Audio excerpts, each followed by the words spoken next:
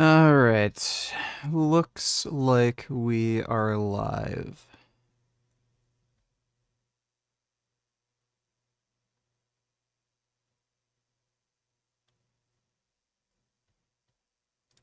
Europe rallied through. How's it going, everybody? KVG, you're not going to be live this, but the Daily Wire has just hit a new low. Brett is not here today, but some other woman is, who is even dumber than Brett. Welcome Is back says to the that comment Trump section. does not I am hate producer woman. Reagan. Oh, Jesus. Well, thanks for the donation, Dodo. Welcome back to the comment section. I am producer Reagan, filling in again for Miss Brett Cooper, but don't worry, she will be back on Monday. But today, I am talking to you guys about women. We love women, and this week, women have been something else. As a woman, if I hear one more time women saying that Trump hates them, I'm going to lose my ever-loving... I mean, I wouldn't say he hates women, but I'd say he's sexist. Like, there is a difference there. mind. So I decided today to debunk another one of their claims by introducing a very interesting and unknown woman who happens to be the person that might have just sealed Trump's fate as the next president of the United States. So sorry, ladies, as much as you love to believe that Trump just absolutely hates you, one of our very own may be to blame for putting Wandering Mason, what's up? Yeah, I'm feeling better today. him back in office. But before we get into today's episode, make sure you like this video if you enjoy it. Hit that subscribe button, please, if you have not already, and make sure to ring the notification bell so you never miss a comment section episode. Now, scrolling as a... What am I drinking? It's a Ghost Zero Sugar energy drink, and it is cherry limeade flavor. It's pretty fucking dope. Yeah, the Ghost energy drinks, in my opinion, are better than the Monster. They have less calories. The Monsters are 10, these are 5. Same like amount of taurine, B12, everything like that. But I think they taste better too. Would you rather have children or go on the carnivore diet? I don't know. Random gal donates $2. The Curl King retard keeps making videos on that vegan teacher, and other vegans should make a video calling him out on his bullshit. Maybe worse the commentary community. Why is he so?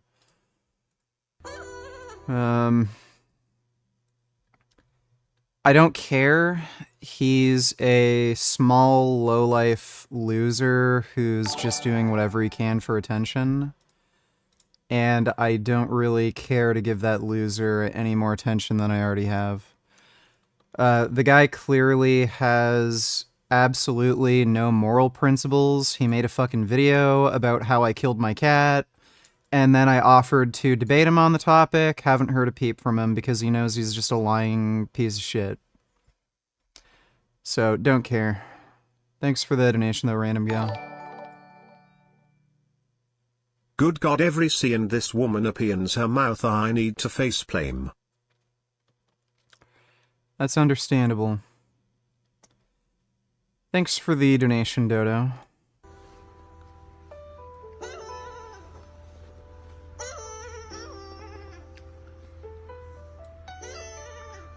Right.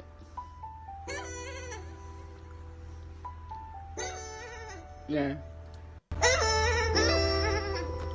Look about now. Yeah, I can understand. Yeah. Really understand this about life.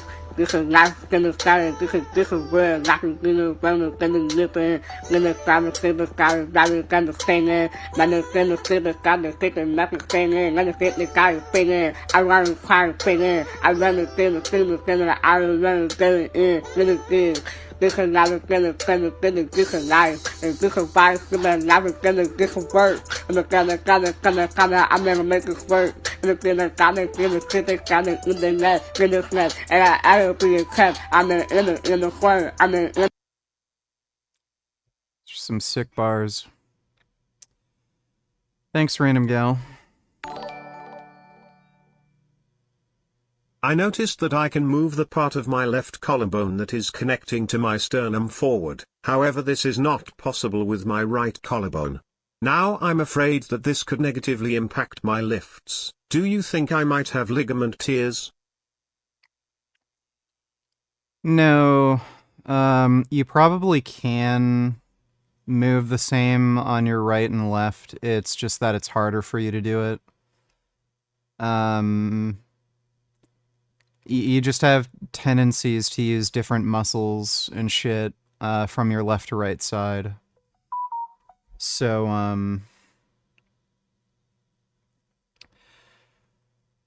I wouldn't worry about it unless you notice, like, pain or lack of range of motion or something like that from one side to another.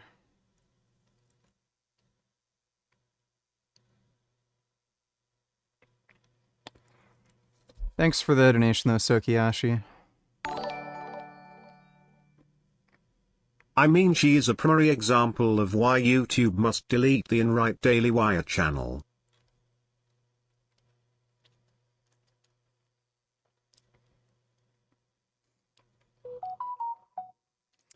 I don't know if she's crossed a threshold where I'd say YouTube needs to just strike the whole Daily Wire channel.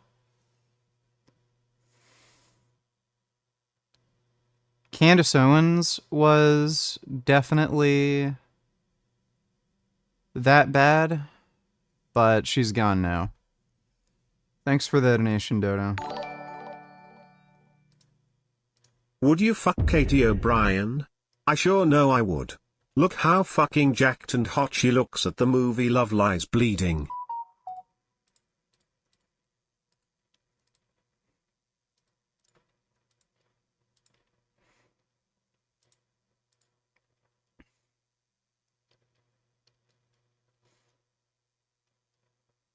Yeah, she's cute.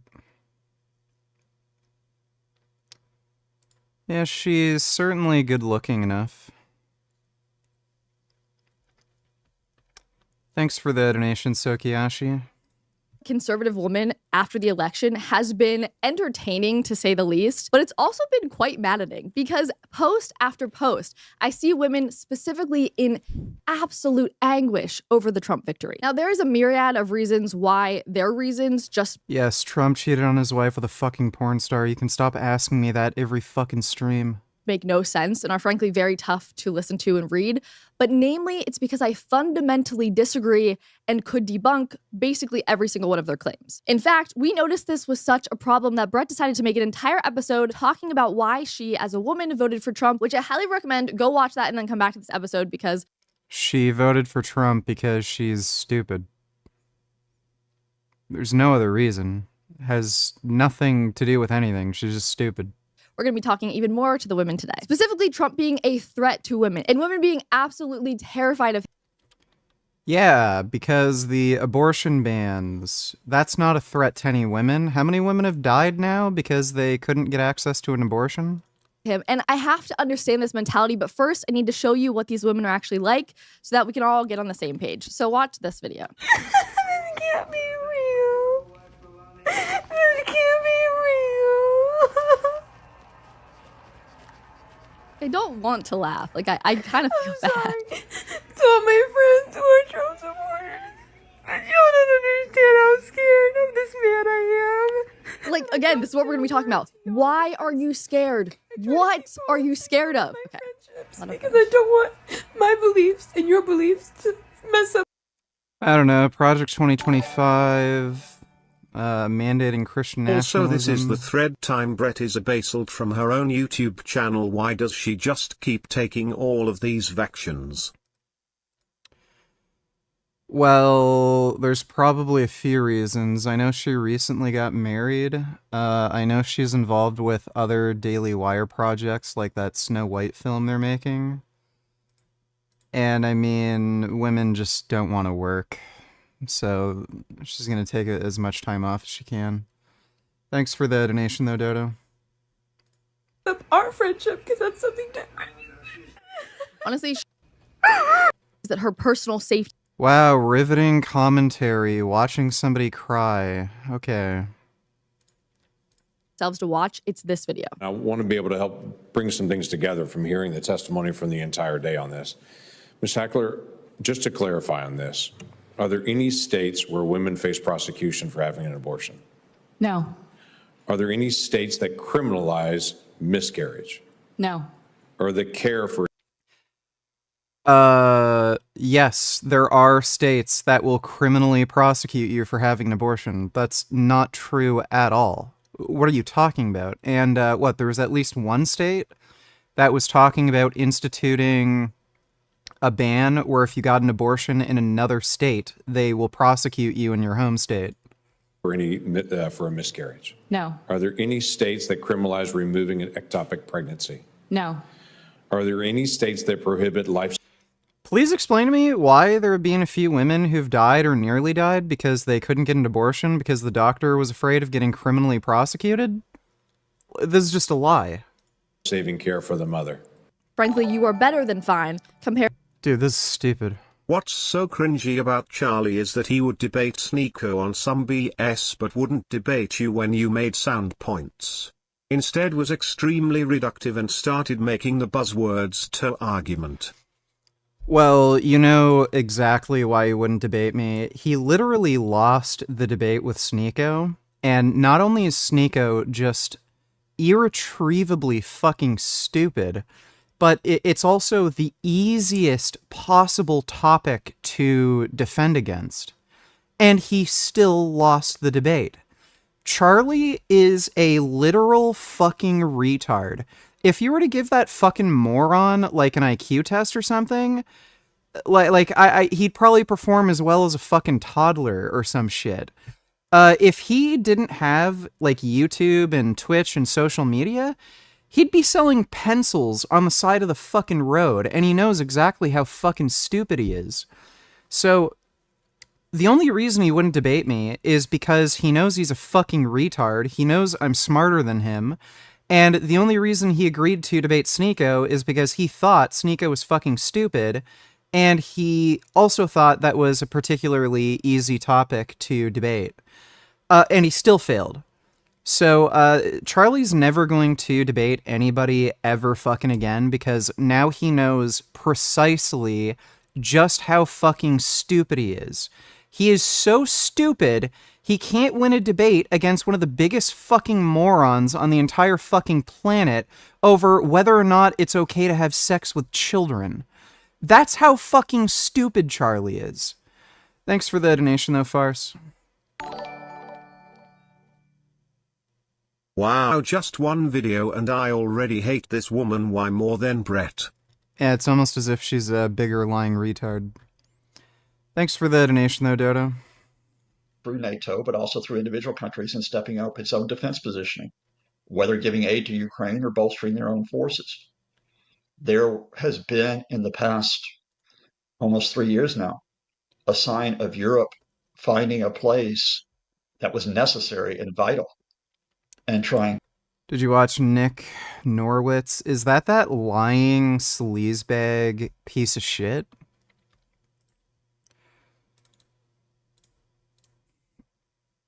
Oh yeah, it's the lying sleazebag piece of shit.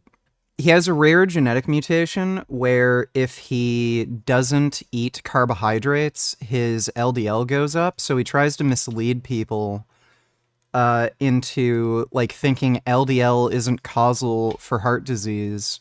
That guy's a lying fucking sleazebag. I don't give a shit about anything that guy fucking publishes. To fill it. So, in a sense, Vladimir Putin failed. That's part of the reason why Kyiv still stands today. And let's not forget that. But now we face November 2024.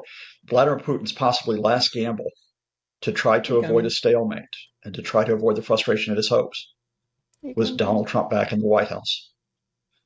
That it's not a question of European weakness or of Europe not getting its act together.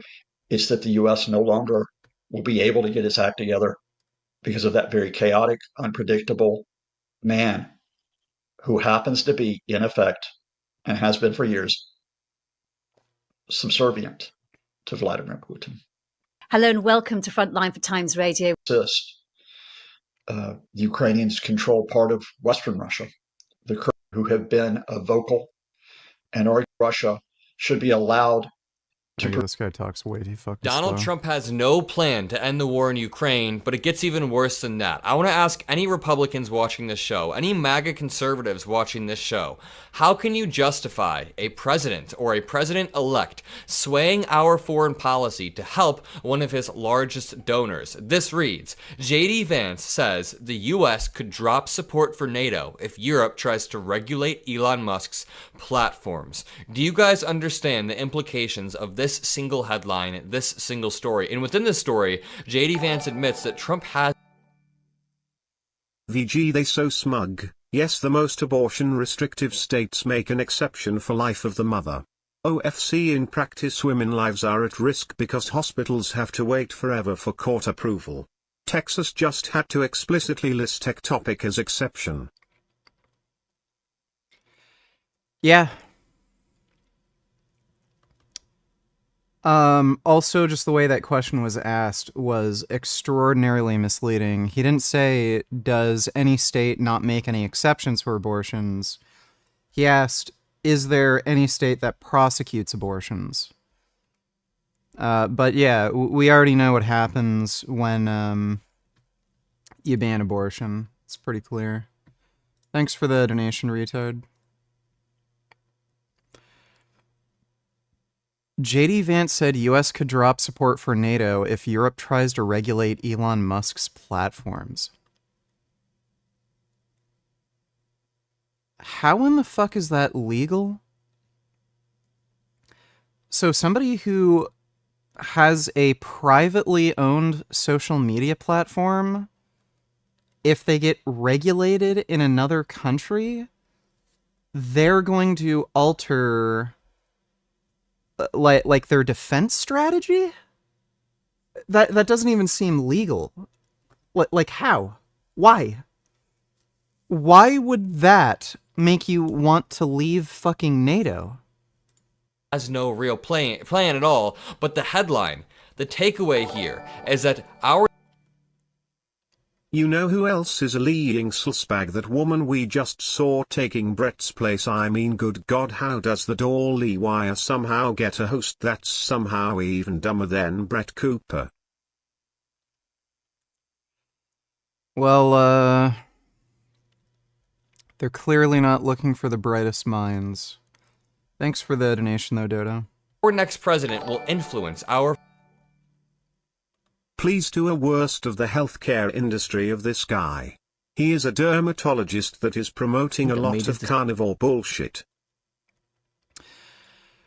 Oh, this guy's a massive fucking douchebag. I was planning to have a debate with that carnivore coach idiot on whether or not LDL is causal in heart disease, and he was supposed to moderate. Then, last minute, she told me, oh, I'm not going to provide any research for my claims, and I'm just going to criticize the studies you cite. So I'm not playing that fucking game. If she doesn't have any evidence against anything, that I present, I do not care. She's just gonna waste my time, gaslight her fucking audience, and it's gonna end up being a debate about epistemology, not a debate over whether or not LDL or ApoB is causal in heart disease. So I just said no. And then this douchebag made a post saying, I'm scared. And she made a post saying, Vegan Gage is a soy boy. Oh, they're such idiots. I'll take a look at this. Thanks for the nation, Sokiyashi. Raised by Richard Johnny Tellers. Hypothetically, of course, how do I buy drugs, weed online in a non-legal state? You use the internet and use Google. Thanks for the donation, dude. So, yeah. I'm going to go carnivore and eat nothing but meat, eggs, cheese, milk, water, and salt. You can think of it as a hardcore version of a ketogenic diet.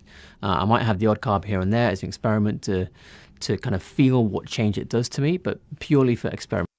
Carnivore diet is not a ketogenic diet. Ketogenic diets are much higher in fat. Carnivore diet, as most people outline a carnivore diet, is skeletal muscle tissue. You're going to be consuming way too much protein for it to be considered a ketogenic diet. Environmental reasons. My blood tests will be on screen now for you to pause and take a look if you like. There are a few.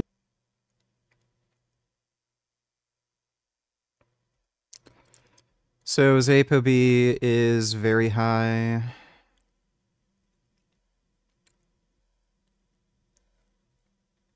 I don't know what millimoles, how that transfers into millimoles. That's wait, is this? Oh yeah, his total cholesterol is very high. His LDL cholesterol is through the fucking roof. Holy shit. You know, it's so funny because these same people will try to make these stupid copes about how, oh, well, it only raises your LDL. It doesn't really raise your total particle count. But you can see right here, his total particle count is through the fucking roof. What's the LDL? Like there's literally a concurrent increase with his LDL and his ApoB. So, yeah, I guess that argument doesn't work anymore. 6.83 millimoles. LDL millimoles to milligrams per deciliter. 6.83. Holy shit. His LDL is 264. That is remarkably, insanely, ridiculously fucking high. Few anomalies on there like testosterone because I was working out just before the blood Like he's literally almost off the fucking charts. were taken, so I'll need to do that again. I'm sure it's not just below normal usually. And these tests were done around 2 weeks after I started being carnivore. Before that, I had a 30-day transition period where I was doing a few days on and a few days off just to get used to the diet. Now, if you're going to do blood tests yourself, then find somewhere that is quick to book, quick to do the test, and also gives the results in just a couple of days after in a very nice and easy to read report. That is exactly why I went to Randox Health for my own blood test. I'm also very blessed that they've agreed to help me with the cost of the testing for this experiment that I'm running. Big shout out to them for doing that. All my blood work that I can get done by them, I'm going to be seeing them for. I don't know, maybe I'll see if there's some sort of discount code that they want to organize for all of you in return as well sometime. Already, I have to be honest with you, my sleep has improved a lot. I literally never get hungry. I never feel bloated or stuffed. I never feel tired. I feel like I can just keep going forever. Yeah, so it's normal. It's part of your circadian rhythm to feel tired at some point in the afternoon. If you're not feeling tired at some point in the afternoon, that's actually a very good sign that your cortisol is elevated. And because he's not eating any carbohydrates, we can assume with an extraordinarily high degree of certainty that he has elevated cortisol levels, which is why he feels wired, like he doesn't need to sleep, at any point in the day. So he's elevating his cortisol, lowering his fucking testosterone, and he's like acting like, oh, I never feel tired during the day. Well, great. You're kind of supposed to, and that's a sign that you have elevated stress hormones. Forever with work. And when I was in the transition period where I had a few days on and a few days off on carnivore, in that time, the first time I had carbs and vegetables after a few days of carnivore, I felt stuffed, bloated, heavy, sleepy, all sorts.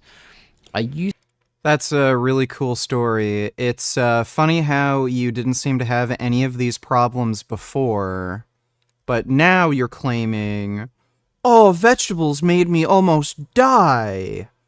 But before, you were fine. Weird. Used to think that that was normal, and it's really opened my eyes to how much we don't need those things.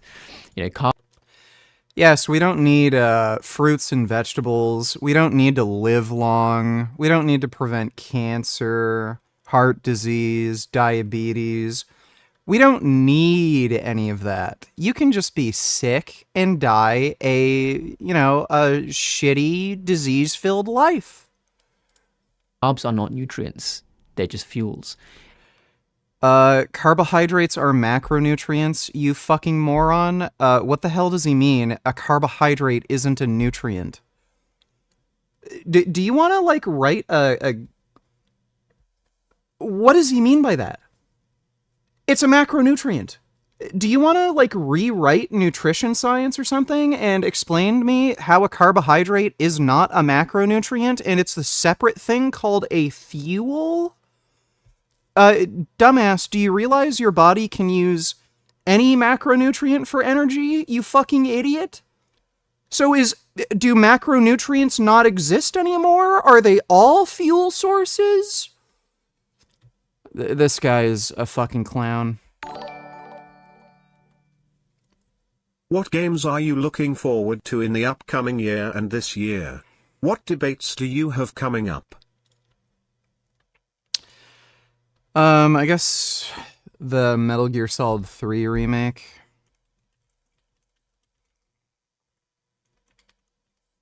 Yeah, what is it, Delta?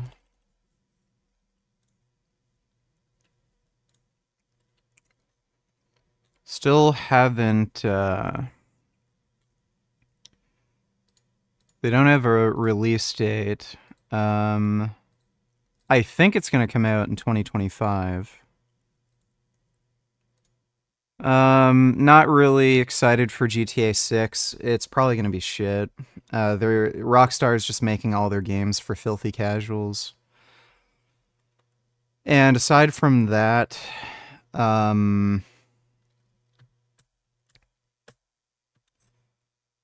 Assetto Corsa Evo. I'm looking forward to that. It's a racing game. Can't really think of anything else off the top of my head. I don't have any debates coming up. Thanks for the donation though, Fars. Oh yeah, Doom. Doom Dark Ages. That should be good. I'm not sure if they're gonna come out with Gears of War E-Day in 2025, but I am looking forward to that. That might be like 2026. If we don't have them, the absolute fact is that we can make them ourselves using fats and proteins. That's why there's essential amino acids that make proteins, as well as essential fats, but there's no essential carbohydrate in our diet. Yeah, so dumbass. Your body will produce carbohydrates. Carbohydrates are so important, your body will actually break down muscle tissue to form carbohydrates. Your body will convert protein that you ingest into carbohydrate. Your body also stores carbohydrate as glycogen in your muscle tissue. If this guy is going to say carbohydrates don't matter, then why don't you inject yourself with a massive amount of insulin, completely get rid of all glucose from your bloodstream, and see if you live. You won't. You'll go into a fucking coma and die. So the idea that, oh, well, there's no such thing as an essential carbohydrate in your diet, that doesn't mean anything. That doesn't mean they're not beneficial. That doesn't mean that you don't get benefits from eating carbohydrates in your fucking diet. Again, we know that low carbohydrate diets lower your testosterone and drive up your stress hormone, cortisol. Is that good for you? This guy's just an idiot. Yeah, sure, good. It's not necessary to have high testosterone. It's not necessary to have low levels of stress hormones. It's not necessary to eat fruits and vegetables, which have been proven to extend life expectancy. Yeah, none of that's necessary. It's also not necessary for you to exist. You can jump off a fucking bridge. Now, I'm doing this as an experiment, first and foremost. The side effect is health and longevity, hopefully. What does he mean he's doing this as an experiment? Like, do you know what an experiment is? Stupid, this isn't a randomized trial. You're just following a diet, and then you're just noting just subjective changes. Oh, I have more energy. I sleep better. How is that going to tell you what diet is better than the other? Nothing. Guess what? There's already fucking research on low carbohydrate diets, diets that are high in meat, lower in animal products, plant-based vegan diets. We already know what dietary pattern is ideal for human beings. So you doing the stupid fucking self-experiment where you're going to eat like a complete fucking idiot and then report back, well, I kind of feel better. Well, great. Let's see if you feel better when you get heart disease or fucking cancer or you're just dead.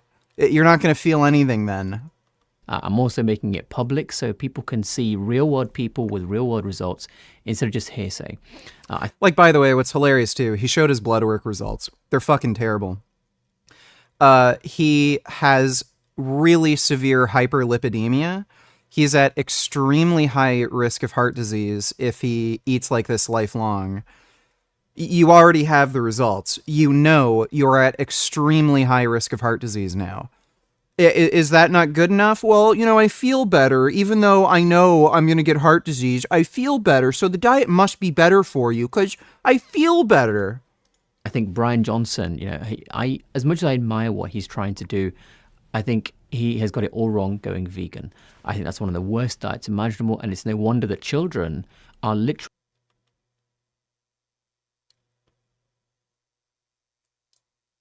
Just, like... one of the worst diets imaginable. Buddy, you literally just showed your blood work and you are extremely hyperlipidemic and you are at high risk of heart disease. And you're telling us Brian Johnson's diet is terrible. Go fuck yourself. Literally dying from parents making them vegan. Here we fucking go. No, they didn't die from their parents making them vegan. They died because the parents weren't offering them a properly balanced fucking diet. You can find case reports, by the way, of parents only giving their kid fucking Mountain Dew. Oh, well, are we going to call that a vegan diet because Mountain Dew is vegan? There was literally just a case that wrapped up recently where the parents literally only fed their kid Mountain Dew. Are we going to blame that on a vegan diet, or are we going to blame that on the parents being fucking stupid? Our brain is made of fats like DHA, which, factually speaking, you just can't get from any plants anywhere. So you can get DHA from plants. Your body converts ALA into EPA DHA. Secondly, the biggest dietary source of EPA DHA is going to be fish. Guess where the fish get it? They get it from algae. So that is totally false. Just think about what that means in terms of what we're designed to eat for a second. Our most important organ. So, he's appealing to evolution. What does that have to do with health outcomes? So, just because we evolved eating certain foods, that doesn't mean those foods are ideal for our health. I've gone over this. There's issues with just food accessibility. If we were to visit like another planet where they had fruits and vegetables that had more fiber, more antioxidants, like more beneficial chemicals that just improved our health. We didn't evolve eating those foods, but they're better for us. Clearly, like, it just leads to better health outcomes. So just because you evolved eating, like our species evolved eating a certain diet, that doesn't mean another type of diet is not going to be better. Secondly, there's also... what is it? Antagonistic pleiotropy. Things that are beneficial for fitness early in life may be negative later in life. So, hypothetically speaking, eating like meat and liver or something like that, it might be beneficial for fitness early in life, like preventing, certain diseases. It might make you age faster, so you go through puberty quicker, and then you're stronger, so you can fend off against like predators, something like that. But that doesn't mean those foods are best for longevity. So appealing to evolution is just fucking stupid. You need health outcome data. Organ that made us the species we are today through evolution wouldn't have grown if we were completely plant-based. You don't have to be a genius to figure That is not true. He cannot provide any evidence for that fucking claim. that out. No wonder people that avoid meat can have a brain that gets smaller over time. No wonder... Oh, here we go. Yeah, this guy's talking about having a brain that gets smaller over time. Dude, you're just small in fucking general. You have a little peanut head, you have a fucking pencil neck, you can't even do like 5 fucking push-ups, and then you're telling me, vegan diet doesn't give you enough nutrients. Okay, why am I twice your fucking size and I can snap you like a fucking pretzel? children that don't have meat who then get given animal fats suddenly show an increase in brain function and intelligence. So this is a complete fucking lie. What the study did was it looked at children suffering from malnutrition in fucking Africa, and they found that if you feed them foods like meat, yeah, they get better. They have improvements in cognitive function, but they found the same benefits by feeding them an appropriately planned plant-based diet. So you're just lying. You're cherry-picking data and lying about the fucking results, you idiot. No wonder vegetarians that get given animal extracts suddenly show an increase in cognitive ability too. And this isn't... creatine isn't an animal extract, you fucking moron. Do you even know how creatine is made? Oh my god, this idiot doesn't even realize that creatine is just synthesized in a fucking laboratory, and then he's claiming it's an animal extract. It's some random opinion, by the way. I mean, these are exceptionally high-quality, randomized, double-blind crossover studies. The highest type of study that you can do. Now, I'm also doing it because if we all go plant-based, we destroy the biodiversity of the earth entirely. If you want to grow... What? Animal agriculture is the biggest threat to biodiversity, you fucking idiot. What do you think the animals we eat? Guess what? They eat plants! And they eat way more plants than we do because they're like animals that weigh over 2,000 fucking pounds. So if you have like millions and millions of fucking cows on the planet that you have to feed plants, and then you're eating the fucking cows, you're requiring more fucking farmland and more deforestation in order to feed the cows that you're eating. If we were to just grow things like corn, soybean, rice, oats, beans, that would increase biodiversity because you need less farmland, you fucking idiot. Vegetation of any kind, you are a slave. Dr. Abs, $20. I'm live. Also, cholesterol doesn't cause heart disease. Is he live?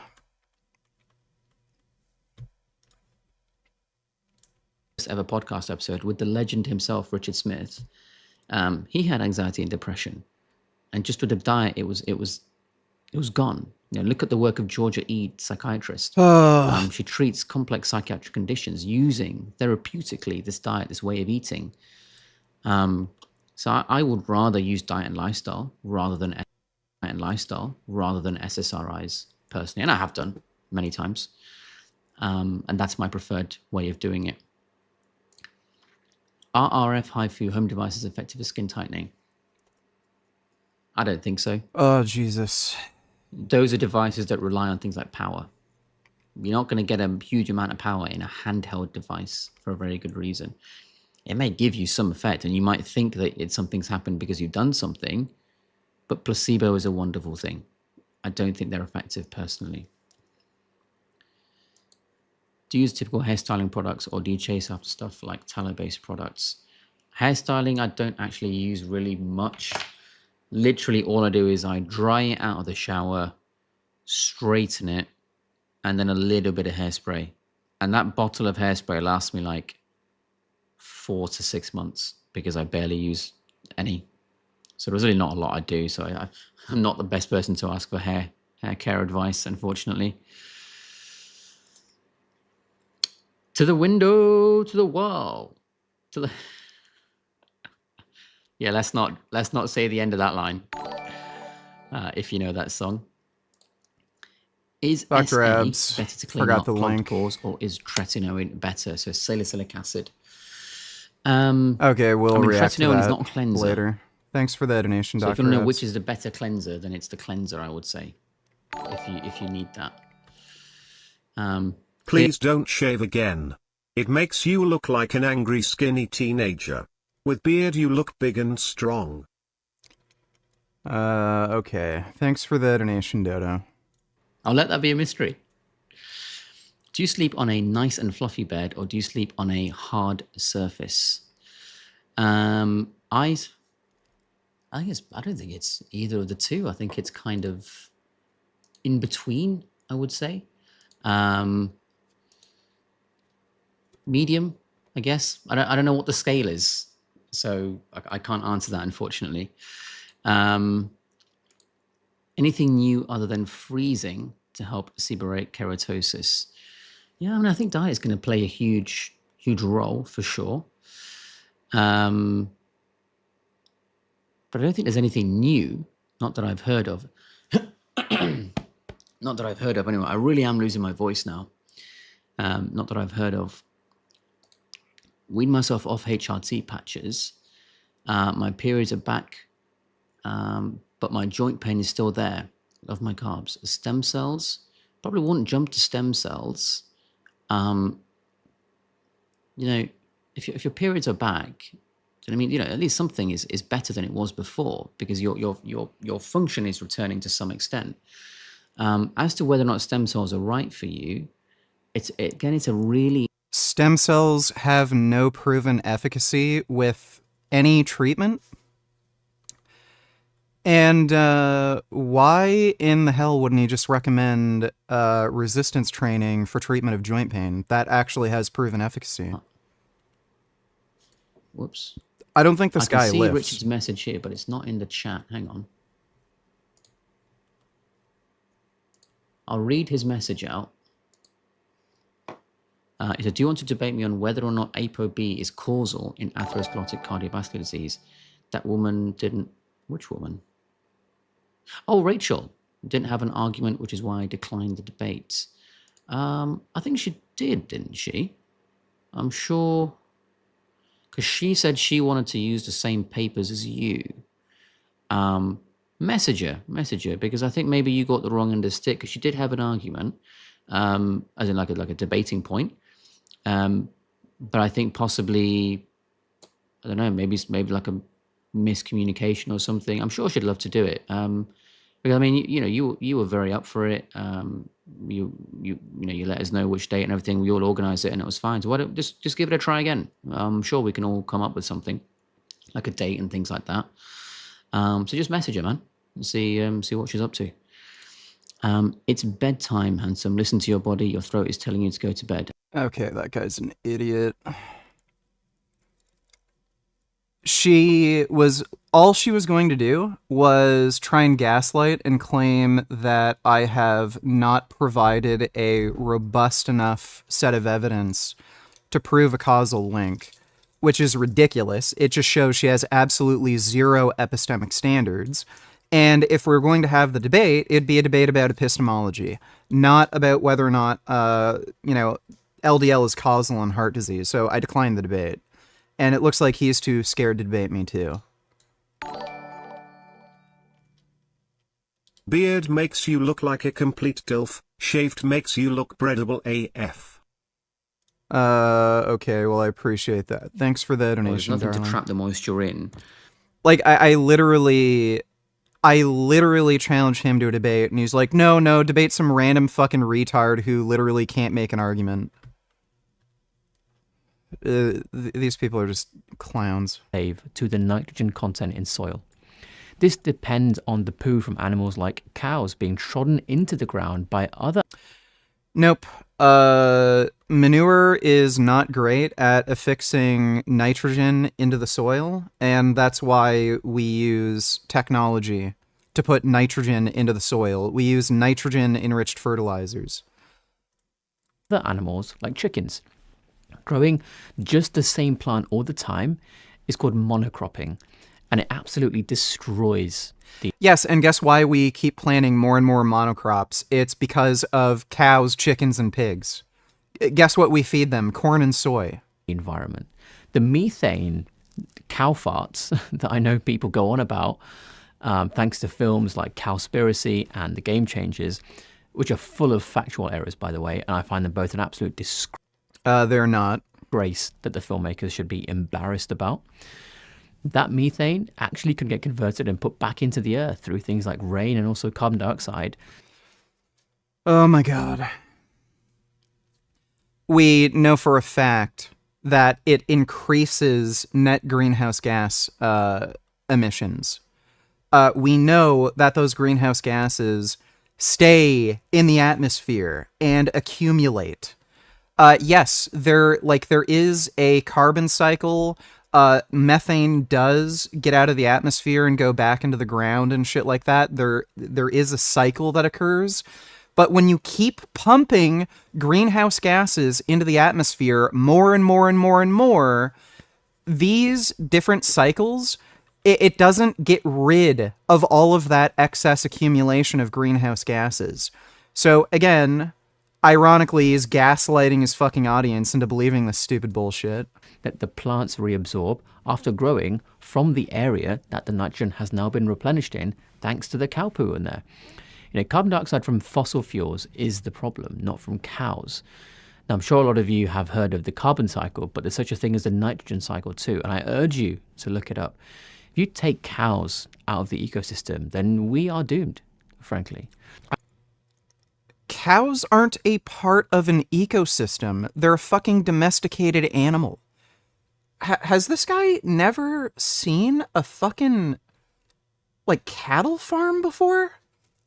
I'm sorry, so when we, dedicate vast areas of land to growing corn and soy to feed to cows, this guy fucking thinks that that's an ecosystem?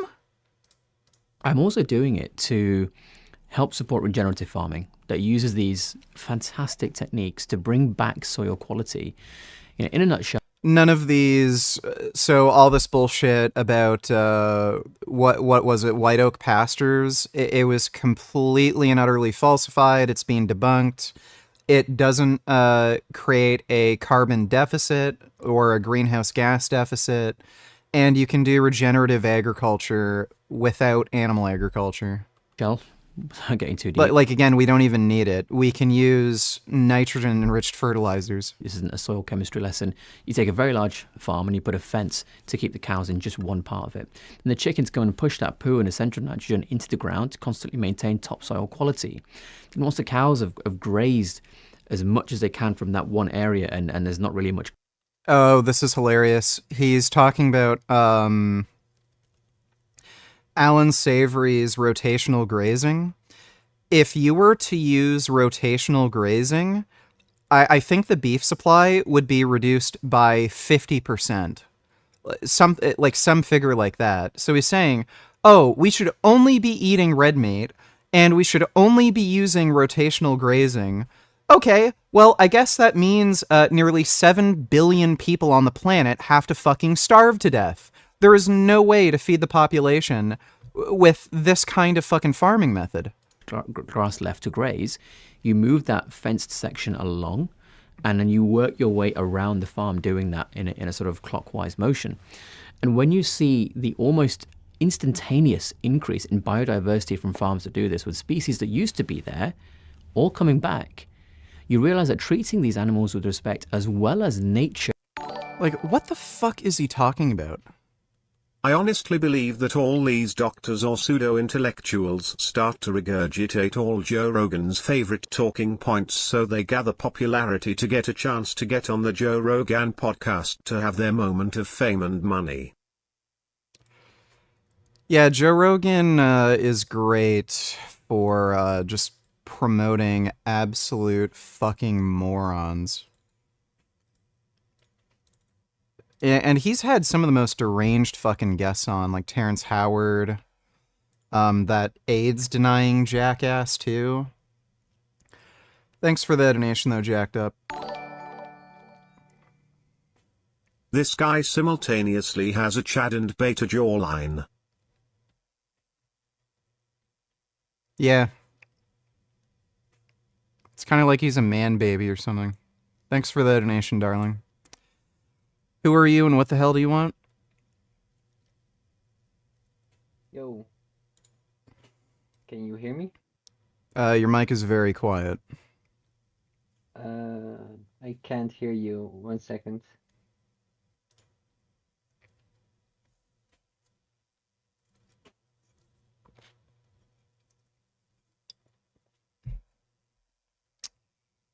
Ugh.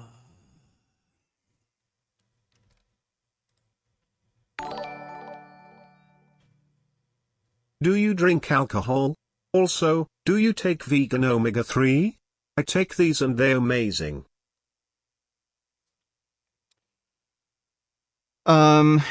Haven't taken an omega-3 supplement in a while, but I'm probably going to start doing it again.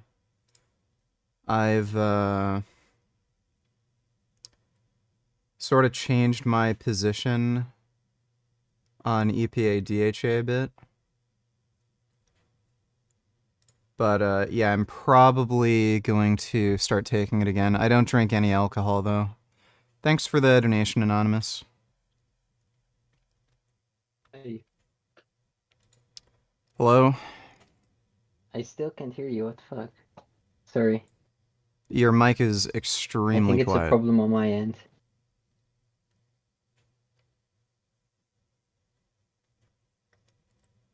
Are you able to hear me?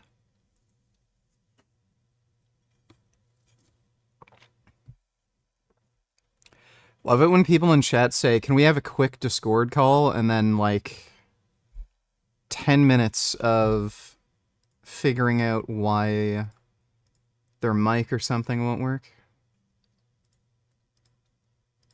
No, I cannot hear you. Wait, All right. I'll figure this out and come back. Too, is how the entire environment can be as diverse as possible. Places that grow, just a plant species have the opposite.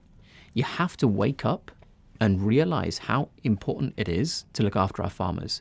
Britain only has around 100 harvests or less left, and it's all because of the soil quality. That's not true. That's a complete and utter fucking lie. We can keep farming fucking infinitely. Again, we have technology. We can make artificial fertilizers. If everyone goes vegan, it's destroyed for good. People always forget about farmers, and we take what they do for granted. But for me, they are the most essential workers in society. And every time I come across one, I look to buy them a drink because I know they've been working hard. And I listen to what they have to say with very, very keen ears. You know what? One farm I would like to highlight on this topic is Hill Farm near Manchester and Liverpool. I've been buying raw milk from them now, and I have to... Oh, good. Hopefully you'll get bovine tuberculosis and be fucking hospitalized and crippled for the rest of your life. What a dumbass. Say it tastes absolutely incredible. I never really drank milk, apart from when I was a really small kid. That is so nasty. Fucking breastfeeding from another species as an adult. It's not pasteurized. It's way more dangerous. And, it tastes great. Like, do you know what? It's just so fucking weird. But it's a complete protein, and it's the first food of life for mammals for a very good reason. Again, this is so strange. He uses this evolution argument. Oh, we evolved to eat this way. Wait, we only drink milk as infants, and we don't drink another species' milk. We drink human milk from our mothers. And then as an adult, he gets the brilliant idea to drink milk from another species. I guess that evolution thing, it really, you don't even believe in it. You just try to justify whatever you're doing with whatever fucking logic suits you. It's just so silly. humanity probably has not been drinking milk from other species for very long. Like probably 10,000 years, if that. Because that's when we would have gone into the Neolithic era and been able to, domesticate these animals for milk production. And most human societies are lactose intolerant when they reach adulthood. Lactose intolerance, I believe, is the most common dietary allergy, and next would be egg allergies. There's even reports of people having raw milk that hasn't been pasteurized and their dairy allergy has disappeared. There is no evidence of that whatsoever. So, inverse association of farm milk consumption with asthma and allergy. So, he's making a completely different claim. These studies are just a series of case reports. There isn't any large scale data on whether or not farm milk consumption actually reduces risk of asthma and allergies. It could be the case that just living in a more rural area where you're exposed to more allergens develops your immune system so that you're less likely to have allergies like asthma. There's no way of knowing if it's actually the milk itself. So this study's talking about something completely different. Now he's claiming raw milk gets rid of lactose intolerance, which it does not. There is research on this. Raw milk does not get rid of lactose intolerance. If you're lactose intolerant, any type of milk that has lactose in it, you're going to get an allergic reaction. It's something I'm still looking into, and maybe I can make content around that in future too. I am aware that this channel is always about cosmetic medicine, but honestly, just for a second, the way we age is a function of what we put into our stomachs. Aging for me isn't just about making the skin look good using the treatments I talk about here. It's also about the cellular scale and preventing damage to mitochondria and DNA. Reactive oxygen species in an uncontrolled manner combined with loss of insulin sensitivity and anti-nutrients from plants is a serious thing to look into if you're concerned about aging or just looking your... It's funny he says this. Saturated fat causes damage to your mitochondria. It also seems to promote inflammation.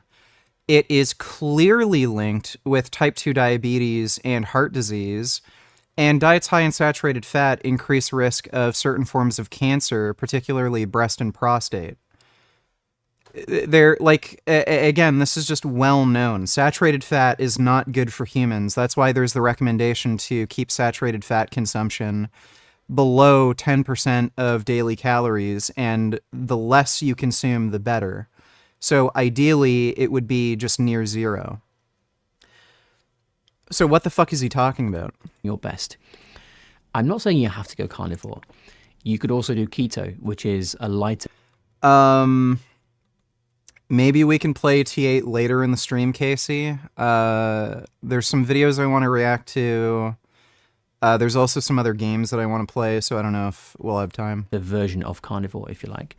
And I'll put a series of pictures on screen now of people that have cured skin problems, which is probably what you're on this channel for, just from going carnivore or keto. And I want you to appreciate from this, hopefully, that...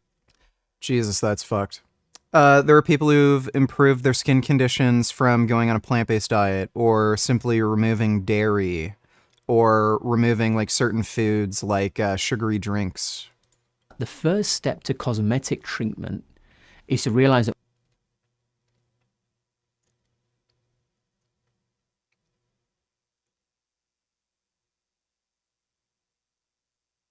is there a difference? Maybe slightly less wrinkly here? By the way, in this photo, there's more harsh down lighting, whereas in this photo, it looks like the light is coming forward and it's less harsh. There's not really any difference there. What you see is just a downstream effect. By the way, what's really strange, he's recommending a diet that would cause dehydration. to fix skin issues. Like, dehydration is going to make you more prone to wrinkles. Retard donated $2. Let me see. I'm very surprised that the Democrats who fought a hard and valiant fight in the 2020 presidential election, raising a record amount of money, didn't have lots of money left over. Now they are being squeezed by vendors and others. Whatever we can do to help them during this difficult period, I would strongly recommend we as a party, and for the sake of the desperately needed unity, do. That is not a proper sentence. We have a lot of money left over in that our biggest asset in the campaign was earned media, and that doesn't cost very much. Make America great again. I literally have no idea what he was trying to fucking say. Can anybody decipher that? He was basically making fun of the Democratic Party for losing a ton of money. Then he's saying something about helping them for unity.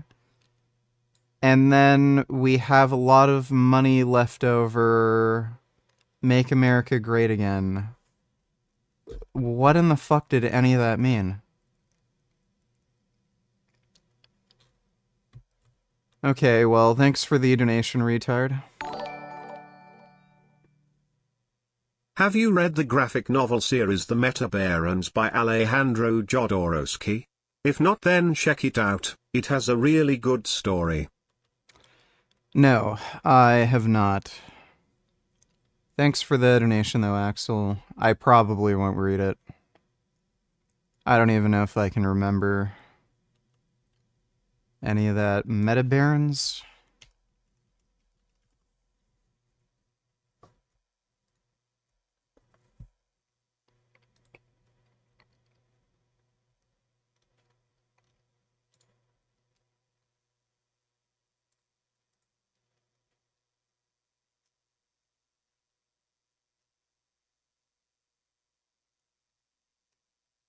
Is this like the Warhammer universe? Because, like, some of this seems sort of medieval, and then some of this looks like Soviet Union, alternate future type stuff.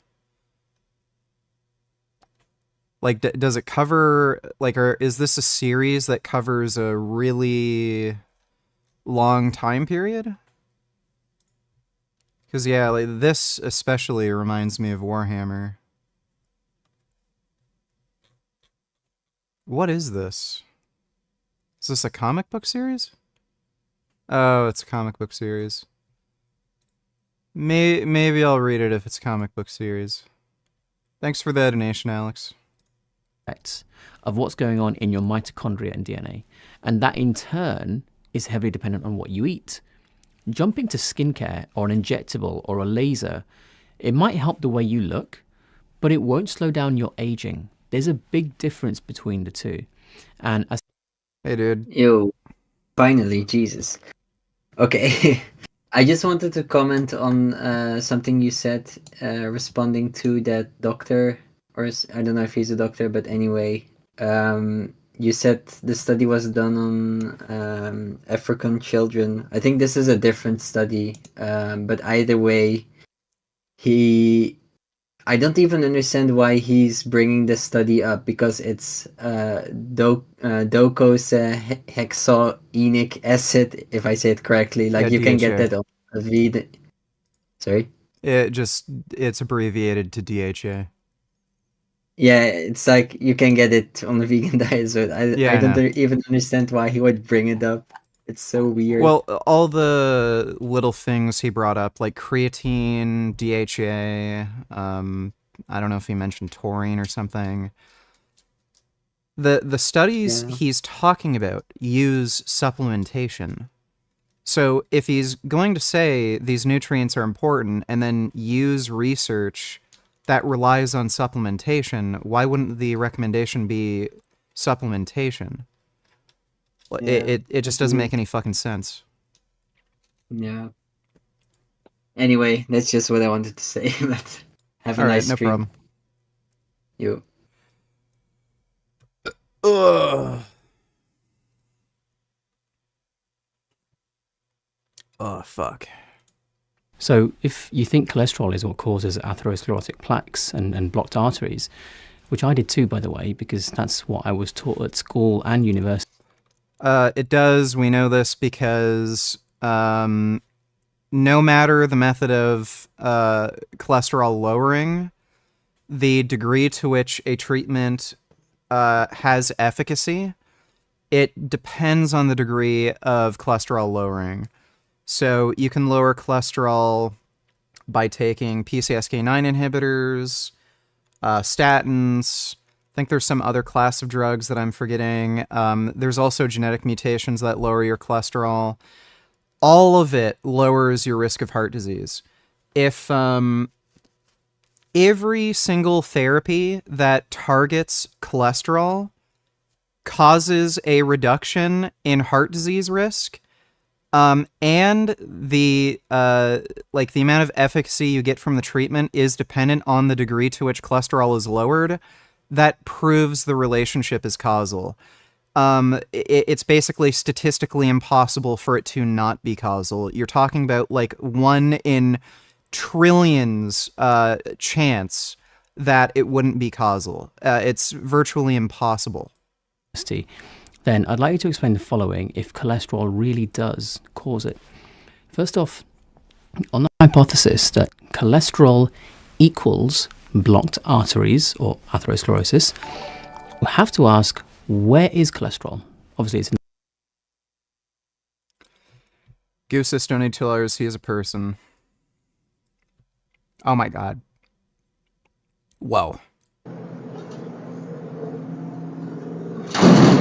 Oh my god. He is a person. Oh my god, that's amazing. He is a person. I really should build a heated winter squirrel house. Oh my god.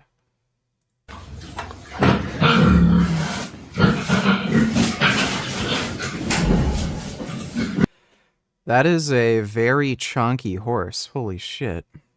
Oh. Oh, he seems nice. Giving him a hug. Oh, that's nice. That's a nice horse.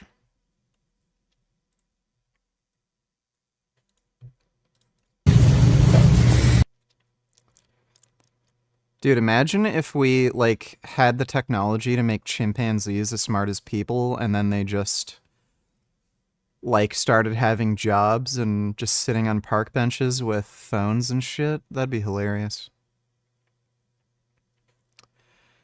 Well, thanks for the donation, Goosis. the blood, but specifically it's in the whole of the blood, right? It's everywhere. So if it's everywhere, then that hypothesis of cholesterol equals atherosclerosis would mean that atherosclerosis is also everywhere because the blood is. But is it? If it is, then obviously that hypothesis could be deemed as probably correct. But it's not the case, okay? I'll get a picture on screen now. He's talking about a completely irrelevant variables here. This is like saying, oh, if, actually that wouldn't be a good, let me see. If, let's say, yeah, let's say there was some sort of infectious disease that only affected, I don't know, one body system. So it only, attacked your heart, or it only attacked your skin, like monkeypox or something. That's like saying, oh, well, if the virus is all over your body, but it only affects your skin, why isn't it affecting the rest of your body? Obviously, the virus, doesn't cause the skin condition, because if the virus was all over your body, circulating in your blood, then it would affect all of that. You would see, lesions and shit and, rashes internally. but you don't. Like, you only see it on your skin. It's the same fucking idea. Just because atherosclerosis, it only seems to affect your arteries, that doesn't mean the relationship between cholesterol and atherosclerosis isn't causal. It just means it only affects, that one organ. Now of the body's vasculature. The venous side, or the side of the veins, doesn't develop atherosclerosis, even though it has, the same amount of cholesterol coursing through it as the arterial side. Yeah, so this is stupid. There's probably a few reasons why atherosclerosis only affects arteries and not veins. One of the reasons may be due to proteoglycans. I think there's a greater number of proteoglycans in your arteries, and the type of proteoglycans in your veins are different. So one of the hypotheses is that the reason why lipid particles will permeate through the arterial wall is because there's a attraction to proteoglycans. I think proteoglycans are negatively charged and lipid particles are positively charged. So that sort of attracts them together, and that's why it permeates through your arterial wall. There's a different type of proteoglycans in your veins, and the lipid particles may not be attracted to those proteoglycans, and I'm pretty sure there's less of them as well. There's also other hypotheses, like it could have, like, blood pressure could play a role, stuff like that. But again, this is completely besides the point. This is like saying, like, monkeypox isn't real, because if it was real, like, you'd get lesions inside your body, because the monkeypox is, like, circulating throughout your entire body, but it only affects the skin. Why is that? If cholesterol equals atherosclerosis, then why is it not in the veins when it's there? This is not an argument. Literally not an argument. I gotta go take a piss. I'll be right back.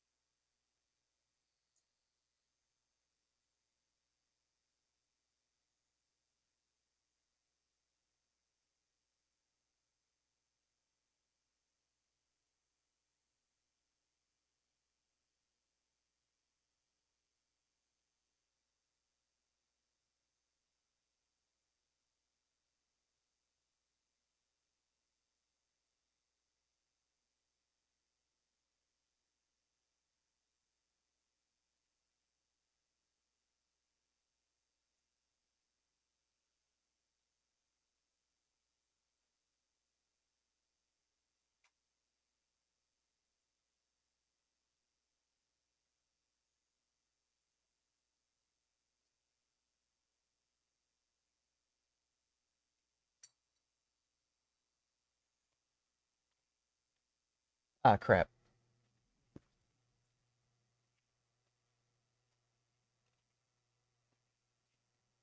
Oh, there we are.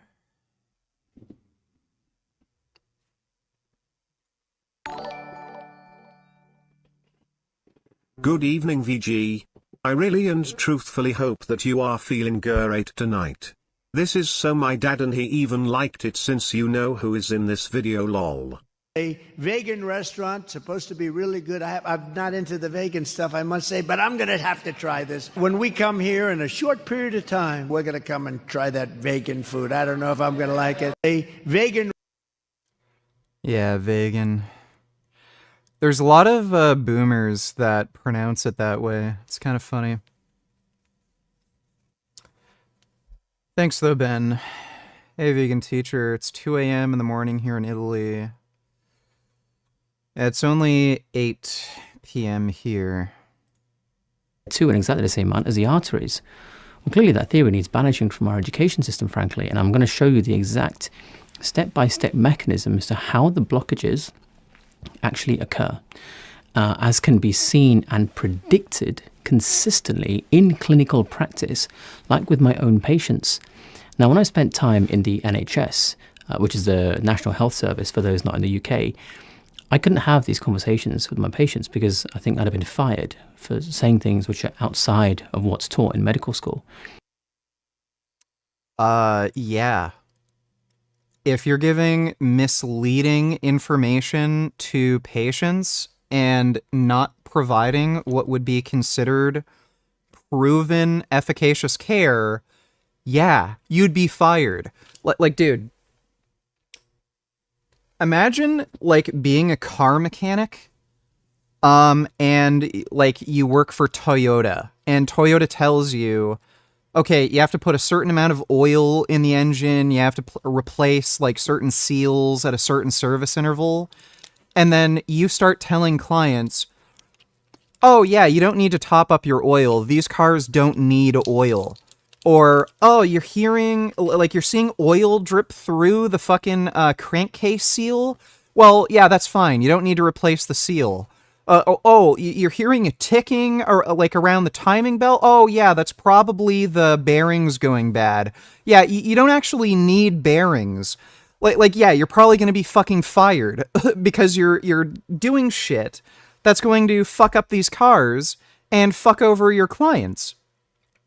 Same with the fucking healthcare system. If you're saying stupid fucking shit like, oh yeah, don't worry about your cholesterol, even though it's proven to be causally related to heart disease, and your fucking atherosclerosis is progressing, and you're getting higher and higher at risk of getting a heart attack, yeah, don't worry about that. It's all bullshit. Follow a carnivore diet. Eat tons of saturated fat. Yeah, you're gonna get fucking fired because you're not following standards of fucking care.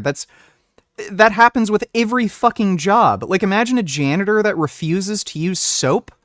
Like, it's the same thing. Yeah, if you're paid to clean things and then you don't use soap, you're gonna get fired. But I left that and all hospital work, and I only work privately now, where I can spend longer amounts of time with each patient, and I can actually treat them properly without saying or doing things that are designed to make money for big pharmaceutical companies as the priority. So I'm going to work through the Oh my god. This guy works in a private practice, so he's financially benefiting from seeing sick patients. And then he's accusing the pharmaceutical industry of scamming people simply because they're making money. So are you scamming your patients because you're making money off of them?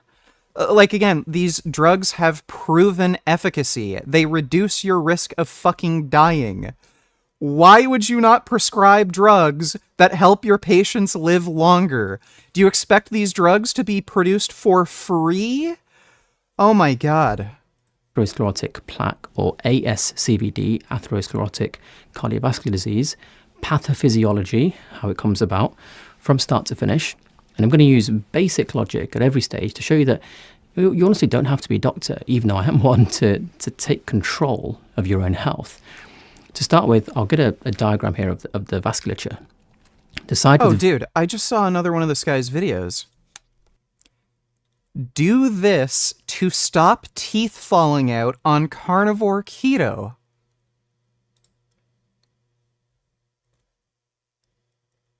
Like, that's a common problem? So people on the carnivore diet, their teeth are falling out? What? I gotta watch that one next. veins, the venous side, is going to be much lower pressure than the arterial side. The arterial side is supplied by the left ventricle of the heart. This might be right on camera. That's the bit which generates enough force to get it all around the body. Where the arteries become veins, here we have capillaries that deliver oxygen to the cells that need it. And they're low pressure too. And they're also really small to reach into tiny places, as you can imagine. Once the oxygen's been offloaded, the deoxygenated blood then makes its way back to the heart. And there it gets sent by the right ventricle to the lungs to pick up oxygen again before repeating the cycle. Taking a big picture look at this diagram, I'll say it again. There's no atherosclerosis or heart disease or vessel disease in the venous side. It's all arterial. This is the first mechanistic step in disputing the thought that LDL cholesterol or cholesterol... No, it's not. Doesn't have anything to do with it. Again, like I said before, just because you only see one effect on of some exposure on a single type of organ system, that doesn't mean the relationship is non-causal. This is like claiming viruses don't exist because they only affect one organ system, like your skin. So just because cholesterol only affects arteries, that does not mean the relationship is not causal.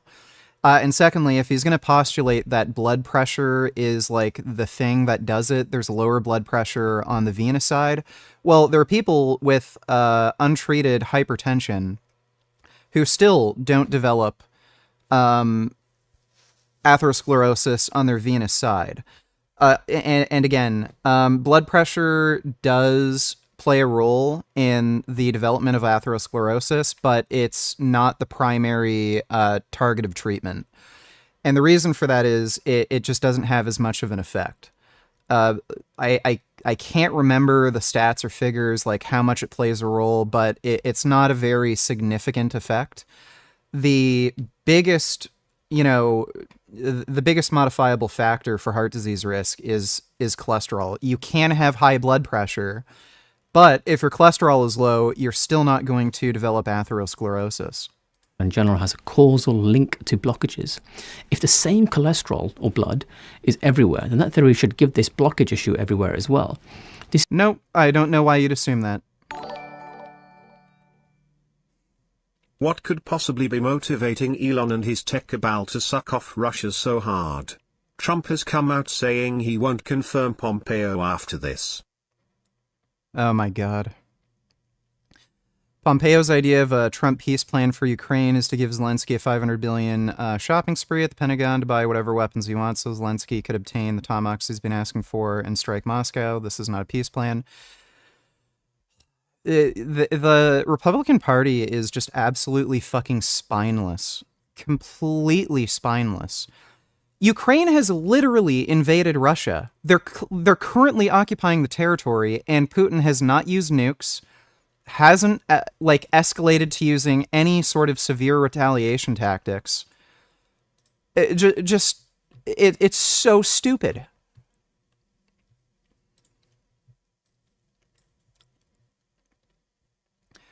Elon Musk joined Trump's call with Zelensky. Yeah, that is you know what? I bet you Elon Musk is a serious security threat. Because again, this guy has been having private conversations with Putin every so often for the last few years. And then this guy ends up having a private call with Zelensky, knowing this guy has been talking to Putin. Like, what are the chances this guy is going to end up calling Putin and talking about the private conversation they've had with Zelensky? Elon Musk should not be having these sorts of calls. Thanks for the donation, though, retard. Soy tits don't need chillers. Big Pharma would benefit if statins didn't work. Statins are cheap generics. They make no money. Pharma would prefer people on expensive PCSK9 inhibitors. Yeah, and they do put people on PCSK9 inhibitors, oftentimes as an adjunct therapy, or if they're getting contraindicators from statins. But some people have bad reactions to statins. It's pretty rare, like actually extremely rare. So sometimes they'll use PCSK9 inhibitors, or they'll use both if they're having trouble bringing your cholesterol down low enough. The former head of the American College of Cardiology, I remember he talked about this. His cholesterol went up suddenly. Like as he got older. I don't know if he had any changes in diet or lifestyle, but he noticed his cholesterol did go up, and he tried taking statins, and he didn't get a significant reduction, and then he used PCSK9 inhibitors, and then his cholesterol went down low enough.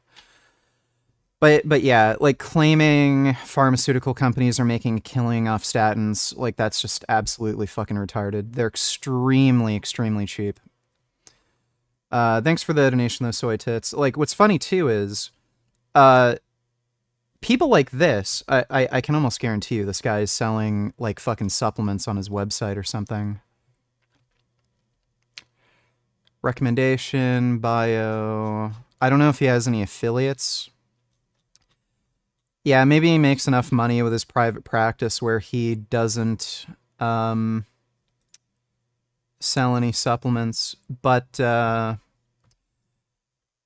like all of these fucking influencers, they sell supplements and oh no wait, collagen product scams. Yeah, like Dr. Ab's clinic store. What does he sell? Oh, live courses.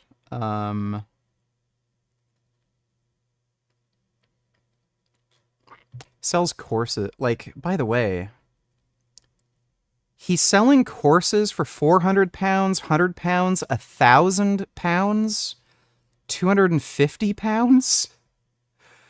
And then he's like claiming the pharmaceutical industry is ripping people off.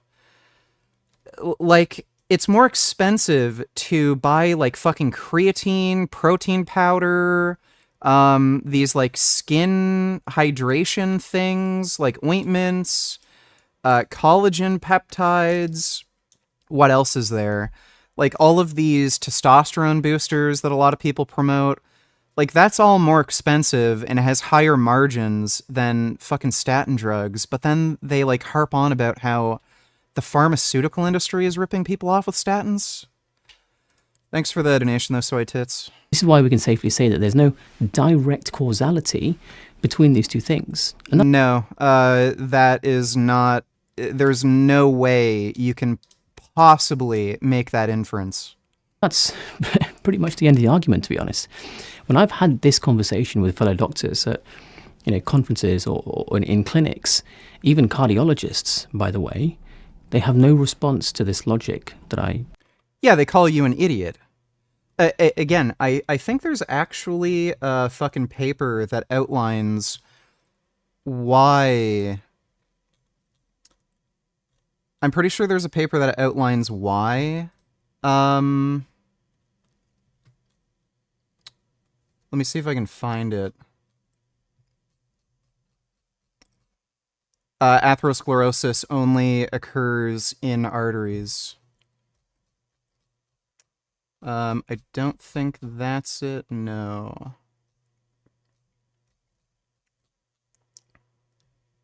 Yeah, this might be it. I don't know if this covers proteoglycans.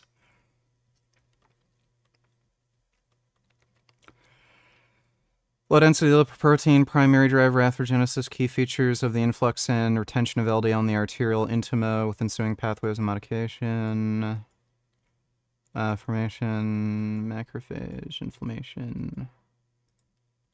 I don't know if they outline why in particular it happens in the arteries, but I think a widely accepted hypothesis is that it's due to the difference in proteoglycans in the arteries versus veins.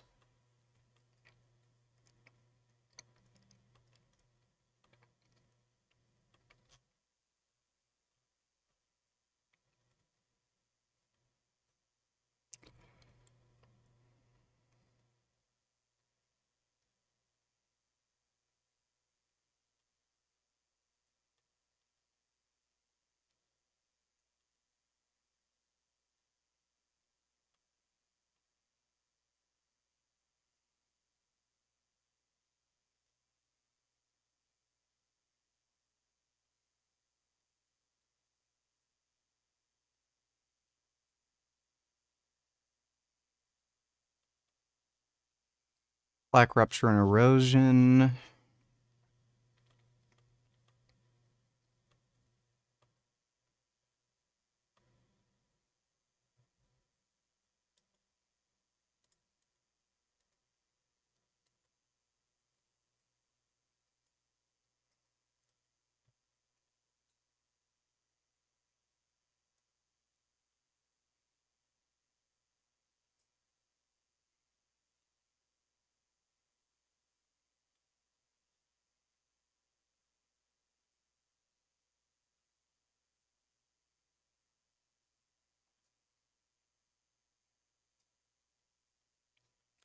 So they do talk about transcytosis here.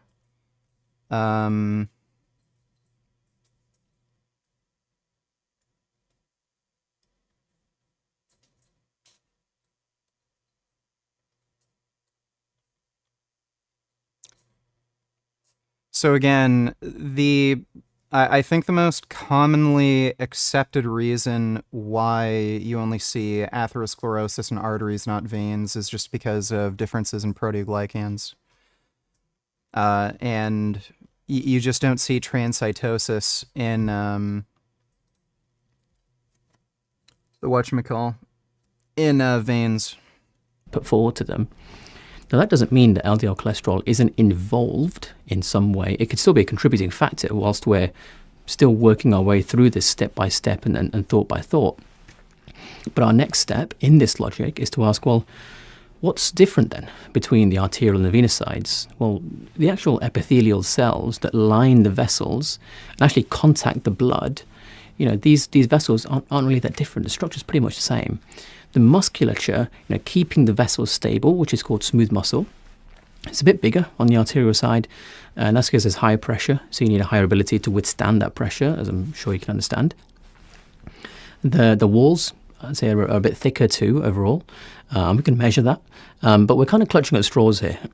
The physical structure is really just not that different at all, but remember what I said before, the biggest difference is the pressure inside the vessels. We're also going to add another concept here called shear stress.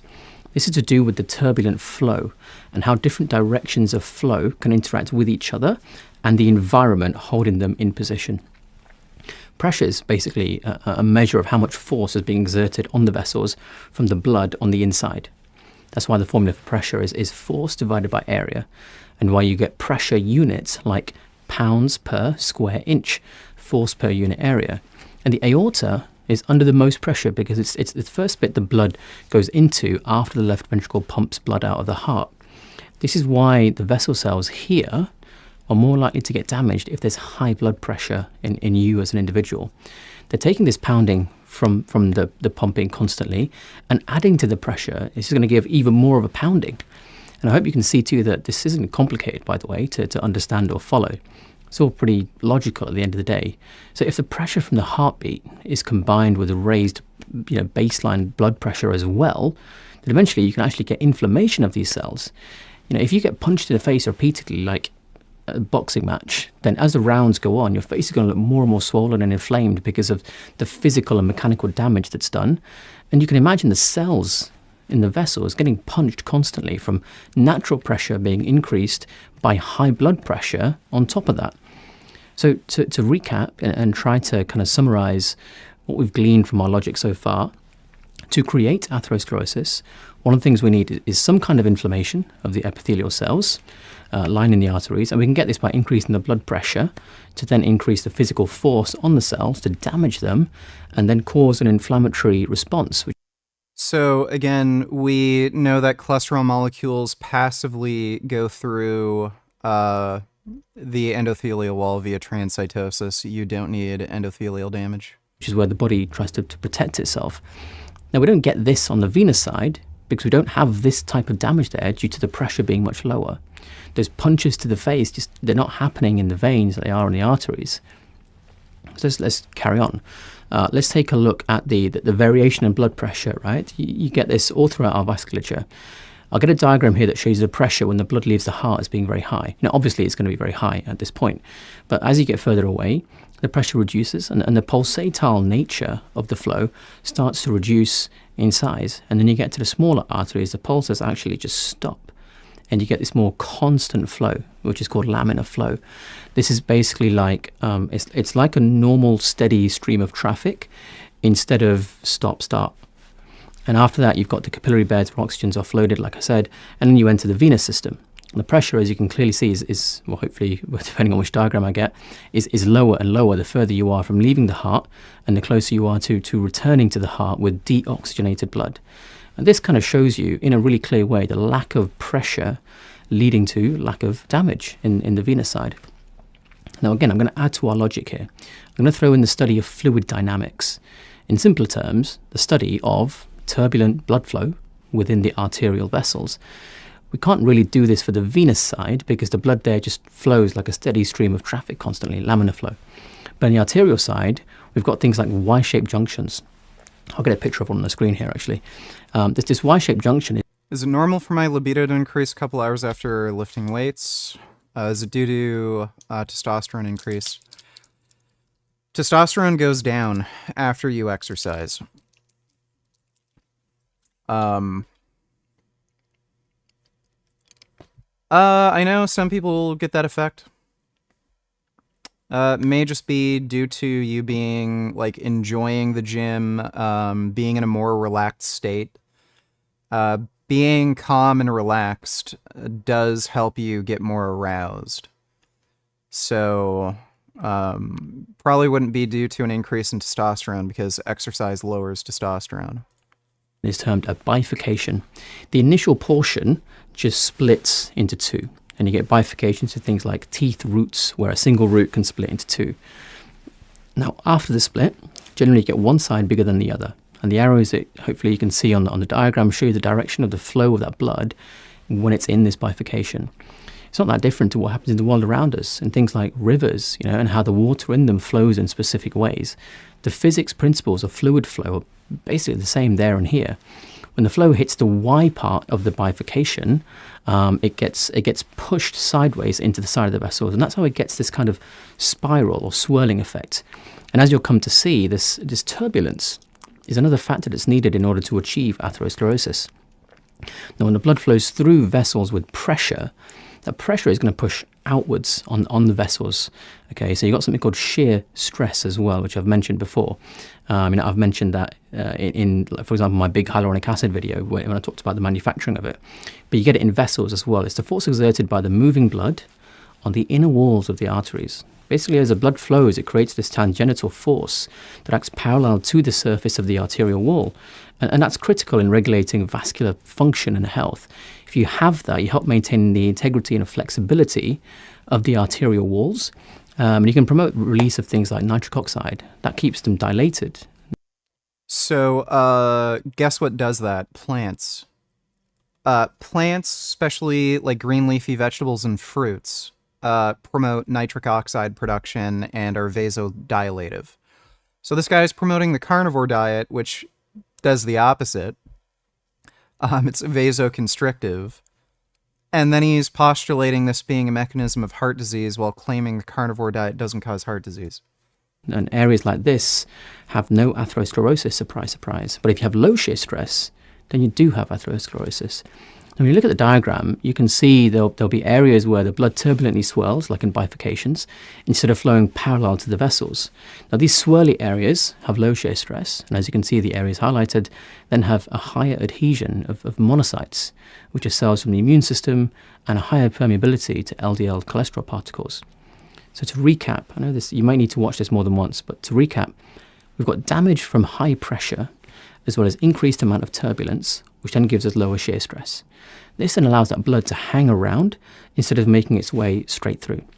And it seems like this is what allows the LDL to then place itself in the small gaps that appear from damage between the vessel cells, right? The high pressure seems to cause damage that makes this small gap like a sort of break or fracture, if you like. And once this happens, we can get inflammatory markers which can then increase the permeability even more. Okay, at this point, even more SDL particles can get stuck in there. And these are small, dense LDLs. You also have Okay, here we go. He's going on about particle size. Small, dense LDL versus large, buoyant LDL, there's practically no difference. They're almost the same diameter. There's you're talking about, what is it, like nanometers or something like that? It's a tiny, tiny, tiny difference. There's no difference in risk of atherosclerosis between these particle sizes because they're basically the same size. LB, which is large buoyant LDL. The fact that they're A, large, means that they can't fit into the same gap, and B, buoyant, means they float. They can. They're practically the same size. So they aren't going to be possible to tie down in the same way. Now, don't jump to conclusions, though, right? Are you my dad? I don't know. Probably not. Just the actual getting stuck in the gap isn't necessarily the issue. They're positioned there now because the underlying cells have been damaged and they need repairing. Now, if you're going to rebuild or repair cells, then you need to make the membrane which cells are made of. And take a guess what that membrane's made of, amongst other things. Cholesterol. And how convenient is it that some has just landed there, ready to help out and donate some building blocks to repair? Cholesterol does not repair anything. Again, we know that you don't need any endothelial cell damage to get an accumulation of plaque. It just passively goes through the endothelial cell. So again, he probably just doesn't know this. Now, in a normal situation, that repair just takes place, and then the LDL can be released, and everyone's happy. But in the abnormal situations, we have a different situation. In an abnormal situation, or an abs-normal situation, sorry, that was so bad, but we have longer-term blood pressure or chronic hypertension, to use medical terminology. These LDL particles, they never get released, and we get oxidative damage over time, where the LDLs stay there for ages, and the oxygen flowing past, that can cause oxidation of the LDL matter. And this is another factor why we don't see in venous sides, because the veins don't carry oxygenated blood. And we can also get damage from glucose, because glucose glycates things, which is where it kind of attaches onto stuff and prevents that stuff from doing its job. Soy tits $20. SD-LDL is present in the entire blood, and yet atherosclerosis occurs only in the arteries. What an idiot, LMAO. Yeah.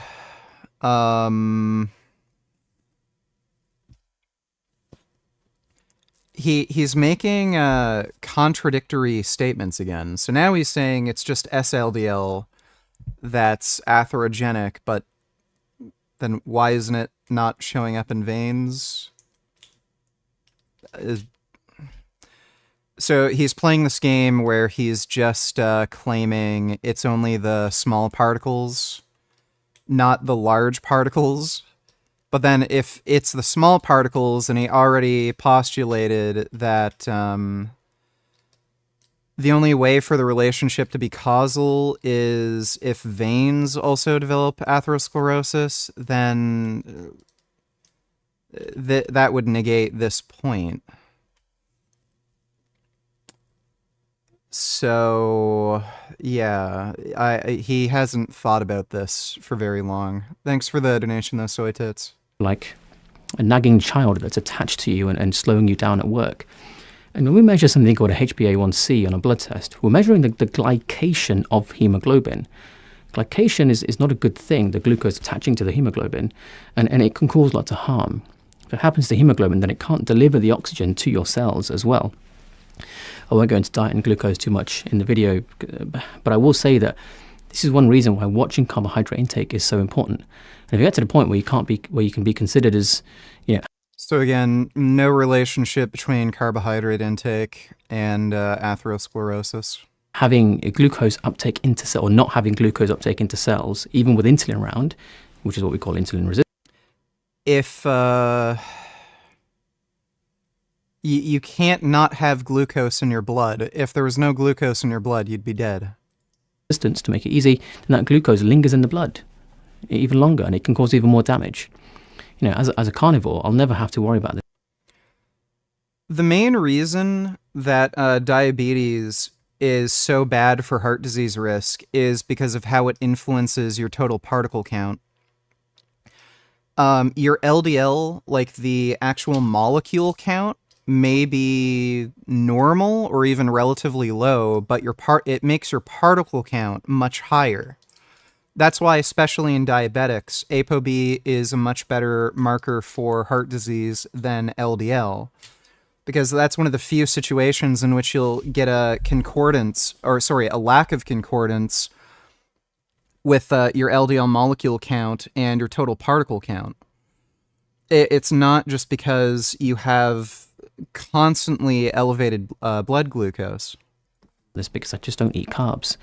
My body makes glucose. Yeah, carnivore diet would, in all likelihood, increase the risk of type 2 diabetes. From fatty acids or amino acids whenever it needs. So it'll always make the exact amount it needs. It's not going to make... No, I don't know why you'd assume that. Just because your body can make it, it doesn't necessarily mean it's making the exact right amount. So much it causes damage to itself. Obviously, we wouldn't have evolved that way. Now, if this process would... Please explain to me why we have amylase copy gene mutations if we didn't evolve to eat carbohydrates?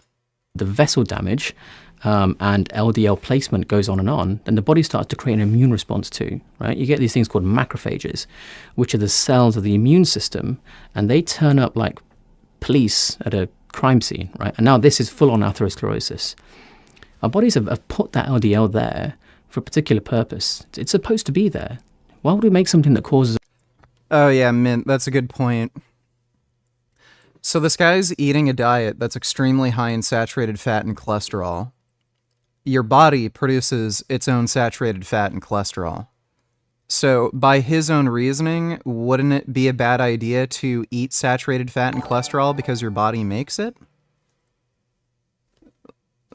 Nothing he says makes any sense. Retard donated $3. Let me see.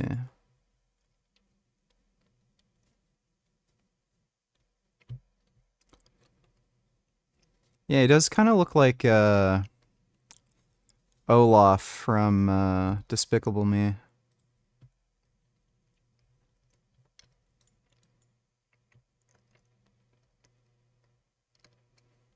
Shotty. Seagull fish. Oh, Shotty. Oh, Shotty. What's up? Let's go ahead and get seriously ready. Gummy worm. Gummy worm. Oh, Shotty. Yo, she's in the chat. Home run. Yo, welcome to Houston. Let's go ahead and get seriously ready. Let him cook. Gummy worm. Gummy worm. Oh, damn. What's up? Oh, damn. Yo, she's in the chat. Yo, oh, Shotty. Oh, Shotty. Tiny fish. Tiny hook. Oh, oh, Shotty. Oh, Shotty. Oh, Shotty. Let's go to get seriously ready. Let's do this. Oh, Shotty.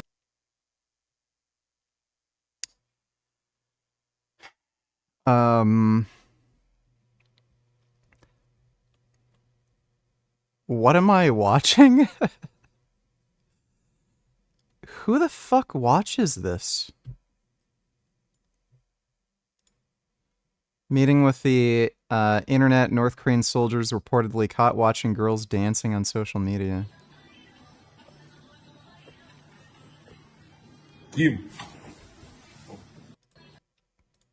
The fuck? Yeah, apparently they're all watching porn. It's pretty funny.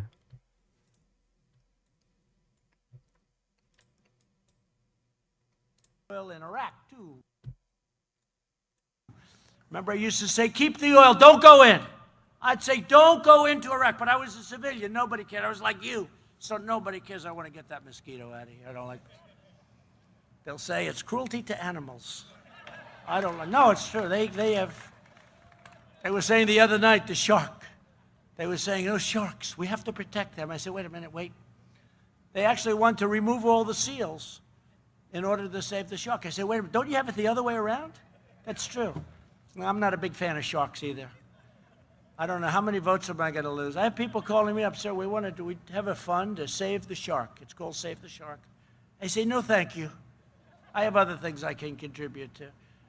I recognize Israel's true capital, opened the American embassy in Jerusalem, and recognized Israel and its sovereignty. Oil in Iraq, too. What? Oh my god, this guy does not have a functioning fucking brain. Rambles about sharks and oil and seals and then starts talking about how he's pro-Israel? Thanks for the donation, retard. Kid Boo donate tellers, you think looking back Kamala Harris should have went on Joe Rogan, and do you think Biden should have dropped out of the race? Wouldn't have made a difference, I don't think. And if so, you think Dems should have had a primary, ran a different candidate? I don't think there was any time to run a primary, dude. And again, I don't think it would have made a big enough difference. The economy was clearly the biggest issue that determined the election outcome. And the Dems might have been screwed no matter what, because people were blaming the economy on the Democrats when it was really COVID and Trump's terrible COVID policies that fucked up the economy. Even though Joe Biden was the one who brought the economy back on track, and now we have way more economic growth, nobody gave him credit for that. And they just blamed him for something that wasn't his fault because everyone's fucking stupid.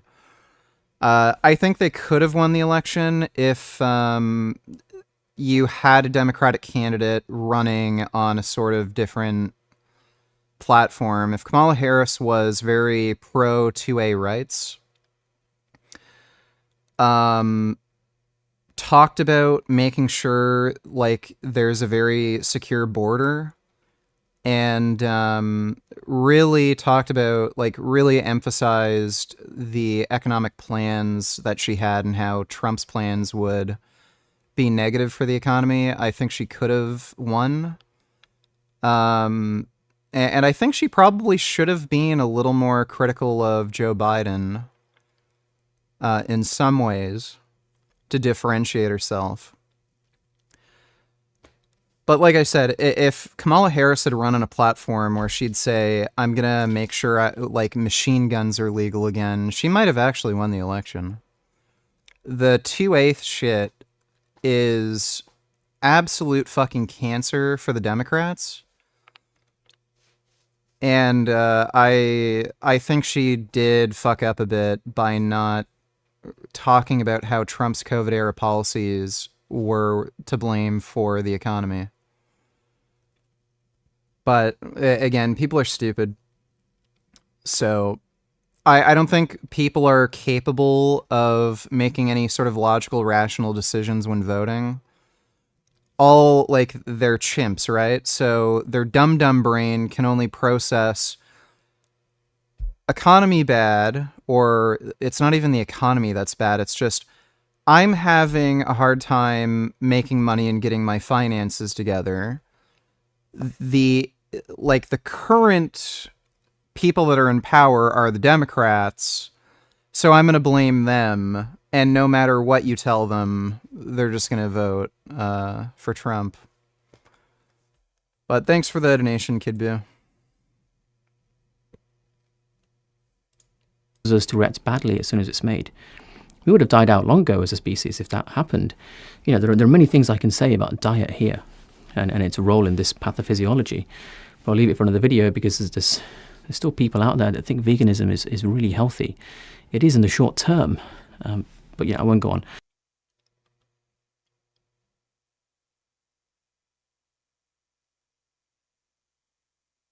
What does he mean by that? How is something healthy in the short term but not in the long term?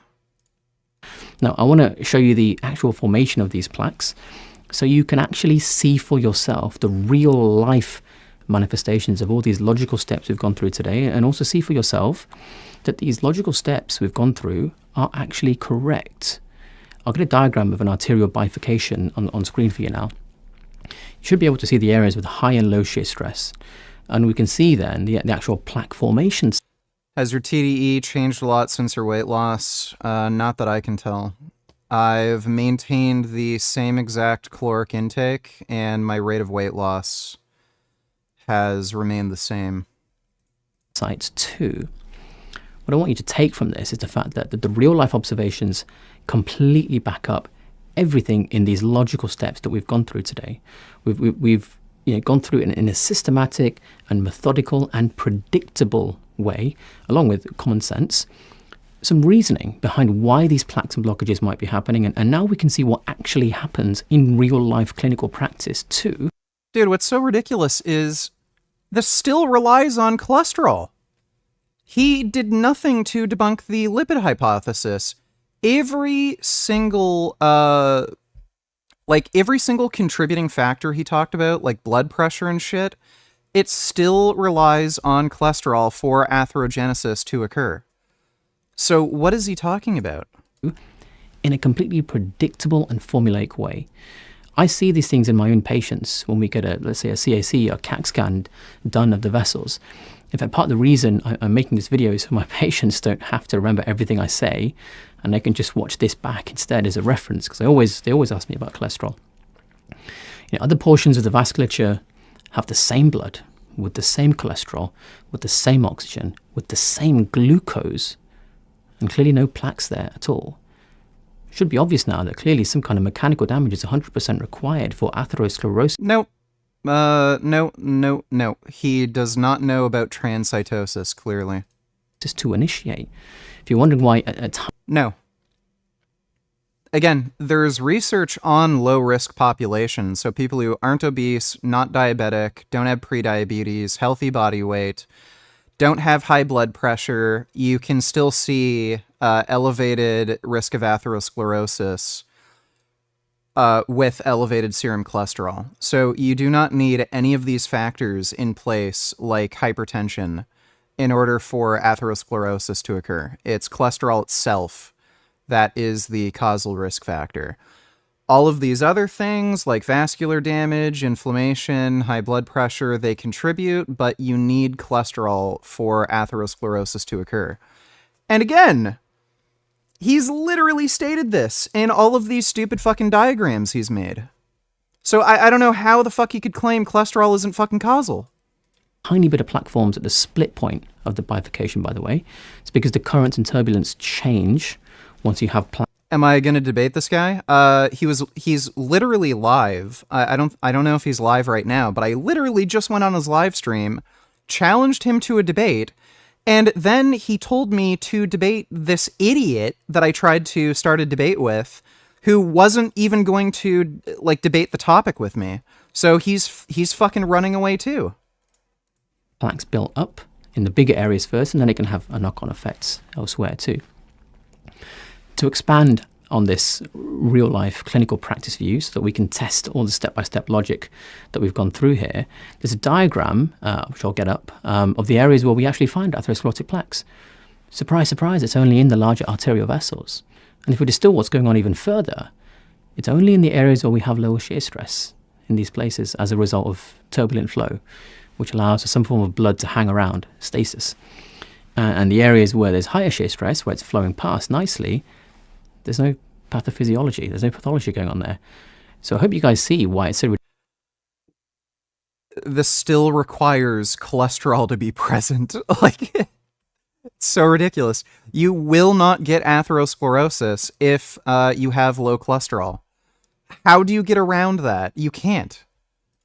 Ridiculous to say the blanket statement, LDL cholesterol is the cause of atherosclerosis. It's actually quite incorrect. Well, it is. Like again, you can't get around that. If your cholesterol is low enough, it won't happen. You can't get around that fact. And hopefully, as you'll see now, I couldn't care less about my lipid panel or my blood tests, which show that I have very high LDL cholesterol. Well, that's fucking idiotic. Like this guy is literally admitting you have to have high cholesterol in order to get atherosclerosis in these regions. Our bodies have genes that have evolved over millions of years to protect us. If cholesterol was bad, how would we have evolved to still be alive now? Oh my god. This guy doesn't even understand like what evolution is. Evolution is just a process of natural selection.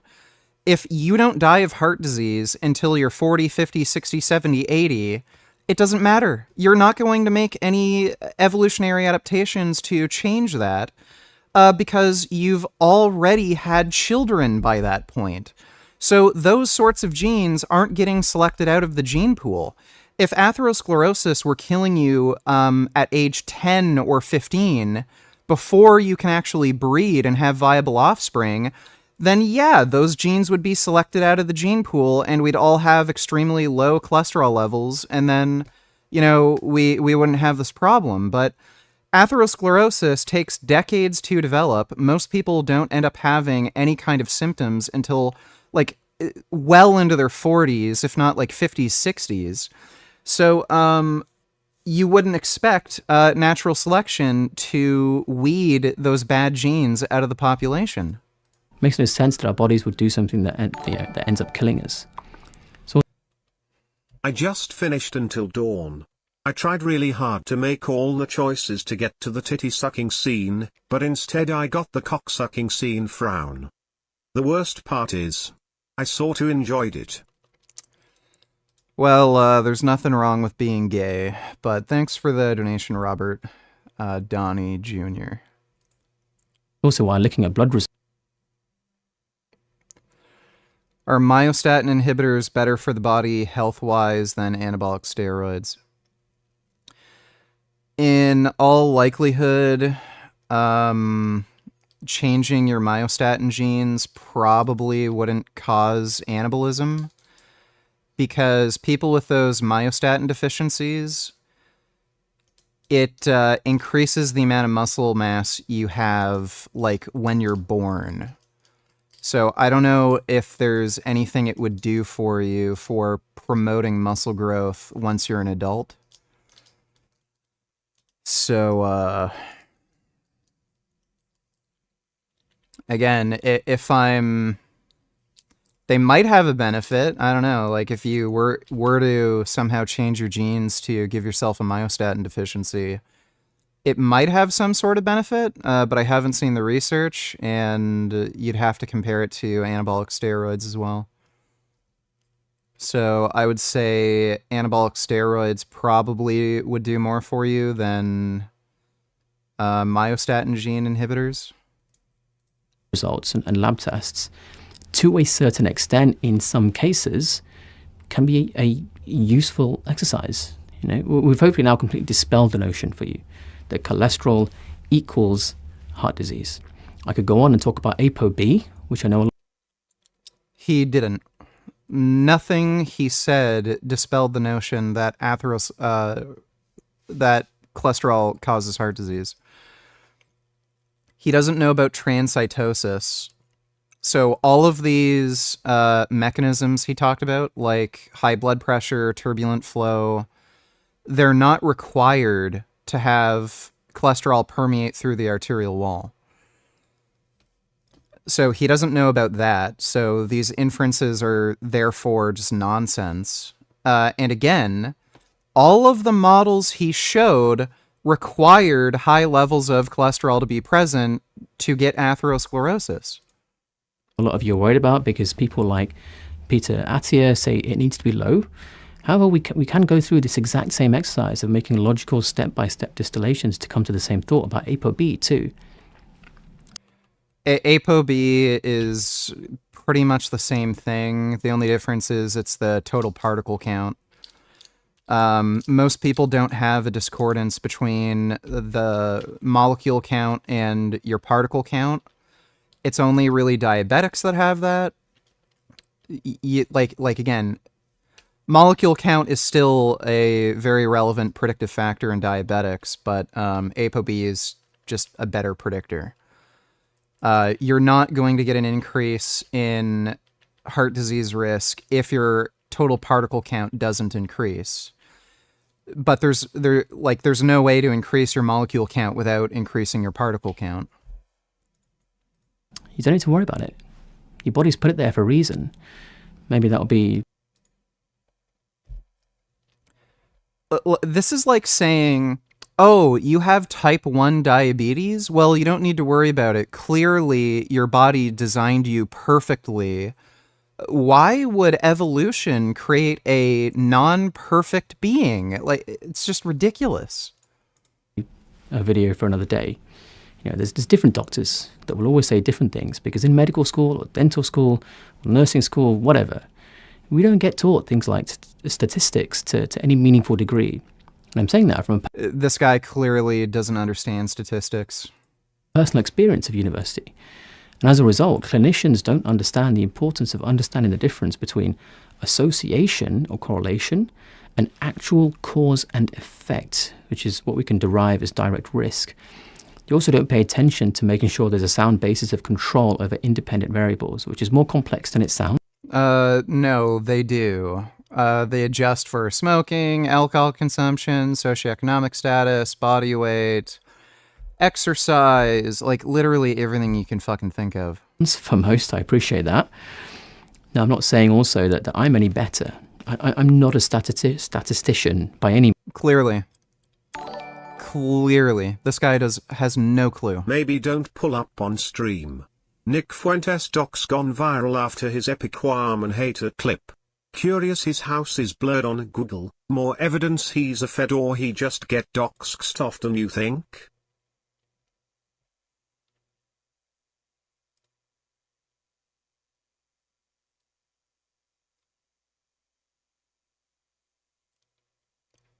He lives in Illinois.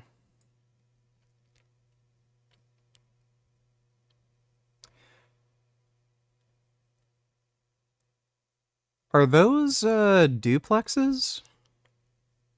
That looks like a duplex.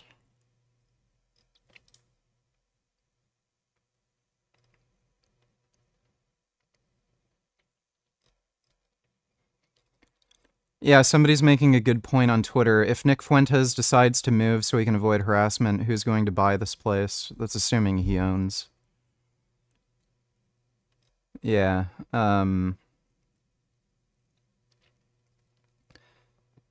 it's a weird looking set of houses. They look like duplexes.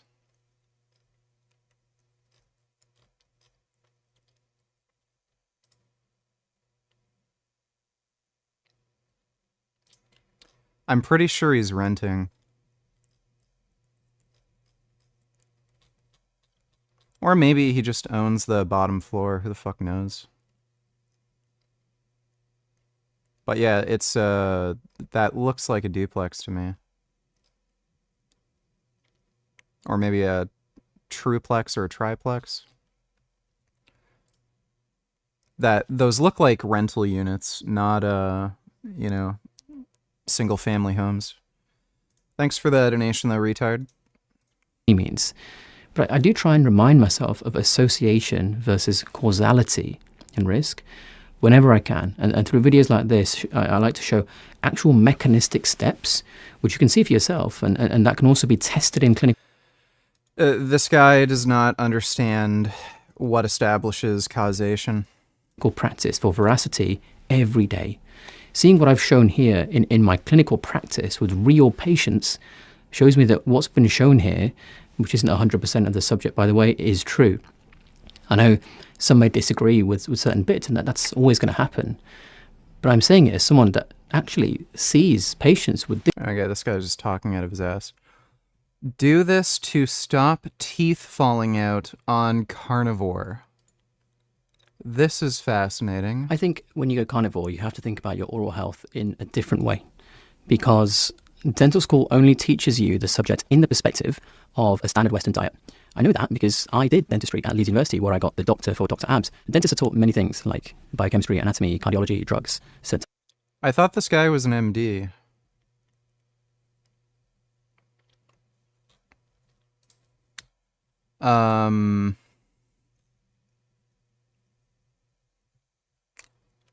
Cosmetic medicine, longevity medicine, cosmetic dentistry.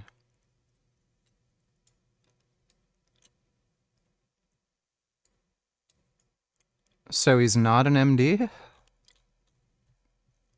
That would make more sense.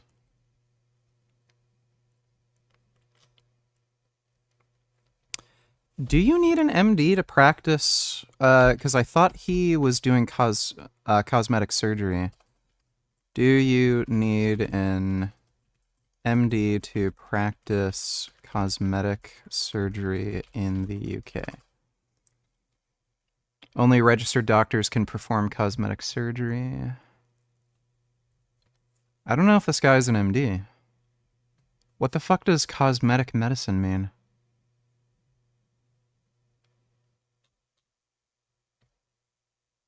Like, if I had a if I had a website with a bio, I would put MD.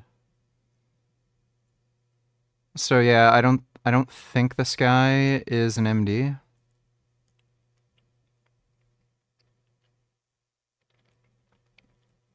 Yeah, I don't think he's an MD.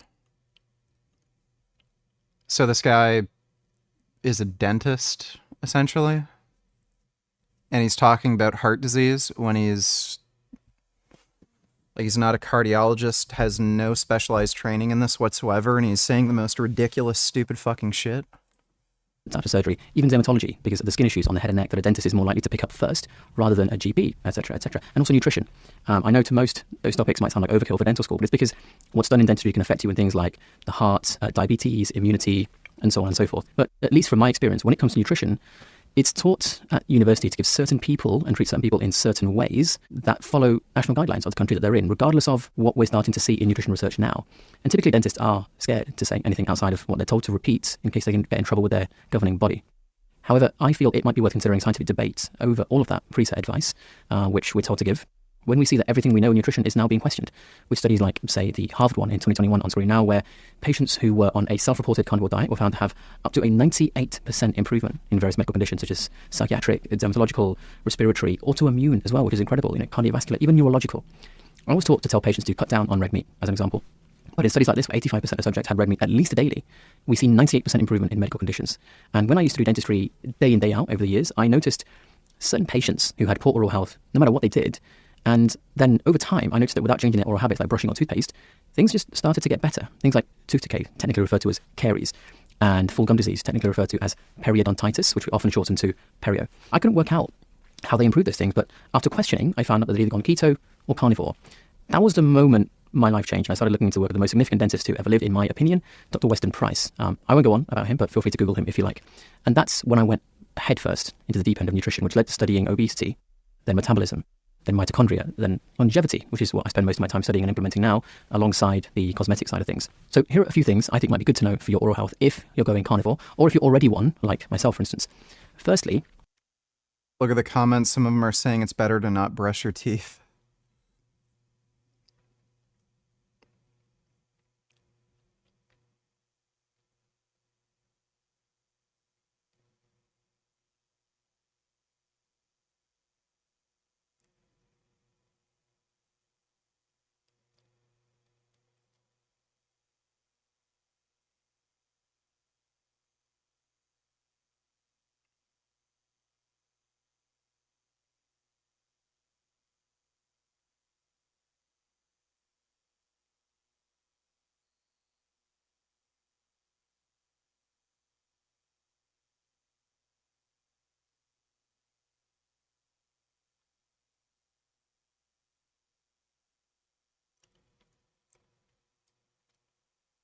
Interested to know why we get plaqued harder on a carnivore diet? Because your mouth has bacteria, you fucking idiot?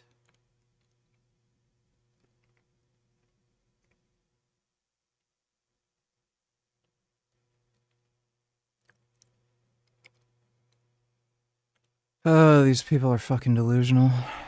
There's no guidelines on this. So your dentist can't give you any official government-backed answers, I think. So the only thing you can do is research and try to speak to as many people as you can. Next, refined carbohydrates and sugars are a significant risk factor for both caries and perio. This is because the fermentation of dietary sugars leads to acid production, which can then take out the enamel minerals and promote caries decay. Would you debate Redeemed Zoomer on religion? He's streaming right now. Redeemed Zoomer. It's not clear if the bishops were over like a region. A bishop in Ignatius's view is more like a senior pastor. So if I could sit down and talk to any one of the 12 apostles, it would be, I don't know, probably John. And it would just be about like what it means to really have faith in Jesus. I don't think he's going to see my What's my view about the Catholic Church having their own 10 Commandments and suppressing the one about images? Ah, yes, that's what John Calvin accused them of. You know, I don't think the way you number the 10 Commandments is all that important, even though I do think the Protestant and Orthodox and Jewish numbering of the 10 Commandments is most accurate. Because the Lutherans also have the same numbering as the Catholics, so I don't think that's really a real accusation against them. I don't think that's a problem. Am I Scottish? Sadly, no. I wish I was Scottish.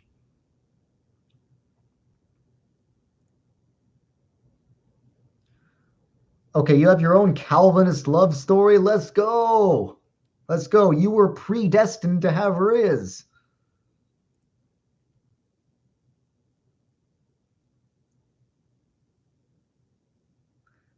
Guys, you need to become a Presbyterian, and then you'll have a girlfriend on Calventine's Day.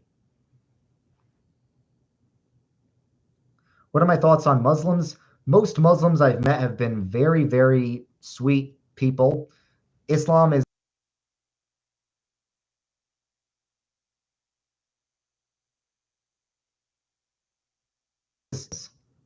so I only debate people if I like really know who they are.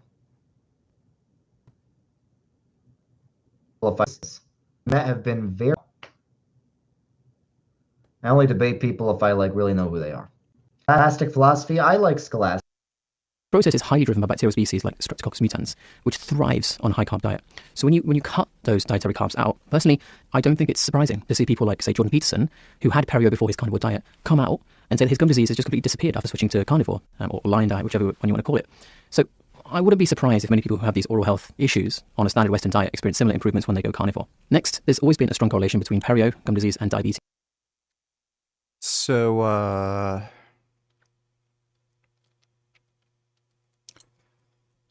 it's only like processed sugar and some refined grains that increase risk of dental caries. If you're just eating whole foods, there's not any correlation.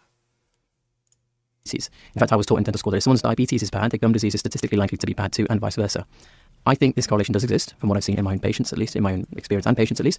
However, as people's diabetes starts to go away from cutting out or cutting down on dietary carbs on carnivore, I suspect the bleeding gums they have in gum disease or gingivitis may cause less damage. This is because the bleeding is going to have less glucose in it now to feed the bacteria that are there. So if your blood glucose levels are under control now, that bleeding, I suspect, won't be as nutritious to keep those bacteria alive, which are being fed by the glucose in that bleeding. Next, bad breath. When you change diets, it's not just your gut microbiome that changes, it's your oral microbiome too. This is one of the things that determines the smell of your breath, so expect the smell to change. If it gets worse, I think it might be more to do with the brushing technique than anything else, personally. When we have more meat, I think there's more fibrous and stringy material that can get stuck in between the teeth, which you may miss with your toothbrush. So my advice on this is to use something like a water flosser, which fires a jet of water between the teeth to dislodge stuff out on the other side. I've put an affiliate link to one on Amazon in the description below if you want to see one that's cheap and still does just as good a job as the more expensive ones. I use it all the time after a meal, and it works fantastically because when I go around after it with floss, traditional floss, there's very little, if anything, left to clear out. I personally advise water flossing after every meal. It takes like 20 seconds to do the whole mouth, and there's no harm to the teeth because it's only water. But when you first start, it may sting the gums if it's too powerful, so aim well and do it regularly if you can. If the gums are bleeding from it, it's not necessarily a sign that it's bad for you. It could just be a sign that there's indeed gum disease to treat. In that kind of situation, I'd advise seeing your dentist to get a possible diagnosis if needed, and then some personalized oral hygiene tips, instructions from them, whatever you want to call it. The next one is personal for me. More teeth equals better health. I'm sure every dentist in the world would agree that there's an observable correlation between those that have all their teeth into old age and those that aren't on a list of medications as long as there are. Now, with what we've said so far about not feeding the oral bacteria dietary carbohydrates and reducing the risk of gum disease and caries, like famous examples like Jordan Peterson, if you look after your oral health better and have all your teeth as you get older, which I personally feel carnivores are going to be statistically more likely to do, I think it's safe to say that you may be the kind of person that, for many reasons, has a high correlation and causality of living longer and in better overall health. And it's one of the reasons I became so obsessed with studying longevity medicine. It's nice to be studying it from a starting point like dentistry, because we already get taught things like biochemistry, cardiology, neurology, micronutrients, and more. So I have a really nice start in understanding many different topics all at the same time, just like all other dentists and medics out there. And it's the same when you look at people like Peter Attia, for instance. Now, I don't agree with everything he says, for the record, but I love the fact that, like me, he never did a qualification in longevity medicine because nothing like that exists anywhere. Instead, he had the initial healthcare field he focused on, and then because of his passion for medicine, he kept reading and studying just be on the edge of that field all the time until the edge of his knowledge became much, much wider. And he can talk about longevity and nutrition and many other topics with a nice knowledge base. You look at someone like, say, Dr. Berg, for instance, who's a chiropractor and gets a lot of stick from people for being one. But at the end of the day, I don't really care if he is one or not. I care about the science that he talks about. If he shows that vitamin D is essential for good health, it's not wrong just because a chiropractor said it. Facts don't have veracity based on who states them. They have veracity based on evidence. And when you look at the very strong link between oral health and systemic health, like heart disease, diabetes, learning disabilities, sarcopenia, which is muscle wastage, and more, I think it's pretty safe to say that you should prioritize your oral health just as much as your systemic, because there's so much great evidence for them being highly linked causally and not just correlationally. Next, which toothpaste do you use? Frankly, the brushing technique's more important. You can use what I've seen people talk about, like tooth powder, salt, things, fluoride toothpaste, non-fluoride toothpaste, you name it. But think about it this way. Fluoridated toothpaste clearly are better for oral health.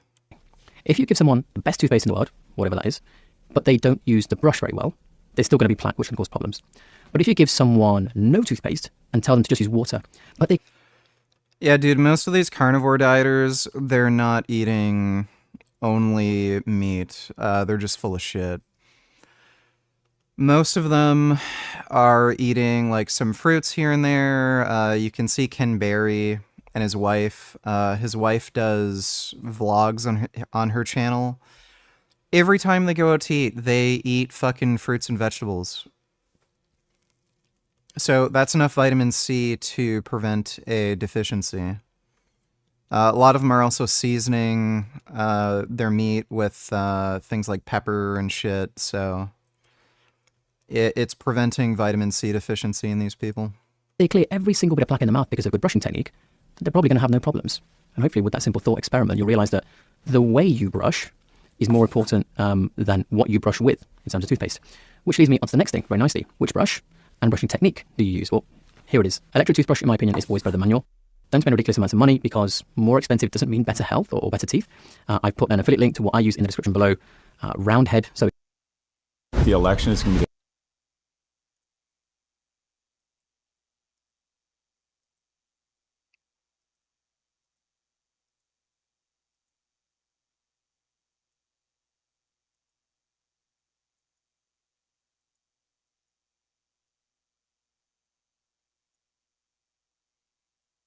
the thing I love most about Biden was he was pretty boring.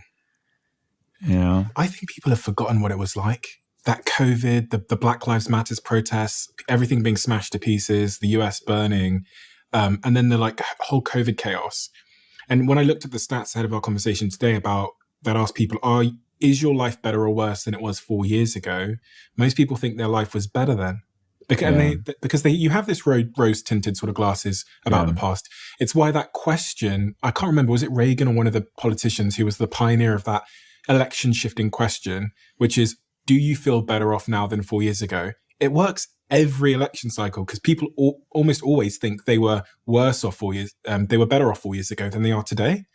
They always think you could say that in any election cycle and it's persuasive. And you go, do you know what? Actually, yeah. Even if you have more money, your health is better, your education's better, you'll still look back at the past and go, those were the good old days.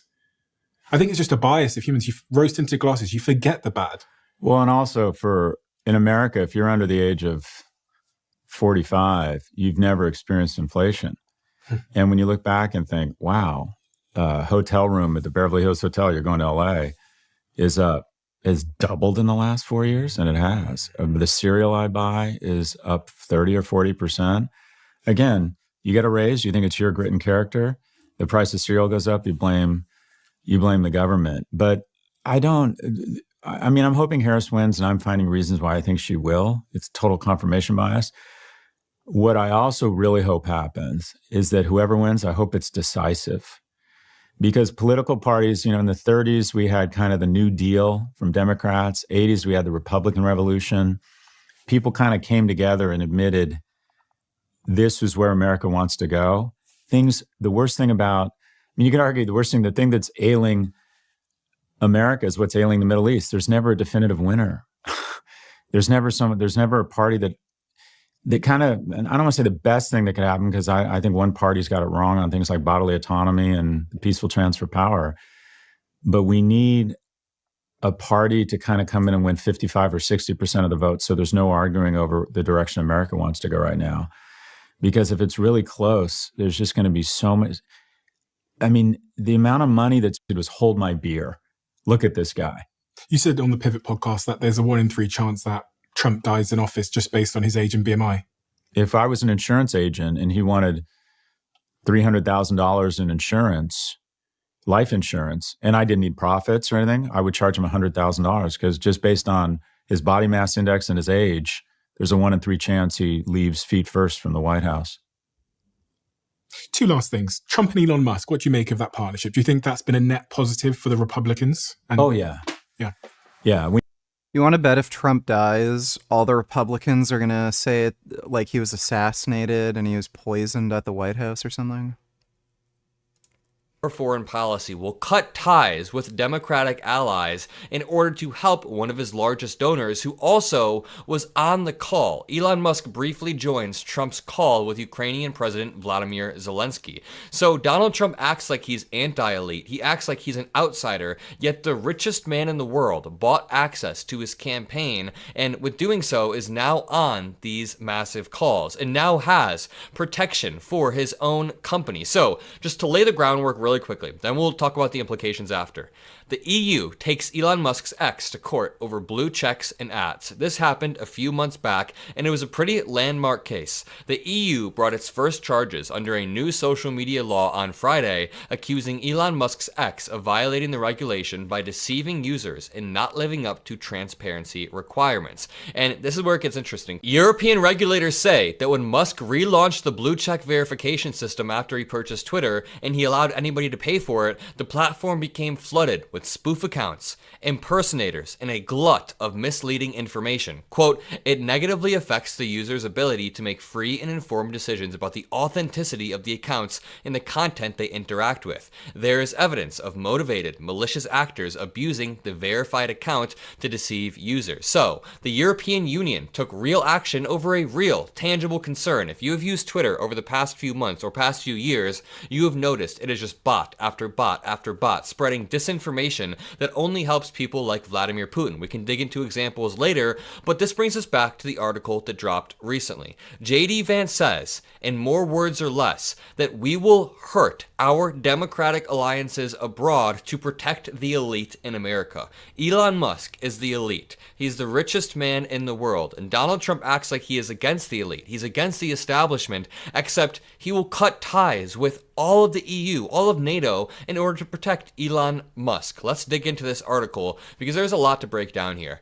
JD Vance has suggested that American support for NATO should be predicated on the European Union treating Elon Musk nicely, or not regulating Elon Musk and his ex-social media platform. Like, exactly what does he owe Elon Musk? He's not even gonna run for office again. Like, what does he fucking care? Formerly known as Twitter. And I'm just going to say it. This type of vertical integration between private enterprise and the state, that is fascism, or that is us leaning into fascism. And it makes it all the worse that Elon Musk has X, which is essentially state media that is protected by Donald Trump. And none of this is meant to fearmonger or scare you. There's a bright side to this too. I'm just laying out what JD Vance said. So make sure you drop a like and you subscribe to boost this pro-democracy message. But let's continue. The Republican vice presidential-elect claimed in an interview with YouTuber Sean Ryan that a top EU official had threatened to arrest Elon Musk if he allowed former President Trump back on X, or if he allowed the unfettered spreading of disinformation while actively boosting up that disinformation. Trump's running mate then suggested that the US support for NATO should be used as a cudgel to get the Europeans in line, again with the end goal of protecting America's elite, with the end goal of protecting the richest man in the world. And this is how America becomes an oligarchy. An oligarchy, if I look up the term, is a small group of people having control of a country, organization, or institution. And generally, this small group of people tend to be the elite, the richest people in the country. So what happens when it's Elon Musk buying his way into a campaign, spending hundreds of millions of dollars, and then his gift is he gets to join Trump's call with Ukrainian President Vladimir Zelensky, and then when the EU says, hey man, you can't just spread straight up disinformation on X, that's not what they're doing. They're regulating Twitter with the end. Fucking bizarre. Where it really looks like a game should be good, but then it comes out and it very much isn't. That's what happened to the Callisto Protocol. Like, in many ways, that thing looked impressive, but it basically didn't really feel like a finished game. Funnily enough, that might actually be because it wasn't a finished game. And if true, executive meddling directly murdered it. Now, the game came out in 2022. It had a muted reception. It had, I would say, relatively low sales, especially compared to what the execs actually wanted. The run-up to launch was a little bit suspicious. I mean, you had the director talking about crunch, which is never a good sign because it usually means that something has not went to plan. When the game came out, well, what we basically had was technical problems, design issues, and it just didn't land in the way that the studio striking distance intended. Now, though, things get a little bit fun because we get to ask the question, what if it had came out when it was actually meant to? What if it came out like in the way that $80? the developer actually intended? Yeah, this is a weird story, and I'm going to ask you for just 15 seconds. If you're new around here, we've had loads of new viewers lately. Could you please give the subscribe button a click? And the reason I say that's really simple. It gives you... Try the game Pacific Drive. Is that horror game where you're in the car? I think I'd be willing to play that.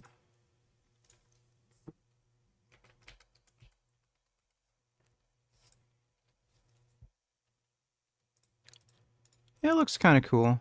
I might play that.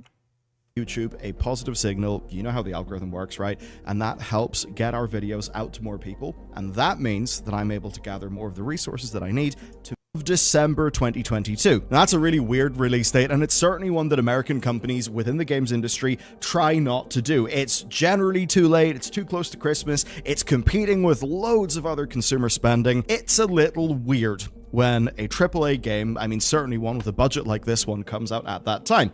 Do keep that in mind because it's going to be relevant soon. Now, what's happened is an interview with Glenn Schofield from Dan Allen Games, and this is revealed that after a really great start, the Gaining gains, donate $2. Let me see.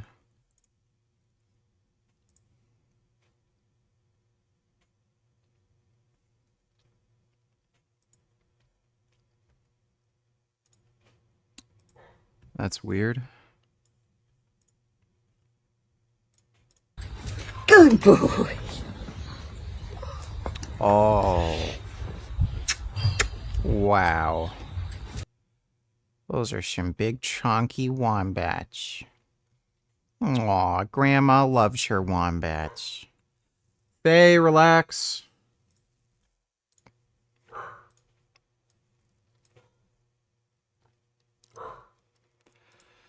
I gotta go upstairs in a second to check on Faye. Oh. Look how chunky. Oh my god, I love those big chonkers. Oh my god, look at his hands. Oh my god, he's like a person. Oh. Look at that, it's a little prairie dog. My goodness. Oh my goodness. A nice little fuzzy guy. Oh my god. Oh, wow. Oh. Oh my god, she's munching. Oh, that's a nice sheep. Oh, and those are some good chickens. Thanks for the donation, Gaining Gains. Appreciate it. I'm just gonna go upstairs, check on the dogs. Faye's barking. Be right back.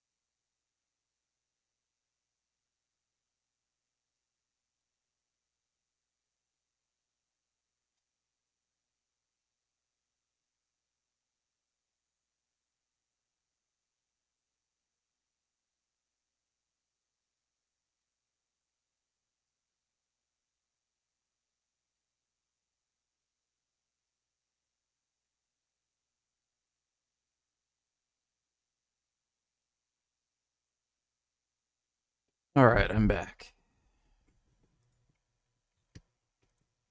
Relationship between Krafton and Striking Distance became adversarial and demanding, and ultimately, that is what kind of ruined things for the game. The most important and almost certainly the most damaging thing is the release date was promised at one point to be in 2023, but was then moved up by 3.5 months. So can you imagine working on a project that's scoped to like a year and a half or a year and just losing 3.5 months? That is absolutely goddamn insane. So here's the quote. It actually was in October or September of 2021. I was told, quote, "You're going to get the time, just no regrets." That was the term that kept being used. No regrets, just put whatever you want into the game. And so that ends up being the plan for the next while. Glenn goes on to say that he just worked on that over his Christmas vacation, that he was designing, coming up with other ideas and things like that. But then, well, what happens is He comes back to work in January, and Krafton basically say, no, actually, you're not releasing in 2023, you are releasing in December of 2022.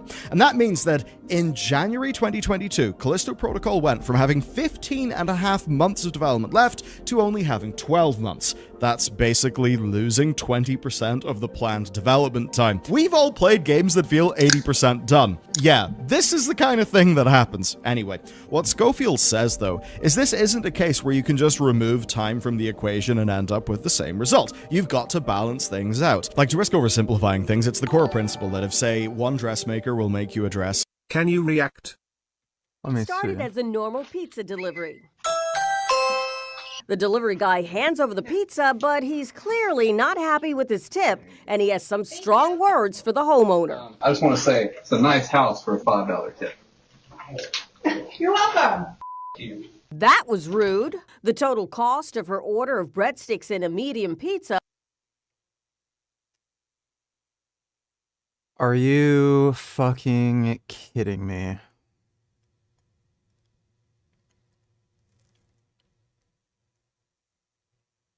So she spends $25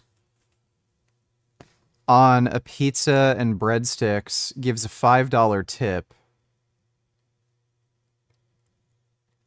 Which what? That's like 20%. Or no, not quite. That's like 17 and a half-ish. Which is a bit more than normal. I think you're expected to like be 15%, some shit like that. And the guy freaks out like that. Like, by the way, he's getting paid to deliver. Tipping is fucking stupid. Like don't I never ever tip delivery people because they're always fucking assholes. Bro, I remember when I lived in Guelph, the fucking Uber Eats and there was the other one, the DoorDash delivery people, they would always steal my pizza. I even tried giving a really big tip, $10, and by the way, Guelph is a really small town. So they only had to drive like less than 10 minutes to get to my house. I gave a $10 tip on a $20 pizza. The guy still stole my fucking pizza. There's no amount of money you can give these people where they won't be fucking dickheads. So fuck tipping. I never give tips. It's just stupid. Death of Rabbit donated $2. I drive up and down Harlem blocks, iced out, watch, Knots is my socks, cops think I'm selling rocks. Those are sick rhymes. Thanks for the donation, Death of Rabbit. $22.78. So the $5 she gave the DoorDash delivery guy comes out to a 22% tip. It started as a normal pizza delivery. What a fucking dipshit. In 9 weeks, but if that's to say you want the dress in 1 week, maybe you're going to need 9 dressmakers. Just that, of course, in reality, it's worse than that, because while, yes, you may need 9 dressmakers, perhaps you'll also need, I don't know, 2 managers, HR, and all the other things to support that team, the layers of management. So it's one of those challenging things. If you want something to happen in a compressed space of time, you are going to need a larger team. But the larger your team gets, the less efficient it ends up being, the more that you risk things like talent dilution, and the more that you then need to bake in inefficiencies in the form of process to actually get things working, because, scale is basically inherently a nightmare. So with all of this in mind, Glenn tells Krafton that they're not going to save any money from this delay because he's just going to need 30 to 40 more people to actually make the new timeline work. But basically Krafton just pressed on because this was actually not about saving money for them.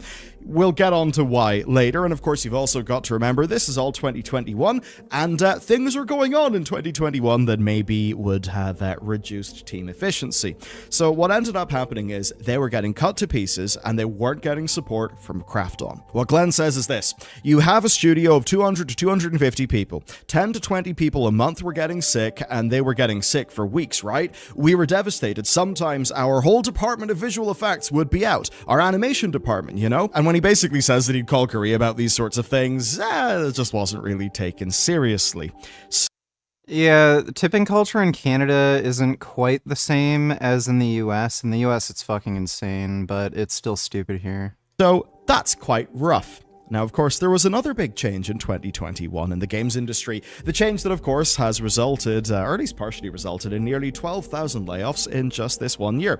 And that is that games looked like an amazing investment opportunity during the pandemic. People were locked up at home, way more video games were being played, and that just led to surging revenues and a little bit of a speculative bubble being popped up. So what would happen is loads of these companies would become flush with cash, and they would start offering real absurd salaries, like really big ones. Glenn quoted 110 grand while working from home. Now, the problem that this would have posed for someone like Striking Distance is, well, they're a smaller team with less clout. That ended up being a really big challenge because you got to remember, it's not only the big companies, poaching staff off each other, it's also there being like a lot of startups that were getting a lot of investment. I mean, as an example, and this is definitely one of the higher up ones, but I actually heard of Senior Animation, somebody basically losing a prospect to that because they were given an offer that was like well north of 300 grand. So that's challenging, and Glenn says that they had 49 people quit because of this in 2021, and it's what Glenn anyway calls the Great Resignation. So all of this was going on. I think you can imagine it's not great. They've lost months of their schedule. Their team keeps on... Yeah, Timothy, especially on YouTube, the only way streamers make money is from donations. I don't get paid an hourly wage like delivery people. So if you have a job where you're getting paid an hourly fucking wage, and they're all incompetent, entitled fucking dickheads who get your fucking order wrong, show up late, act like a fucking asshole and try to scam you out of more money when they come to the door, why in the fuck would I give those people a tip? Like it's just retarded. Bro, I would order like pizza. I would leave a tip, like $5. The pizza place was literally down the street from me. It wasn't even a 5-minute drive. And the fucking delivery guy would try to scam me out of $20 fucking dollars because he'd say, "Oh, you didn't pay." And I said, "I paid online." No, you gotta pay. It's $20. Like, why would I give somebody like that a fucking tip? It's retarded. And they're getting paid an hourly fucking wage to do this shit. Comparing me to fucking delivery people is just retarded. On having sickness and that kind of thing, and they're also having loads of people quit, and that's all in an environment where hiring is really hard because there's a lot of money just around the system. Yet through all that, I'll tip servers if they're really nice and like do a good job, but delivery people, fuck no. They're all fucking retarded cunt assholes who steal your shit, try to scam you, act like a fucking asshole. But they were able to hit their deadline on the 2nd of December, and well, it really does suck. Why? Basically, they cut 2.5 bosses from the game, 3 or 4 different enemy types as well, and they were doing all of this while they were trying to finish the game on time. And that meant that they had to cut things for the sake of speed, but they weren't really able to make the design fully work, as it was, of course, intended at the start of 2022. And that was very much spoken for in the reviews, where yes, there was performance issues, stuff like that we're maybe a bit more used to, but then just design decisions that felt odd. Things that felt just really half-baked, not really that well conceived. And it turns out that by the end of 2021, all of these things were probably quite well conceived. Problem, of course, was they lost time and they had loads of issues. They ended up on OpenCritic having a 67 average and a 42% recommendation, which is obviously not great. Some stuff was then chalked up to just sort of, the DLC will come in and make a lot of things better, and that just didn't really happen. Now, the first signs of all this that we got... Oh, dude, I remember Jasmine ordered pizza one time, and the delivery guy literally threatened physical assault if she didn't pay him $20. He was lying about the order not being paid online, and he literally fucking said, like, if you take the pizza, I'm gonna have to get that money from you. And then she stood up to him and said, like, "Fuck you, dickhead. Like, you think I'm afraid of you?" Delivery people are fucking insane. I never fucking give them tips. They are crazy. Like, I might tip some servers at restaurants if they're really nice and polite and friendly and I have a good experience and everything, but yeah, delivery people, fuck no, never. I don't even know if I'm ever gonna deliver food, get food delivered ever again in my life.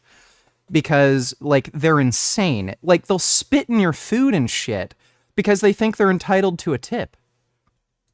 Was crunch. Basically, they crunched it, and Glenn basically said that he was proud of the team. That's one of those things where I do understand how, at the time, right, you basically have Glenn being like, yep, we have had to do so much crunch to make this happen, and I'm really proud of the team. And then people are basically saying, well, that's probably bad. You've probably burnt out all your staff. Why are you proud that you managed your game poorly, that you managed your schedule poorly and burned everybody out? That seemingly is silly. And of course, he will then say, well, here's all of this context, which we can now talk about today. I mean, as an example at the time, this is what Jason Schreier tweeted in response. This, from a studio head, is crunch culture defined. Of course, nobody is forced to work insane hours, but imagine the reduced bonuses. That is fucked, VG. Yeah, it's insane. I don't live in an area where I can even get food delivered, but I don't think I'd literally ever do it ever again. If I move to a new area where I can get food delivered, I don't think I'm gonna do it. Because delivery people are just psychotic assholes. Thanks for the donation though, Dodo. And lack of promotion opportunities if you don't. You do it because you love it. Weaponized passion, this is why people burn out of gaming. You can totally understand what he's saying there. The challenge here, though, is, well, the context maybe changes things. You can totally Yeah, I mean, if you're getting food delivered, they should just charge more, and I think people would be willing to pay for it. Like, convenience is king, right? The people who are getting food delivered anyway are probably have the money to bear the burden of the cost. So if they just increased, if they added like a 20% surcharge for the delivery and just gave it to their delivery people and that might, solve some of that tipping culture issue. I'm pretty sure people would pay that. Understand why Schofield would be proud, right? Like, you can get Jason's logic, yes, but the reason why Schofield is proud is probably because he knows they have been dealt a stupidly shit hand, and it's basically a miracle that they ended up shipping the game, so he's going to be proud at how the team were able to come together. Even though, of course, yes, they'll have been burning the candle at both ends, almost certainly to the point of creating, burnout and all of those bad things that end up just undermining the long-term viability of a studio. So it's really a case of striking distance being under insane pressure from Krafton and them just being, backs up against the wall and being forced to deliver. And of course, they had to deliver because if they didn't, they would lose their jobs. Hence the crunch happening. Now, some people will relish the challenge, and I know, in terms of personality type, I would generally be one of those. Like, if you say to me, okay, this is going to be shit, but welcome to 3 months of hell, there is a large part of me that will think, hell yeah, let's do this. The problem, though, is that is not always wise, and you end up just kind of hurting yourself in the process, so there's always a balance. And it's fair to say that I'd probably find that to be quite easy to do, because, this is the channel that I've built. And one of the follow-ups from Jason actually is quite strong, where he basically says it's easy to mistake obligation for enthusiasm when you happen to be the guy who controls all their salaries, titles, and current employment status. So you can definitely see Schreier's point. It does seem scathing, it also does seem fair, but if you think about it from the perspective of Schofield and striking distance, well, they literally had no choice because of the pressures that they were getting from Krafton. So you then end up in a situation that's all about pragmatism. That basically is your limitation. Perhaps you're not going to get more staff, you're not going to get more time, you basically have to ship with what you've got. So that could just be a case where working in a normal, healthy, sustainable way is actually not going to work, which of course can then mean that it's an unsustainable thing, because if you sustainably fail to ship a project on time, then yes, while you may have worked sustainably, the broader situation is not sustainable, therefore it goes to zero, you lose your job. Once again, Catch-22 is a great book. So when you have a high pressure situation like that, some personality types, I'm probably one of them, will just say, all right, fuck it, this is going to be gnarly, but let's go. The thing is, if you do that too much, you can end up just doing yourself a bit of brain damage. And as Jason Schreier did point out as well, it can be very easy to mistake obligation for enthusiasm when, you know, in the case of Glenn, you're the guy who's controlling people's salaries, titles, employment status, and all of that. Not that much of that ended up mattering because they did in fact lose their jobs. After the game came... Dodo donated $2. Let me see. Back in Idaho, we're about ready to pack up our cameras for the day when this guy, one of their regulars, showed up for his daily workout. 6 foot. That is Robert Oberst. And apparently he's won the world's strongest man competition. He once tweeted, gym etiquette should be a mandatory 1-hour class when you join any gym. You're just gonna kind of bring them up towards your shoulders? Yeah, just like that.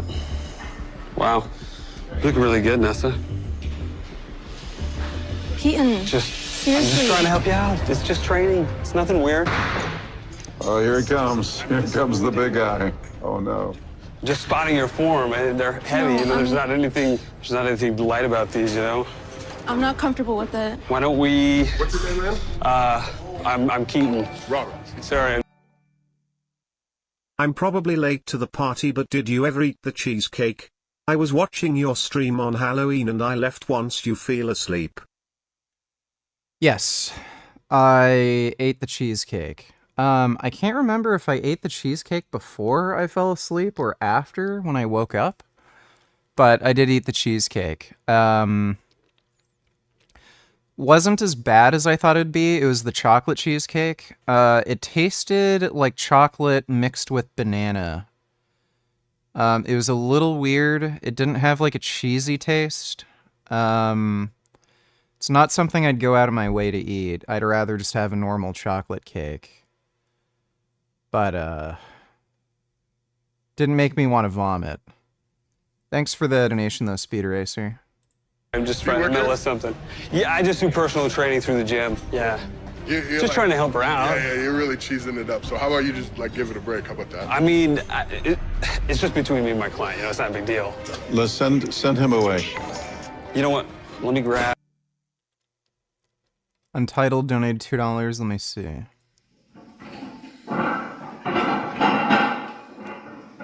Yeah, that guy's strong as shit.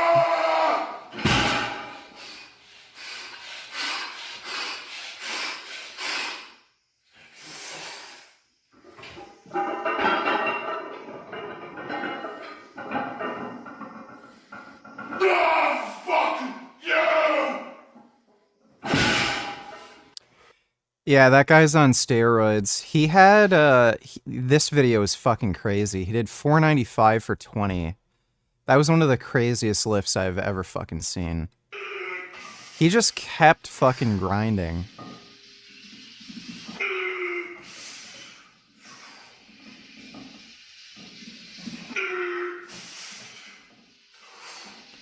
Bro, like, this looks like something he'd do sets of 5 with, but he just kept fucking grinding.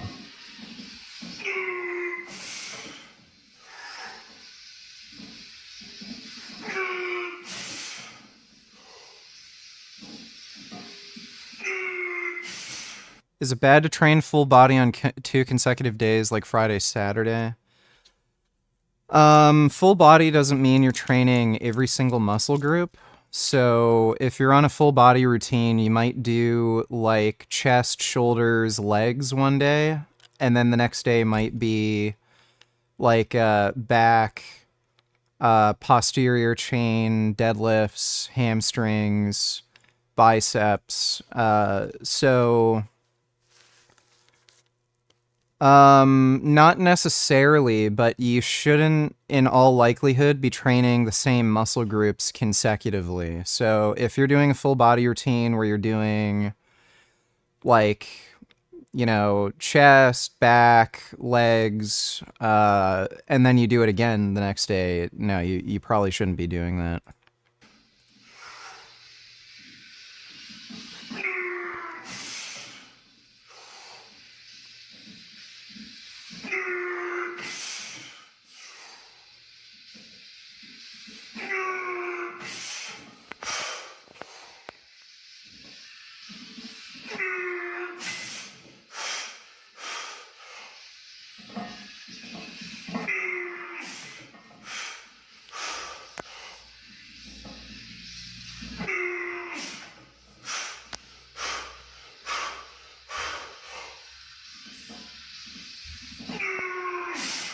Like, you think he's about to finish, but no.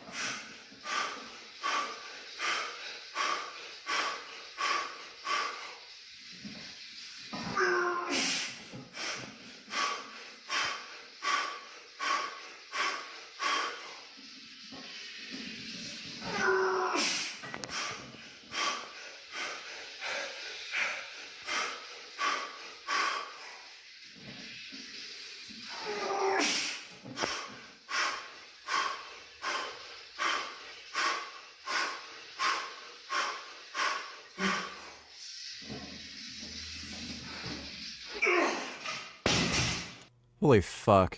$4.95 for 20, dude.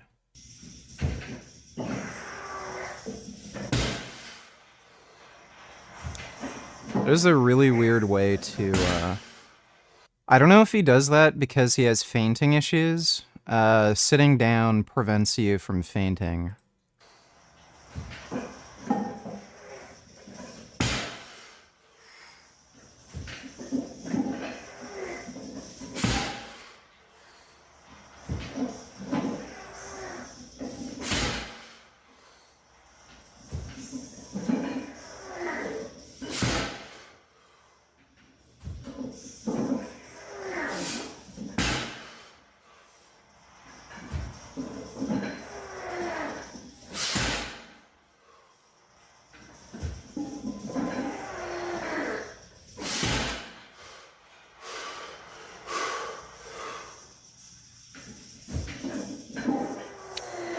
Yeah, steroids look like fun.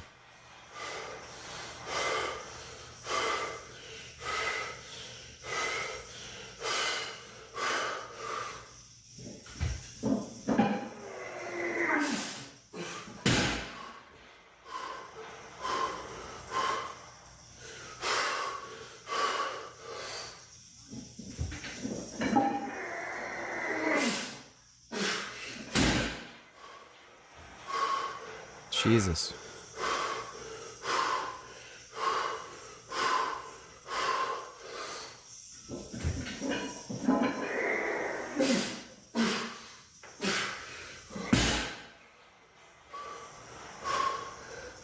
Still going.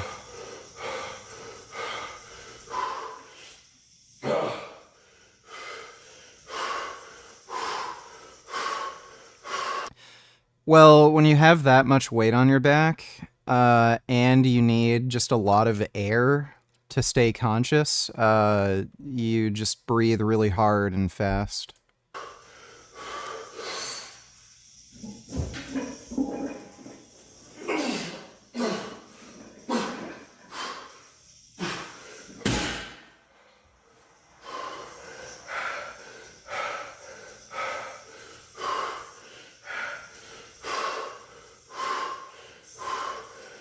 Does this make you want to train right now? No, I still have issues with fainting.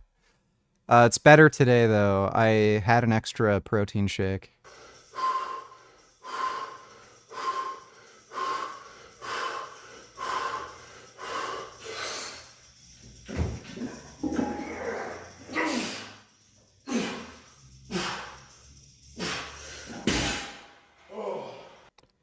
Okay, now he's done. Thanks for the donation, Untitled. One other thing, I think it's gonna help roll some muscles, is that all right? I just want to say thank you. Yeah, what's your name? Carnessa. Carnessa, nice to meet I you. hired him through a reference of a friend, and so I don't really know him like that. Oh, yeah. If that guy's weird, we can tell him to leave. You don't want to be uncomfortable, for sure. Let's go out there. Let's get them talking. Thank you so much for looking out for me. Yeah, no worries. Hey, Robert. How you doing, man? I'm John. Can you... I do the same thing for somebody that I saw getting harassed at the gym. Like, when I saw Jeff Nippard getting attacked by Mike Van Wyck, I was surprised nobody, like, fucking stepped in to help Jeff. If I were at that same gym and I saw that happen to Jeff, I would have fucked Mike Van Wyck up. Like, everyone in that gym was a fucking pussy and just stood by and watched that happen. On this, from what would you do? The TV show. Ah, nice to meet you. She was an actress. Came out and only sold 2 million copies rather than the 5 million Kraft-On was allegedly expecting. 32 staff from the around 200 were let go, and then only a few months later, Striking Distance's CFO, COO, and CEO, that's Glenn, they all left of their own accord, which does mean that the studio now is just doing things for Kraft-On, but the actual...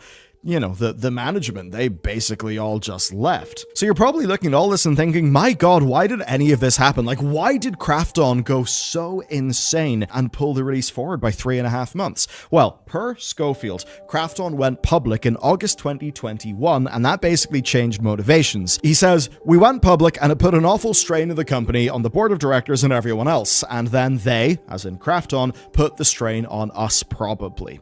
Now, this is of course, stuff that is all obviously terrible in hindsight, but you can probably piece together how it happens. I mean, they go public and then Kraft-On's leadership starts to become strained by needing to show shareholders that they're actually making money, that they are getting results now, especially at the end of their first full financial year as a publicly traded company. And perhaps that then led to pressures on Schofield as the leader of Striking Distance that maybe led to cutting the timeline to make sure the Callisto Protocol's launch sales would count for fiscal year 2022, and allegedly they were expecting 5 million sales, so if their plan had have worked, maybe things would have been fantastic. But of course, their plan was stupid and self-defeating. Now, if you're in America or the UK or many other countries, you might be thinking, but you're talking about the calendar year, not the fiscal year.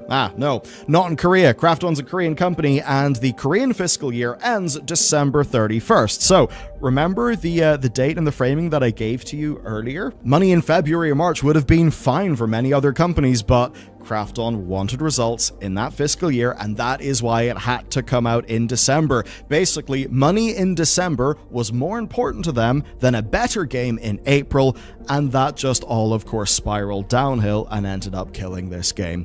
It is one C-suite decision made for short-term reasons that hurt everybody involved, of course, including and perhaps especially the C-suite. And I think that's the angle that almost makes it the most depressing. Like, you could understand if they did all of these mercenary decisions and somehow the system rewarded them. But no, actually, the devs get screwed over, we get screwed over, all so that they can screw themselves over by just being incompetent and making bad decisions.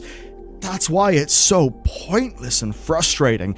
Ultimately, one of the last things that Dan Allen asked is, if Schofield was to do something different, what would it be? And Schofield said, one thing, put my foot down, I'm not shipping. Yeah, if you want a game to ship, then you can come take over the studio and ship it. Sometimes you don't know who you are, And 4 or 5 years ago, I was like, well, who am I to tell these guys I'm not going to ship the game? And in hindsight,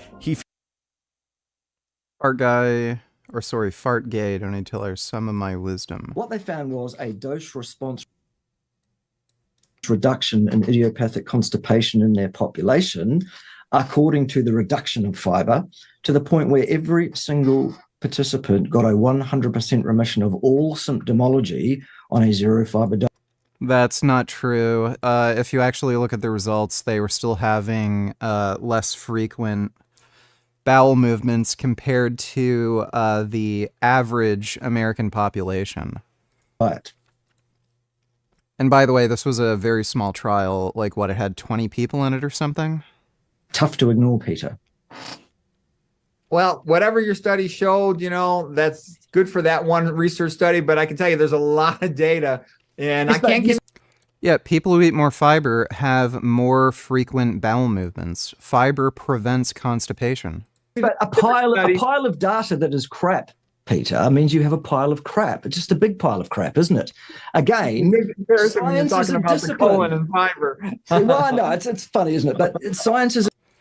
Bart K is just a fucktard. Well, it is the case that people that have low blood cholesterol are less likely to have myocardial infarction. Rubbish, Peter. Absolute nonsense. Please explain to me why statins, PCSK9 inhibitors, other cholesterol-lowering medications, and just genetic polymorphisms that lower cholesterol. All of these populations have lower instances of myocardial infarction. Absolute rubbish. False. Sorry. I can't let you get away with that. And he has no argument?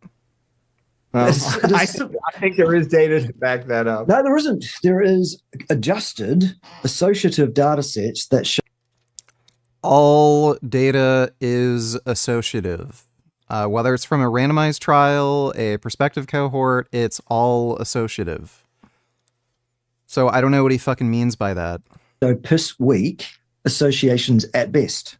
These are results from randomized trials, so no, they're not weak associations. Even after being adjusted. And even if you were correct and there was a strong association between cholesterol, I don't even know how we got onto that topic, but between cholesterol and heart disease, that is still an association. And all of it is an association. You can you determine causal relationships with associations. Bart's so stupid. It's butyrate. If you want to be really, really accurate. And the first metabolic step that occurs to that butyrate before it's metabolically useful is it's transmuted enzymatically to beta-hydroxybutyrate, which, Peter, can also be absorbed by the same enteric cells from the blood supply side in a person that eats no fiber or carbohydrates to speak of, can't it? Also, short-chain fatty acids are available in butter. So we don't Yeah, butter isn't good for you. Don't need fiber for that either, actually. That's why I'm not constipated full of colon. This is like saying I don't need to eat fruits and vegetables because I smoke crystal meth and crystal meth has vitamin C in it. That doesn't make crystal meth good for you, assuming it had vitamin C. Cancer and dead about 9 years, 11 months, and 2 weeks ago. Okay. Well, you have to take what you've got and make the most sense you can out of what you've got. You've repeatedly said that, and I've repeatedly corrected you because it's false. Okay. No, it's not. What you have to do, Peter, is refrain from making conclusions that are not supportable with evidence. Because, if nothing else, the Hippocratic Oath demands that of you. It says, first do no harm. And if you tell somebody that they need to go on a vegan diet for their lifespan, because that, in your opinion, is the healthiest diet for a human. Longest living population on the planet is the Californian Adventist vegetarians, by the way. You are doing that person harm, unequivocally. Because that is not an appropriate diet long-term throughout the lifespan for a human being. Demonstrably. Cool story, dude. It's not my opinion. 84% quit rate. There is not an 84% quit rate with a vegan diet. He's talking about the Phonolytics survey. What they did was they made a questionnaire asking people what foods they eat. And I think the vegan group wasn't even, like, what they claimed was a vegan group. One, they were only talking about diet, so that doesn't mean they refrained from, buying leather, fur, stuff like that. Things that vegans wouldn't buy. They only asked about their diet. So these weren't even necessarily vegans. And I think they also defined vegan as a category as eating like less than one animal product per month, something like that. So again, it had nothing to do with veganism. And that 84% quit rate, that's coming from each diet duration category. So they categorize people who followed a diet for like 3 months, a year, 5 years, 10 years, something like that, and they totaled the total amount of people who quit in each duration category. That's how they got to the 84% figure. Once you got up to, I think, like 2 years, the majority of people who were on that diet stayed on the diet. So at like 2 years, it was something like 60% of people stayed. 5 years, it was like 80%. 10 years, it was like 90%. So that's misleading. Meat doesn't contain. Let me see. Meat doesn't contain vitamin C. Yes, it does. False It contains vitamin C in very low quantities. again. You're not gonna get vitamin C from meat. Wrong. Completely false. Lie. You're not gonna get fiber from meat, which You don't need any fiber in your diet. Not Yes, you don't need anything that reduces your risk of heart disease, diabetes, and cancer and makes you live longer. That's right. You can just choose to eat a shitty diet. 1 gram ever. It's the same requirement as for carbohydrates. so important for helping you rebuild your gut health. No, it isn't. False again. And you're also not going to get antioxidants. You Important. don't need foodborne antioxidants. Yes, you don't need antioxidants. You can age faster. You can increase your risk of cancer, heart disease. You can make yourself more prone to neuropsychiatric disorders. That's true. Actually do get antioxidants from meat anyway, by the way, so You really don't. They're minuscule quantities. wrong again. Meat does. Fart K is a fucking moron. Thanks for the donation, Fart Gay. I see what you did there. Bart K, Fart Gay. Untitled donated $2 reacting to strapping young lad. This is what Buck Tow Truck, the 495 by 20 squat guy, listens to. He says all metal sucks except strapping young lad and Devin Townsend.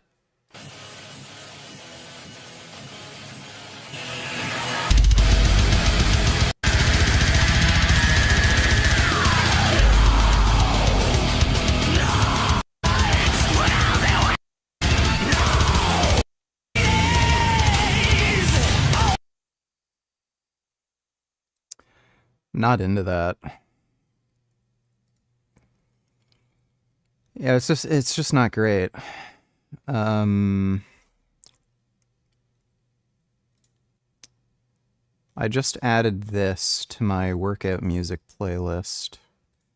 Havoc by Andromeda.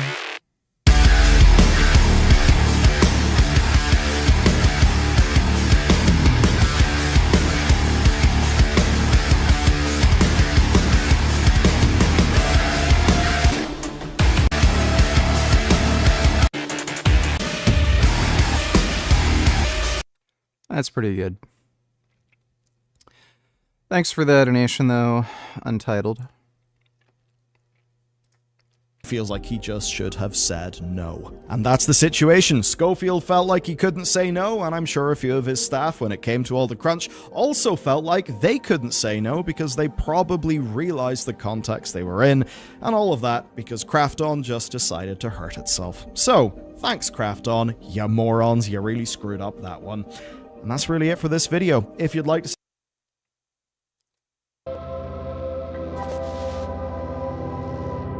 I really want to talk about this little clip here because, oh god, it just rubbed me up the wrong way. It just pissed me off, okay? The Majority Report. I think this is in the context of their video about Ethan Klein and the Hassan Twitch drama. And, oh god, it just really rubbed me the wrong way. Check out Chikoi the Maid's Insertion album.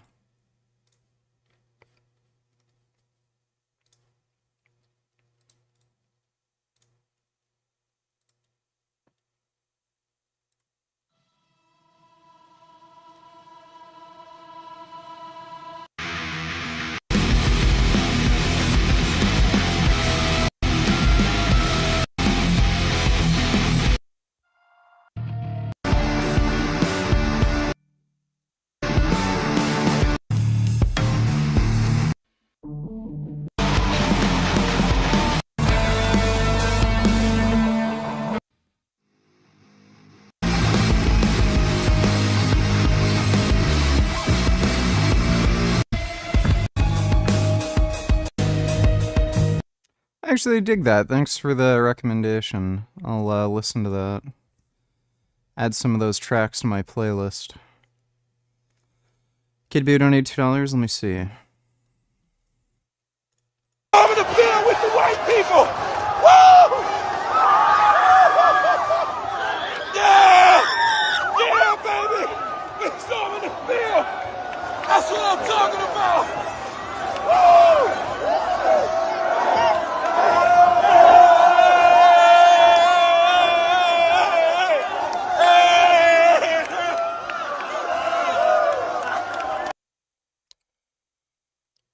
Tommy Sotomayor is so fucked.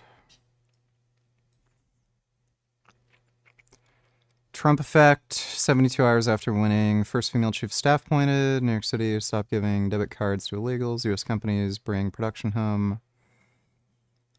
No. They're lowering their worker wages and not paying out bonuses because they're expecting to have higher costs. Stock market hitting all-time highs. Yeah, that's because of Biden's policy. Bitcoin hitting all-time highs. Yeah, well, there's a number of cryptocurrencies that went up because Trump claimed he's going to be pro-deregulation of crypto and shit, so... Newest migrant caravan breaking up. Qatar agrees to evict Hamas leaders. That is one benefit that is most likely due to Trump. Hamas wants immediate end to war. I bet they do. Taliban claims to want new chapter.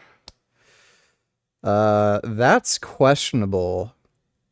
The big reason why the Taliban was able to completely come to power is because of Trump. China wants peaceful coexistence. No, they don't. Nothing has changed with China's policies. Russia is ready to speak with the U.S. Yeah, because Trump is pro-Russia. EU wants to buy U.S. gas, not Russian gas. They've already been doing that. They like what are whoever made this post is a fucking retard. The EU hasn't been able to buy Russian gas because there's been a whatchamacall, an export ban.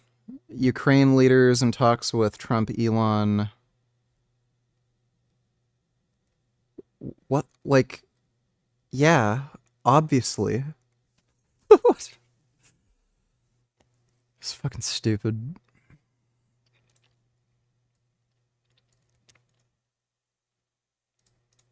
Toledo. All right. Trump gained ground in 49 states and the District of Columbia compared to 2020. I went back through the record books. When was the last time a party gained in so many different places? You have to go all the way back to 1992. No matter where you looked, Donald Trump was in.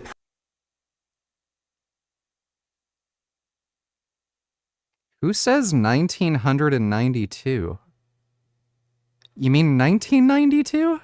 Proving like, that's not even really that long ago. That's the year after I was born. Where he did 4 years ago, except for Washington State, he looks like he's going to be the first Republican to win the popular vote since George W. Bush back in 2004. Trump's was the best GOP showing among 18 to 29-year-olds in 20 years. You have to go all the way back to 2004. How about among black voters? It was the best performance for a Republican candidate for president in 48 years since Gerald Ford back in 1976. And among Hispanic voters, the exit polls only go back since 1972. But Donald Trump's performance on Tuesday was the best for a Republican presidential candidate in exit poll history. He literally goes all the way back through history and breaks history. This election was about breaking through and... Thanks for the donation, Kid Boo. Ben donated $2. Let me see. Donald Trump banned from nations' secrets by defying ethics laws. This is Daily Beast. I'm not even going to bother reading it because they're not a news outlet. Thanks for the donation, Ben. Oh. Would it justify it if there were gold under there? Who cares if Hezbollah has money? They're a political party in a different country. I mean, you can call them a terrorist organization. What he's referring to is the IDF had targeted a building in, I think it was in Beirut, that had Hezbollah hoarding money underneath it. And the problem is that Hezbollah is not just, it's not just they're a political party with fucking PAC money. Okay, that's not the issue. The issue is that Hezbollah's money is used to engage in activity that they are not legally allowed to engage in, even by Lebanese standards. They're not supposed to be an armed organization. The armed organization of Lebanon is supposed to be the Lebanese army.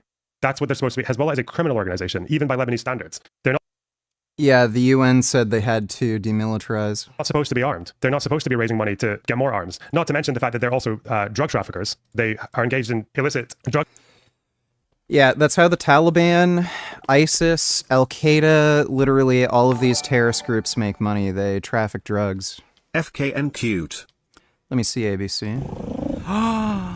Oh my god. I wish Gummy would sit on my lap like this. Oh my goodness. Oh my goodness. That is a good kitty. Oh my god. That is a good cat. Jesus Christ. Thanks for the donation, ABC. Kid Boo donate $2. I think you and I can at least both agree that Emma Vigeland is a dumb bitch. Yeah, she is. Remarkably fucking stupid. Thanks for the donation, Kid Boo. Forgot my namification, $22. Are you into grindcore or tech death or just industrial prog metal for the most part? Some of it. So yeah, some. I'm just into good music. I can enjoy anything if it's good, but I wouldn't say that I absolutely love any genre of music. Like there's bad music in every genre, and I'd say like even in genres that I do really like metal and synthwave, most of it is mid, and then there's also like a lot of crap, and then maybe 20-30% of it's good. I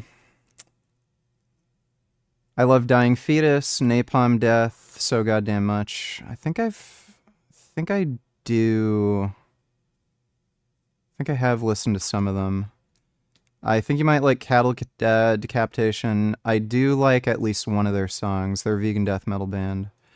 Yeah, I do have one Cattle Decapitation song on my playlist. Thanks for the donation. Forgot my namification. Drug trafficking with South American countries. They're also Bart K claims the longest living diet was the Hong Kong population who have the highest consumption of meat, and that they flipped the results in the Adventist study. So no. So I think women, if you look at census data, women live the longest. They don't have the longest living male population based on census data. And with both groups combined, they don't live as long as the Californian Adventists. And again, they're relying on census data. The Adventist health study is an actual study, so you have more accurate tracking in the Adventist group. And on top of that, like this claim that people in Hong Kong eat the most amount of meat, that's a change that only happened recently, like in the last like I think decade, where like their economy has just grown a lot, so they ended up eating more meat. They're not living longer because they eat more meat. So if he wanted to prove that meat is responsible for their longevity, he'd have to show a cohort study which linked meat consumption with longevity. You can't just say they eat a lot of meat, and if you go by their census data, it doesn't work that way.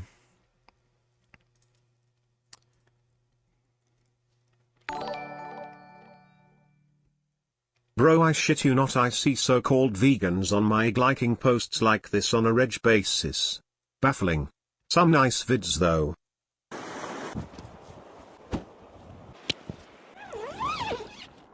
So this guy's murdering fish, and vegans are liking this?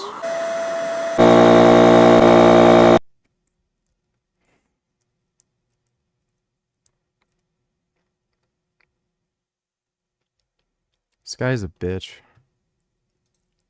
Here's some nice vids. Oh my god. Whoa. Oh my goodness, those are nice chickens. Oh. Oh, chickens like to cuddle. Oh my goodness, I'd love to cuddle with chickens. Oh, I love chickens. Oh my goodness. Oh my god, chickens are so nice. Oh, look at those sweet little chickens. Oh, they're so nice. Those are nice chickens. Oh my goodness. Oh god, RFK Jr. I got back to Los Angeles last night. I'm taking the dogs on the walk this morning, and this is what I just found on the trail. A beautiful young gopher snake. I'm gonna let him go. Hey.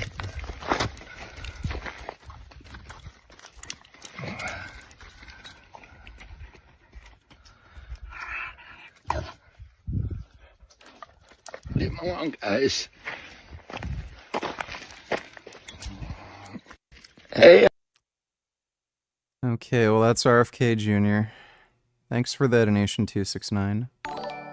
Bend over, donate $2, skip to 320. Would you say that this is a base statement in combating anti-intellectualism from Professor Dave? Hey everyone, so most of you saw 3020. towards a fruitful future. We don't need cheerleaders for science. We need warriors for science. People who will do battle with bad. When Bartcase said they flipped the results, he meant the data of the Adventist study actually shows that meat eaters live the longest. They didn't.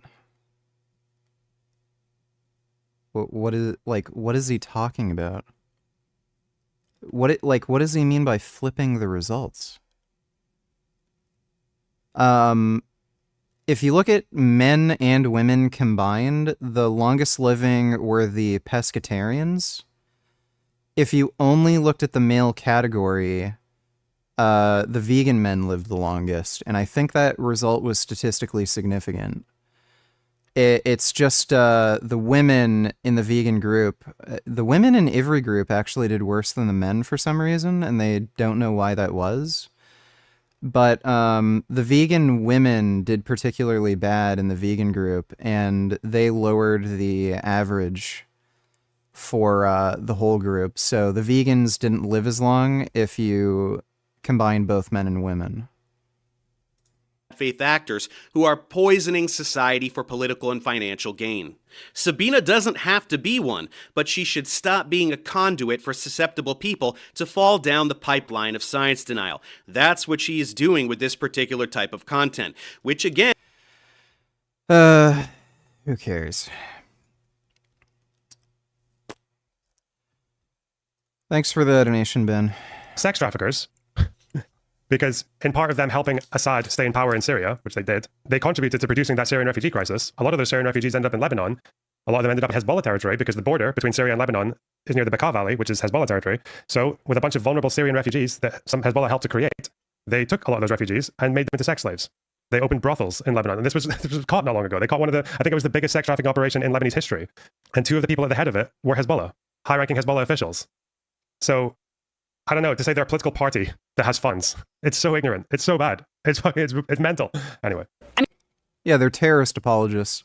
I mean, you can call them a terrorist organization. They're a resistance organization towards Israel, and I'm sure if I were to... Wow. Emma Vigeland thinks Hezbollah is a resistance organization towards Israel. Bruh. I used to somewhat respect the Majority Report, but they have become like anti-Semitic fucking lunatics. What bikes do you recommend for outdoor cycling? What's your budget? And what type of bike are you talking about? Like, are you talking about mountain biking? Are you talking about just a bike that'll kind of do it all? Like, what do you mean? Like, do you need something to get groceries? Kind of depends. The views of this resistance group as a cozy Westerner here in Brooklyn, that I would find many of their views distasteful. Perhaps they'd have an opportunity to update potentially retrograde social views as a political party in Lebanon if they weren't worried about Israel expanding their territory into Lebanon. A belligerent neighbor that and regularly invades them. Yeah. Israel never wanted to expand their territory into Lebanon. The only reason they invade was so that they could attack the PLO. That was the initial reason why they invaded Lebanon. Because the PLO went into Lebanon, started firing rockets. Whoa. So, there's just so many different points to... It's like the concentration of bullshit is... So the first thing she said was that it's easy to condemn some of their worst excesses and their distasteful behavior as a cozy Westerner, which, it's ironic that she's saying that because, again, it's cozy and Western of her to say that because from her perspective, they fight with Israel, okay? So we don't need to hold them to the same kind of standard that you would hold, say, the Republican Party for their views, right? Because they're fighting with Israel. But that just means that, it's her way of saying that they basically get a free reign to do all the crazy shit that they want to do in that country and in other countries because they occasionally fire off pot shots at Israel. And again, that's apparently acceptable because Hezbollah needs to be there because otherwise, Hezbollah's behavior is what? Because of... Yeah, and it's retarded because Lebanon has an army. And what's also funny is America gives the Lebanese military equipment and munitions. The U.S. gave the Lebanese army like a ton of fucking Humvees. I think a few light armored vehicles as well. The fear of Israeli expansion and some munitions into Lebanon. It's so dumb in so many ways. Hezbollah is not there because they genuinely believe that had they stopped resisting, then Israel would just invade the south and settle it. It doesn't make any sense. Why did Israel leave Lebanon in the year 2000? They left. They unilaterally withdrew from the country. They were there for 18 years. Do you know how many settlements they built in that time? None. They did not try to settle in southern Lebanon. They didn't do that. They didn't even have to kick settlers out of their little shitty houses and bring them back because there weren't any there. There was just troops who were there. Why does Israel invade Lebanon? Well, in 1978, the first Israeli invasion of Lebanon was pre-Hezbollah, but that was when the PLO were there. The PLO were in southern Lebanon and they were launching attacks at Israel. The one that pulled Israel into the country was when the PLO went to northern Israel, they infiltrated northern Israel, and they attacked a bus that had like 30 or 40 civilians in it and they killed them. They just killed I think it was like 38 civilians in a bus. You know, they like to target buses because buses are a lot of people in a small space. You get a high count. It's not been about Lebanese land. I just think I can just give you the breakdown of why this is. Check out the band Demolition Hammer. Let me see.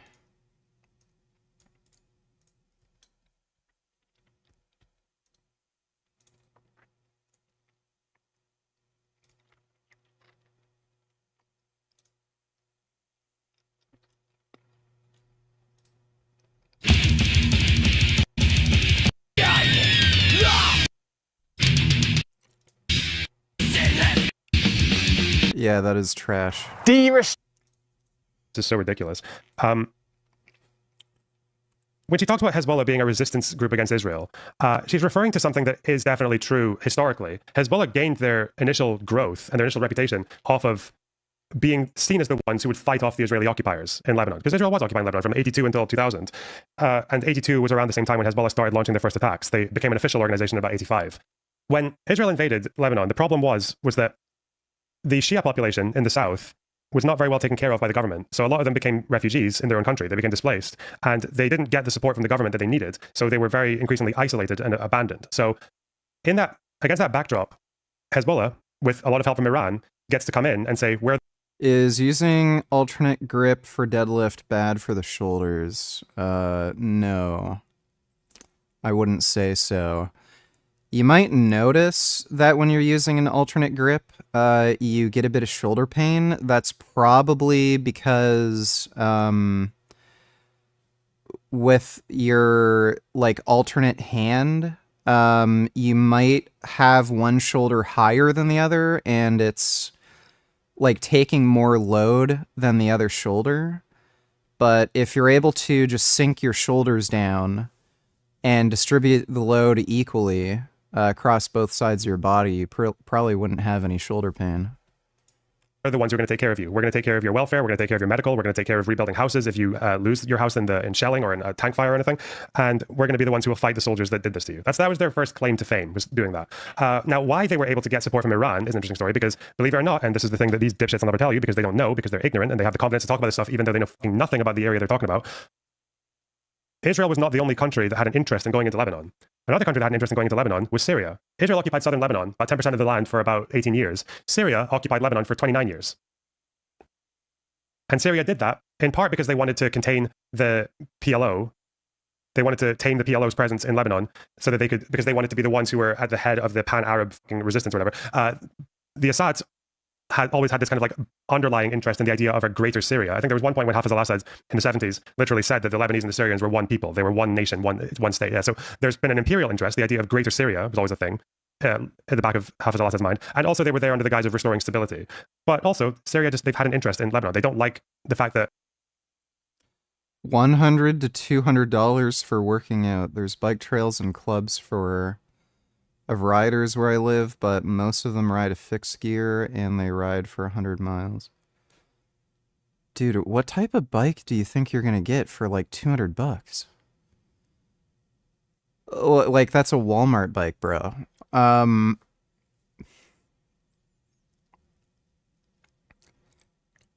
My advice would be to either look for an old used bike on like Craigslist or something, like Specialized or some shit, like an older one, or yeah, just try to find a used bike from a good make that's old that somebody's selling for cheap on like Craigslist, Specialized, Giant, Cannondale, something like that. But the only bikes you're going to be able to get new for like $100 to $200, like that's fucking Walmart territory. I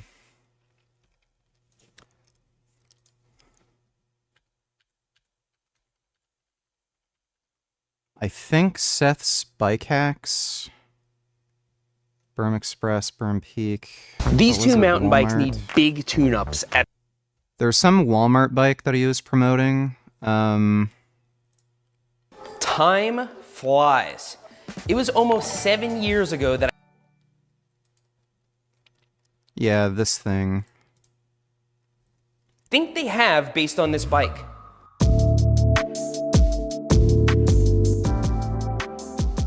I saw this bike the other day in Hendersonville Walmart and I damn near broke my neck giving it a double take. I couldn't believe what I was seeing. It's like they answered every single concern that I've ever had about a department store bike. It looks amazing. It ticks all the boxes. Or at least it does at first glance. There are a lot of asterisks, but we are going to go over it today in detail. I'm gonna tell you whether this is a good bike to buy. So first of all, this is indeed available in the store. If you have like a flagship Walmart store, this is probably there. You can literally pull this bike off the shelf, wheel it up to the register, scan it, and ride it out the door. Although I don't recommend you do that because I almost didn't make it to my car with this bike. Okay, so I squeezed the brake and nothing happened. There's no way that they checked the shifting because, I mean, this is just completely out. Why do I keep doing this? Now, before we get into all that, let me tell you what I like about it. My criticism of department store bikes was never that they're cheap. If an immigrant moves here to the United States and they have $300 to their name, I want them to be able to buy something simple and reliable to get to work with. I'm a cycling advocate, but that's not what department stores have offered. Let's say you have $5 to get a meal. You could have never seen in a department store. Even the paint scheme is rational. Usually they're called like the Trouble, reputable company. It is by far the most expensive bike in the Why are all these liberal news outlets defending the October 7th attacks? Okay, the Kent Trouvaille. That's what it's called. 190. Apparently, according to Seth's Bike Hacks, this is a pretty decent, okayish bike for the money, considering it's from Walmart. Keep in mind, though, you're getting shitty components. You're probably going to... I don't even know if you can. Like, I don't know if it has a standard bottom bracket that's, like, compatible with Shimano or anything like that. Looks like it has a universal derailleur hanger, at least. It looks like it. So, shifting isn't going to be great. The front fork is going to suck, and again, I don't know if you can replace that with something better. Like, RockShox fork. And It looks like it also has mechanical disc brakes, which you're probably going to want to replace with actual hydraulic disc brakes. So that's... You can find actually good hydraulic disc brakes on Amazon for like $50. So you're definitely, almost certainly going to want to replace some of these components. That's going to drive up the cost, but dude, like, suck dick, give dudes hand jobs, sell crack, like, save up your money for something better. Like, get a fucking bike shop bike. That would be my advice. Or just find a good deal on Craigslist for an older, like, giant, specialized Cannondale bike that people are going to sell for a good deal. I would highly, highly recommend not getting a cheap-ass bike that's $200. I know everybody has their own budget and everything, but, like, if you want a good hardtail bike, you should be able to find some that are less than $1,000. Like, there's some good $800 hardtail bikes that I've seen. What would be my ideal bike? Oh, dude, that would be a fucking $1 billion. The bike that I have is 10 grand after taxes. I have a Giant Rain E+2. This is the bike that I have. I think this is... So it's 7,300 American. I think it was 8,600 Canadian. And then with tax, it was like 10 grand that I paid. And then I upgraded the derailleur to the SRAM Axis Eagle, and that was another $800. So I spent almost 11 grand on this bike. And I would say I'm like 99% happy with this bike. If my, like, I don't know, what would my dream bike be? I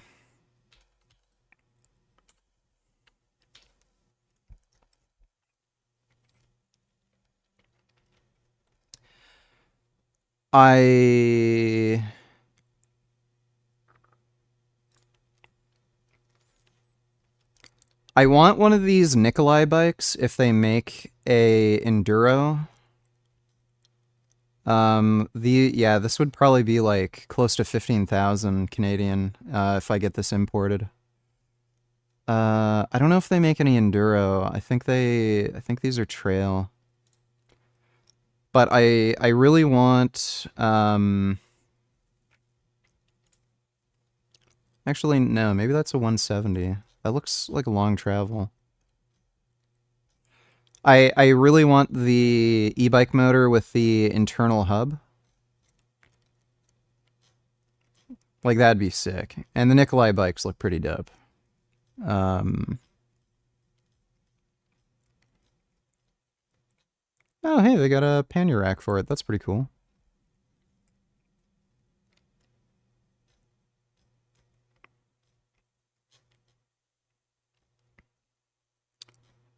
What are the fucking components?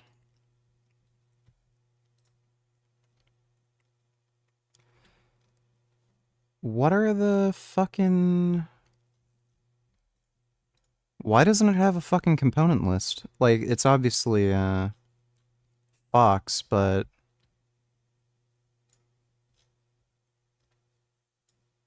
$29er...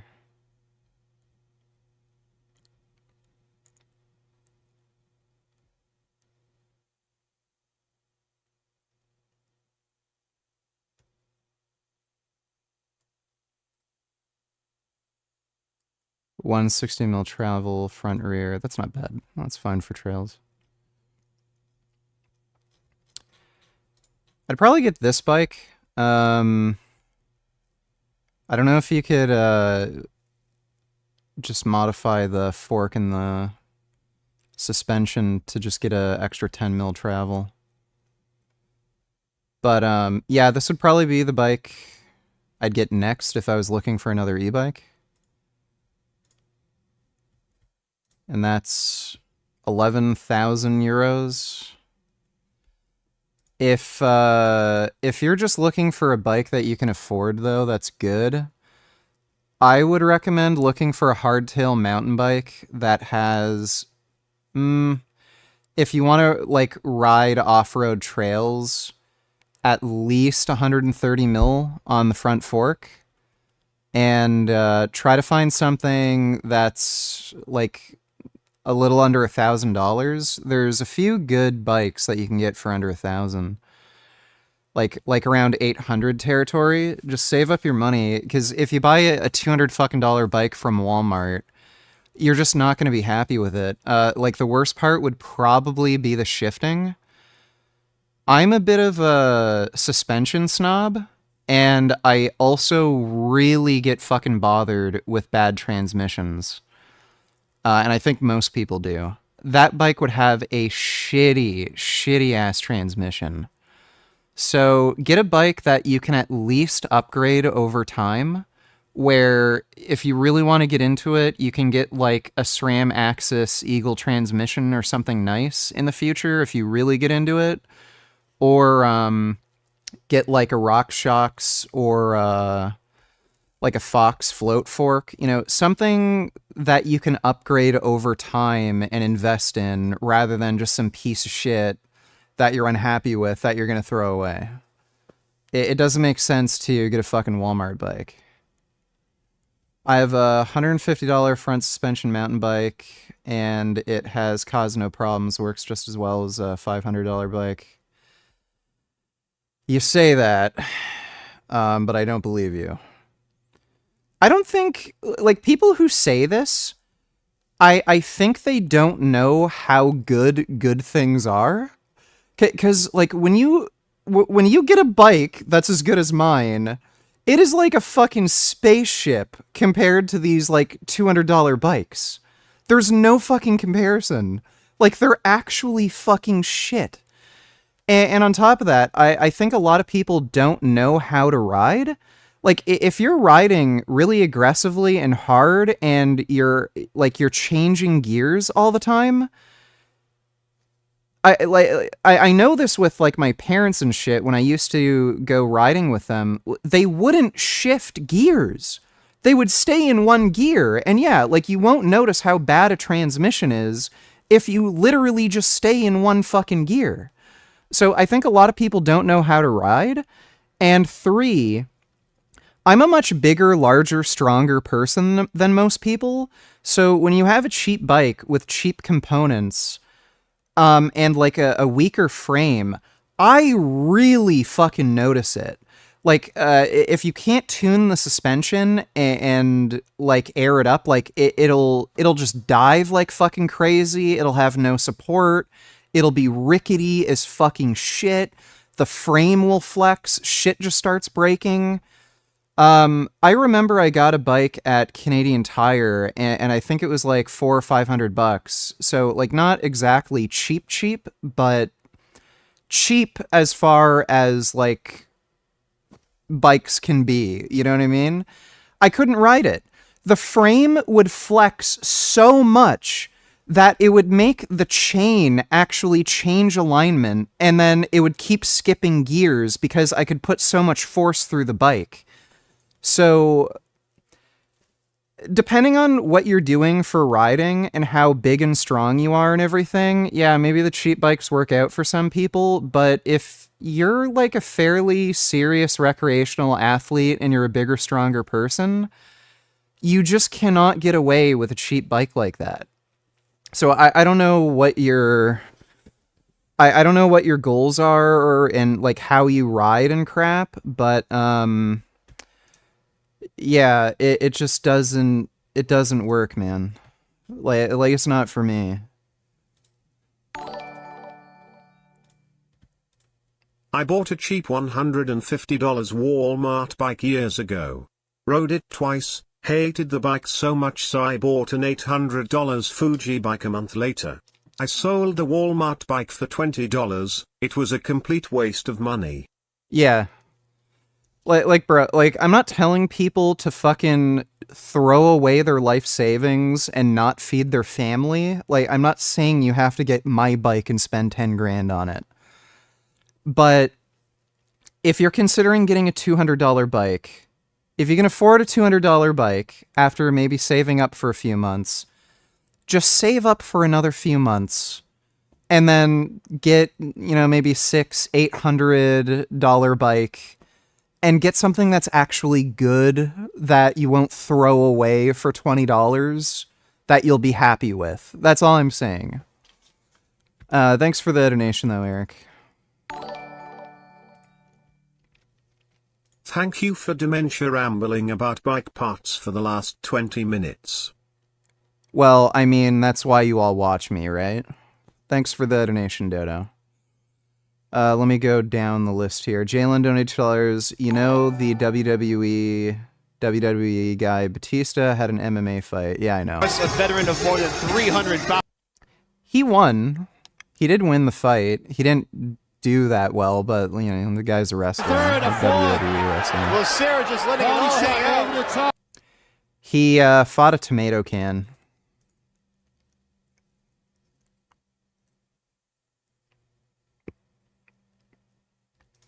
Dude, this guy's bald and has gray hair and is overweight and out of shape and flat-footed.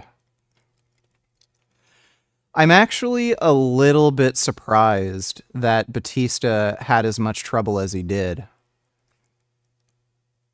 So it really shows you how much training and skill matters.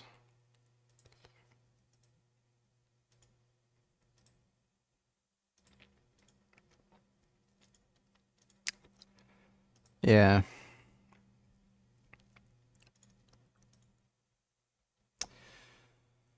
Thanks for the donation, though, Jalen. Dodo, why are all these liberal news outlets defending the October 7th attacks?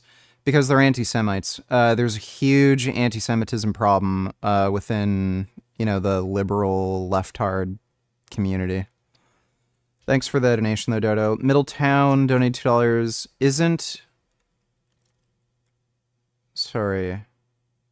Israel has been stealing land since 1948. No, they haven't. You can literally Google their plans. Greater Israel. That's a cool story. Hamas and Hezbollah are the only thing that's standing in the way between Palestinian, Lebanese resistance, Zionist regime expanding. No. So please explain to me why in the 1950s, 60s, 70s, 80s, like Israel didn't just keep territory in Gaza, in Egypt, in Jordan. They never expanded. Please explain that. Israel controlled Egypt, including Gaza. They gave land back. They actually pulled completely out of Gaza fairly recently until the Hamas attack. They pulled out of Lebanon. They didn't take any land, make any settlements. Same with Jordan. Jordan controlled the West Bank for a while. Israel didn't take over Jordan in the West Bank after that occupation. Please, like, if they have this expansionist idea, why didn't they expand then when they had the opportunity to? You're just full of shit. And also, Lebanon has its own military that's funded by the U.S., by the way. The U.S. gives the Lebanese army funding. Why does Hezbollah need to exist? They don't. You're an idiot. Thanks for the donation, Middletown. Donators, everyone, including me, has been assuming Republicans were going to hold on to their House majority or expand it, but it's not looking too bad for Democrats. Votes are still being counted. It's possible they can win.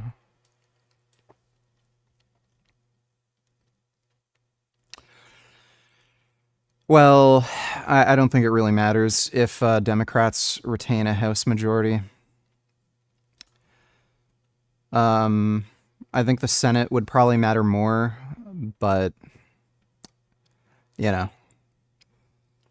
Thanks for the donation, though, Dodo.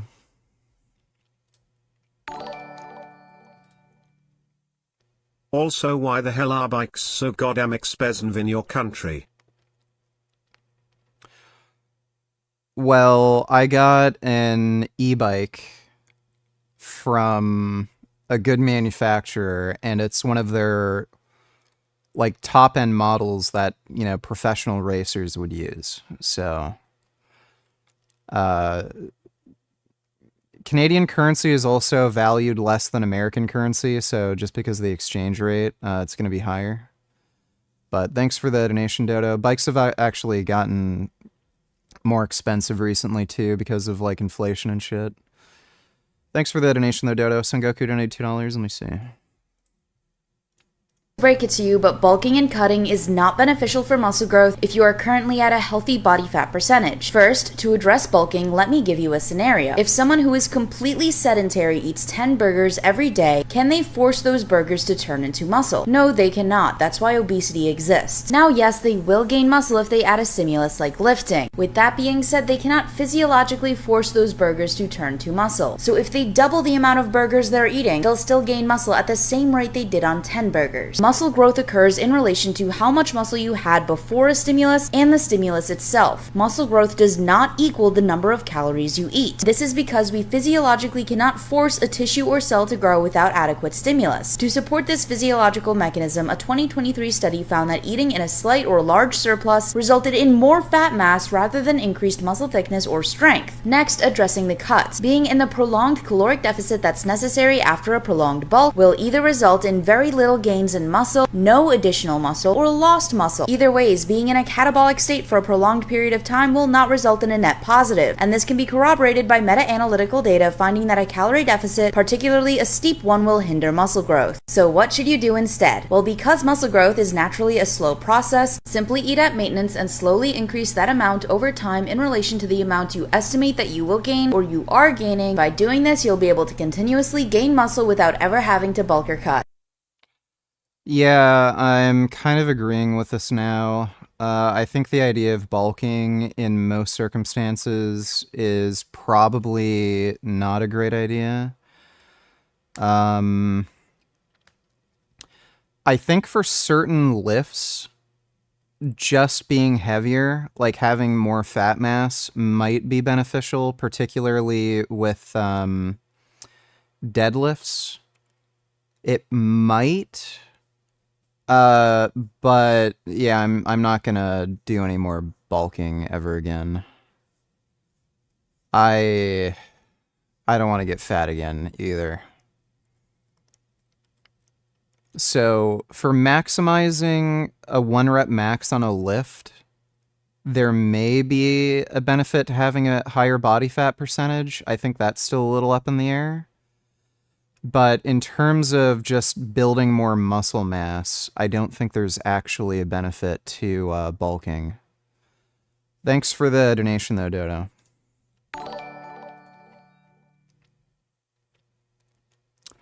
Or not Dodo, Sengoku. Mike donated $2. Holy shit, Trump actually used to be based. Trump admits the economy is better under Democrats. It's always been better under Democrats. Always. Bill Clinton, the U.S. saw the greatest economic growth ever. I've been now around long. You know, I think of myself as a young guy, but I'm not so young anymore. And I've been around for a long time. And it just seems that the economy does better under the Democrats than the Republicans. Now, it shouldn't be that way.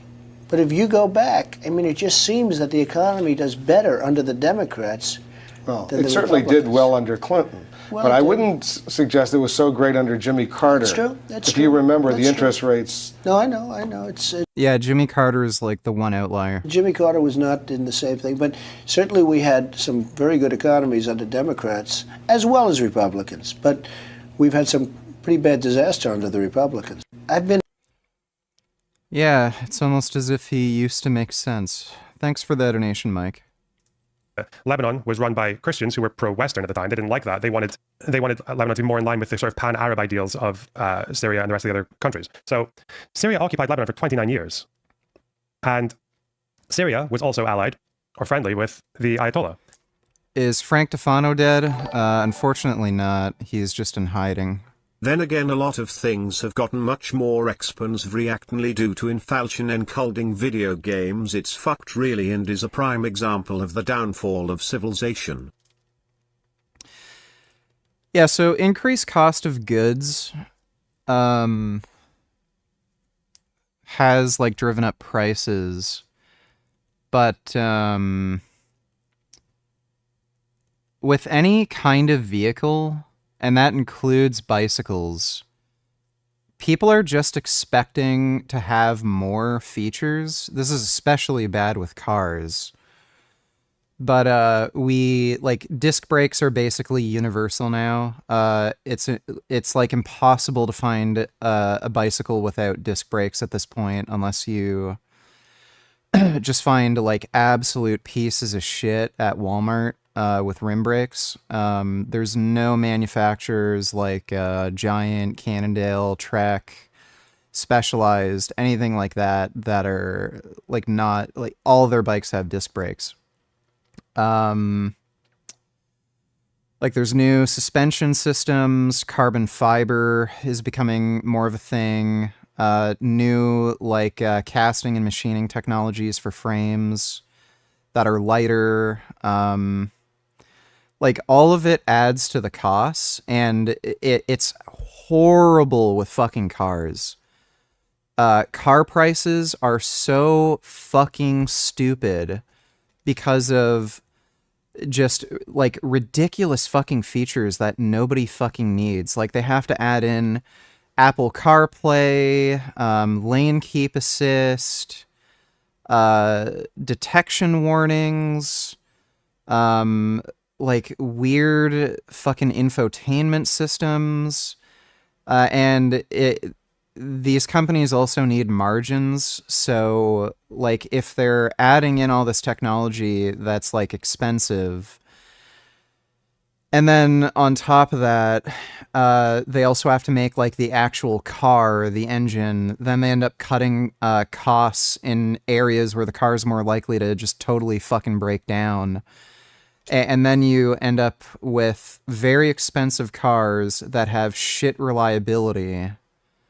The car market just sucks fucking cock right now. But thanks for the donation, Dodo. Appreciate it. Yep. Frank is going on very long hiatuses. So when the Iranian Revolution happens, and Iran completely switches their ideology and their position.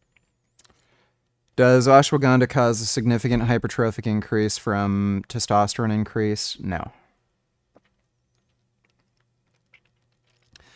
I think if you were to do a randomized trial on ashwagandha and changes in muscle growth, you would probably see either no change or only a slight benefit, and it probably wouldn't be from the increase in testosterone. It's only a small increase, like you'd probably expect somewhere around 5%. This is why I am never buying a car and will be a pedestrian for the rest of my life. I'm getting a car, but it's going to be a ridiculous car.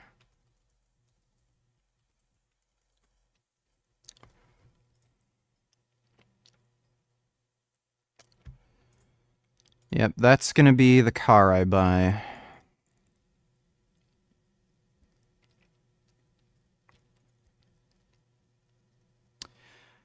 But, thanks for the donation, Dodo.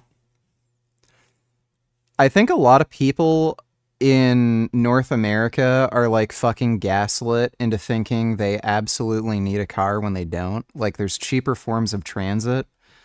A lot of people could get by perfectly fine if they just got a bike. Even like an e-bike that maybe costs $2,000-$3,000 that is like functional, reliable, you can, you know, put storage bags on it and shit. You can get your groceries, you can get to work, you can do everything you need. It might be a little bit of a pain in the ass in the cold because, you know, you just have to button up. But most people can get away just fine, and then you don't have to pay like fucking $30,000 for a fucking car, and even if you get a used piece of shit, like, you know, 5-10 grand, still cheaper. You don't have to pay for insurance, which is absolutely fucking gouging you. You're gonna end up paying the same cost of insurance after like 3 or 4 years as you would just on a good bike. And just that alone, just the insurance. And that's assuming you don't get into any accidents, you don't have any deductibles, you don't have to make any claims, and they don't raise your rates. You don't have to pay for gas. You don't have to pay for just general maintenance like oil changes, valve adjustments, replacement parts, like fixing or totally replacing the transmission. You save a fuck ton of money. And a lot of people end up getting gaslit into thinking, oh, I need a car for no fucking reason. Or they just buy it because, like, if you have a car, it's kind of like a luxury item, like, oh, you made it. And even if you do need a vehicle, you can save a fuck ton of money by just buying a motorcycle. Motorcycles are just fucking cheaper, plain and simple. Insurance is cheaper. Gas is cheaper, maintenance is cheaper, and it's way easier to do the fucking maintenance yourself. And a lot of bikes are a lot more reliable than a lot of cars, too. Thanks for the donation, Dodo. Middletown donated $2 the Nakba. They've expelled all Palestinians from their homes. As a Jew myself, I acknowledge the existence of Israel is immoral. You're probably not a Jew, and if you are, you're a fucking retarded Jew. My question to you, why are you justifying its existence after all the land theft and genocide of indigenous inhabitants? They didn't steal land and they didn't commit a genocide. You're a fucking idiot. Thanks for the donation, dumbass. Position in the international stage, they see an opportunity to get a presence in a country like Lebanon. Motorcycles are not heavy and bulky to handle. That they didn't otherwise have access to, because there's a Shia population in Lebanon and they need help. So Syria allows Iran to send 1,500 IRGC troops. Like, dude, you don't need to get a fucking Harley Electroglide. You can just get like an SV650 or what is it? The air-cooled bikes from India.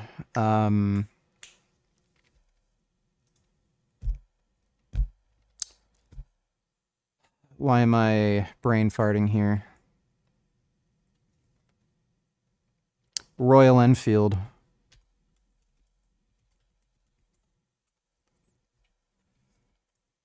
Like, the Royal Enfield bikes are pretty light, especially their 350 models. And they're good enough to do highway as well. KTM makes smaller bikes, like 400cc bikes. Like, not every fucking bike is a Harley Electroglide. Into the country. And that was in 82. Around that time. So with help from Syria...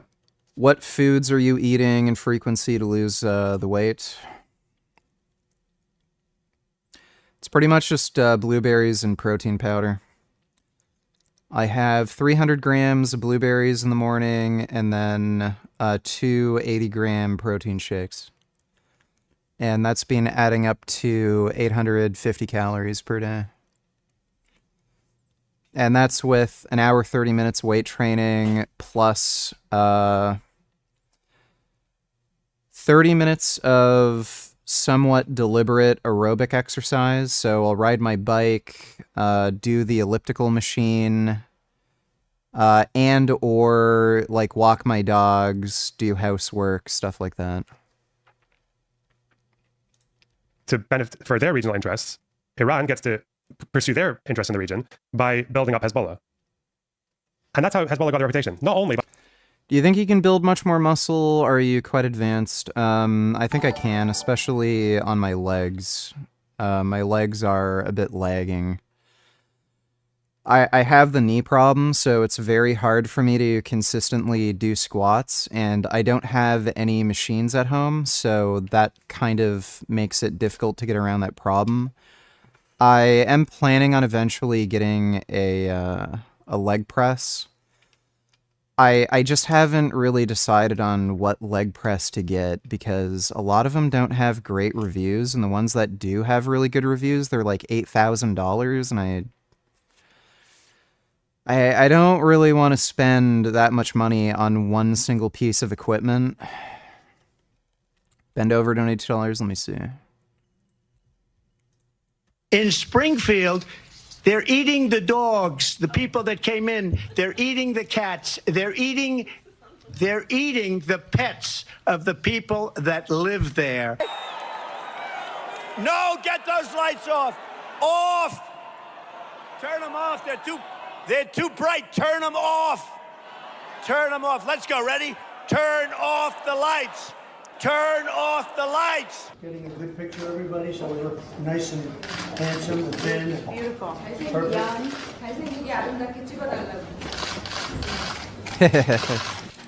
Abu Bakr al-Baghdadi is dead.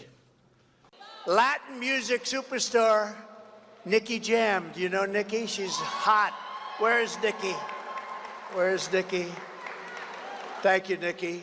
Great to be having you here. Now you have to get, oh look, come here. I'm glad he came up.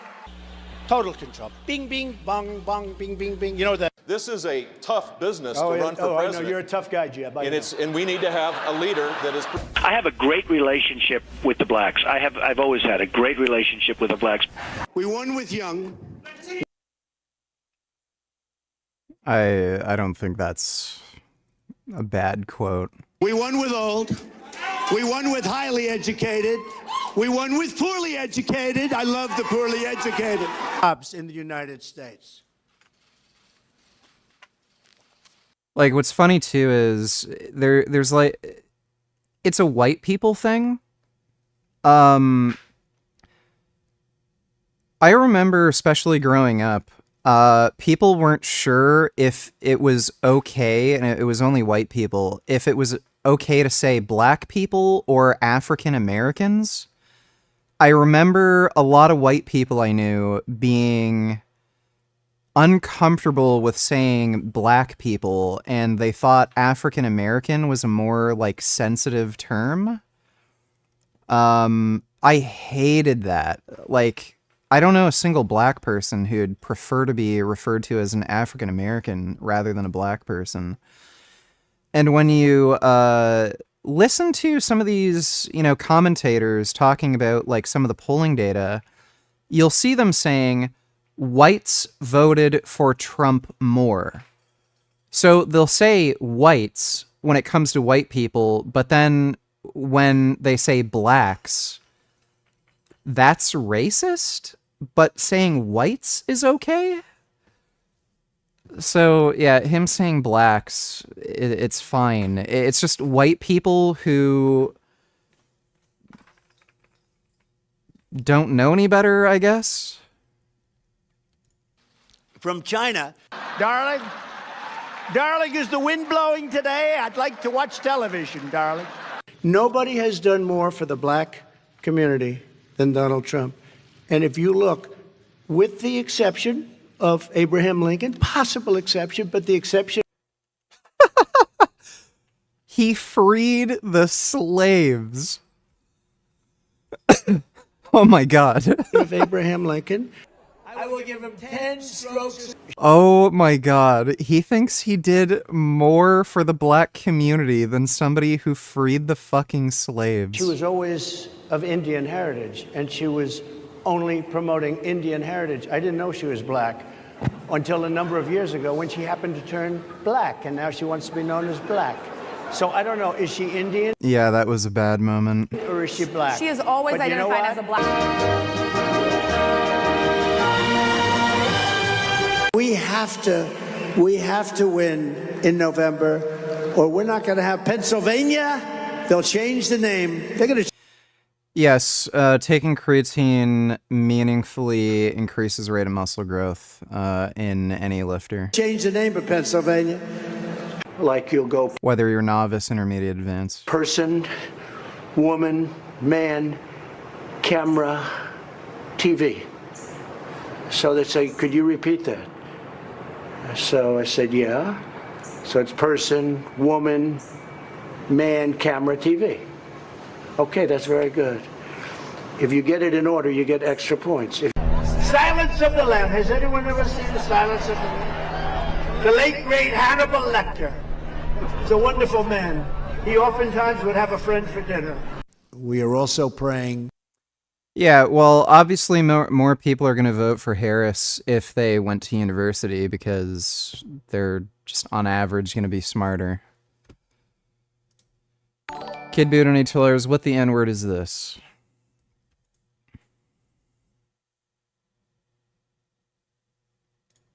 Watermelon wings with grape Kool-Aid sauce. You're gonna bust your watermelon down in the middle, then you're gonna outline your wings. Flour, egg, flour, do that twice and fry them up till they golden brown delicious. Can you even do that? Like, watermelon is so high in water content, I'd be worried about it exploding. You're gonna make that grape Kool-Aid sauce. Ooh, look how fire that look. Dip it in that sauce and listen to that crunch. See? Actual watermelon. That would not taste great if I had to guess. Thanks for the donation, Kid Boo. For the people of Puerto Rico. Puerto Rico. Puerto Rico. Puerto Rico. He took showers with the other pros. They came out of there. They said, oh, my God. That's unbelievable. Look at my African-American over here. Look at him. Are you the greatest? Do you know what I'm talking about? Okay. This is a tough hurricane. What supplement brand do you take? Really depends. With creatine, I either get President's Choice creatine monohydrate, or which is just the store brand. It has micronized creatine, which is a licensed property, so I know with pretty high certainty it's not fake. And sometimes I also get the Optimum Nutrition creatine. I think that also has the micronized creatine. I only get that when I have to go to Healthy Planet for something. But usually if I don't, I just go to the local store for it. And then for protein, I've just been taking President's Choice pea protein. One of the wettest we've ever seen from the standpoint of water. I'll kiss every guy, man and woman. Look at that guy, how handsome he is. I'll kiss him. Dude, Trump has the best, just hilarious fucking lines. Not with a lot of enjoyment. Sphere just being arrested today in Hungary? For real? Are you fucking with me? Let me Google that.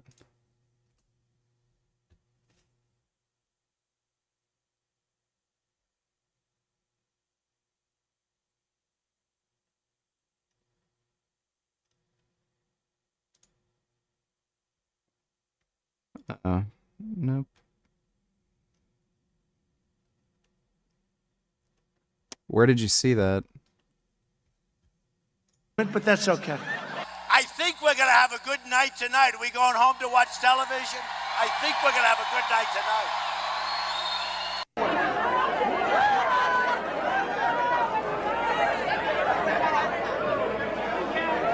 tonight. I'm the one that brought... There's Gummy. There's Gum. Back football. By the way, I brought back Big Ten football. It was me, and I'm very happy to do it. And all right, people of Ohio are very proud of me. Where I could stand in the middle of Fifth Avenue and shoot somebody, and I wouldn't lose any voters, okay? It's incredible.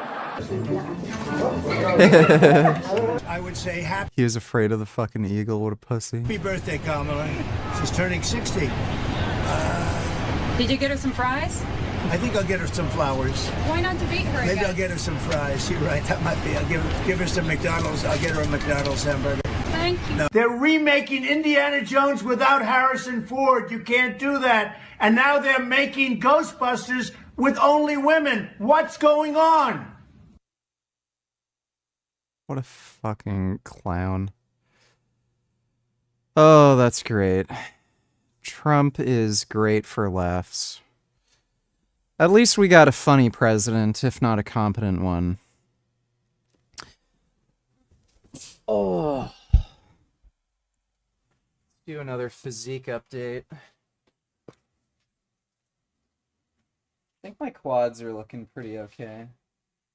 Ah, I'm getting a cramp. Fuck.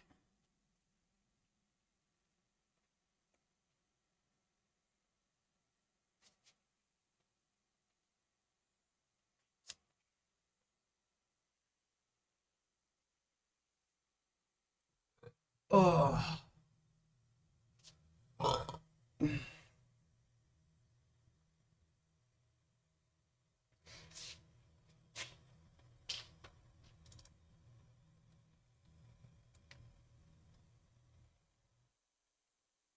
Show calves.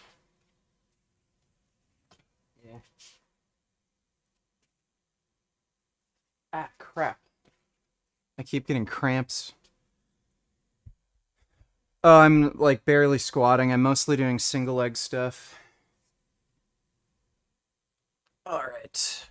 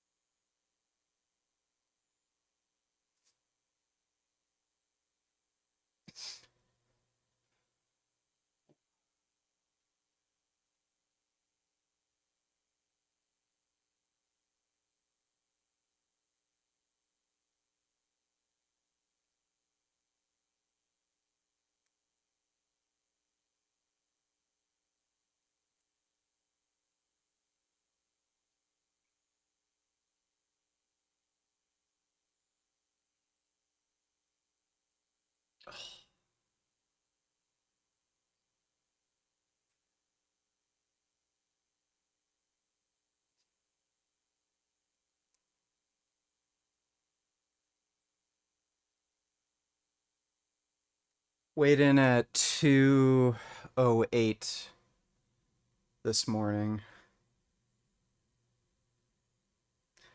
I think I'm getting a bit more definition in my midsection.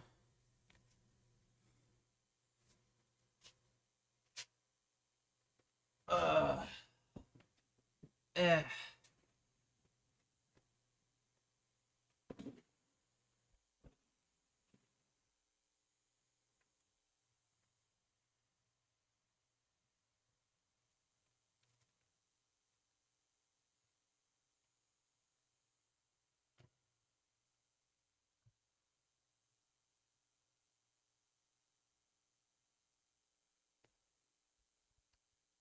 What age did you start working out?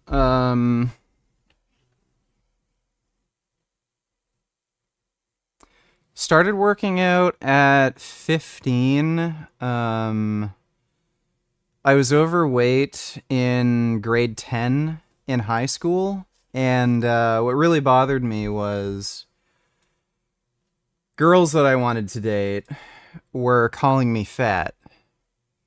So I wanted to get laid. So at the beginning of grade 10, I started dieting, and I also started lifting weights. I didn't have a gym membership, but my parents got me a home gym sort of thing. So they got me adjustable dumbbells, weight bench, and I had a standard weight set, so 1 inch, like just a 1 inch bar. And I started working out from home, and then by the next year, I got a gym membership when I was 16. So basically started working out at 15.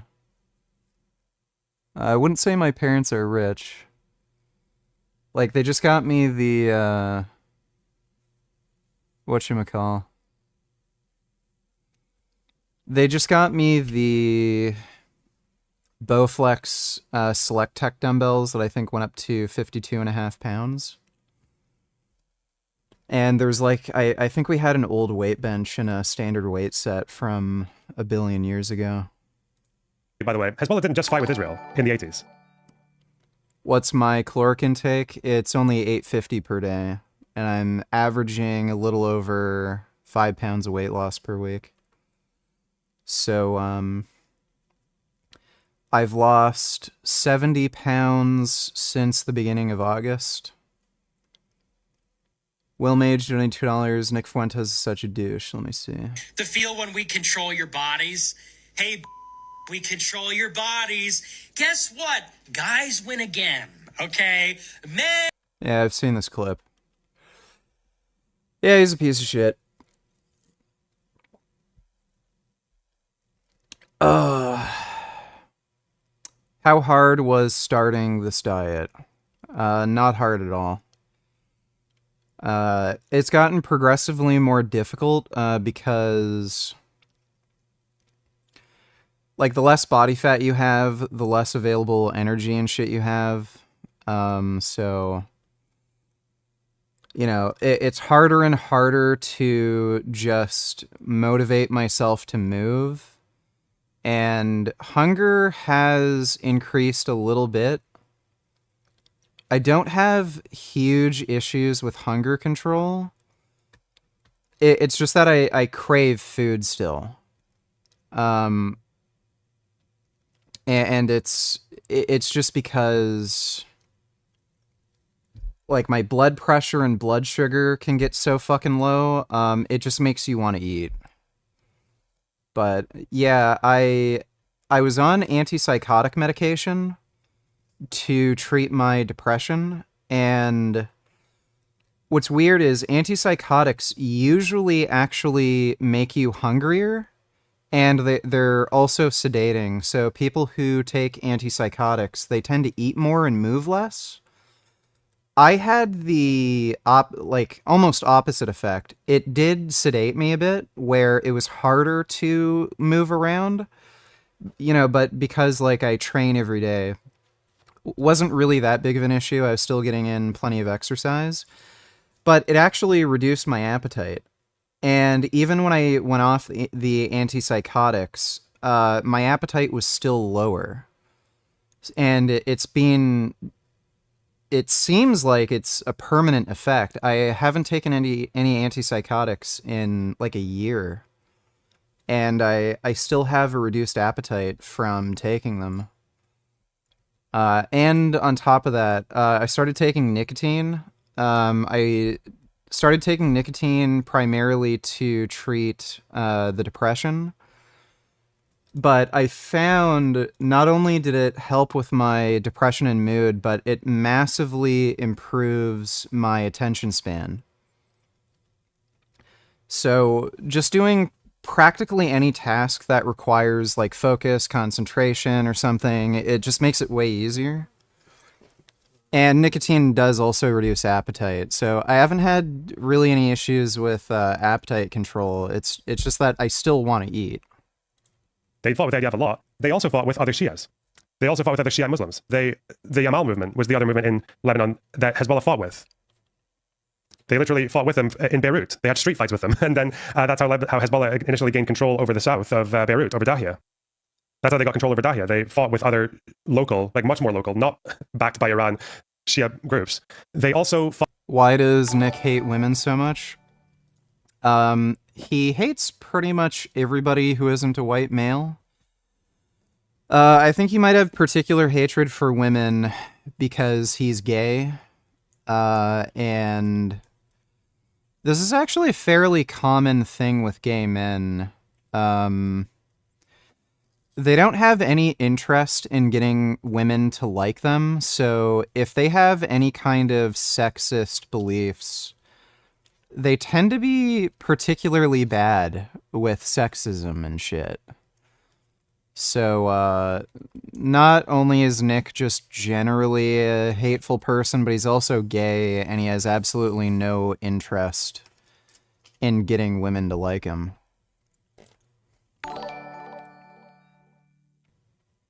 All this orange, but I think they're strays. How's Gummy? Oh my god. They are so orange.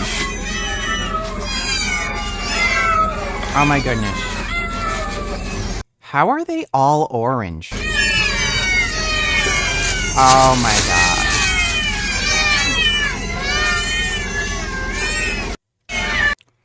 That's a lot of orange. And Gummy's doing good. He's still skittish. Like if I walk or move around, he runs away from me. I don't know if that's ever gonna change. Some cats are just fucking like that.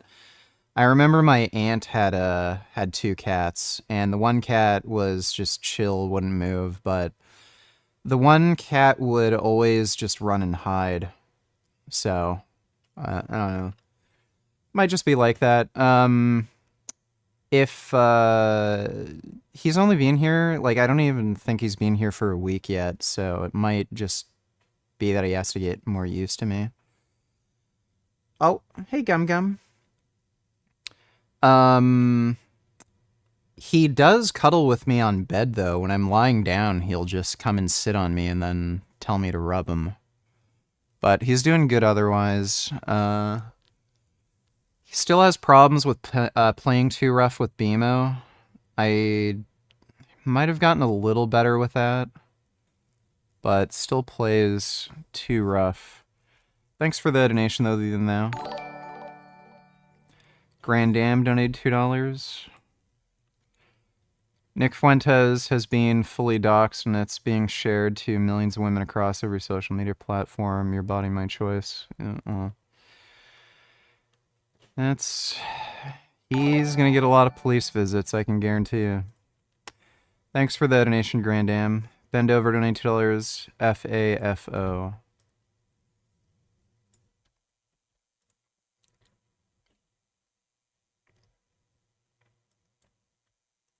Let's go outside. There's black. There's a difference between black and niggers.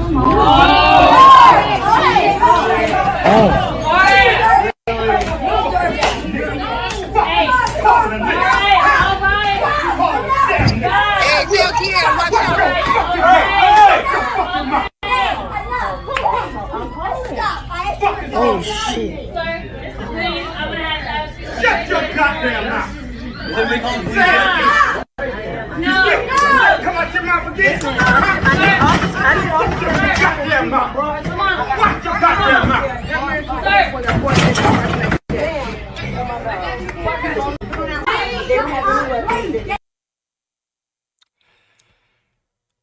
He definitely deserved that. With losers like this, I just take the high road. Yeah, like, it's already being filmed. People are gonna probably find out who he is, and he's probably gonna lose his job or something if he still works. So whatever. No need to hit these people and risk getting a criminal conviction. Just let them be pieces of shit, ruin their own lives, you know? Thanks for the donation, though, Ben. Fought with leftists, because their whole idea was to spread the Islamic Revolution to Lebanon. They didn't like leftists. They killed leftists. I think I asked Destiny if Nick would be interested in debating either me or Avi on how many Jews died in the Holocaust, because he's a Holocaust denier, and he declined. He said he wouldn't do it. Even communist websites. There was one communist website I was reading that now supports Hezbollah, because communists are, beggars can't be choosers anymore, follow the Soviet Union. They murdered communists in the 80s as well. They used to chant, no, not the West, not socialism, we want Islam. That was one of their chants. Paraphrasing from the Arabic, but that was one of their chants. So when they've got this level of control over South Lebanon, largely built off of fighting Israel, but also built off of crushing internal opposition and having the help of Syria and Iran, they're a massive thorn in the side of the Israeli occupation in the south. Eventually, in 2000, Israel agrees to withdraw. They withdraw to the point that, like, the UN draws out a blue line. They say, this is where the border should be. This is where you need to pull back from. They honor that blue line so strictly that they even have to take a fence in one of the villages in northern Israel and pull it back just a few meters because it was just touching slightly over the border. It was in the middle of a field. It was in the middle of a field, but they just pulled it back just to religiously stick to this blue line. But there's a problem now because after Israel left, the only occupier left in the country was Syria. And Hezbollah are in an issue right now because by this time, the other armed factions of Lebanon were supposed to be disarming, or they'd already been disarmed. The only group that didn't get disarmed was Hezbollah. And they didn't have a reason to be armed anymore because the Israelis left. So, in order to keep up their resistance, so, as it's called, they just came up with arbitrary reasons. One was that they claimed sovereignty over the Sheba farms, this little 15 square mile patch in the Golan Heights, which is officially part of Syria, but had, I think it was like 3 Lebanese people from the town of Sheba had land deeds there. And they used the farms before it was occupied. There's this little bit of land that Syria officially owns, but some Syrian officials will say that it belongs to Lebanon, and the Lebanese will say that it's theirs. Well, the ones who care about it. Most Lebanese people, but before this point, didn't even know about the Sheba farms or care that much about them. But they'll say that this is their reason to keep fighting with Israel, this little patch of land. And the international community says, no, it's not part of Lebanon, it's part of Syria. Syria has never, to this day, officially transferred over their claim of the Sheba farms to Lebanon. Assad has literally said he won't do it, like as late as 2011. But there's this one little thing, which should be part of Lebanon eventually, that they grasp onto. How big is the farms? It's 15 square miles. About that. It's not much. It's really not much. As for Lebanon's claim to it, the international community has said that if you want to get the Sheba farms as part of Lebanon, that's going to be in line with Resolution 242. That would mean that the Lebanese government would have to negotiate it with Syria and with Israel in exchange for peace. Israel occupies the Golan Heights. Syria doesn't want to make peace with Israel. Lebanon isn't making peace with Israel. And until that changes, then Israel's not going to give up the Golan Heights. They're probably never going to give up most of it. But if Syria and Lebanon come forward and say that they're ready to make peace with Israel in exchange for the land that was captured in the Six-Day War, then that would put Israel on the back foot internationally. That would make them look really bad. But that hasn't happened. The problem is that Hezbollah has no claim to the Sheba farms. They don't have any claim to it. They're not the Lebanese government. So no one internationally recognizes their right to fight over this little patch of land that most people in Lebanon don't give a shit about. Were the Golan Heights Lebanese? No, they were Syrian. So that's one of their excuses. And their other excuse for keeping up the resistance is that throughout the occupation of Israel, of southern Lebanon, Israel took a few Hezbollah fighters, Lebanese militants, prisoner in Israel. So once they pulled out in 2000, it was a unilateral withdrawal. They didn't talk to anyone. They didn't negotiate with anyone. They just pulled out. So they didn't give the prisoners back to Lebanon because they didn't trust Hezbollah to keep them in jail. They would probably just release them and let them fight again. So Hezbollah said that we still need to get our soldiers back. That was actually their big claim. That was what they. So for the next 6 years, Hezbollah just keeps on launching these border raids into Israel where they would kill and kidnap soldiers, Israeli soldiers. And they would say, we're going to do this because we want to do like a Gilad Shalit. We want to swap. We want to free the Lebanese hostages of Israel, right? The prisoners, the fighters who were taken prisoner by Israel. Do you know how many prisoners Israel had at the time from Lebanon? How many Lebanese prisoners were in Israel at the time Hezbollah was making this grand claim to keep on fighting with the country that had just withdrawn from them? 2. Oh. They had 2 prisoners. 2 prisoners who, by I was close. the way, were there because they were fighters. They were literally like illegitimate, not recognized by anyone in the international community, militants. And there was no guarantee that Hezbollah would ever keep them jailed. They would probably just let them get back to fighting. So 2 prisoners. And that was Hezbollah's impetus for keeping their arms.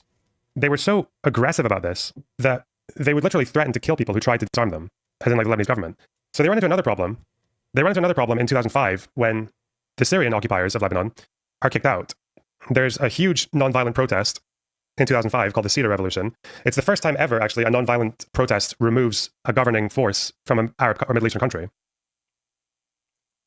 What are your thoughts on Poland approving their laws for anyone who enters the border illegally would be shot dead? I'm pretty sure that would be unconstitutional. Again, even if you look at the United States Constitution, anybody who enters the United States has the same rights under the law as any American citizen. So that would mean you have a right to due process.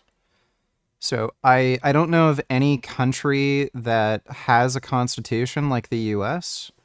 where that could ever be considered legal. So they forced the Syrians to withdraw. In the midst of all that, the Lebanese prime minister, who spearheads in large part the opposition to Syrian occupation, Rafiq Hariri, a more pro-Western guy, is assassinated. His car blows up. And around the same time, a bunch of other anti-Syrian activists, journalists, NGO types, they're assassinated as well, largely in car bombings. One of them was actually the former head of the Communist Party. And to this day, most of these killings are unsolved. Most of them were against the Syrian occupation. So they were either killed by people who were Syrian, or people who supported the Syrian occupation, the biggest group of which was Hezbollah. So most people in Lebanon blame Hezbollah for most of these killings. And eventually, Rafi Hariri, because he was a prime minister, he was a very big figure, there was a proper investigation into his death. And they found out that 4 Hezbollah members were culpable. So they indicted these 4 members, but they indicted them in absentia because, unfortunately, although they had pretty good evidence that Hezbollah had killed this Lebanese prime minister, they couldn't do anything about it because Hezbollah still had their arms. They were still better armed than the Lebanese army. So this is Nasrallah talking about it when they're being tried in absentia. We then decided to proceed to trial in absentia. Anyone who believes they can just issue a warrant and think that we would allow them to arrest even one of our fighters is utterly mistaken. We would chop off the hand of anyone who dares touch one of our fighters.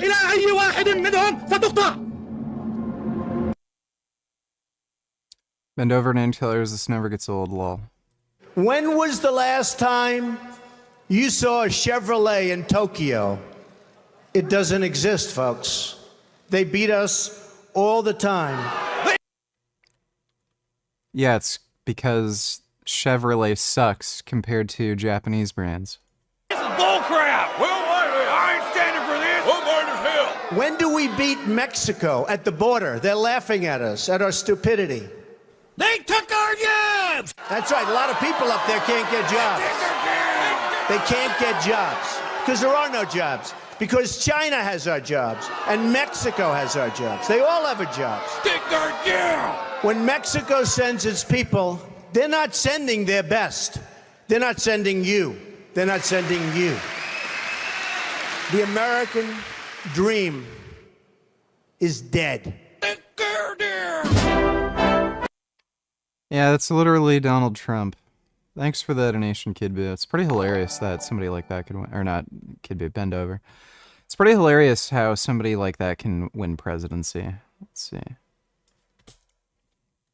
I don't understand why Trump was so popular, but I get it because I hear it every day. He's very loved. The reason he's loved is because people in Ohio have never seen somebody like him. He's what I call an honest liar. At first debate, I'd never seen anything like it. I've never seen a white male billionaire screaming at the top of his lungs, this whole system is rigged. And across the stage was a white woman, Hillary Clinton and Barack Obama, sitting over there looking at him like, no, it's not. I said, now, wait a minute, bro. It's what he said. And the moderator said, well, Mr. Trump, if in fact the system is rigged, what would be your evidence? He said, I know the system is rigged because I use it. I said, God damn. And then Hillary Clinton tried to punch him in the taxes. She said, this man doesn't pay his taxes. He shot right back. That makes me smart. And then he said, if you... Like, I don't think Trump is a brilliant political strategist. He probably just said that because it's just something he'd say. But that was the fucking death nail in, the Democrats' campaign. There was no way for them to win that fucking debate. It was so hilarious when fucking Hillary Clinton said this guy cheats paying his taxes, and then Trump's like, yeah, why would I? Like why would I pay more money than I have to? And by the way, it's your policies that let me do it. And it's because all your friends are rich. Like, it was such a fucking just brutal defeat that everybody saw. And I knew right then and there he was going to win in 2016. You want me to pay my taxes, then change the tax code. But I know you won't, because your friends and your donors enjoy the same tax breaks that I do. And with that, my friends, the star was born. A lot of you don't... Yeah, he's totally right. Thanks for the donation, Kid Boo. So by this point, Hezbollah's reputation as a resistance group helping us against the Israeli occupier is starting to lose it. Oh yeah, Pokemon Go to the polls. Oh, that was so bad. She was the absolute worst fucking candidate you could possibly run. Like, imagine if they had run Bernie and that same exact conversation happened. And then Bernie said, this is a rich billionaire who doesn't pay his fucking taxes when you all have to pay. And then Trump said, well, yeah, obviously I'm not going to pay because, the tax system's rigged to benefit the rich. And then Bernie says, yeah, that's why I'm running. So, like, people like you don't get to not pay their fair share, and I'll make sure that, the lower classes don't have to pay as much and they get more benefits. Like, Bernie would have been able to like easily beat Trump. I don't have any respect for Bernie anymore. He's a fucking retard. But back then, Bernie would have been the perfect candidate to run up against Trump. Its appeal, because the Israeli occupier is gone and they're terrorizing the Lebanese population, like, and basically saying we're going to get away with assassinating a prime minister. That's your. So it's funny that Emma says they're a resistance group. You know, they're saving Lebanon from the inevitable Israeli occupation and settling and conquering of the. Meanwhile, people in Lebanon are like, "What the fuck are you talking about?" There's a reason that Hezbollah are only popular amongst the Shiite population in Lebanon now.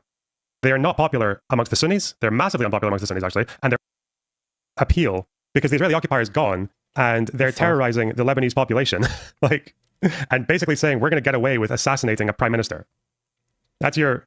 So it's funny that Emma says they're a resistance group. You know, they're saving Lebanon from the inevitable Israeli occupation and settling and conquering of the. Meanwhile, people in Lebanon are like, "What the fuck are you talking about?" There's a reason that Hezbollah are only popular amongst the Shiite population in Lebanon now. They are not popular amongst the Sunnis. They're massively unpopular amongst the Sunnis actually, and they're obviously very unpopular amongst the Christians. Not that popular amongst the Druze either. And this is why. It's because they're seen as an Iranian-backed proxy that's occupying the country. How much taxes do you pay on the 10K a month of donations? I'm not going to share that, but I am perfectly happy with the Canadian tax code. I don't feel like I'm getting ripped off when I pay taxes. Thanks for the donation, though, Purple Pill. That basically can operate with impunity because no one has the arms or the political will to deal with them. So after 2005, when Syria leaves, the notion of disarming Hezbollah amongst the Lebanese leadership becomes really, really popular. People want it to happen. They don't think. Will China ever overtake the U.S. economy? Some people say it will, but I don't think so. No. The only possible way that could ever happen is if China is able to make their own semiconductors at the quality of, you know, like Taiwan or the US. And they're able to like mass produce at a large scale or a larger scale. They also have to get rid of the CCP and Xi Jinping. They're terrible economic planners, and they're driving every fucking Chinese company into the ground. So, yeah, if they're able to mass produce high quality semiconductors and they're able to lead like the AI revolution, and they don't have the same terrible leadership, it's possible. I think in terms of total GDP, China may have surpassed, well, it's debatable. They may have surpassed the US, but they also have a way larger population. So if you look at GDP per capita, it's way fucking lower. I think their GDP per capita is like 10% what the US is. So GDP per capita, that would be a long ways away. In terms of total GDP, it may already be the case. It might not be because they lie about their economic figures like fucking constantly. That's a lot more plausible. But China is not great when it comes to technological development. They literally only recently in the last 2 years discovered how to make ballpoint pens, and I'm not even kidding. There were never any ballpoint pens that were made in China. They only recently learned how to do that. Their manufacturing skills are pretty terrible. I don't see them being able to make good quality semiconductors anytime soon. They're like decades and decades away from being anywhere close to that. That's why they want to invade Taiwan, because they literally can't do it on their own. I think there's any good reason to keep this group armed anymore. And Nasrallah. Was Greta Thunberg being an anti-Semite surprising to you? Not particularly. There were a few signs that she had very poor reasoning skills, like a couple years beforehand. Like she was literally advocating for the outright ban on oil and gas. like, that's kindergarten level, retardation. His approach to that was this. This is him in 2005. We will consider any hand that tries to get our weapons an Israeli hand, and we will chop it off. He has a thing for talking about chopping people's hands off in the name of resistance. TLDR, Hezbollah they're gangsters. they're a cartel working on behalf of the imperial interests of Iran and Syria. And obviously that reputation as a resistance group, it was revitalized a little bit. It was revitalized a little bit in 2006 because...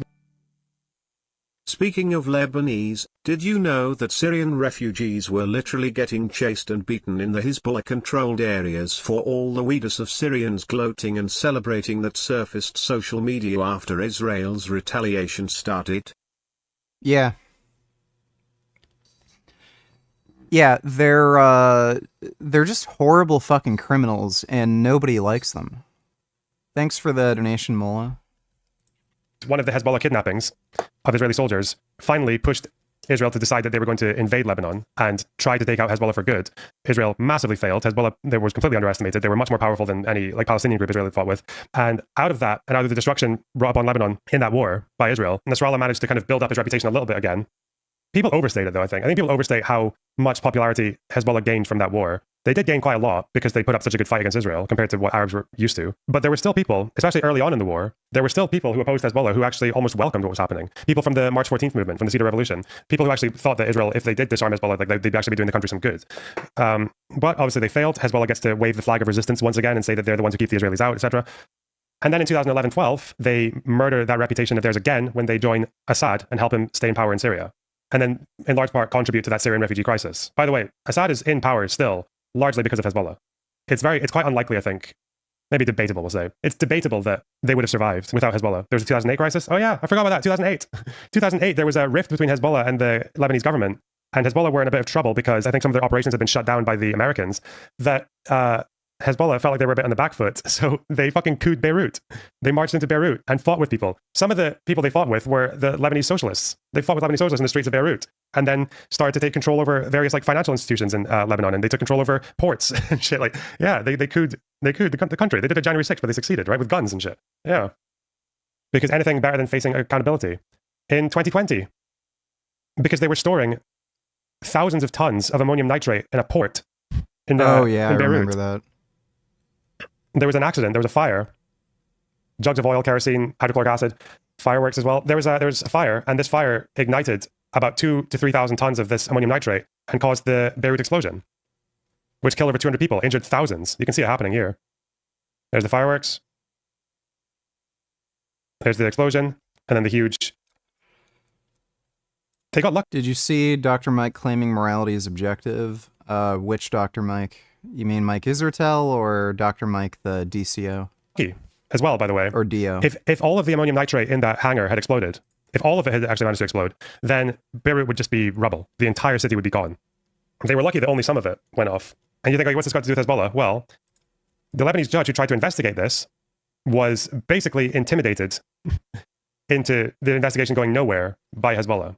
Because who else is storing this much explosive material in a port in Beirut? Hezbollah were the ones that basically didn't allow anyone to be held accountable for this incident. This is the shit that they do. And coming back to it, you've got these mouth-breathe, these absolute morons who don't know any of this, who know they don't know any of this.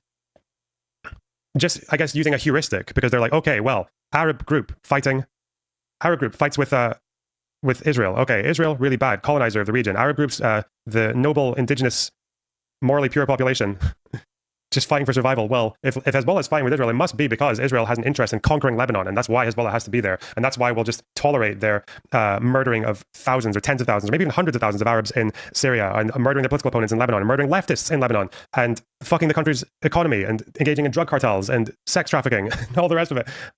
Turning certain neighborhoods into basically replicas of Iran with the Ayatollah's face everywhere and fucking their own version of a morality police checking that the women and the girls are dressed properly.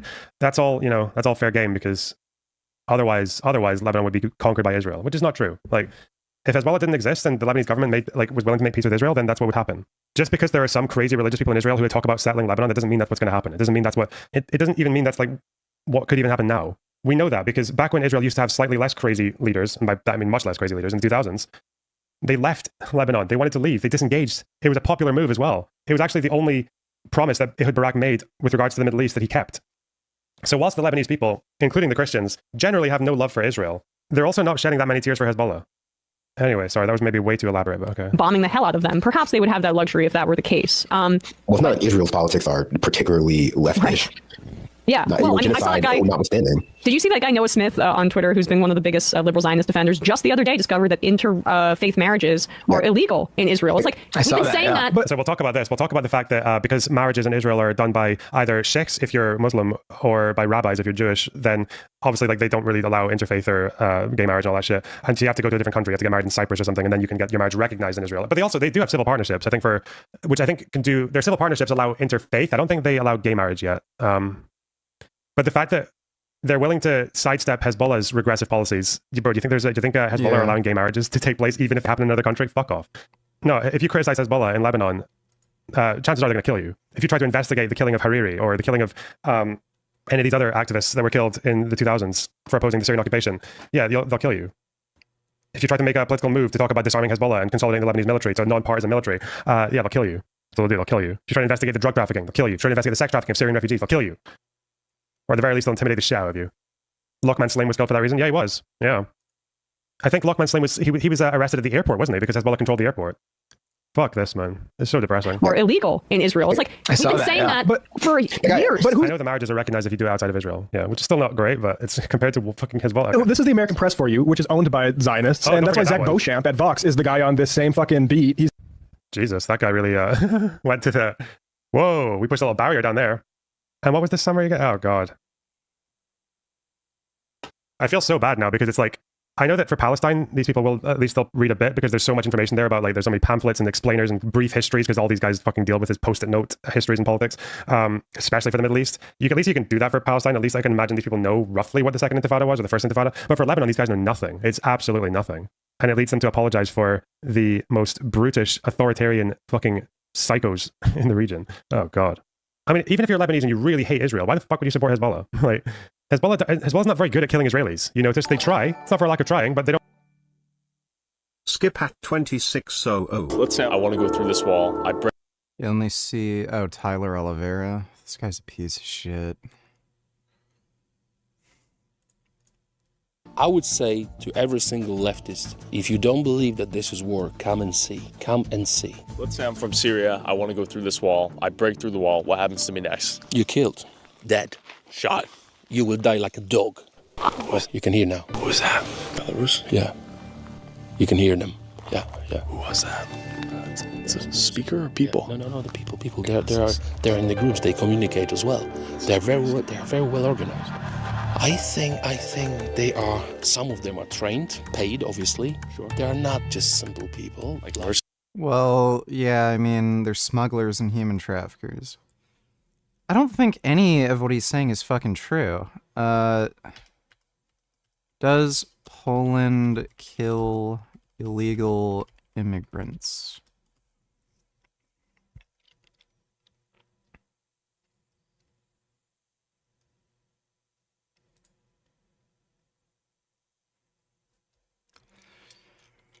Poland's parliament has approved controversial proposal to decriminalize in certain circumstances the use of firearms by border guards in self-defense.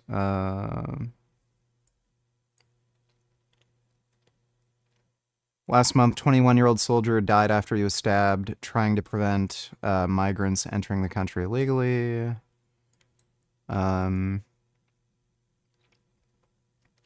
Temporary border exclusion zone hinders public oversight because journalists, NGOs must request passes.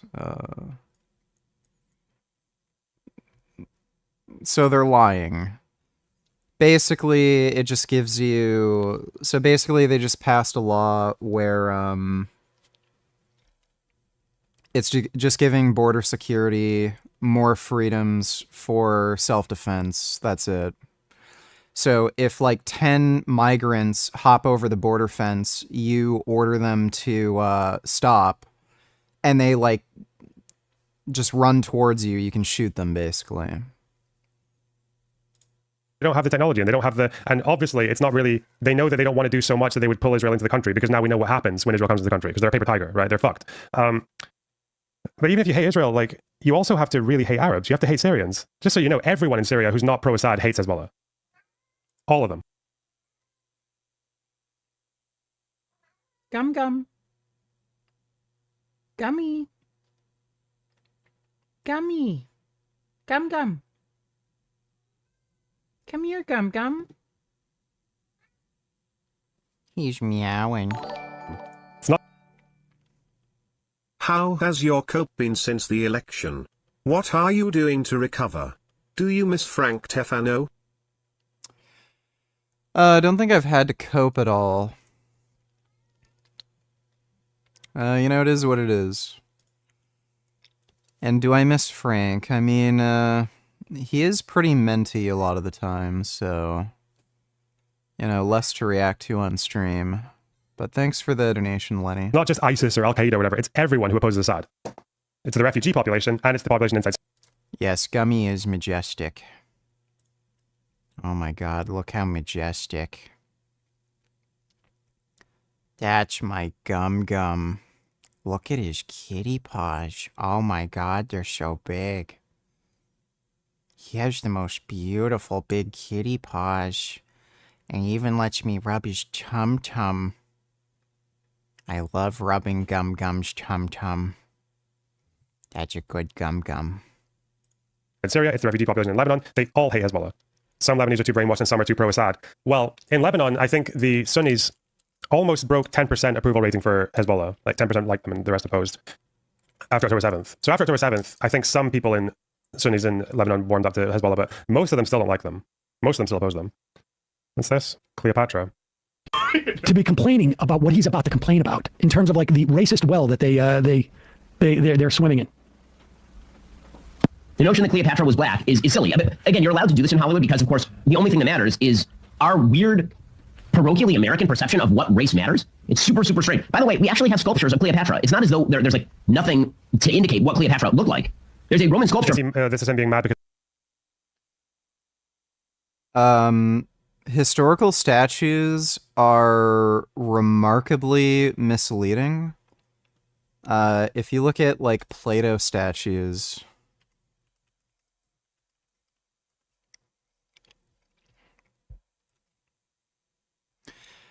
So, like, these old Plato statues where he looks, like, really fit, kind of handsome looking, you know, nice features. He didn't look like this at all. If you look at any historical texts about Plato,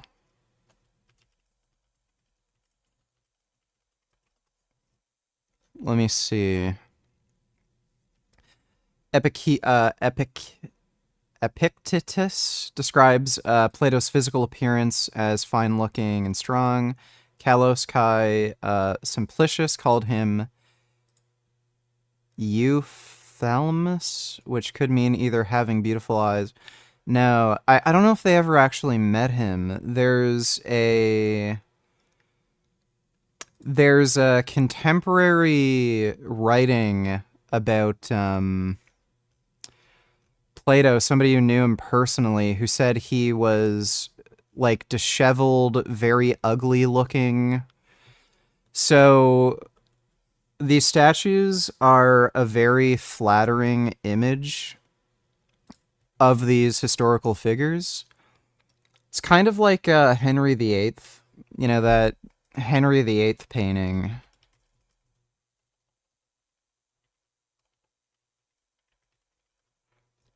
Henry VIII, he was morbidly obese, in really terrible fucking health. And, apparently had, like, horrible skin, smelled really fucking bad. Oh my god, why in the fuck can't I find a bigger image? Jesus fucking Christ. This works. Oh my god! So, Henry VIII was, like, morbidly fucking obese and shit. So, the painters who painted him, he already looks fat, but they made him look, like, big and burly and strong. And, like, you want to bet, like, the double chin thing going on here, like, it was a fucking, like, flap. So, when you're talking about Cleopatra statues, it's not out of the question that if somebody's making a statue of Cleopatra, especially if it was made, like, after her rule, it's conceivable that they could have, like, made her physical appearances not look like African descent if she did have African descent, just because of the beauty standards or something in that region.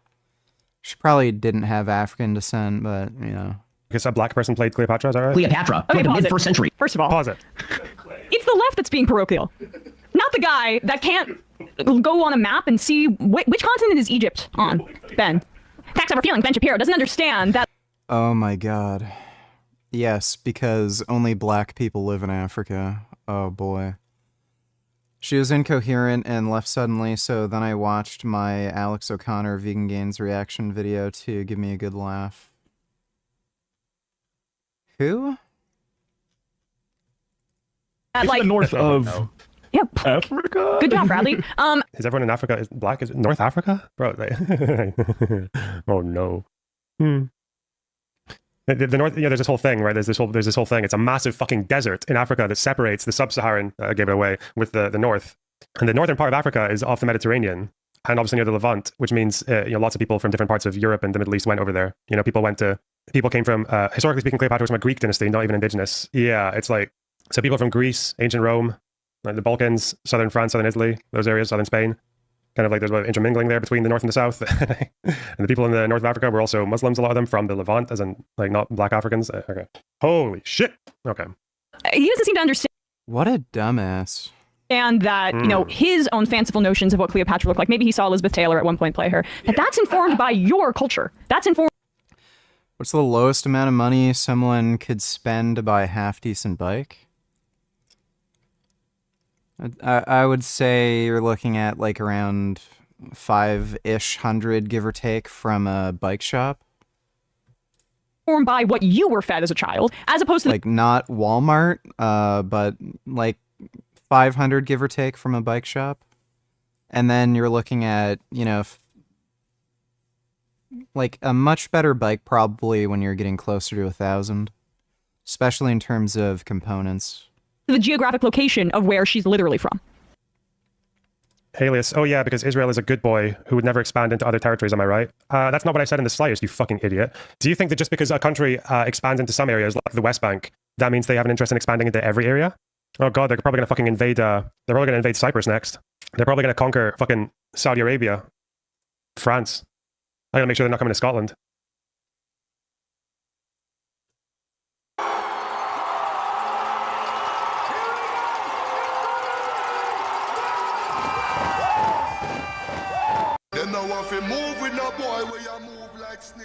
Some of that looks like fun.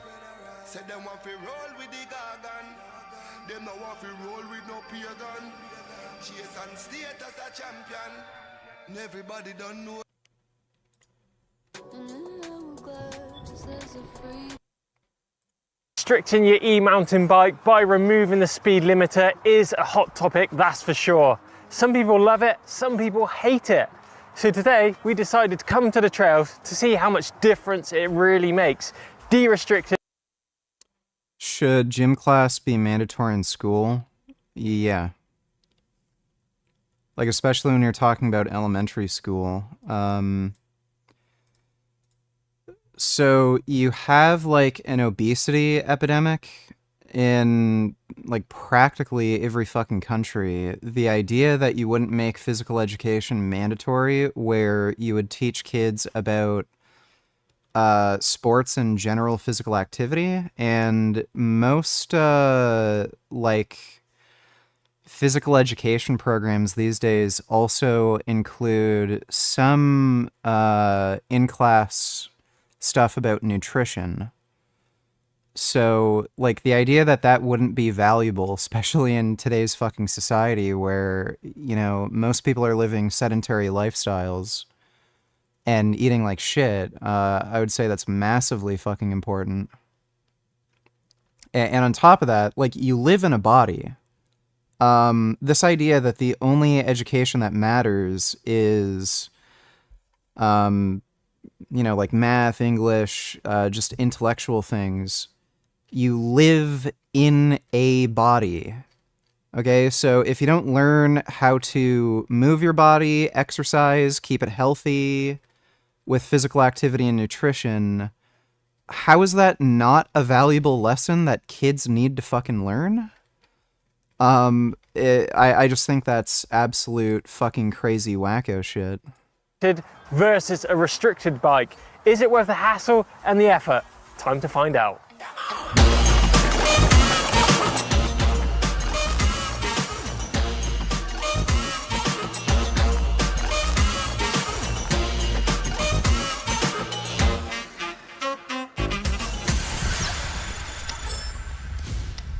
Here in the UK, it is illegal to ride a de-restricted e-bike anywhere aside from private land with the owner's permission. And we have just that here today at the 417 Bike Park in Gloucester, UK. They've given us permission to ride this de-restricted e-bike to perform this test. On today's agenda is a variety of trails. We have a downhill run, a trail loop, and a road sprint. And on each of those stages, we'll be looking at your average speed, maximum speed, time taken, and battery consumption via mission control. Now here at EMBN, based in the UK, we believe that you should not be de-restricting your e-bike for use on public land for many reasons. First up, you can avoid any warranty you have on your bike, meaning if that motor packs up, you're not going to get any help from the manufacturer. Second, it's going to enhance wear on all those components, particularly on your drivetrain. Thirdly, if you get involved in an accident on a de-restricted e-bike on the road, for example, countries like France actually have massive fines, 30,000 euros if you get caught. Dude, Europe, actually sucks. They have so much fucking government oversight with everything, and it just sucks. With a de-restricted e-bike and get involved in an accident, and can land you in prison for a year as well. And lastly, you can't ride your e-bike from your front door legally as you can with a restricted e-bike. Is it worth the hassle?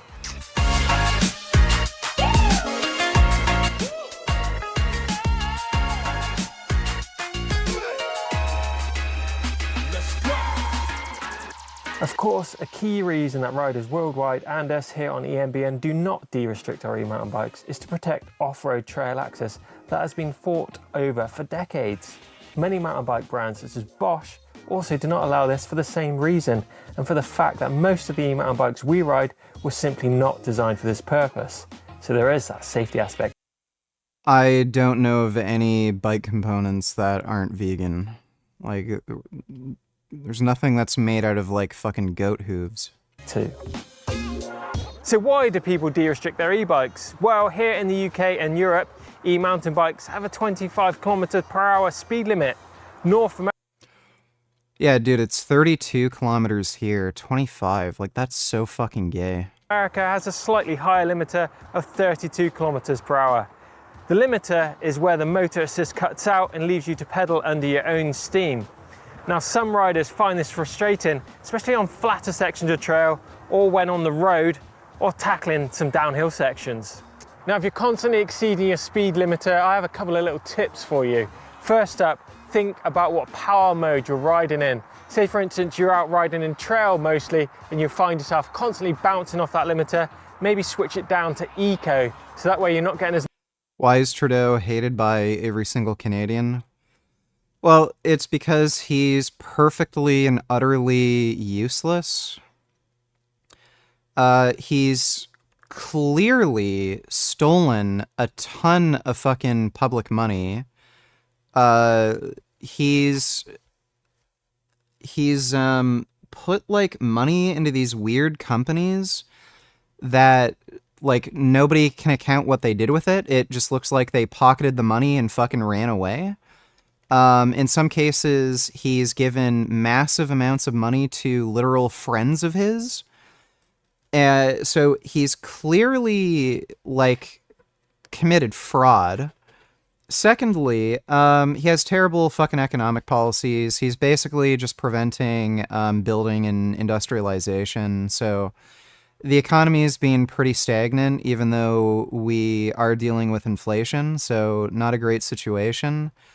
He hasn't done anything to help major issues like housing affordability. And he's also just encouraged criminals. So the Liberal Party has put out a like weird fucking mandate where they're avoiding locking up some pretty serious crimes. So you can commit like Grand Theft Auto, steal cars, property theft, and property damage. Like you can just walk up, throw a rock into a restaurant window, cause like, $1-2 grand worth of fucking damage, just with the property damage alone, not just like loss of business. And then you'll, go in front of a judge right away and then be let out. Like they can't keep you in prison. So, there's like this wave of fucking car thefts, property damage. People are fucking injecting drugs into their arm on the fucking street and throwing needles all over the fucking place. And the police literally can't fucking do anything about it because of the fucking mandates. And on top of that, he fucking banned a bunch of fucking guns for absolutely no fucking reason. So, Canada's like general position on firearms is basically they're fine. No one really has a big problem with guns. There's not really any much political discussion about banning guns ever, because there's never been any big issues with gun violence in Canada. And a lot of people do either just recreational shooting or hunting. So Canadians are fairly, like, fine with guns. And then he just goes out and bans fucking guns for no reason, while there's a massive fucking increase in crime. And then after the fucking gun ban, there's been an increase in fucking shootings because of his stupid ass fucking policies. So nobody likes him. He's basically perfectly useless. The only two things he's done in office that were any good was he legalized marijuana, and he made abortion a constitutionally protected right. That's it. Otherwise, he's being completely, perfectly fucking useless.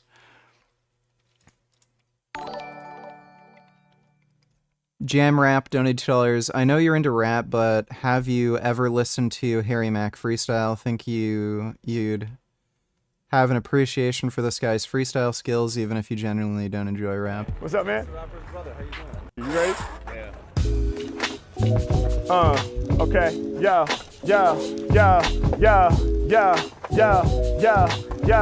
Check it out. Come on. Hey. Come on, vanilla, H-Mac. When I'm rocking, man, I change it to a nice scene. Hot like the sun, treating rappers like ice cream. Melt them to a puddle, my flow never subtle. If they stepping incorrect to Mac, you know that they in trouble. Yeah, I'm coming through with the hardest sound. To the homie in yellow cap and shorts from Charlie Brown. Yeah, I'm all up on it and I'm about to do it truly. Speaking of Charlie Brown, big love to Snoopy. I'm talking Snoop D-O-double-G, that's the uncle. And everybody bugging off the lyrics that I brung you. Yeah, hey yo, I get the scene rocking tonight. I see you standing on the side there rocking the stripes. It's Harry Mack, I keep it ill. Check the way that I spell, I got the mellow swag. You be chilling with the yellow bag. And when it comes to bars, they can see I'm infinite. Peace the little homie rocking those musical instruments. Yeah, like, I mean, if that's freestyle, it's impressive, but, Thanks for that donation, Jam Rap. As much assist, but you're having to raise your efforts to make that speed. And secondly, it just sucks. Yeah, it's cool that people can come up with lyrics that rhyme and stuff like that, but, the actual song just sucks. Think about where you're riding. If you're riding quite open, fast trails, then yes, you will probably be above that limiter. So try switching it up, make it a bit steeper, a bit more technical, and a little bit more... I would compare freestyle rapping to beatboxing.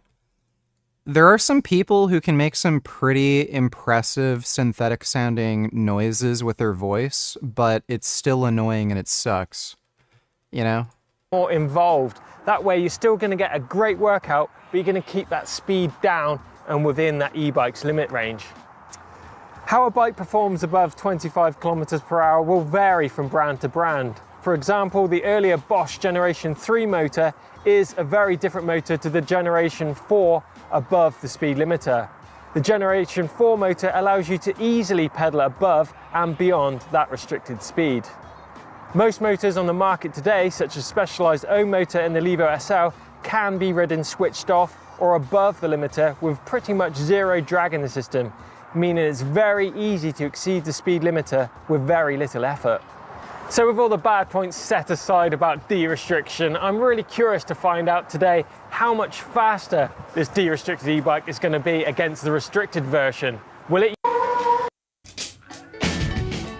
Right, now just cycling to the top of the trails here at 417 has given me a little bit of time to think about the results from that road test that we did, the sprint test. Obviously the de-restriction. Heard handlebar tape, saddles, tires may not be. Oh yeah, some saddles are use leather. Just get a non-leather saddle. As far as handlebar tape, I think it's very rare that it's ever leather because leather dissolves pretty fucking easily when it gets exposed to salt and moisture. So I don't think that's common. And, oh my god, fucking tires. Tire compounds do contain animal products, but that's literally any tire. So if you're gonna say tires aren't vegan, then you're not allowed to ride a car, ride a bike, ride a bicycle. You literally can't use any form of transport. Man screams, "I'm not Jewish," before getting knocked out by mob. Stay!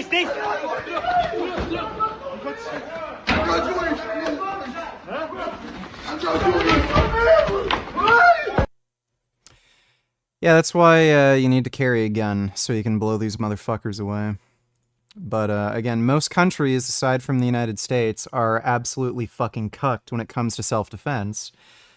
And they'd rather have people get stabbed, raped, and murdered.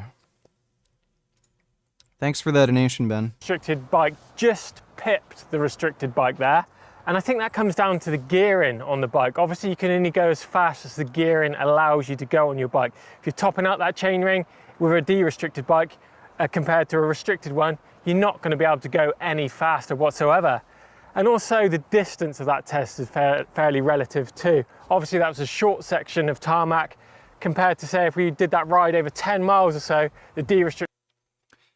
Tons of kids are obese despite gym class.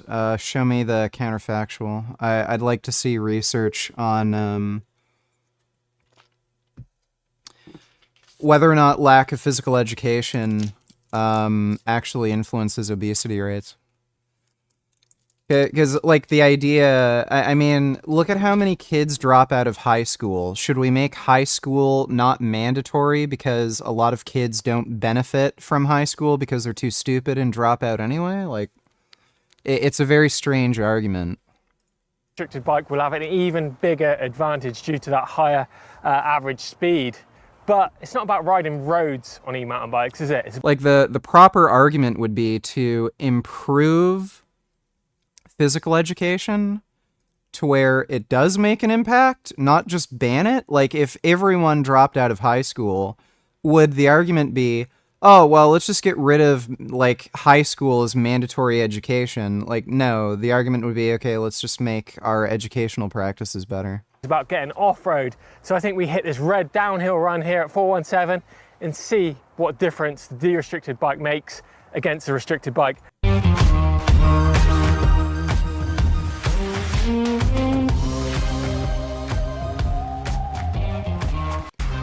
My god, the fucking music. So I had to roll that one, so I lost a bit of speed there.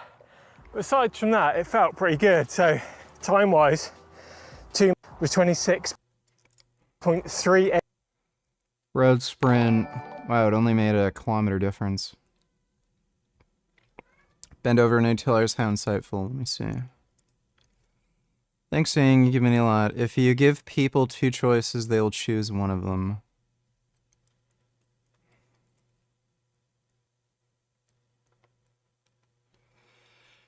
Andrew Yang has become, like, just a complete fucktard.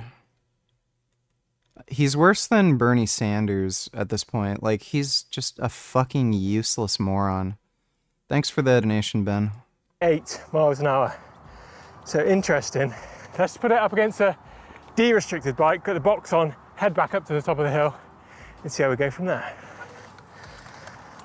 Right, we're back at the top after that restricted run. I've got the de-restriction box up to see if it's going to make much difference when I attack this downhill run once more.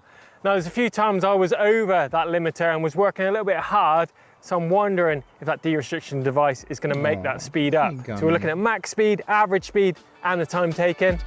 Let's get it. And it's pretty windy as well. Definitely a big headwind with an average speed. Yeah, maybe his bike just kind of sucks.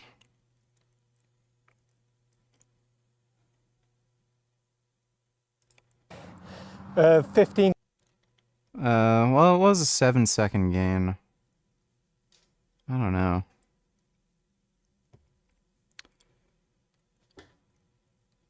I think this is probably just a bullshit result. 15.34 mile an hour. On it is of course, so possibly I don't run that. Maybe 7 seconds.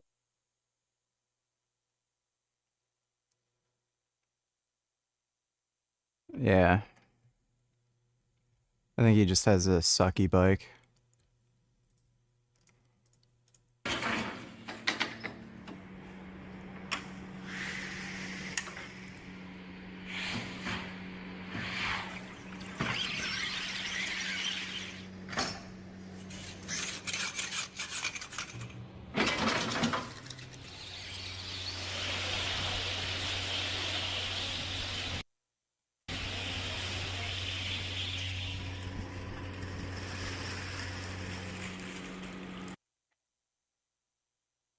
Dude, what the fuck is with India and people putting things on dirty floors when they're making food?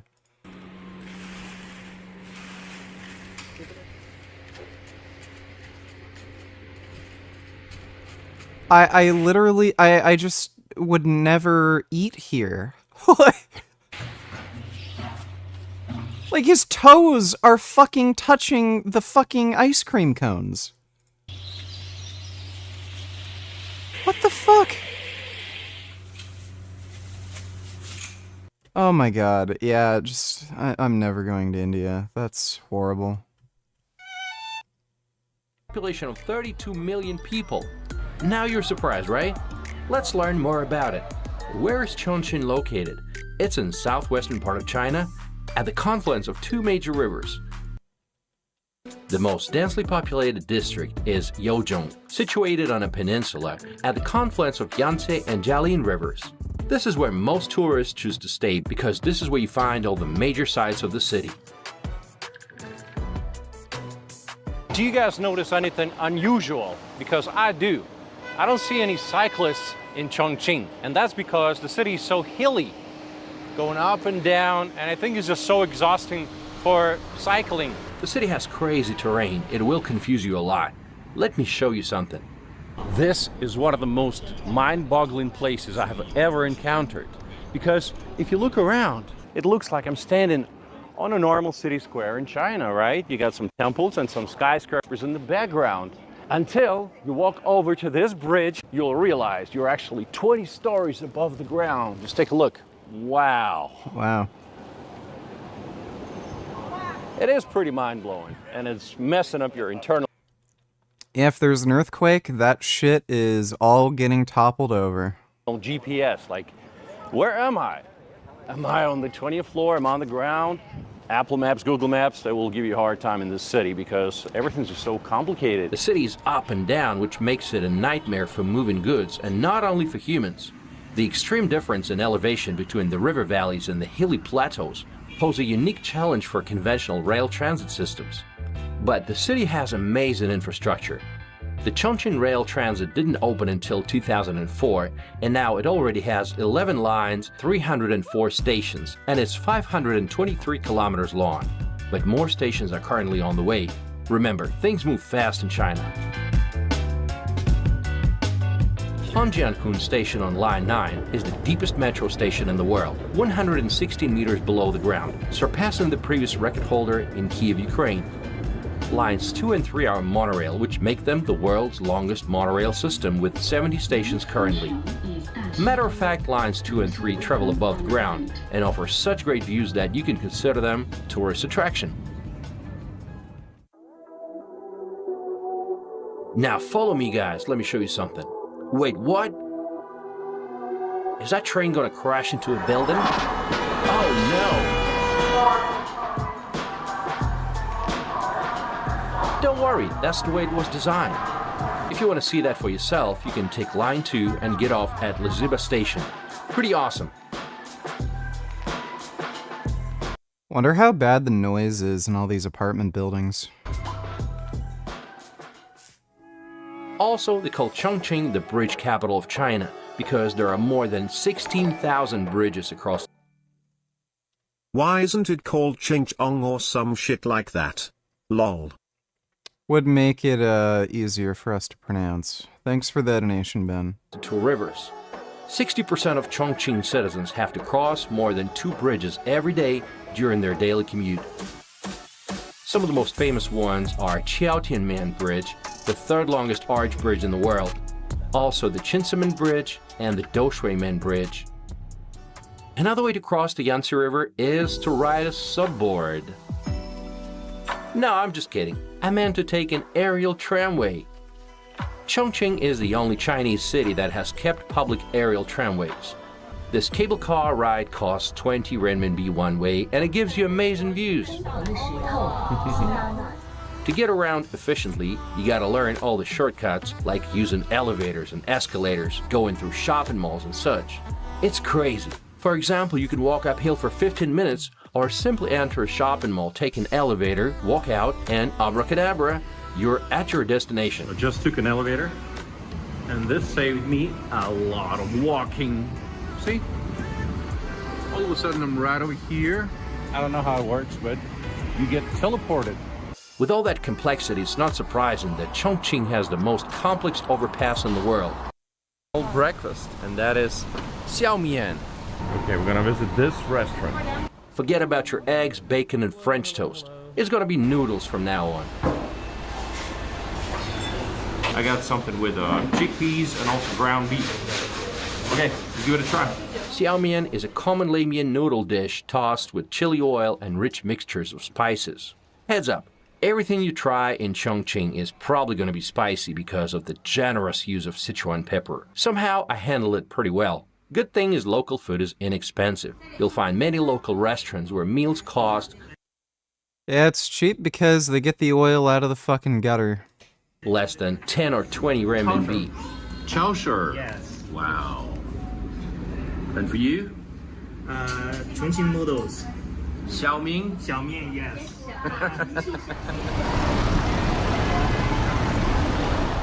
The obvious place to start exploring Chongqing is the Jifan-Bay CBD, an area where you find international business offices, shopping malls, and restaurants. And behind me is a liberation monument. This symbolizes the victory of China over Japan. As you can tell, this district is very, very densely populated, and it has a lot of skyscrapers, shopping malls, restaurants. It's like the Manhattan of Chongqing. And I've met so many friendly locals. How you doing? Good. What's your name? My name is Bob. Have you always lived here? Yeah, I'm local. Oh, wow. Yeah. So you've seen the transformation of the city over the last, 20 years, right? Yeah. Before 1997, Chongqing is an old city. Before 1997. Chongqing, at that time, Chongqing belonged to Sichuan province. After 1997, Chongqing became a municipality city directly governed by the central government. So the central government invested a lot of money to Chongqing. So Chongqing developed very fast. If you have some free time, what do you like to do? Go shopping, play sports. I like play soccer, and have some time with friends, and travel to, if maybe next week is a national day, our National Day, we'll go to Beijing. I'm with my wife. Oh, wow. Go to Beijing with my wife. Okay. Well, have a great trip then. Thank you. Thank you very much. Thank you. This area is a perfect spot for people watching. They call it the Times Square of Chongqing. At the time of my visit, China was getting ready to celebrate 75 years of the Communist Party. I even gave an interview to some local girls. Wow, so many tall buildings. This is Chongqing, and the skyline of Chongqing is constantly rising. Just over the last decade, there's been so many skyscrapers built that now Chongqing is one of the 20 cities in the world with the most amount of skyscrapers. If you want to get a good view of the city skyline, visit City looks really pretty. It's too bad it's in fucking China. Elin Park. For that, you need to come to Elizabeth subway station once again and go for a couple kilometers uphill. It's a beautiful park, and the best part is it has a tower that offers incredible views of the city. 欢迎来到重庆。 I met some awesome people here. Welcome to Chongqing. Hello, my name is Spencer. I'm from Chengdu, but I really like Chongqing. This is my second time go here. So, where are you from? I'm from Russia. Russia? Yes. Oh, I want to go, but I don't have time. So, nice to meet you. 来拍拍这个大哥。Nice to meet you. Oh, you guys how old are me? How old? Well, let me guess. 20. 20? No, guess more. 24. No, more. 28. No, I'm 31. Okay. I would have figured she's at least 30. So I'm so young, right? Yeah. Oh, thank you. You're so handsome. Bye-bye. Bye-bye. You don't look like you from around here.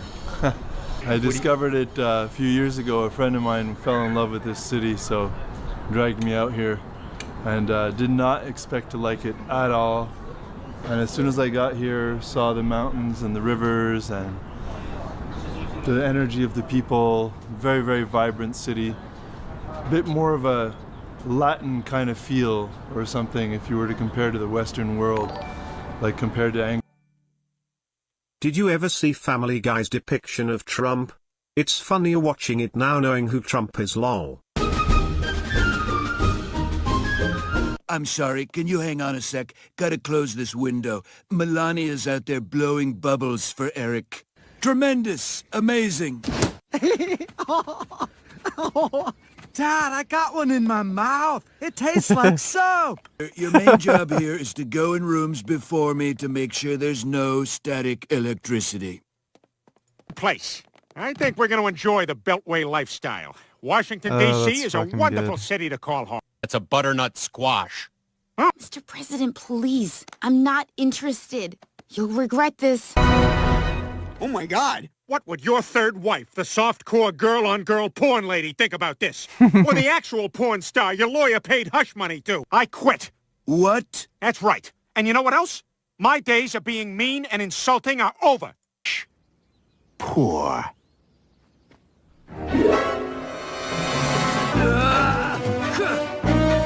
Peter, catch! Kill him in front of me and I sex you.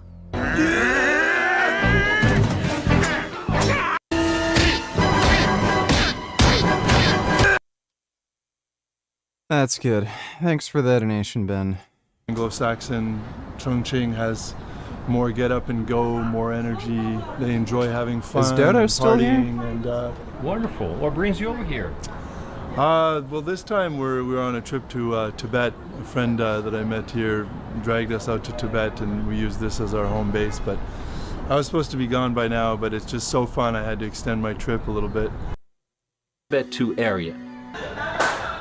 This was originally a factory for printing money, but now it's been converted to an artsy place filled with bars, bistros, and eateries. Great place for taking pictures. Young people love it here. What do you guys like about Testbed 2? 这座城市我们也是第一次过来，感觉相当魔幻。这是一座山城嘛。 This chick looks like she's gotten work done. That looks like a cosmetic surgery face. 我们是来自江西的。好累，今天好累呀，爬了好多楼梯。Where do you come from? I'm from Suzhou in China. You know, in this city I have a lot of delicious food, like hot pot. It's very famous in China. And the frog, you know, you can eat frog, put into the hot pot. The pork face, you can make pork face for delicious foods. You can try that. Noticing a lot of the men here are overweight. Pork face? Yes. The fuck would eat a frog? Hey vegan gains, hope all is well. I don't know if you're into motorsports at all, but wanted to share this crazy clip. Love you.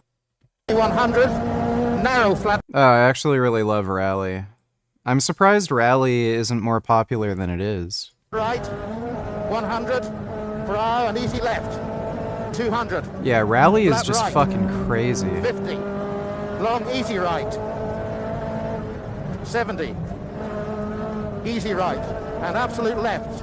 150, flat left, twisty 350. Flat left over brow, 100, flat right maybe. Yeah, dude, it's so nuts. They make one little mistake, and then they're going like 200 miles an hour down a fucking mountain. 70, flat left. 70, absolute right. 150, unseen easy right. 50, easy left. 50 grid, 100. Oh, Holy shit. Like, my god. Did you ever see this response from Trump when Canada did this? LMFAO. Last time we told you how Donald Trump's cameo was edited out of Home Alone 2 when it was shown on TV in Canada. Well, now the president is weighing in. The president is reacting today to the outrage from his supporters after his cameo was cut from Home Alone 2 by a Canadian TV channel. It was a liberal edit. When you look at what they did, it's rewriting history. Some conspiracy theorists even claim that Canadian Prime Minister Justin Trudeau was behind the cuts. I guess Justin T doesn't much like my making him pay up on NATO or trade, President Trump tweeted today. The movie will never be the same. Just kidding. CBC, the Canadian Broadcasting Channel, say they cut 8 minutes from the film to make room for more commercials. They say the scenes they edited out, like the Trump cameo, were not essential to the plot of the movie. Where's the lobby? I have to watch Home Alone 1 and 2 again. Those are some good old classic movies. That's hilarious. Thanks for the donation, Ben. brow 150, flat right maybe stay in. And long 100. Yeah, Rally's great.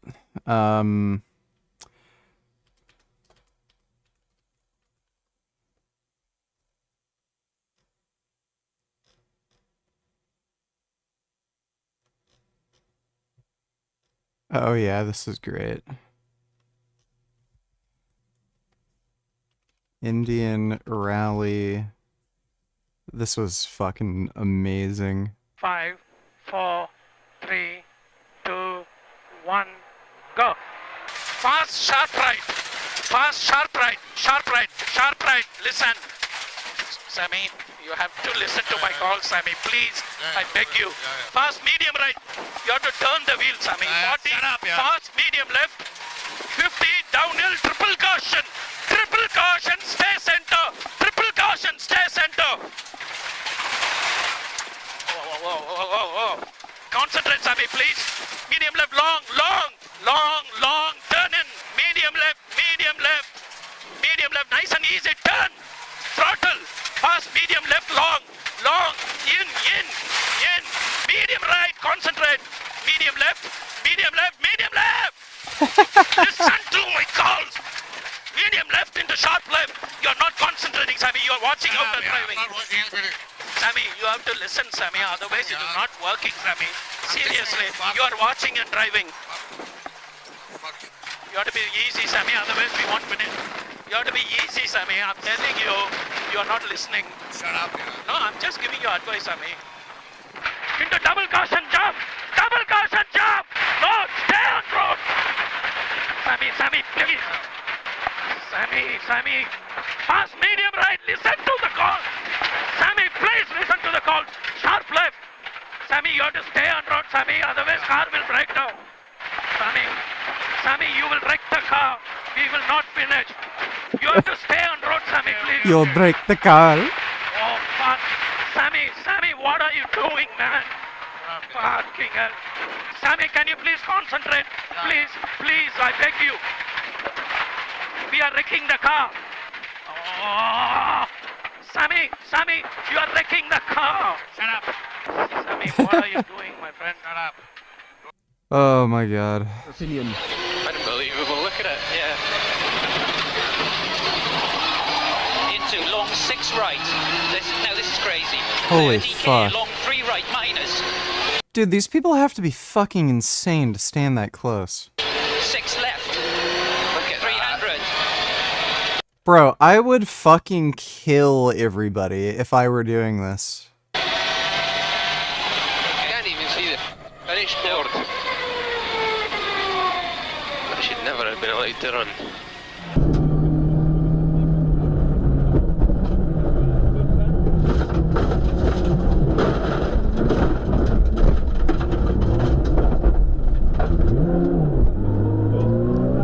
Damn.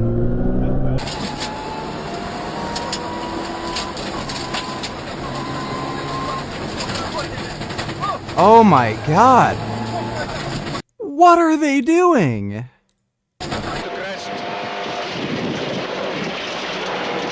fast left. They're literally walking out onto a fucking racetrack. Easy left over jump. Keep in 50. Keep left to crest. And fast right. And easy left. And keep left over crest to long easy right. Jump on. And flat left over crest. And easy right. And easy left over crest. And keep left over 50. To easy right over jump. And crest to very long fast left. Tightens hard. Keep in. 50 crest to very, very long fast right. Opens and tightens to crest. 30 long bad right.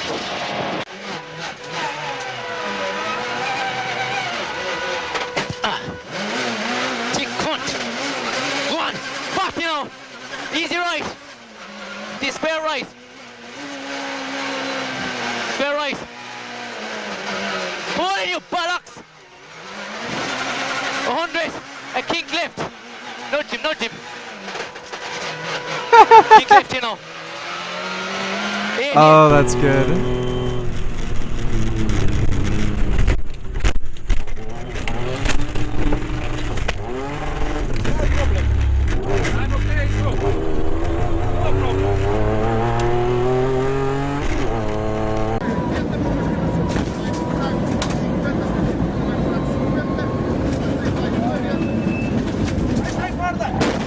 Holy shit.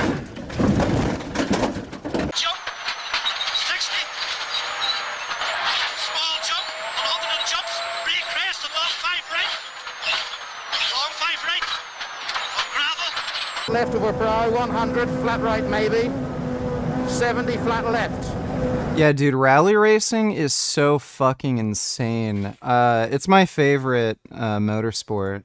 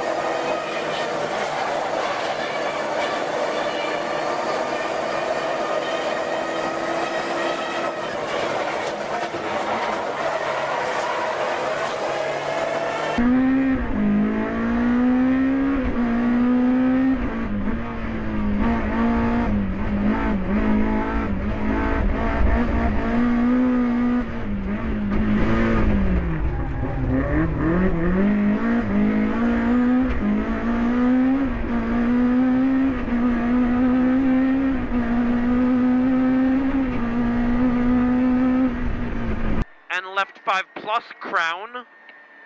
Right 6 and left 5 plus? Yep. Into right 5 plus. Kinks 250.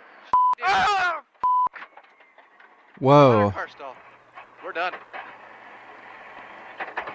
The fuck Can you did get they anything? hit?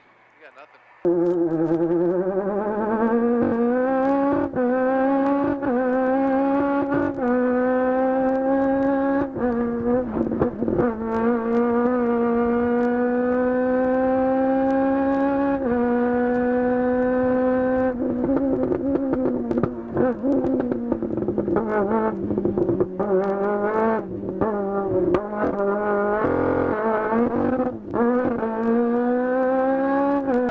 100, 20, jump 70, easy jump 50, keep middle, over easy jump 50, jump 70, keep right over jump and keep left over 50, to flat right maybe, keep in, 70 small crest and long fast right, and keep right to very long. 4 left plus, long tighten, 20, 5 right, and keep left, 3 right in. 3 right, 3 right, and Nick, I hate you! I hate you. I hate you. Are you okay? Get out, get out.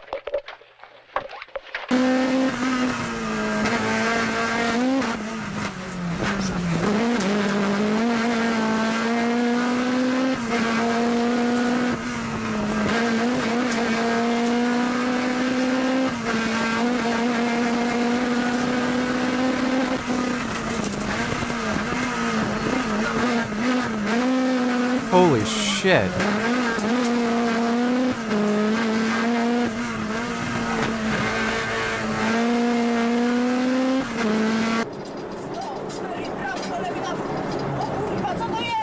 What the fuck?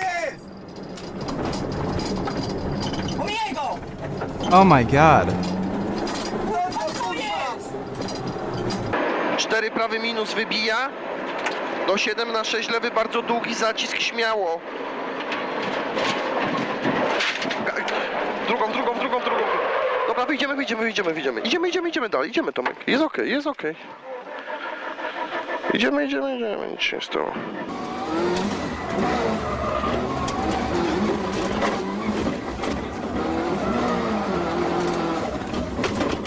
He went fully sideways.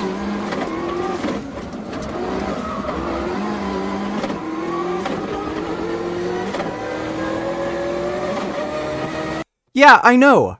You can literally do rally racing in Europe where people are right next to fucking cars going 100 miles an hour around a fucking turn, and then they give you a $30,000 fine for having an e-bike that goes 5 kilometers faster than it's supposed to.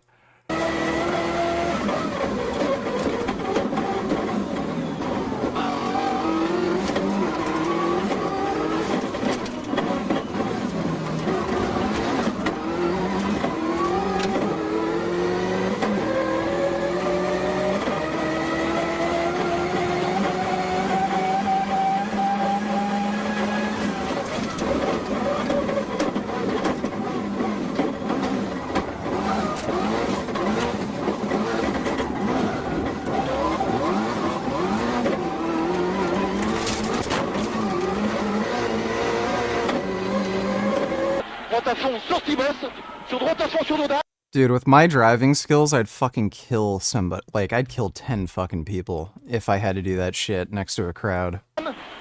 Sur 40 élévation glace, gauche très bon plus un peu corde, très bon plus attention glace, gauche très bon plus un peu corde, très bon plus un peu corde. Sur droite à fond, gauche sur droite à fond, attention intérieure, droite à fond, attention intérieure, sur gauche à fond. Holy crap. Longe, sur droite, très bon plus, très bon plus. Long gauche à fond, tarmac, long gauche à fond, tarmac, sur droite à fond, corde, droite à fond, corde, sur gauche à fond, glace, arbre, gauche à fond, glace, arbre, plonge, sur droite à fond, sur piège, attention, gauche, très bon plus après Dolan, attention, 5 plus 3, très bon plus après Dolan, attention, 5 plus 3 sur bosse, 5 plus 3 sur bosse, sur gauche à fond sur piège, droite corde, sur attention, gauche, 5 plus 3 corde, 5 plus 3 corde, sur droite à fond, sur attention, droite à fond, sur attention, gauche, bon plus corde, à fond, sur attention, gauche, bon plus corde, sur droite à fond, sur droite à fond encore.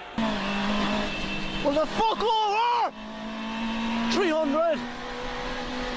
It's fucking hilarious when they catch up to another fucking car and they get pissed that their time's getting fucked. I wish that the first clip I sent you earlier didn't cut this part lol. Okay, Peter, your main job here is to go in rooms before me to make sure there's no static electricity. Don't go in there, it's not safe. Well done, Peter. Alright, well that wasn't that funny. Thanks for the donation though, Ben. Should try the anime MF Ghost if you like racing. What is that? I gotta watch Spriggan.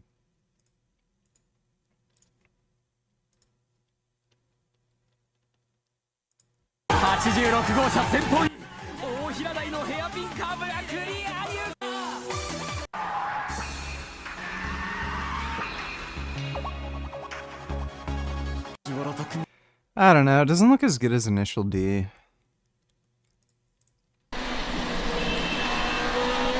Junction. And he pulled the fuck over. Caution.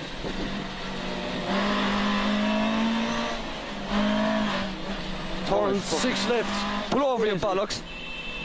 Turn 6 left.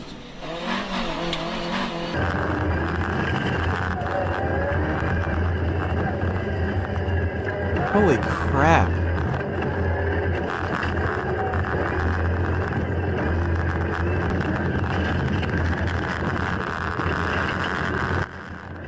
Can't even fucking see shit.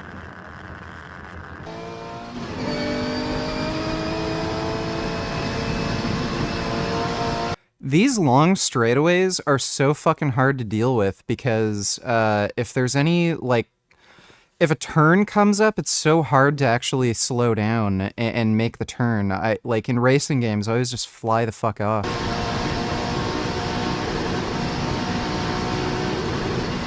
It's also super hard to control the car, period, when you're on dirt like this. Yeah. Yeah, that's what I do when I'm racing. Sur droite, 130 pistes au corps de max en ciel. Ouvre frein pour que 125 plus, ferme 110 plus. Il y a une moto en face. Ouais, j'ai vu. Et ciel vers léger gauche, freine gravette pendant 90 mètres, moins 3. Pour droite.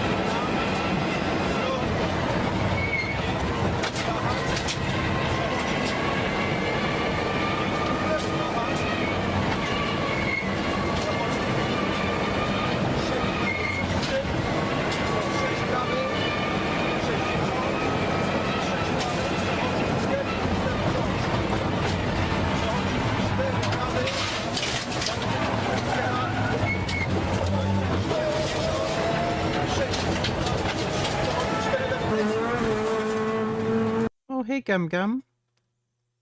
Gummy, why don't you come on my lap? Why don't you come on my lap? Gum Gum. It's a good Gum Gum.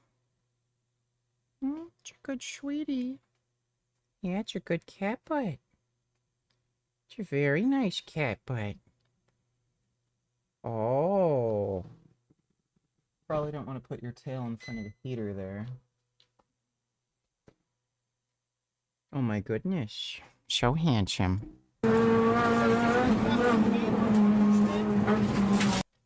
Think RE9 will be good? I have high hopes. Like, RE8 sucked, but Jill Valentine and Leon Kennedy are going to be the two main characters, apparently, and it might be third person.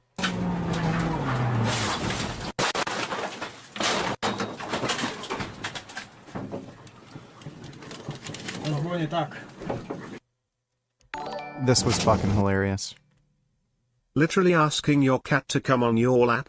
WTF is wrong with you? Well, I don't mean that kind of coming. Thanks for the donation, though, WTF.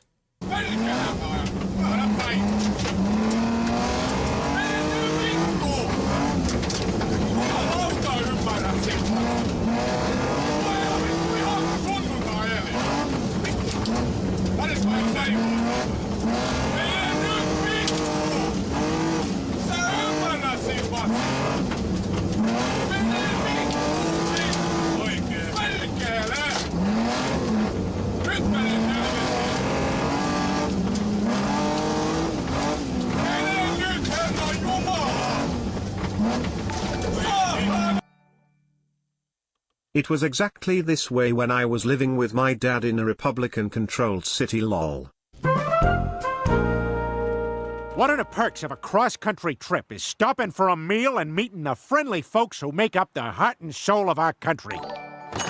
Hello, we're from the Northeast.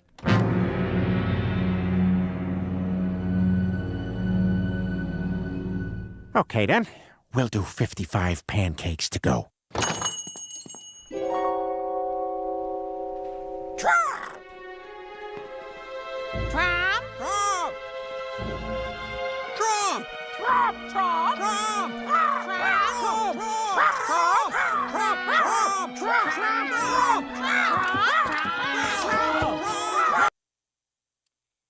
Yeah, that's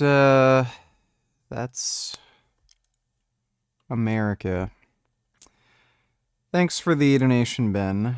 Pig's Dream, donate $2. Check out this vegan General Tao's cauliflower What's recipe. good, family? It's your brother Abdul, and today we're gonna create General So Chicken. The way this guy talks, it makes me think he'd rape me when I'm, like, passed out or something.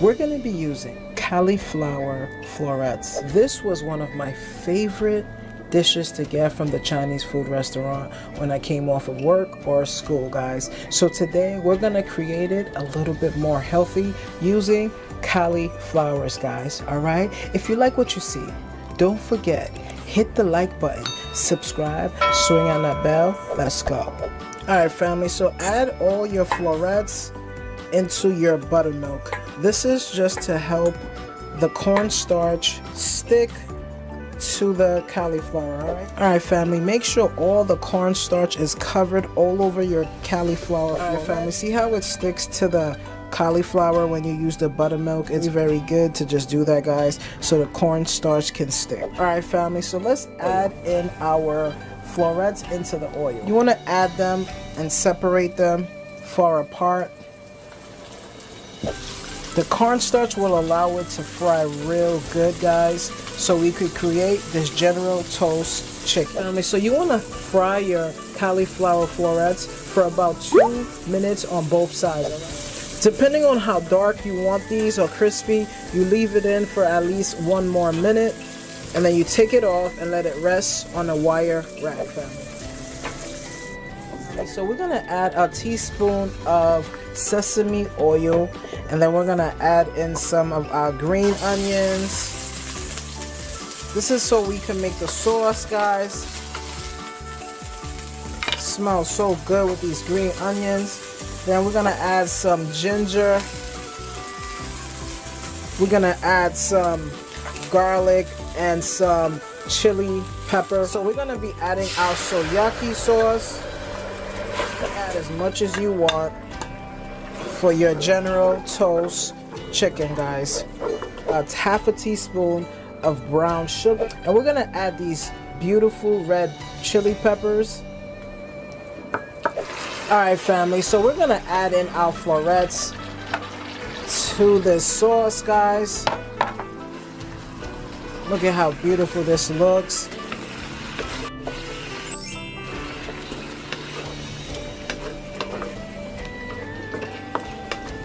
Alright, so that's it, fam. I fucking love deep fried cauliflower. So let's get our rice ready. If you like what you see, don't forget, hit the like button, subscribe, and hit on that bell. Let's go. It's finally ready, family. This is non-GMO. I would eat the fuck out of that. Yeah, dude, deep fried cauliflower is the fucking shit. That guy seems to have a nice channel. Oh man, I want to eat food. Thanks for the donation, Pig's Dream.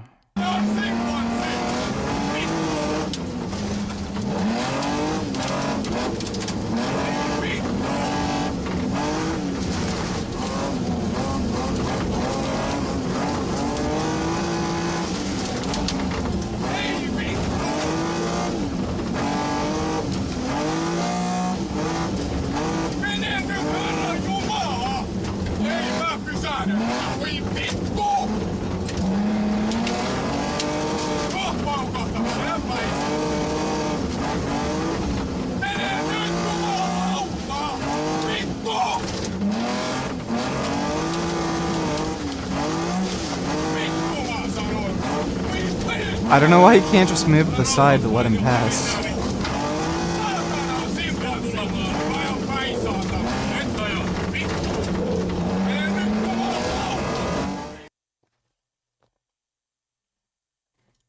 The world of bodybuilding has seen several different crews over the decades.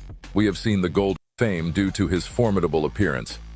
Standing at 5'10" and weighing nearly 130 kilos during his time with the late Rich Piana from 5% Nutrition, Jens is covered in over 40 tattoos on his face and body. Despite his intimidating look, his demeanor is more relaxed and approachable.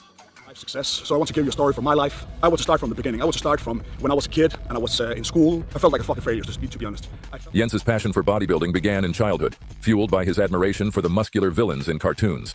Though he had a happy upbringing, his life took a devastating turn at age 10, when his mother was diagnosed with multiple sclerosis, eventually confining her to a wheelchair.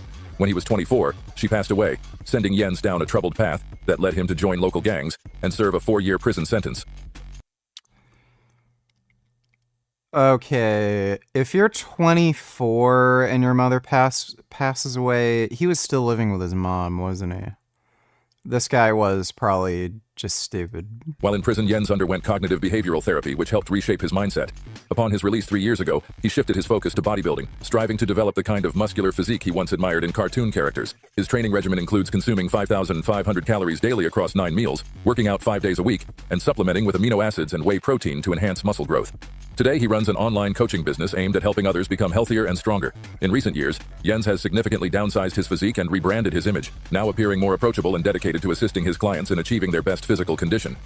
Due to his recent downsizing, I guess he went off steroids. Many people have speculated that he has stopped using certain anabolic supplements and embraced a healthier path. Number 4, Big Joe. In 2016, Rich Piana uploaded one of his most popular videos of all time.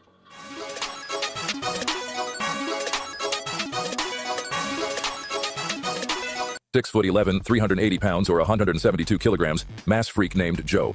Joe, who towered above Rich, was a true sight to behold. The two mutants trained arms together in what was like... Yeah, dude, that guy's gigantic. Holy shit. ...to be an epic workout.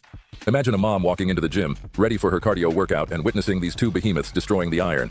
There isn't much information regarding the mysterious figure named Joe. However, through our sources, we have been able to find information about his status. It seems that Joe, who goes by Jove Rashawn Ford, is still massive. In a video on his Facebook page, you can see him shrugging a ridiculous amount of weight.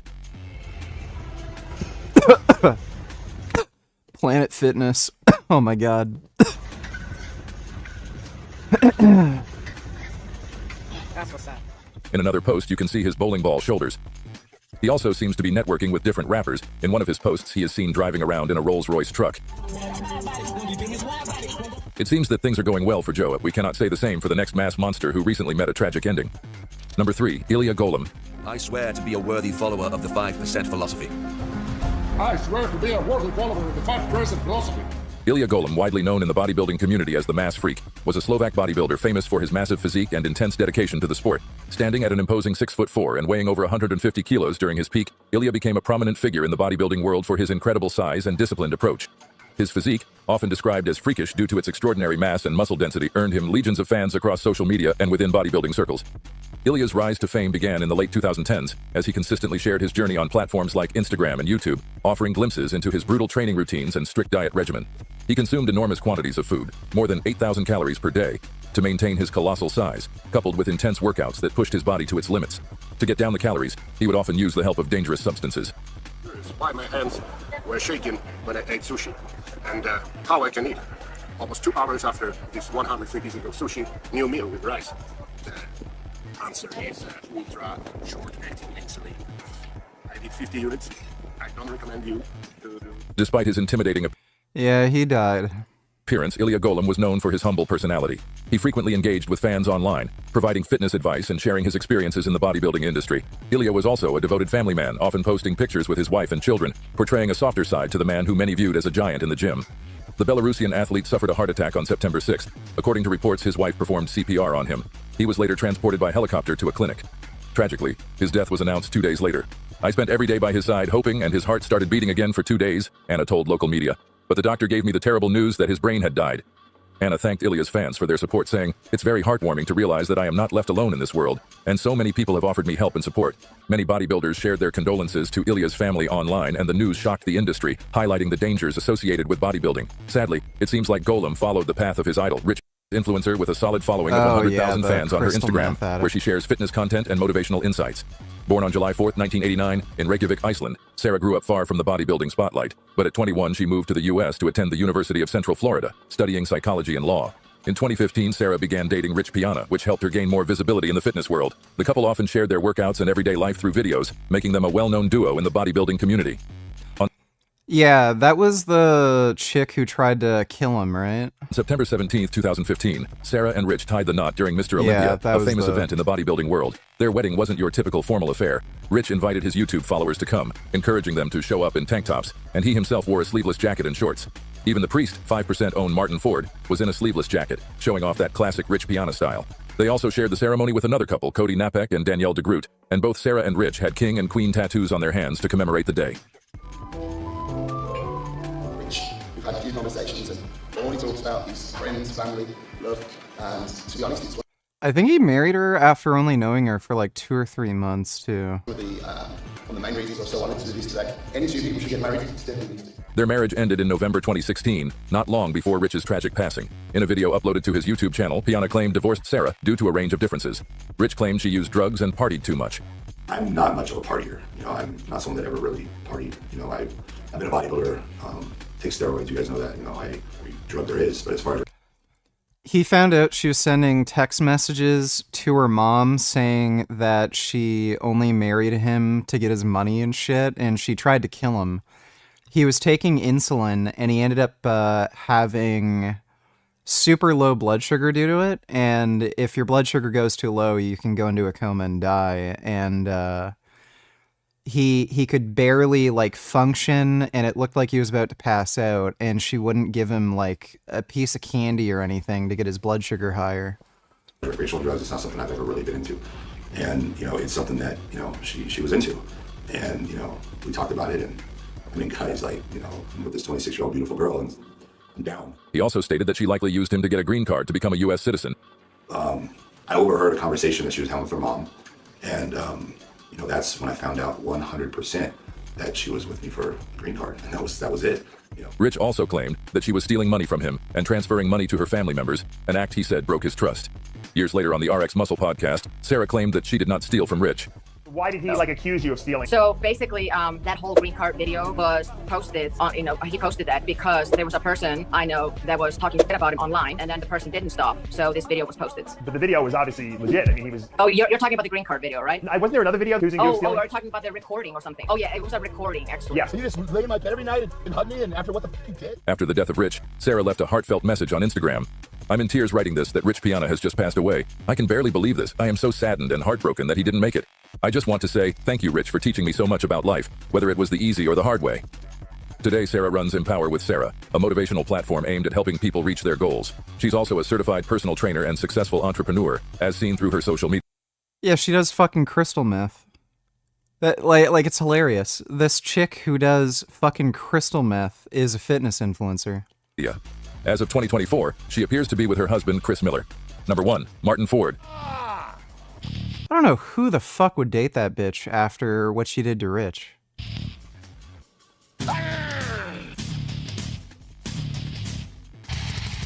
Martin Ford is a British actor, bodybuilder, fitness model, and former mixed martial artist, widely recognized for his towering physique and intense training regimen. Standing at an impressive 6'8" and weighing over 300 pounds, Ford's imposing figure has earned him the nickname, The Nightmare.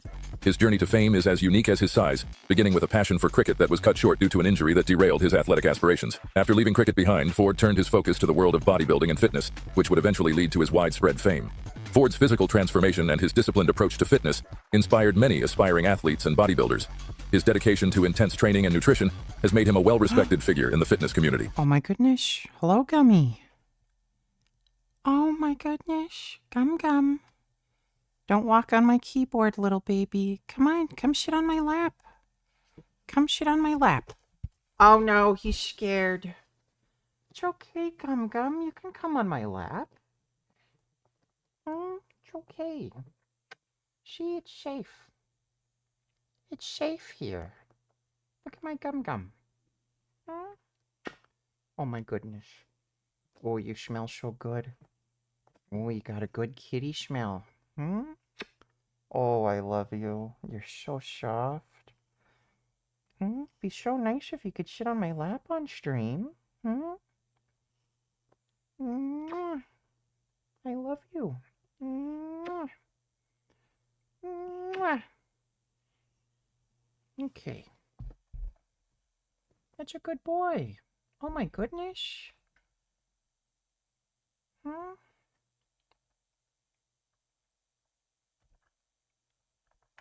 Hey, Gum Gum. Oh, he's stepping on my keyboard. Oh my god, what a good kitty. That's a good job. Wow, he is so good. That's amazing. Ford's imposing figure has earned him the nickname, the Nightmare. His journey to fame is as unique as his size, beginning with a passion for cricket that was cut short due to an injury that derailed his athletic aspirations. After leaving cricket behind, Ford turned his focus to the world of athletes and bodybuilders. His dedication to intense training and nutrition has made him a well-respected figure in the fitness community. Beyond bodybuilding, Ford has leveraged his size and persona to step into the entertainment world, starring in action films such as Kingsman, The Golden Circle, and Boyka Undisputed. His menacing on-screen presence made him a sought-after figure for roles that required strength and intimidation. In addition to his acting and fitness career, Ford entered the world of combat sports. He trained in mixed martial arts, MMA, and was scheduled to fight in high-profile matches. There's no way he was gonna fight Brock Lesnar. Just no fucking way. While his debut in the MMA world garnered considerable attention, it has yet to fully unfold in terms of competition.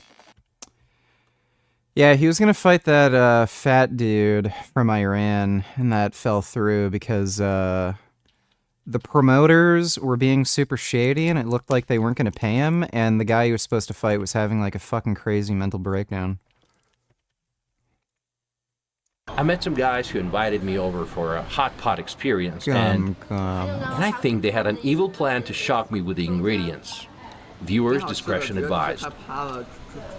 We had a pig's brain, stomach skins, duck's blood, and so much more. Gummy. I enjoyed it, though. Oh my god. The blood? Dude, that's fucking disgusting. Holy shit, Chinese people eat like crap. Gummy, what are you doing? He's whacking the thing on my desk. Oh my god. He is such a good kitty. I freaking love him so much. My mom keeps wondering why I look at so many buff dudes. Vegan Gains, can you look at the camera and say that Patrick isn't gay?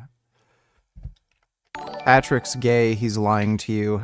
Gay, gay, gay, gay, he sucks dick. Did you ever watch Sopranos, or are you scamming? Are you doing sit-ups tonight? I can do sit-ups tonight. Gummy, why do you keep walking? What are you doing?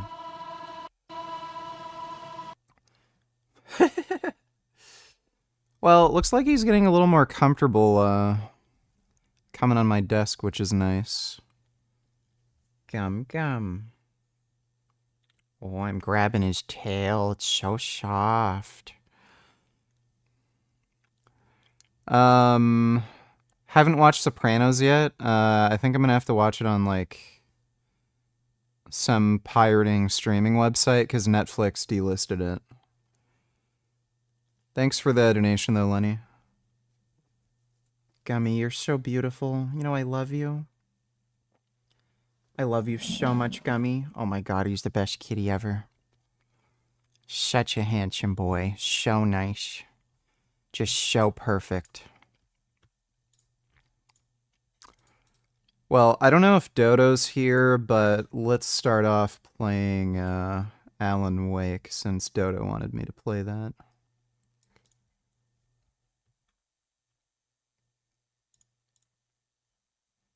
Oh, right. Fucking Epic Games. Oh my god, I hate Epic Games. Bro, I am never watching fucking Lost. What a joke. Yeah, right.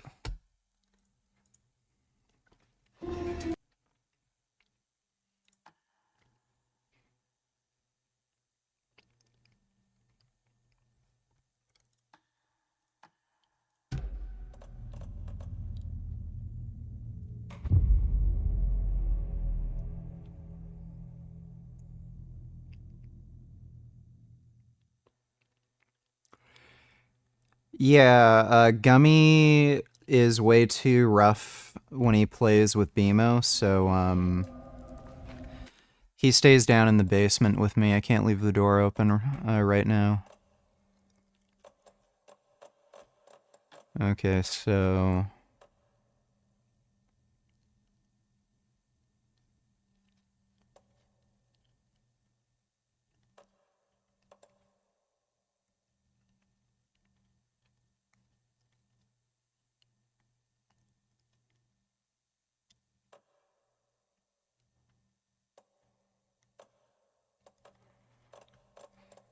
Infinite ammo, infinite flashlight batteries.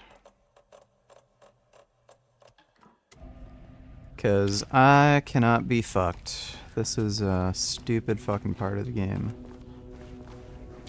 So how do I do the flashlight thing again? Oh, there we go.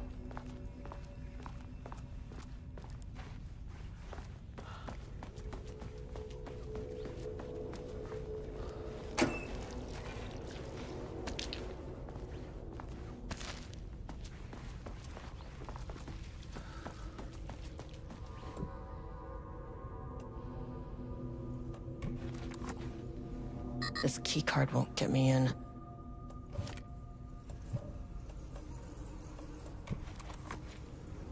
Need a higher clearance keycard.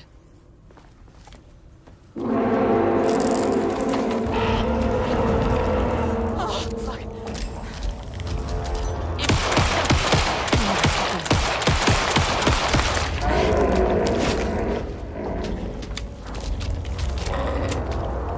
So how do I kill these fucking things?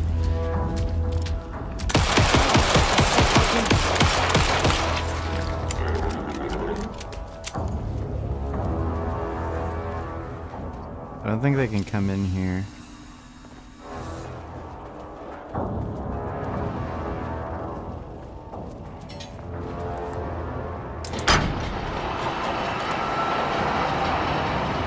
What does... Okay, it moves the pictures around?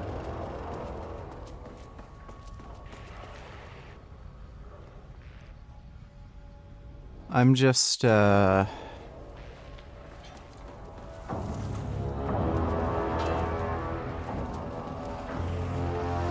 have no idea if that's something I need to do to progress.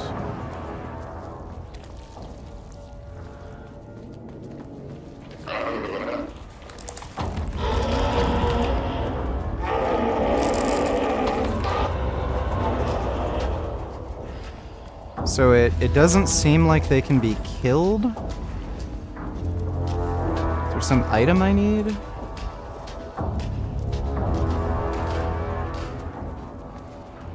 There was like a mention of a weapon here. I don't know where the fucking weapon would be. Can't open it from the side. Oh yeah, of course not. Why would you be able to? Oh, that has to be the weapon that kills them, right? How the fuck do I get in? Bingo. That keycard's gonna get me to sub-level 5.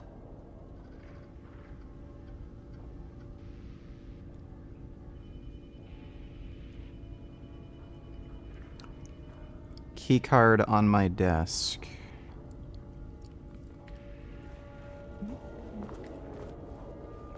Why does it show an interaction thing there and then it disappears? So it seems as though they can't come in here. Yeah, what the fuck? I don't know.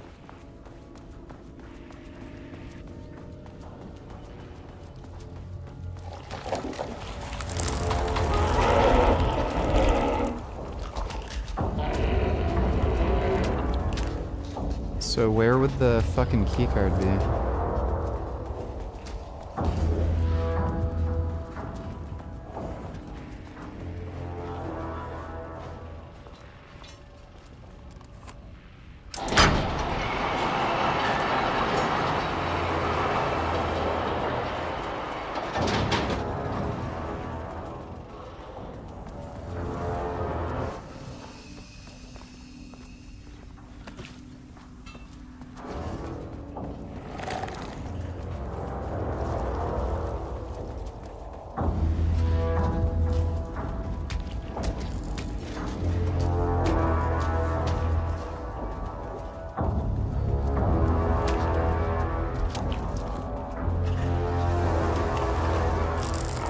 Yeah, like literally, where's the fucking keycard? Oh, there's the elevator. What the fuck were those things?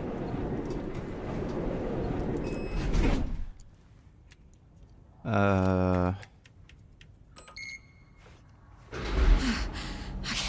deep breaths. I don't know if we're gonna play Poppy's playtime. Do I need a PCI 5.0 GPU You never slot really get used to the shit you see in this job, motherboard but for upcoming you can learn RTX techniques to 5090? I don't adjust, know. to function.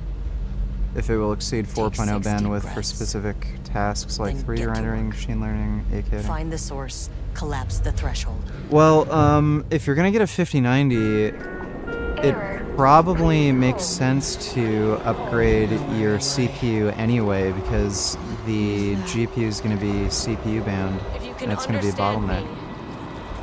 I'm an agent of the Federal Bureau of Control. I can assist you if you take no hostile action against me or any action that could be perceived as hostile. Do you understand?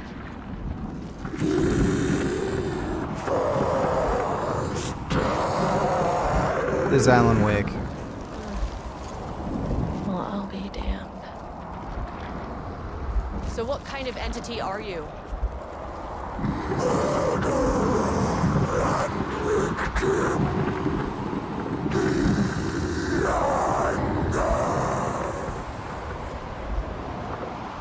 You can speak.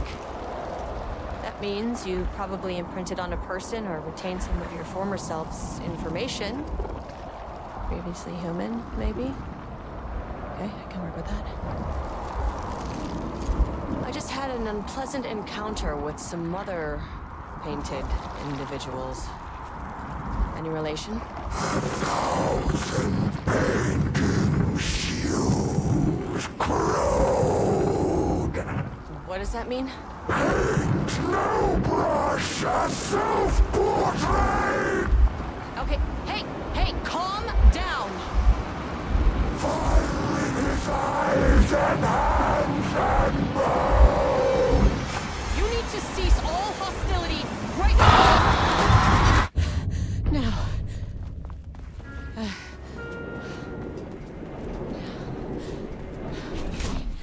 Bad news. That thing is really pissed off. Good news. It didn't try to kill me. Baby steps.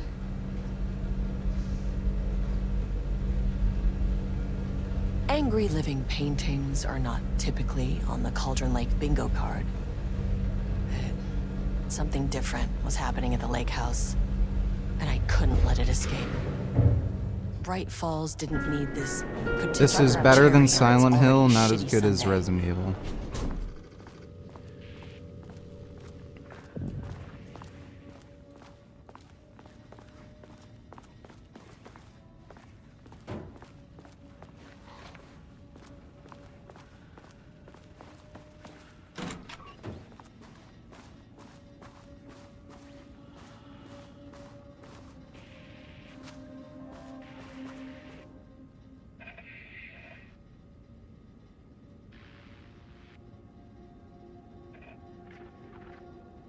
September 12, 2023. Notes regarding a page of an Alan Wake manuscript I found in the archives.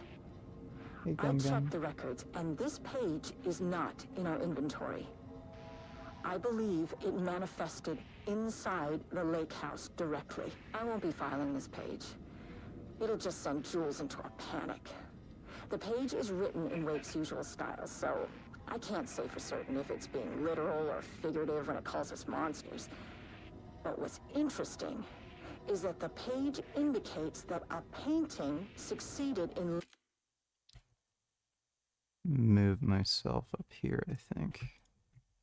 linking Cauldron Lake's threshold with our facility. Writing has always been the clearly superior avenue of research, but I never considered that the writing itself would dictate a different art form as the catalyst for our success. I cannot accept that. I can't allow Jules to stumble his way into success. Not after the years of work I put into this research. I got word yesterday that 2 writers are visiting Bright Falls. I will beat Jules to the finish line. Diana and Jules Marmont had once been a team. Rising stars in the Bureau, both talented in their own way. Diana innovated and Jules got funding from the bureaucrats. Cooperation led to respect. Connection. Then after a decade of hard work, the happy couple were promoted. Co-heads of research. Their first years at the lake house were good. Challenging, but not insurmountable. Not for them. Gradually, Rudolph Lane stood back from the canvas. He didn't recognize the piece. Did he paint this? His mind was foggy, unfocused. He knew the Marmonts were putting something in his food. A man in a white coat came to steer Lane back to his cell. He did not resist. He was too tired. He lay on the bed, but the stench in his cell wouldn't let him sleep. An acid stink. The turpentine. The paint. It was all over him. Years of it. 1,000 paintings. 1,000 more to come. A putrid weight he could never wash away. Cold hate simmered below the mist clogging his thoughts. Hatred for the paint. Hatred for the brushes. For the Marmonts. For himself.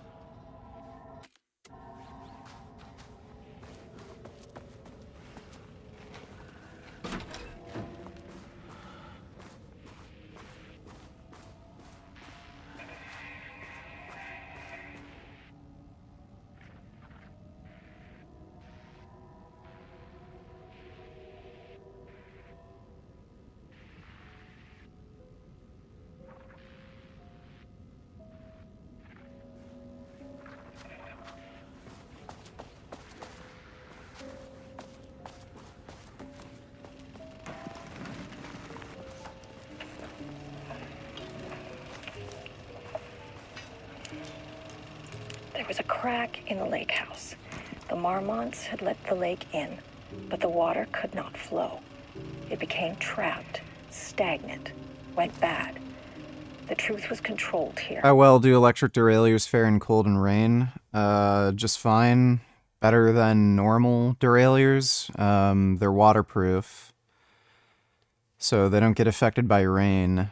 And there's no cabling system that can get like gunked up or anything. It's just the motor, so they're just better. The art was not art, just content for the experiment.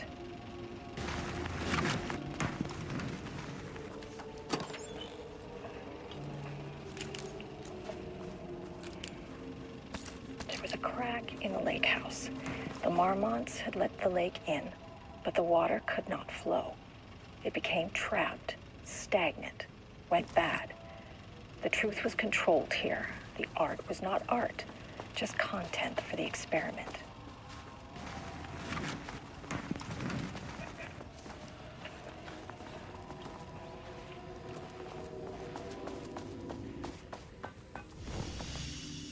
Who the fuck knows what some of this shit is?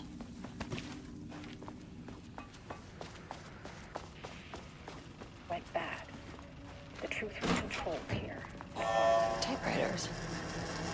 Oh, please don't let this be what I think it is. As you know by now, typewriters and Cauldron Lake do not mix. And a room full of them all clacking away on 100% bad news.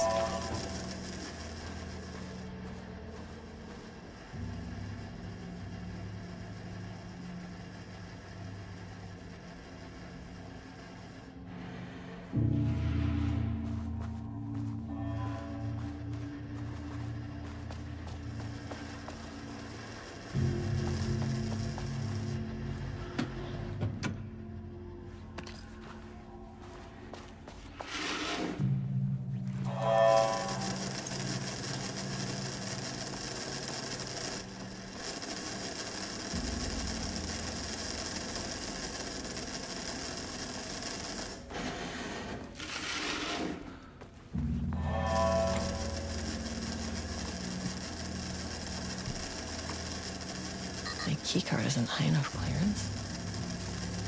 Crap. So where do I get that fucking number 2 keycard?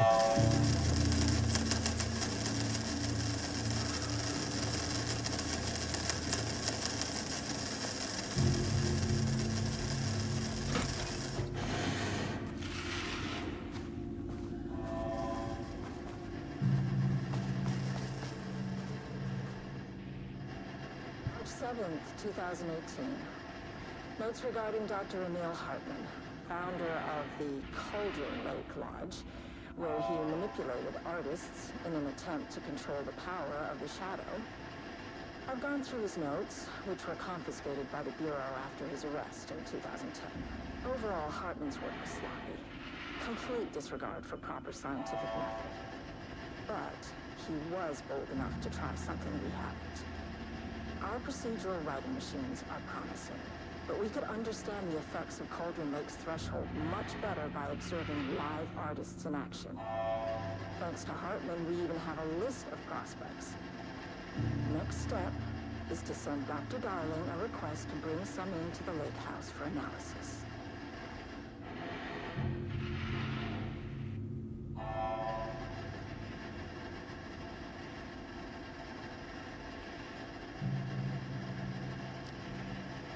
Yeah, I don't know if this whole universe is like created by Alan Wake. It's kind of weird. Okay,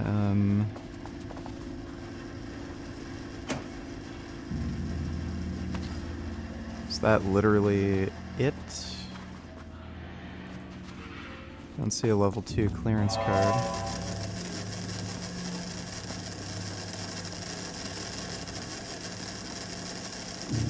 And that's another level 2 clearance that's locked.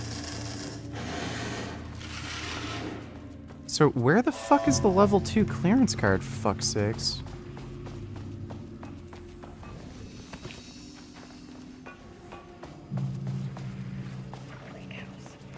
It said it was on the one woman's desk. Maybe we need to go to the first floor? I didn't see it there when we were first Where'd there. the elevator go? Oh no, the elevator left again. Okay, so there's something here?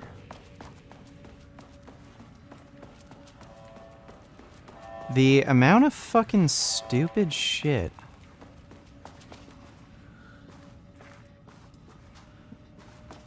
I guess I'll just double check everything. More batteries and crap. I do not see point of interest, point of interest, point of interest. Container. Well, what the fuck? What do they mean point of interest? I've read all this stupid shit.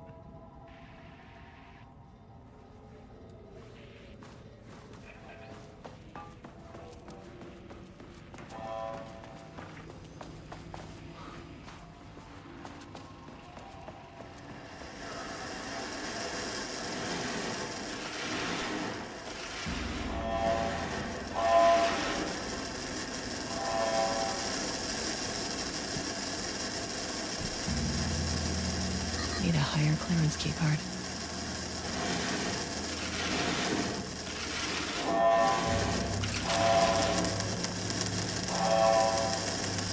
Is there gonna be something like insanely stupid, like I have to look through each fucking desk?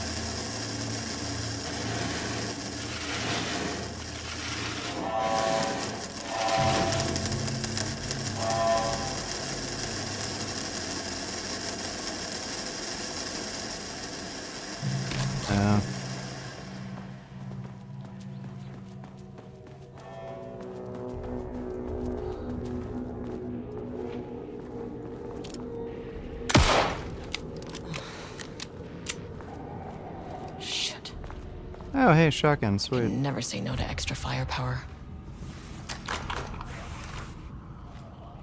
Goddamn right.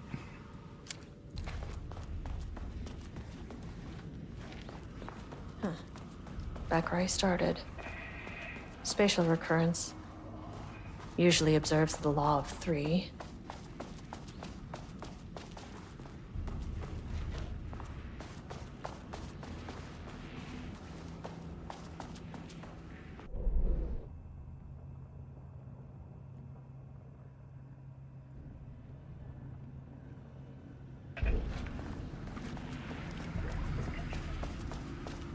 I think I heard something funny. I'll just save here. An urban legend and a murder in constant imbalance. The shadow is here. Good thing I brought a flashlight.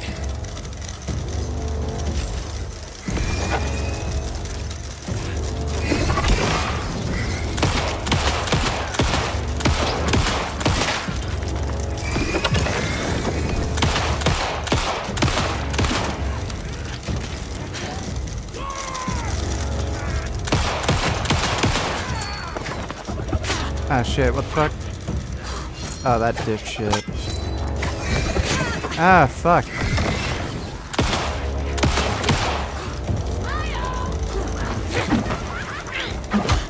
Ah! Suck my dick.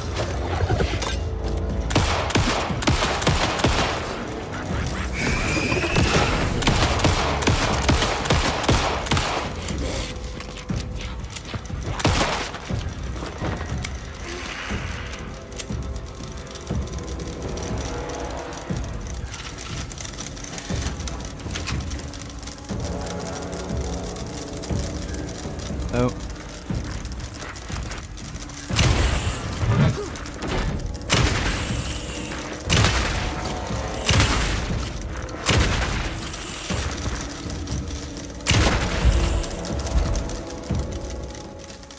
Some staff down there had been corrupted. Shit just kept getting worse.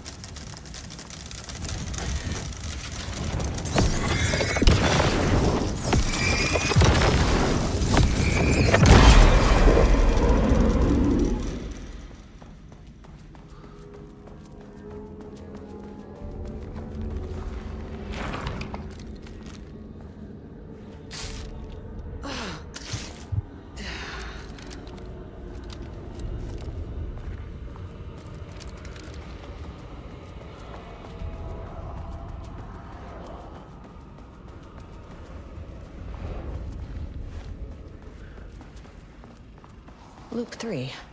Should be the last one. I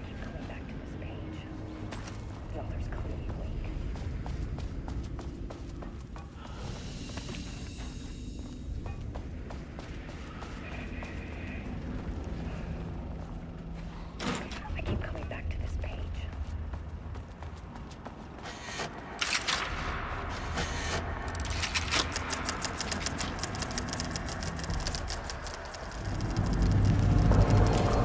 What is that?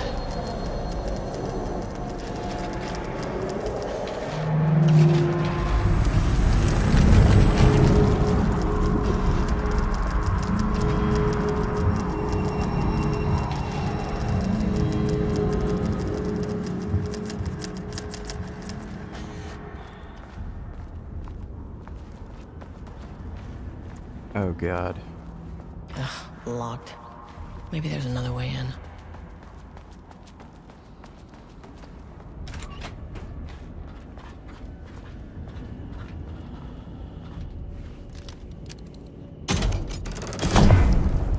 Huh. Controllable shifting phenomena.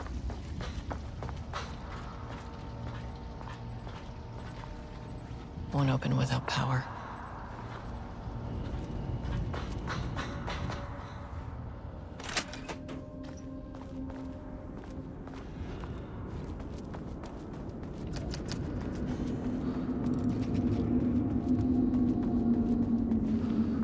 Fuck is this? Okay, I guess I can't go in that direction. Okay, I gotta go back and then put the power on, then I can go through the other door.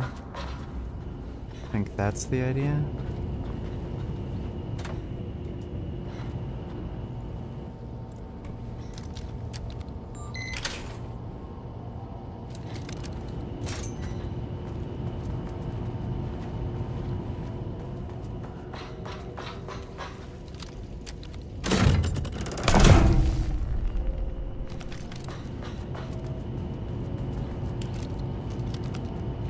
Do you have pixel dimming on max on your G7 monitor or auto? Max makes OS look weird, but who cares? I think it's on Max. Not sure though.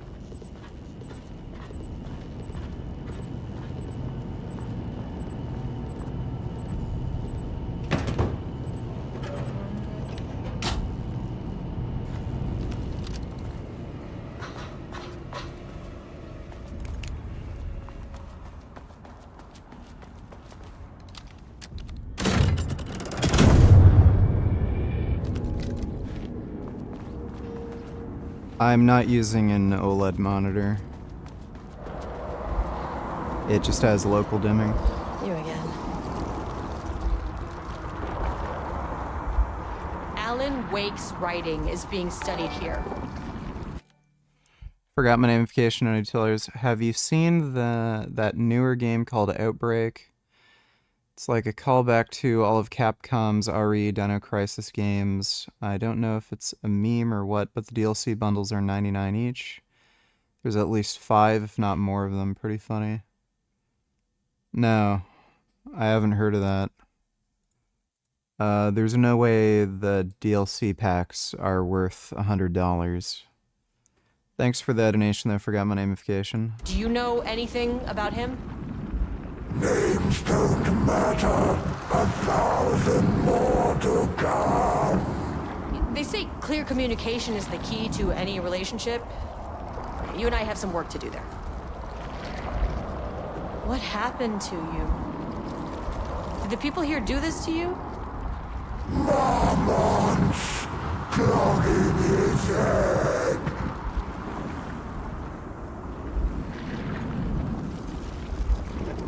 You said marmots before. Do they do this? Where are they now? Misery, hate. Tell me where they are. The man in the white coat. Christ. It's fixated on the marmots. What did they do? Yeah, I don't have security clearance too. Go up the one way? A threshold is the connection between a foreign reality. Yeah, I played the game and our Control. own. Now, they all have their own rules, strange as they are, but the further down I went, the more chaotic this one got. Clearly, this was the Cauldron Lake threshold, but something was wrong. Well, more wrong than usual.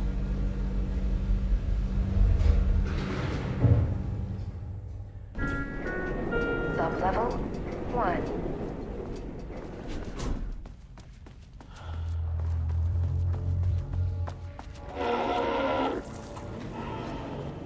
Ah, damn it. I wanted to go to the other one.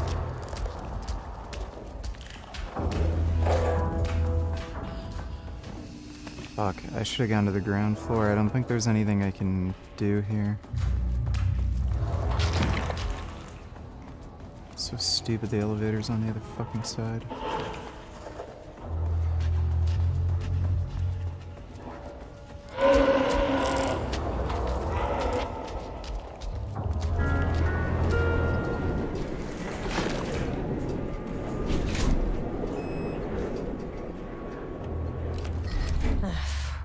No access back to the lobby. Great. Access denied. Only one way to go. Well, then what am I doing?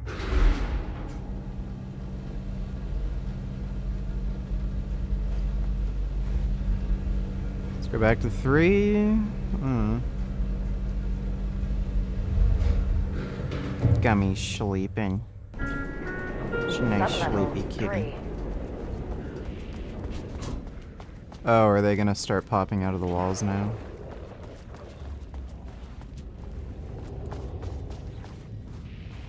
Yeah, where the fuck am I gonna get the security access number 2? I have no fucking clue.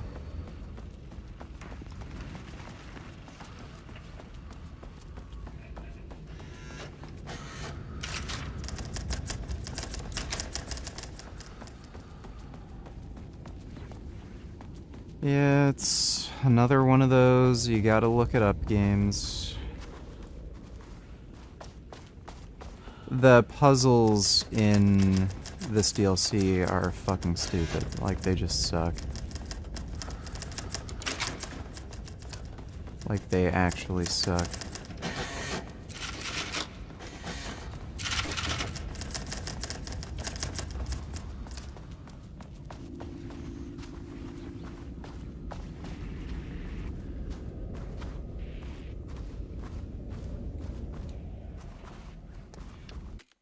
Yay, fun. Just look up a fucking walkthrough guide because it's fucking stupid. Alan Wake to Lake House. Card locations. So fucking stupid. Floor number 2.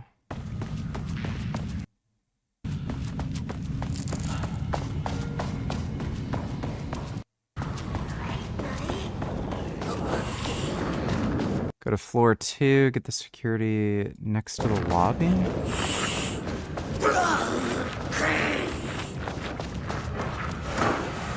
Wait. Where? What? Floor 2.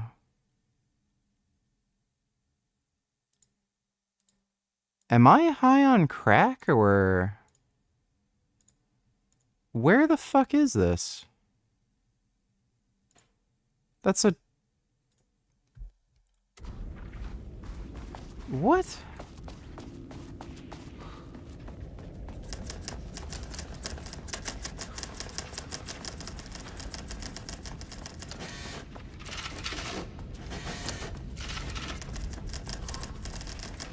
Oh my god, can you run faster, you fucking slow bitch?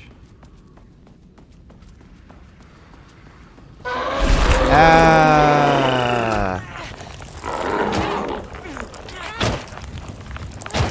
Fucking cunt.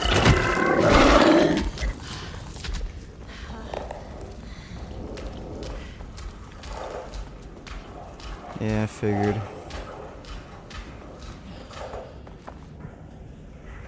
Okay, floor 2.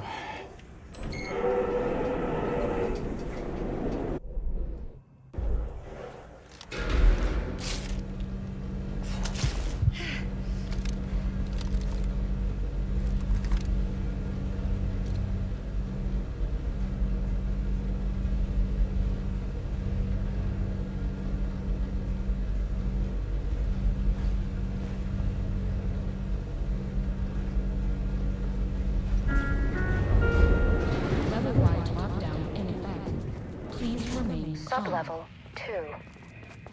Level-wide lockdown in effect. Please remain calm.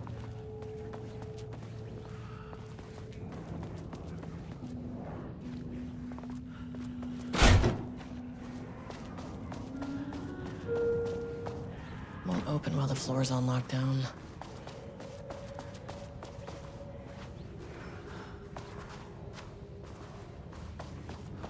Oh, okay, that's stupid and confusing. Okay, so 2 was just a void before and then it changed. Okay, whatever.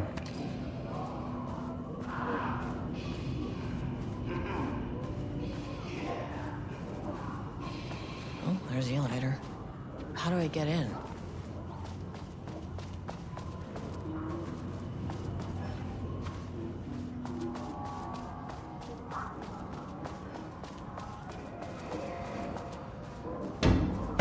cheated. Hope that glass is thick.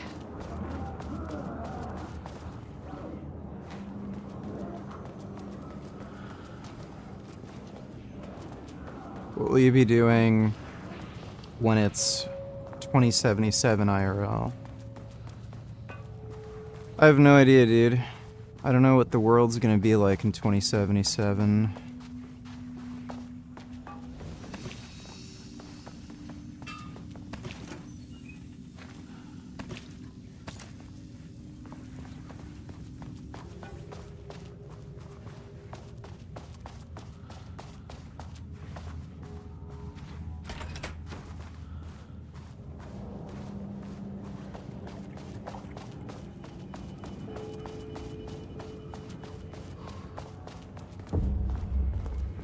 There's security clearance 2.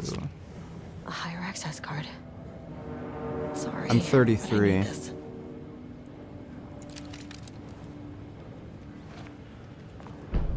How many paintings did they have this guy make?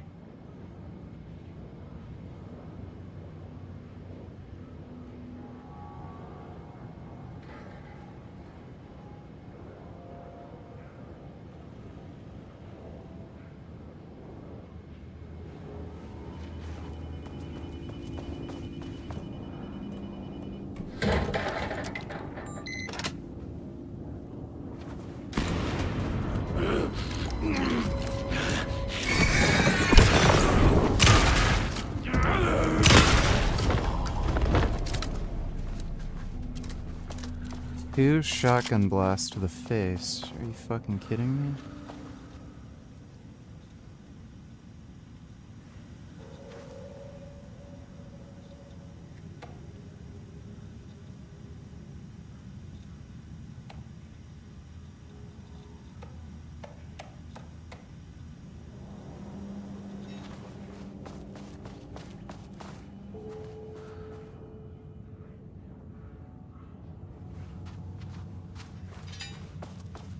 That was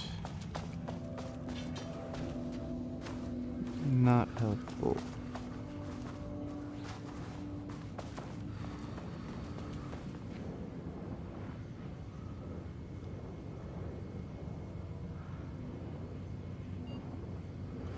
Oh, does this computer... Okay. Yeah, well, you know what I'm gonna do.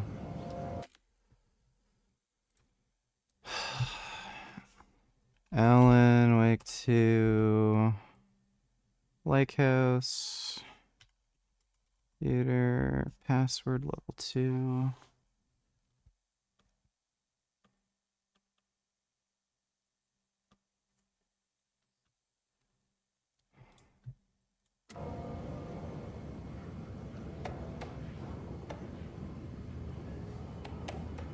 One, 8, 0,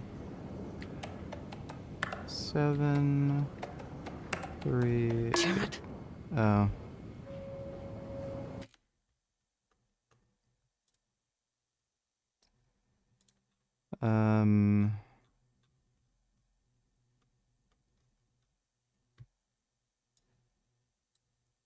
Five locked computers. Go fuck yourself.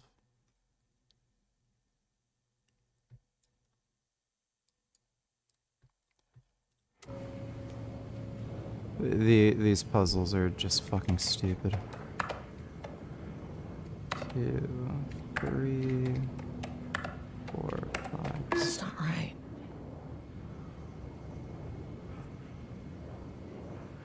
What?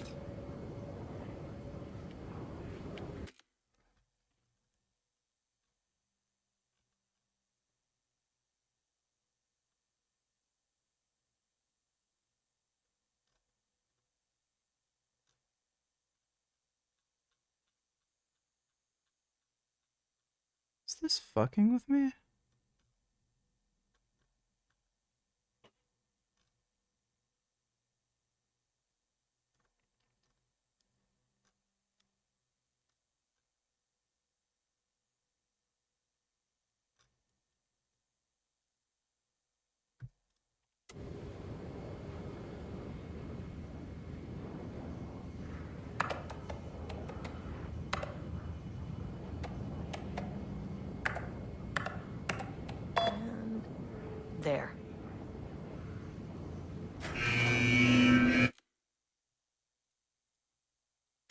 It's a puzzle. Lockdown lifted. You are now safe to resume working. Escobez, come in. Facility. Sub-level 1. You copy? No. Turn back. Area is extremely hostile. Radios. They're on floor 1. I'll need help.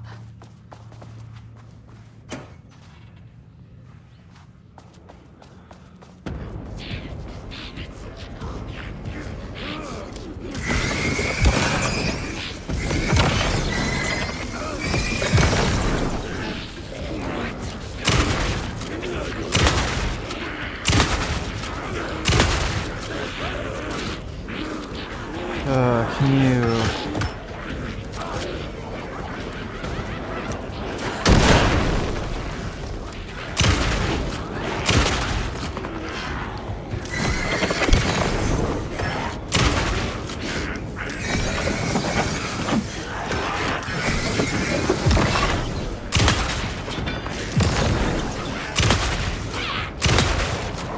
Is there any reason why the shotgun is, like, insanely, remarkably weak?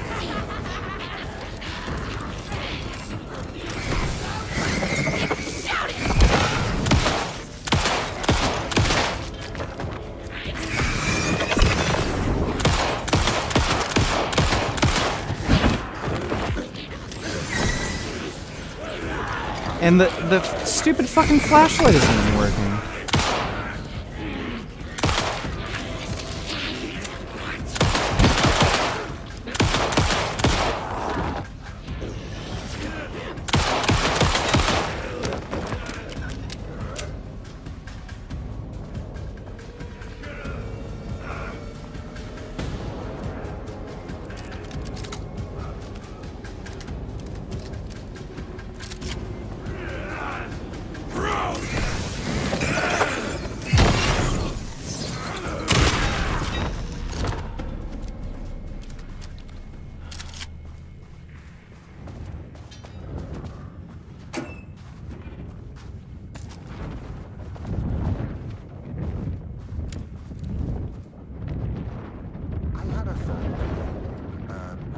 Avenue for further research. When we think of art successfully affecting reality, we always think of Alan Wake and his writing. This could be due to recency bias or simply the amount of recorded evidence skewing our opinion. But also, I wonder if writings...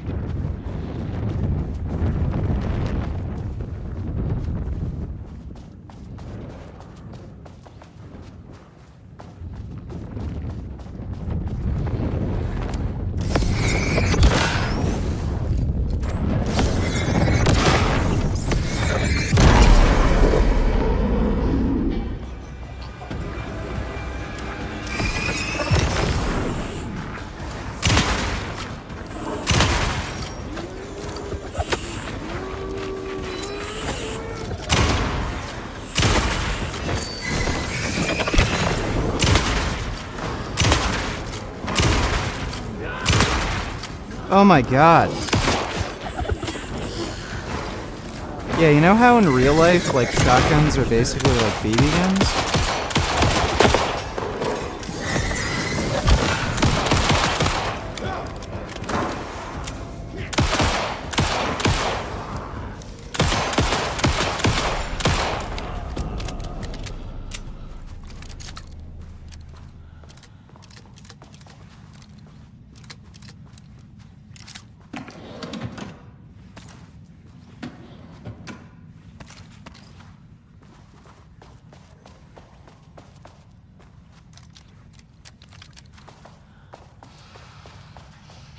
So that's level 3.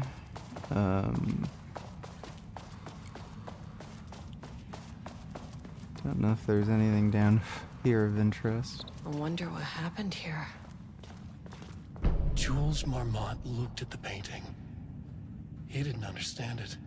Saw only random whirls of color.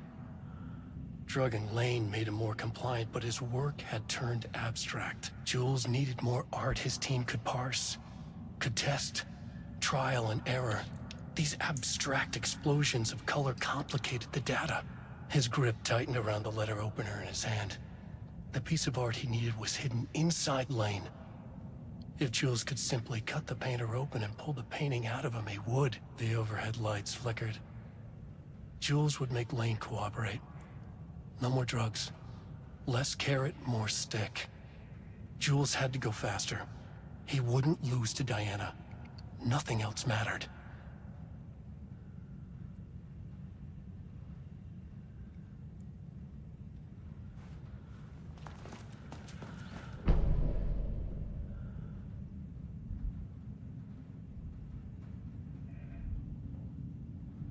I can't paint anymore. I know he wants me to paint.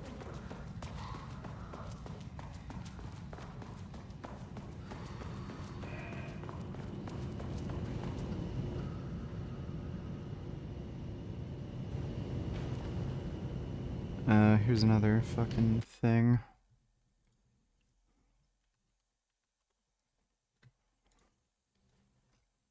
Oh, wasn't it 1, 2, 3, 4?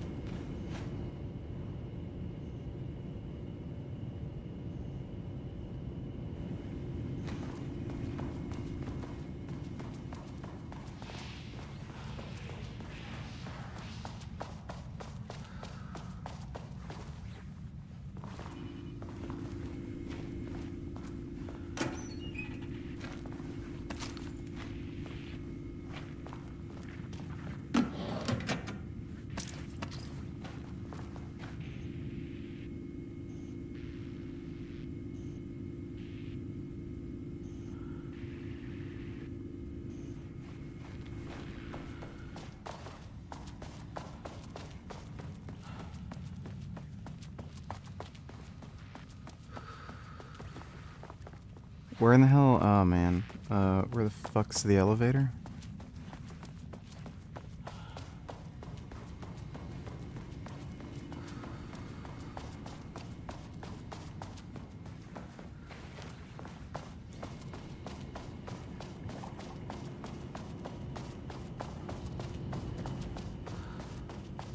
There we go.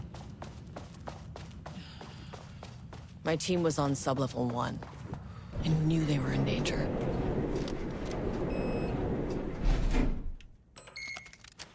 The Marmonts turned innocent How many people computers do I into have? tools using the FBC's authority. I got this PC that I use Untouchable out here, hidden away in the woods. as my main streaming PC. Actions have consequences. I've got 2 And I'm laptops. the consequences.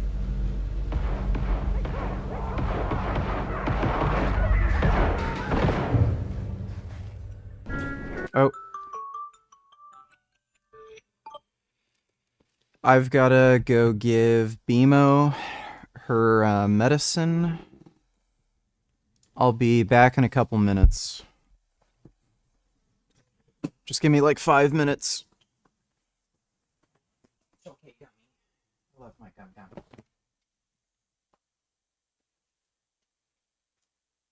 Oh. Fuck.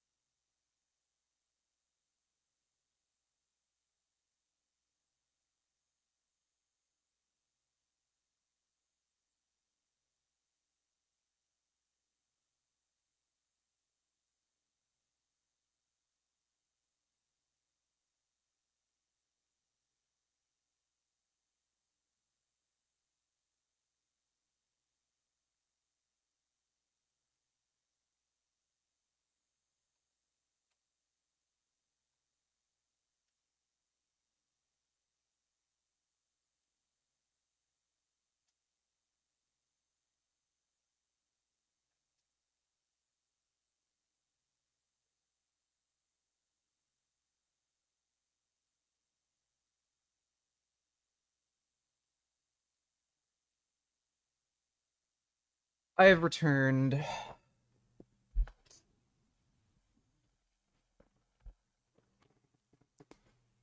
Oh.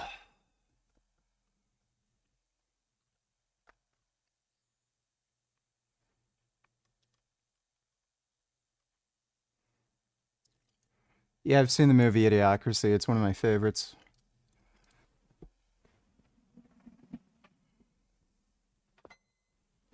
Yeah, Idiocracy is a real comedy classic. Sublevel 1.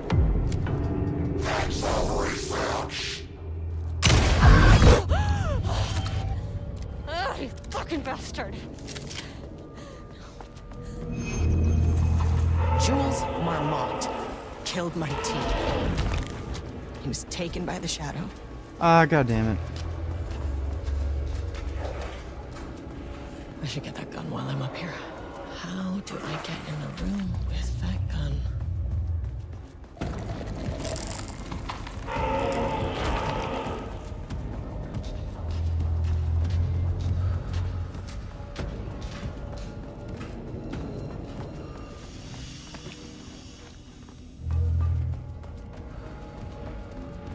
I mean, that name is not very scientific. I mean,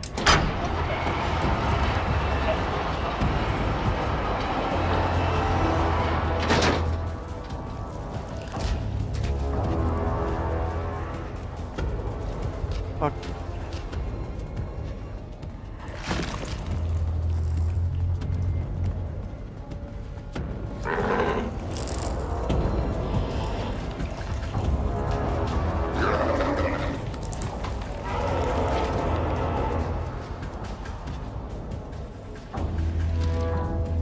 Hurry the fuck up, bitch. Oh my god.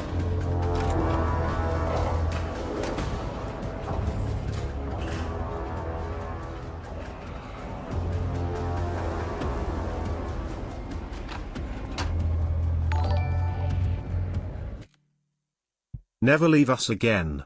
It was scary. Did you bring back the milk and cigarettes? No, I forgot. Thanks for the donation though, Fax. And yeah, I'll never leave you again. I know this is scary, probably especially for Dodo. If he's still here. Don't know if he's still here lurking. Alright, there we go. Okay. And This should security get me down to clearance sublevel 3. 5. And this should get me past any other problems.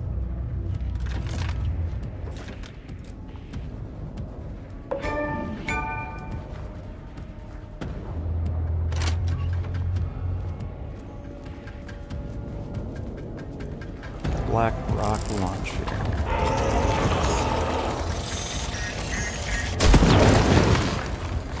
Finally! Something works on these bastards.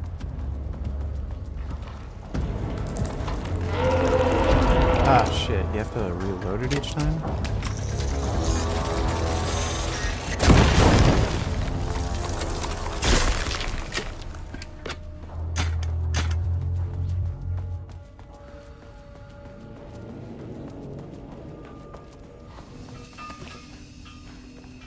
I'm not mean to Dodo, I'm nice to him. You're all mean to fucking Dodo. You'll call him a autistic retard.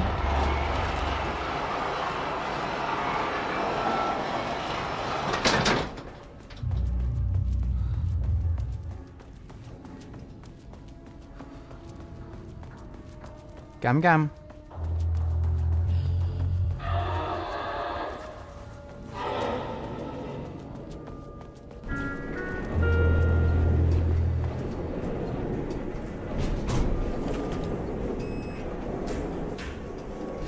So, I think on 2 there was a level 3 access thing. The Shadow had changed Jules Marmont into a hostile, paranatural entity. That made everything simpler. No arrest, no paperwork. I could put him down like the monster he was. Sublevel 2.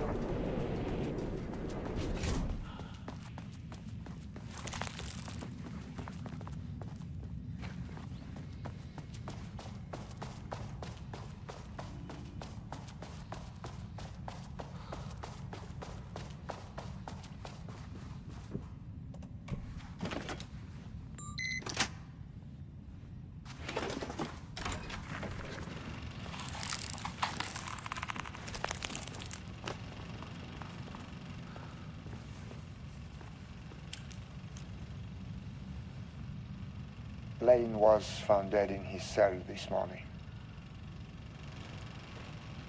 It's an unfortunate second.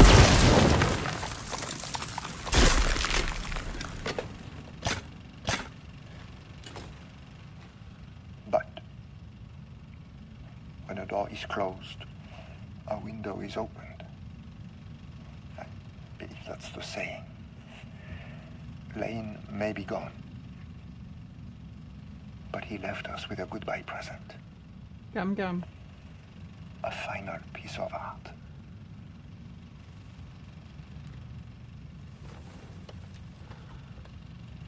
This piece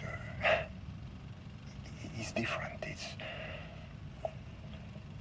raw emotion, pure truth. He put everything he had into this one. Literally. Every reading we take is off the charts. This is what we have been waiting for. It is the key.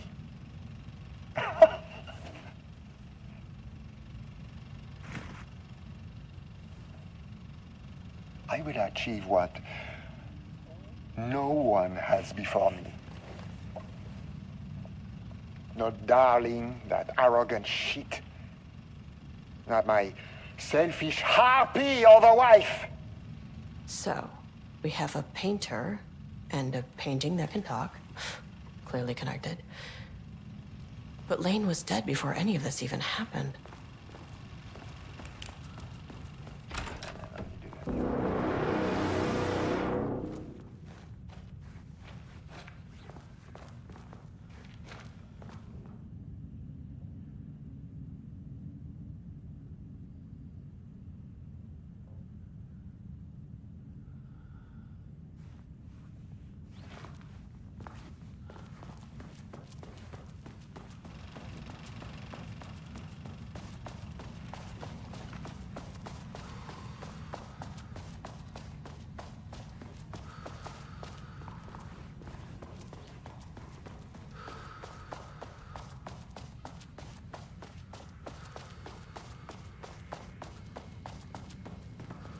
Not sure if there's any other level 3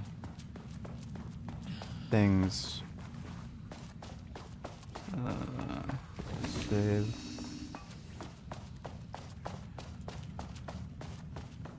Is that stupid elevator in the same fucking place? Yeah, it is.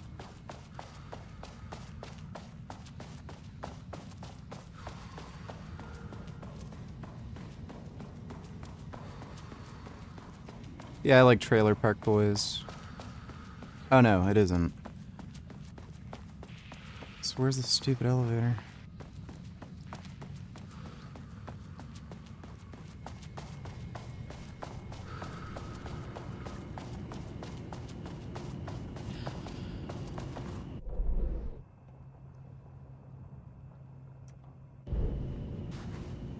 There we go.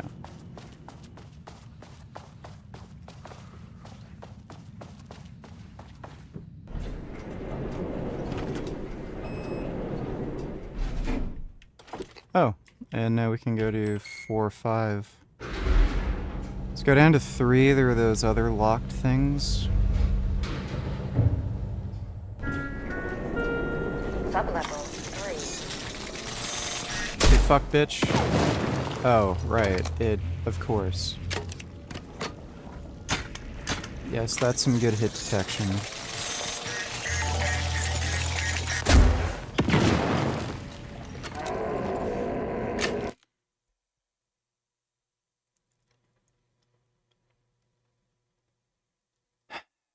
Dodo, Donatillers, by the way, I just want to say earlier you typed passwords in wrong, the computer you wrote 2, but said 8. I was about to waste $2, tell you, but you got the password. Well, thank you, Dodo. Genuinely wonder what is causing his abdomen to be so distended.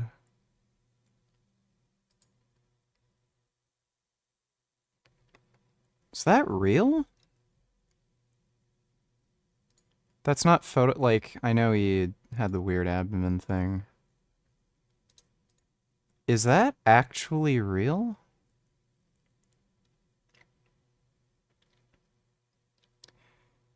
Either he has ascites, liver damage, which would cause that distended abdomen, kind of like Big Lenny. Or he has like a horrific case of SIBO. If that's not photoshopped, then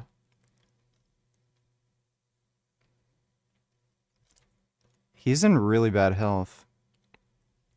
It's a nursing student who was literally just wondering this a few weeks ago, which is how I found the second pick, because med students on Reddit were talking about it as well. I absolutely think he has a barrel chest. That's not just a barrel chest.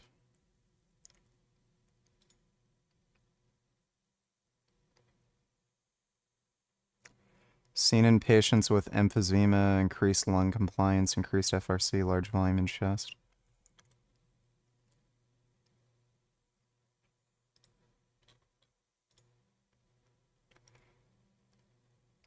It's his stomach that's distending.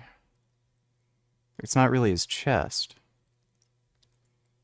SIBO, SIBO, it's when there's bacterial overgrowth in the small intestine. I'll just brilliantly explain why Donald Trump's tariff plan will be a complete disaster for hardworking Americans. Dean, are tariffs inflationary? Yeah. Why? Why? Who pays for tariffs? Not the company that you are tariffing. So let's use the favorite example. China exports stuff to us and then we tariff them, right? We as an importer of Chinese goods pay for the tariffs, not China. I think that's what the most important fact that people need to understand is that the company exporting the product does not pay for the tariff. How it works is this. They put stuff on a boat. It arrives here. When the company that imports it and distributes and sells it, let's say Costco, whatever, the distributor, goes to the port and takes it, they pay for the tariff there. At the port?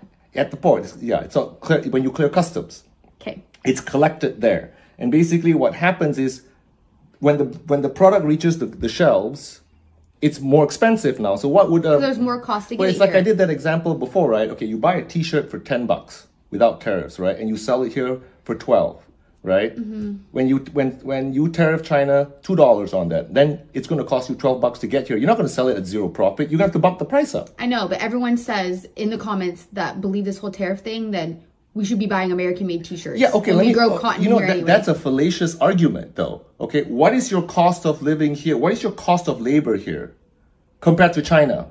How are you going to pay people to make that t-shirt at the same price that they make it in China? It's impossible. And what's the result of that, right? You pass the price increase on, the cost of labor, the cost of everything that's more expensive here, regulatory costs, taxes, all that kind of stuff. It costs more to make things here, which is why we only make certain kinds of things here. We don't make t-shirts here anymore. What do we make? An airplane. What do we make? We make... American-made cars. We do make them. Well, actually, no, I think we make them in Mexico because it's cheaper. Yeah, that's the whole point. So the whole thing that people have to understand about manufacturing, like, oh, you tariff, they're gonna... No, the world, economic, the what do you call it? The best manner in which for all countries in the world is to trade with each other. It's this concept of competitive advantage. You have low cost of labor in this country, or you have a lot of natural resources or other kinds of resources. Mm-hmm. You make that product at the lowest cost. And then you trade with other people, And we're very, very good at making high, technology stuff. And we're a knowledge economy. That's right. And we're very, very, advanced. We make weapons, we make airplanes. That's what our competitive advantage is. How we make it exactly, right? Then you export that to other countries and you import the things that they're good at. It's called trade. It's how economy started, barter. Back in the Middle Ages, whatever, like, hey, I'm really good at fishing. I can catch a fish. That guy's really good at hunting, shooting a bow and arrow at a bird. That guy wants to eat fish and you want to eat chicken, whatever, right? You trade. Because I'm really good at this and that guy's really good at that. That's how trade works. It's competitive advantages. It's the most efficient, right?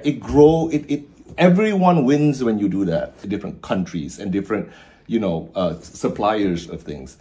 It's not efficiency anymore. And what happens when you do that? Everything in everybody's own countries then becomes more expensive when you don't trade openly. Free trade. Okay, like Ed Yardeni says, free trade is ideal. It's not necessarily, fair trade would be a cherry on top because sometimes things aren't fair. China's not fair, no question. But free trade should always be the winner. Got it. So it is. He's Chinese, so you can't trust him. But thanks for the donation, Dodo. What in the fuck, bro? Is it just not letting me... What? What is this?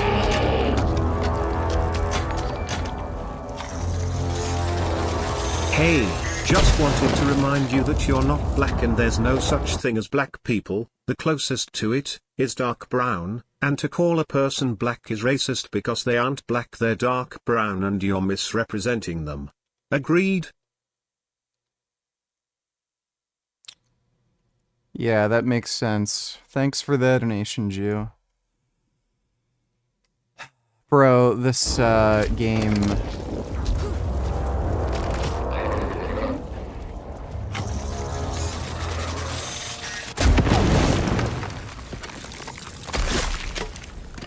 Wow.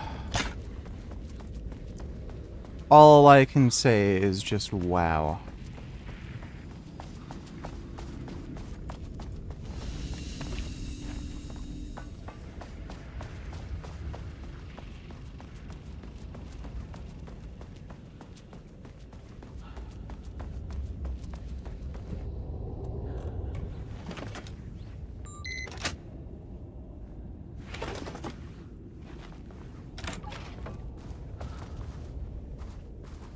Water dripped from the ceiling as Diana stared at the folders stacked on her workstation.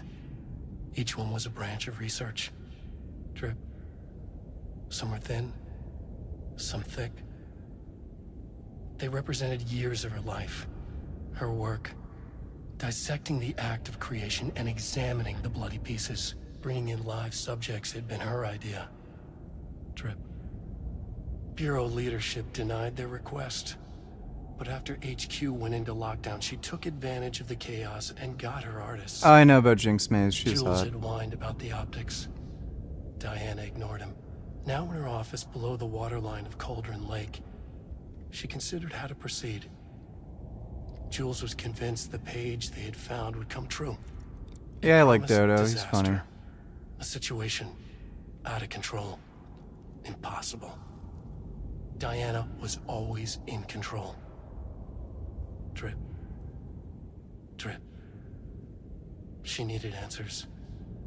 She needed to quantify, to define, to control.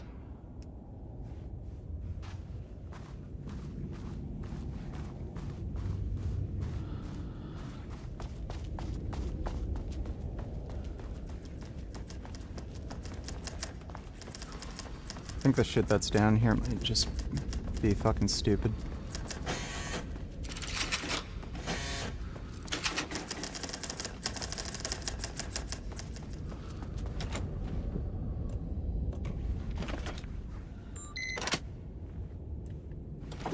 You like Death or Rabbit? Yeah, he's cool.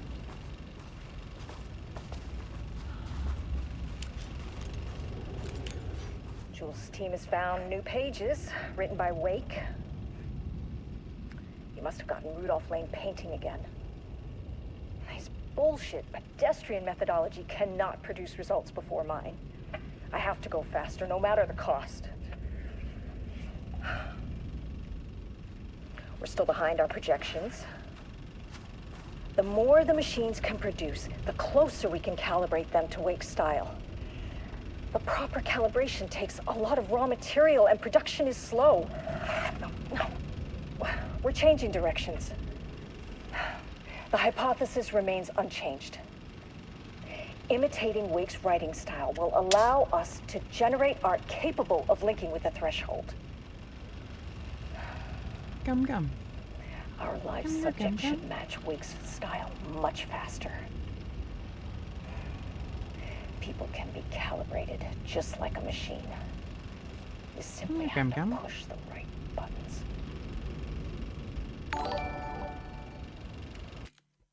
Have you reacted to this yet, my ninja?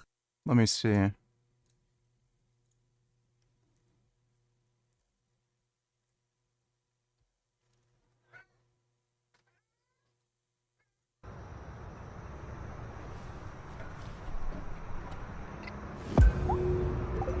This is the story of how the world's richest person, the owner of Tesla and X, bought the global town square, then corrupted it before using his immense wealth to help elect a convicted felon.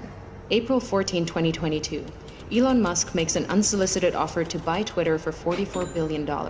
He claims the site has become politically skewed and says, for Twitter to deserve public trust, it must be politically neutral. October 27th, the deal goes through. Twitter was politically neutral. The next evening, a far-right conspiracy theorist breaks into the San Francisco home of Democrat House Speaker Nancy Pelosi, intending to kidnap her. Pelosi is away, but the man attacks her husband Paul, hitting him repeatedly on the head with a hammer.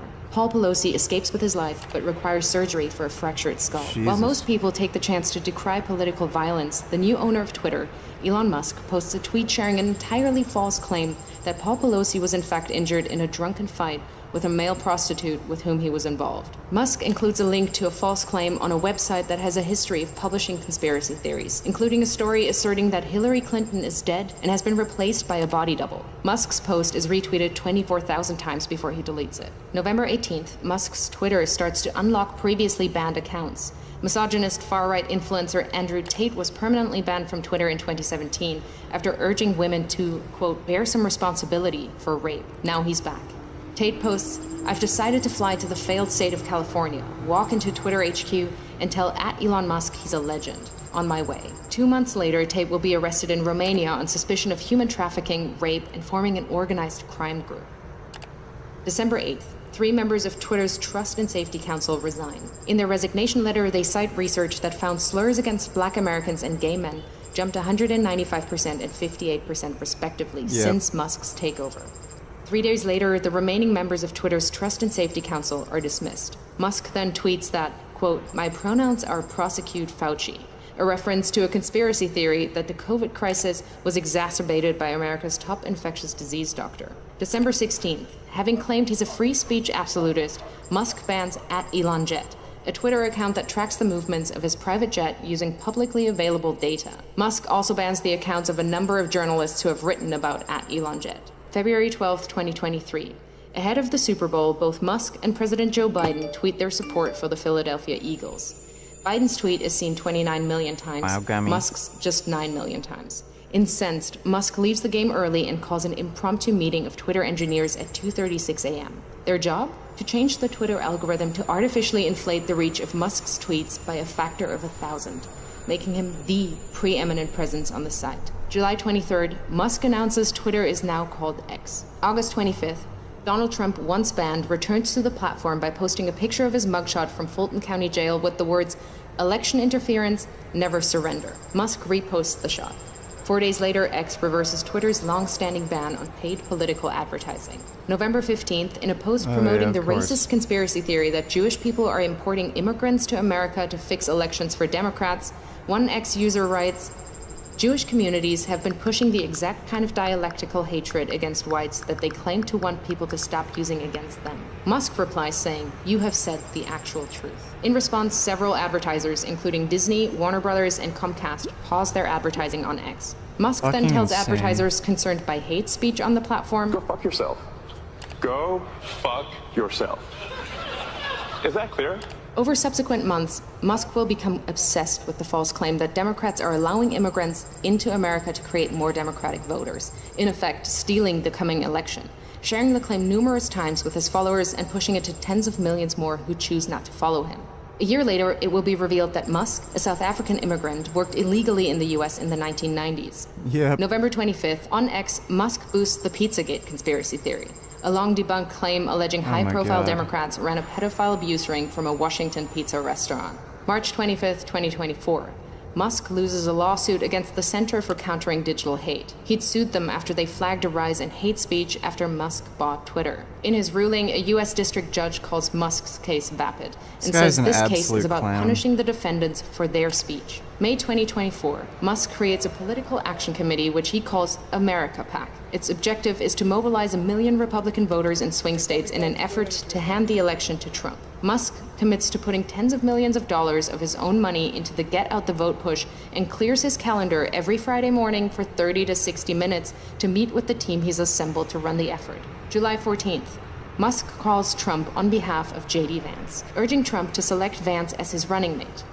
Vance says abortion is murder and insults women who haven't become mothers. A bunch of childless cat ladies who are miserable at their own lives and the choices that they've made. Musk's phone call is part of a broad effort by Silicon Valley billionaires to ensure Vance is selected. The next day, Vance is unveiled as Trump's vice presidential candidate. September 6th, Trump says that if he wins, he will appoint Musk to head up a government efficiency commission. And Elon, because he's not very busy, has agreed to head that task force. The idea came from Musk, whose companies are currently facing at least 20 federal investigations.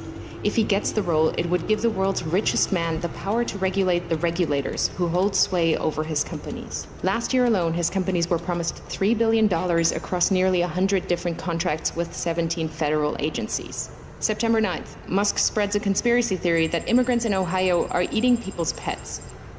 The following day, Trump repeats the slur during the presidential debate with Kamala Harris. In Springfield, they're eating the dogs. The false claim leads to multiple bomb threats against the Springfield immigrant community. September 15th and 16th. Over a single weekend, Musk amplifies a conspiracy theory that ABC leaked sample debate questions to the Harris campaign, falsely claims that the Dems want to take your kids, further fuels racist lies about immigrants eating pets, shares with his nearly 200 million followers on X that Trump must win to, quote, preserve freedom and meritocracy in America, and insinuates that it is suspicious that no one is even trying to assassinate Biden and Kamala, adding a thinking face emoji. The U.S. Secret Service confirms that it is aware of the post. The White House issues a statement saying violence should only be condemned, never encouraged or joked about. This rhetoric is irresponsible. October 4th, Musk posts, unless Trump wins and we get rid of the mountain of smothering regulations that have nothing to do with safety, humanity will never reach Mars. This is existential. Musk is the owner of SpaceX and stands to make billions from U.S. government space contracts. October 5th, the user handle @America is taken from an X user and given by Musk to his America PAC. That evening, he joins the former president on stage in Pennsylvania, jumping about wildly. Fight, fight, fight, vote, vote, vote.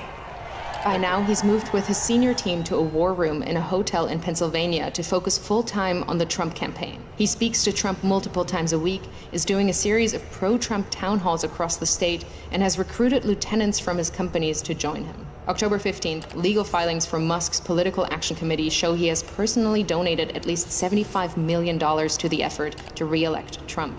October 18th, it's revealed that another Musk-funded group called Future Coalition PAC is targeting Muslim voters in Michigan and Jewish voters in Pennsylvania with diametrically opposed political advertisements about Kamala Harris. In areas with large Muslim populations, the group is painting Harris as a close friend of Israel and is suggesting that she's beholden to the beliefs of her Jewish husband.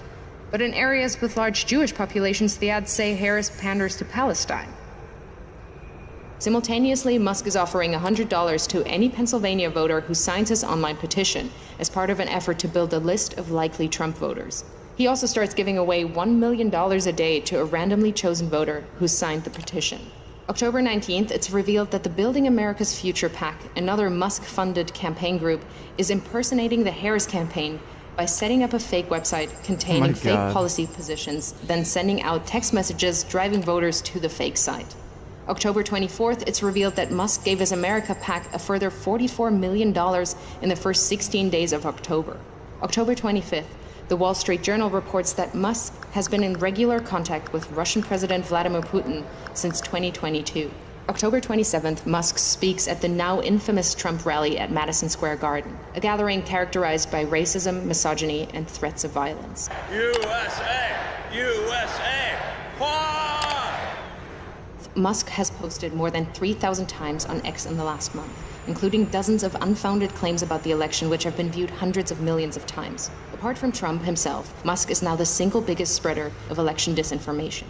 November 5th, Trump wins the presidential election. Elon Musk, a far-right conspiracy theorist, has succeeded in using his immense wealth to help swing the election in favor of a convicted felon. I don't think Musk really did much to help get Trump elected, but what a fucking jackass. Oh, people just so fucking retarded. Thanks for the donation though, Renee. Okay.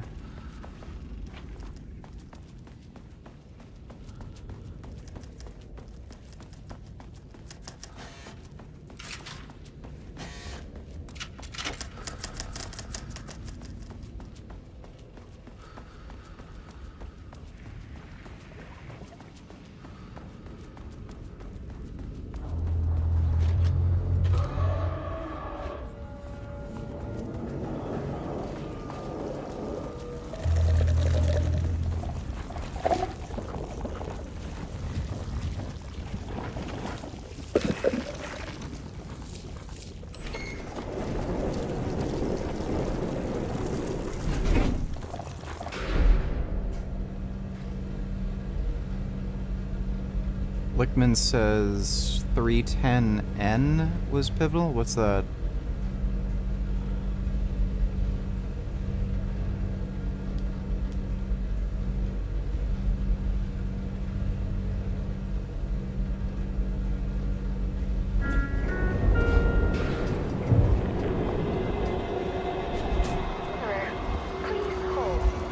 This is not level 4. The Marmonts were holding a painter here. Rudolph Lane. Does that ring a bell? The shame of a man. I think you are, or were, Rudolph Lane. Himself! A self-portrait! Make them see! Look, I might be able to help you. But I need information, cooperation. No brush! Just himself!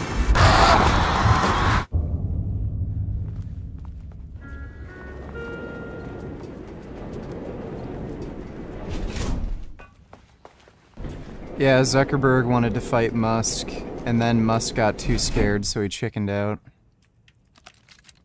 Pretty hilarious after calling Zuckerberg like a bitch and everything. Gum gum. Sublevel 4. Okay, so this is 4.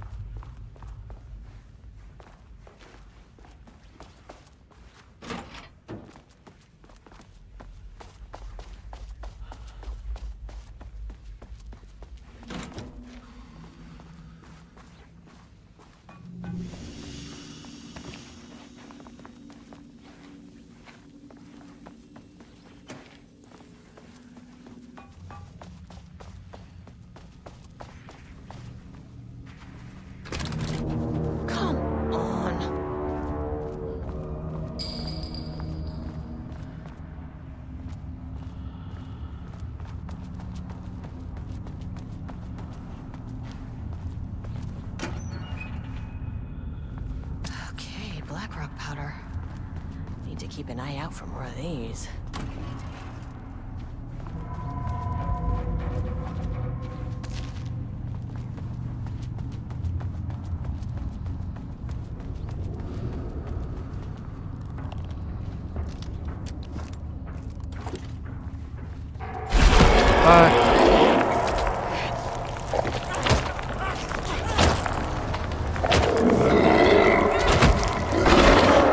That's so bullshit. There's no fucking way to defend against it.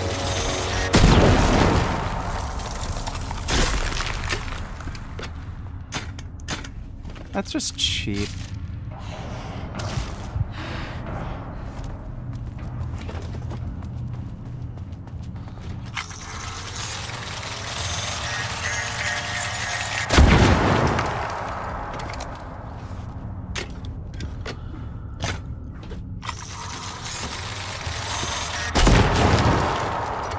I don't even think you can preemptively shoot. Yeah.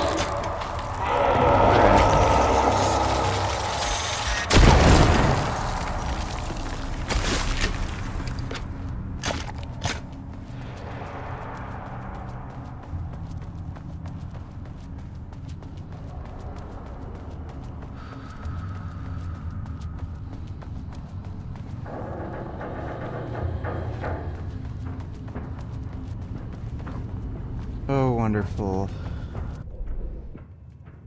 Right.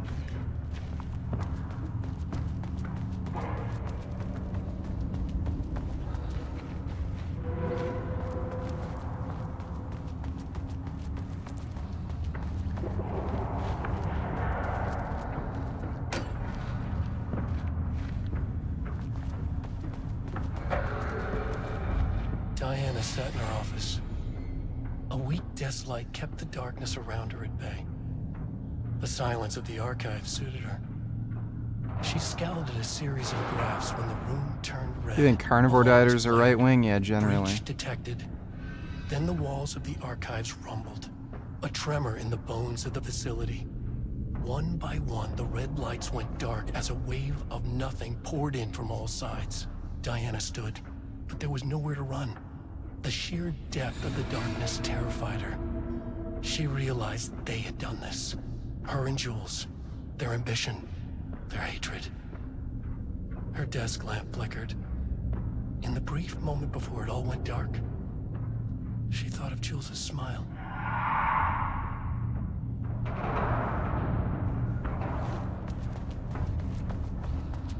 They felt oppressive! I don't know if the Blackrock thing does anything to those enemies.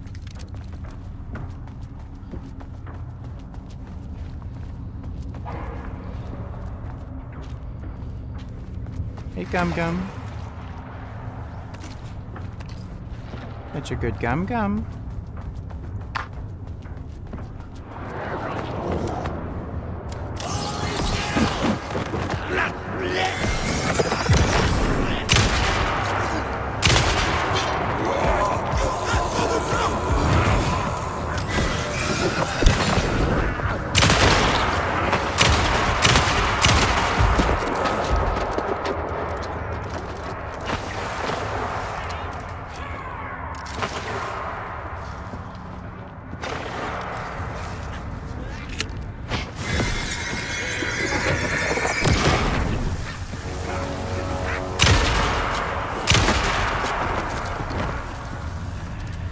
So is this even a pump action? It seems semi-auto. Fires extremely fast.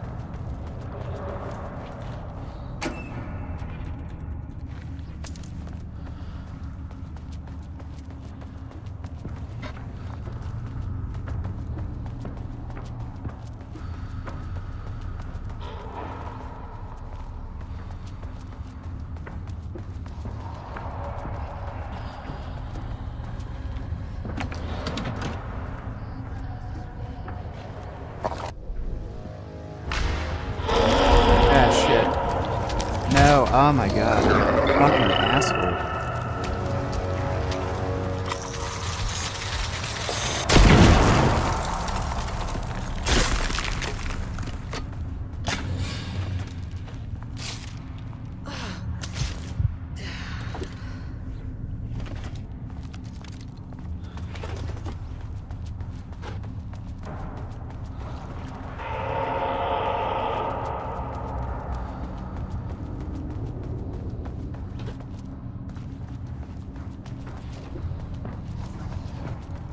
Okay then.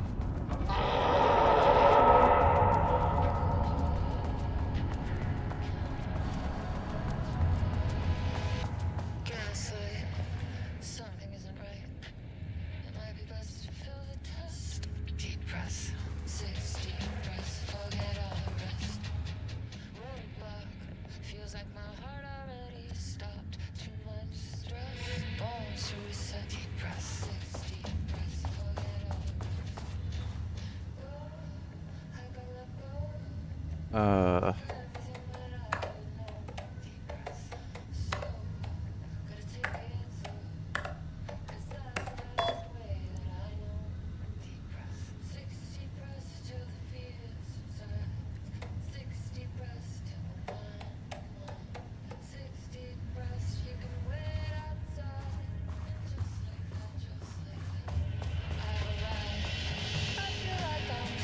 Gum Gum, what are you doing?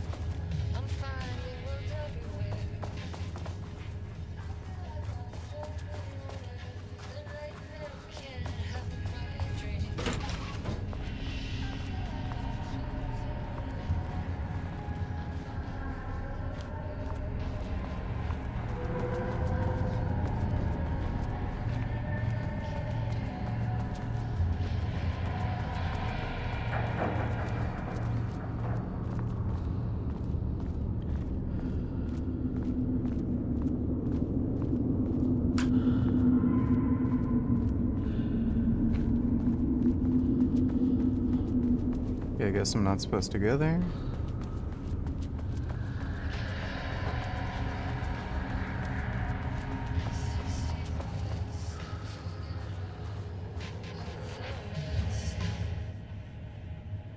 September 13th, 2023, notes regarding the concept of the tortured artist.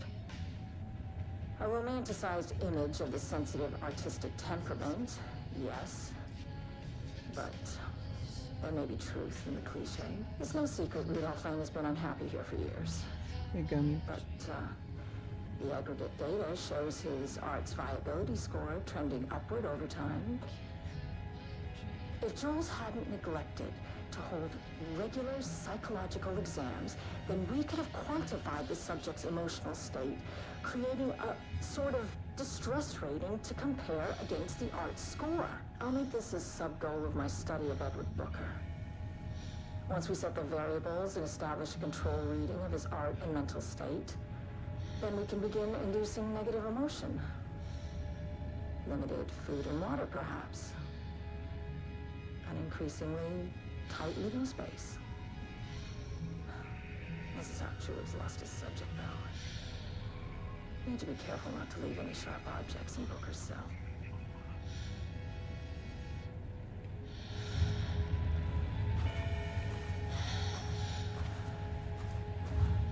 There's something I'm supposed to find or do here? I can't go in that direction.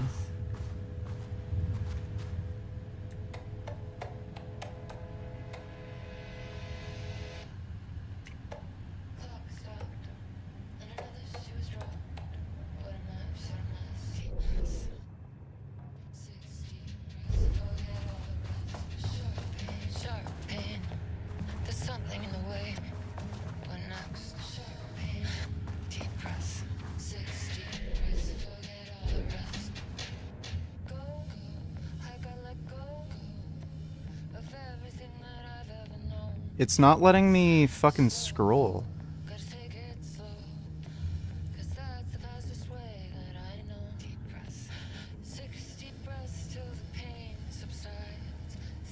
I don't know if I have to read these whole...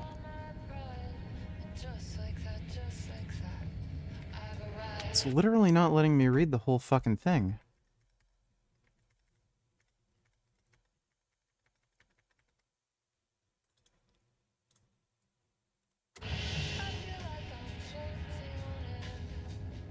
It's...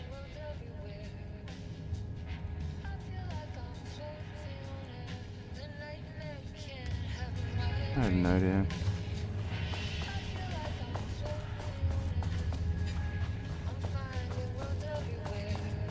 This game is fucking stupid.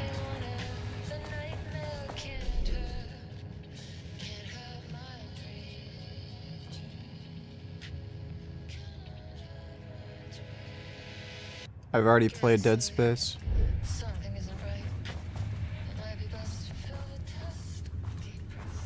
I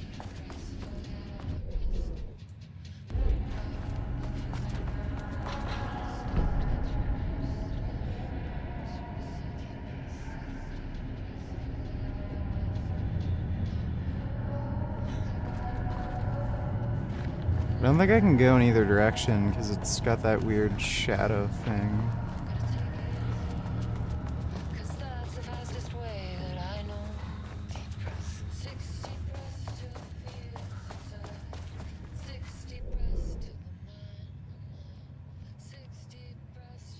Investigate the lake house, get keycard access to the elevator, get to the experimental site.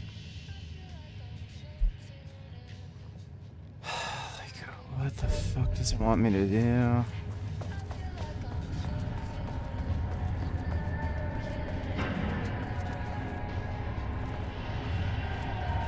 You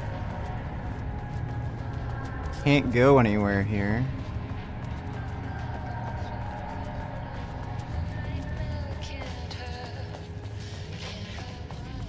Just walk back.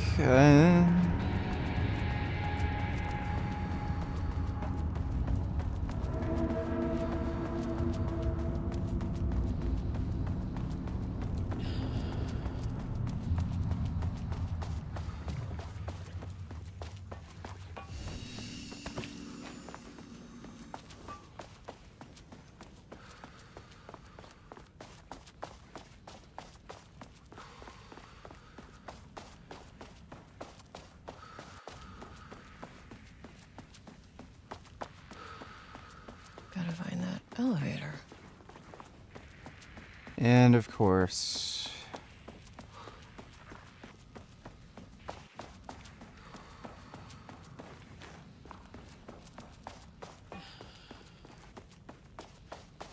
Like, what the fuck does it want me to do?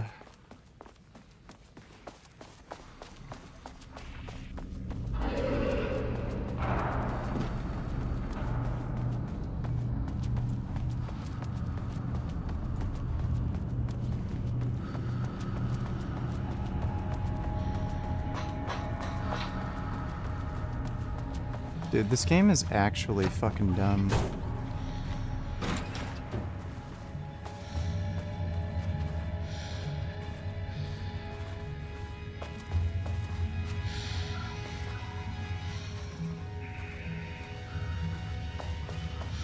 It's not letting me use my scroll wheel, so I don't know if, like, I have to look at something. The lake house was underwater.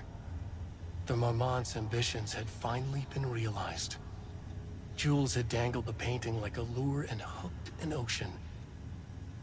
Their machines couldn't hold it. A fault in the system. The water rushed in, filled it until it was ready to burst.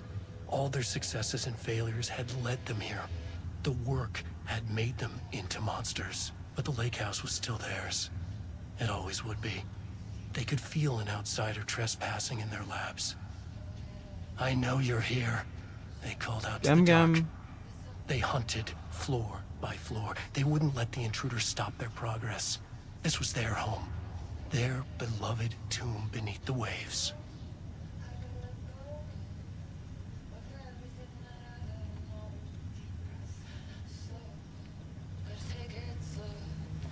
What do you mean use my gadgets?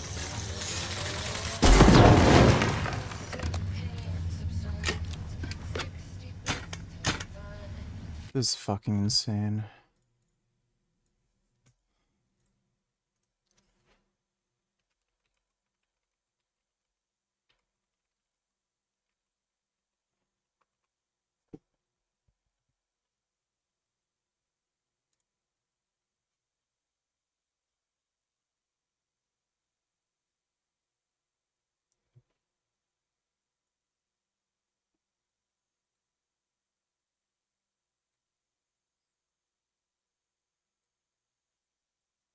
Pulling the lever outside the room.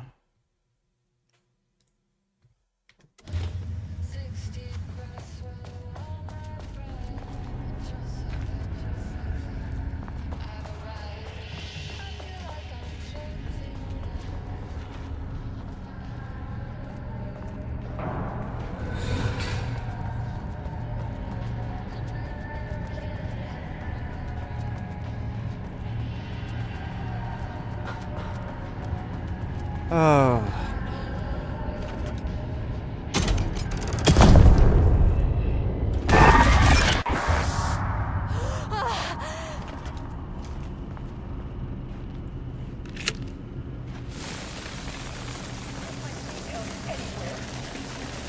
Bastard is hiding them. All those years, he steals credit for my ideas and my work, and now he's scared of being plagiarized? Oh, that is really fucking rich, Jules. Oh, and he's reportedly misplaced. You're very bad at this. Also, stop getting streamed, copyrighted. Can't even insult you in this message. F YouTube. Well, that's what Streamlabs is for. It's the manuscript pages I need for my work. Suddenly, the exact pages that I need to reference have just vanished. He is actively impeding critical bureau research.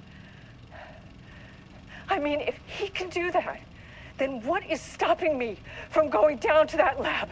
And I don't know, just inverting the amplifiers or misaligning the receivers or both. It's the same thing in principle.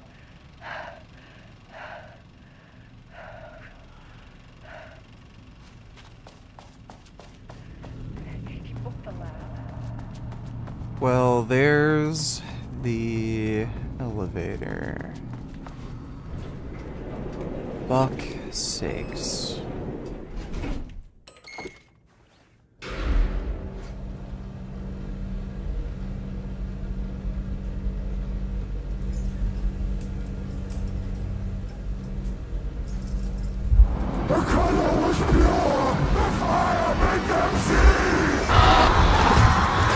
Oh, Jesus. 1, 2, 3. Sublevel 5. 6.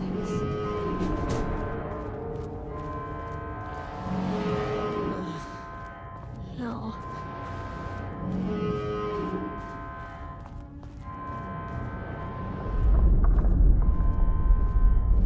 The Marmonts had opened the door into Cauldron Lake's threshold. It was forced, it was unstable. Shutting the experiment down was the only option.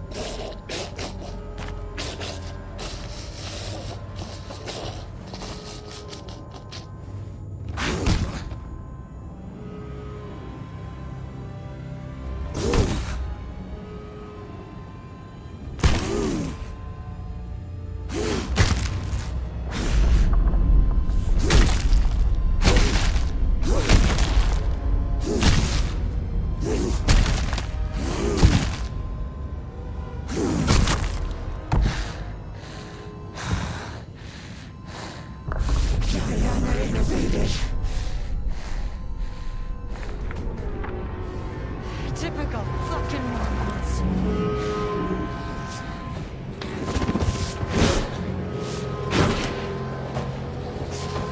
Fucking ignite the flare, for fuck's sakes! Oh my god! Oh, this game just, like, doesn't fucking work.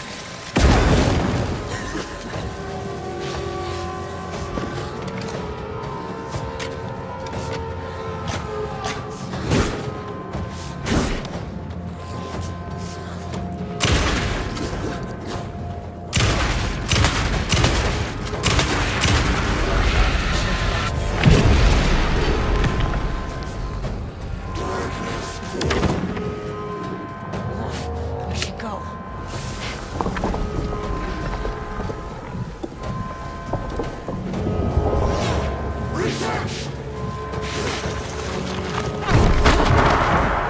Oh, great. Yeah, fuck it. Oh my god.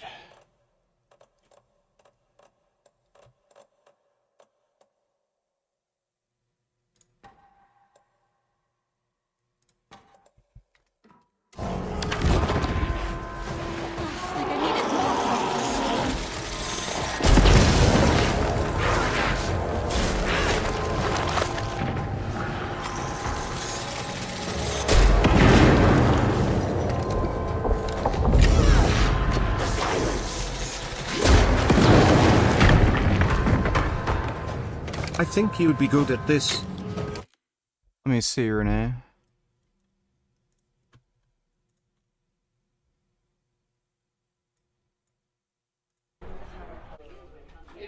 Hey, how you doing? How you doing? My name Agent Ratliff with Ocean Cares Diversity Affairs, ID number 33712, and I was coming here looking for Elite Mr. Lee right here.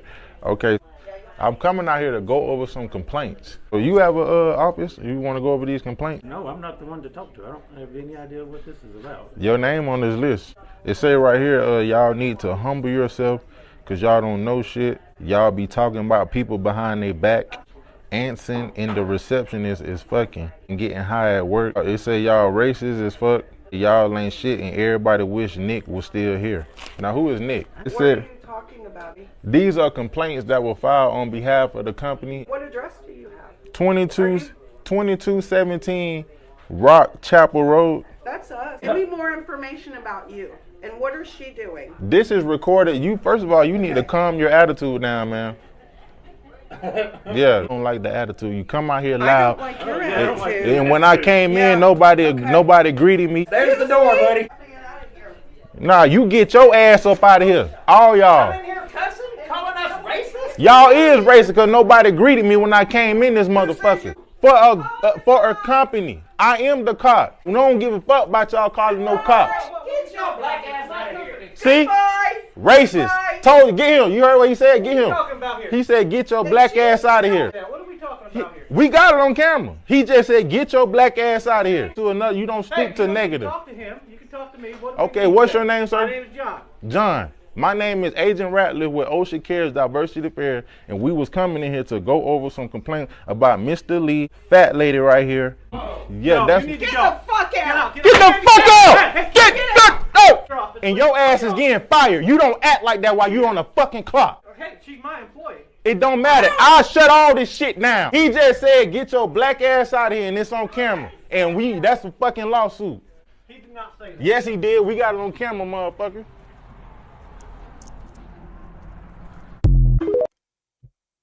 That'd be a pretty fun job.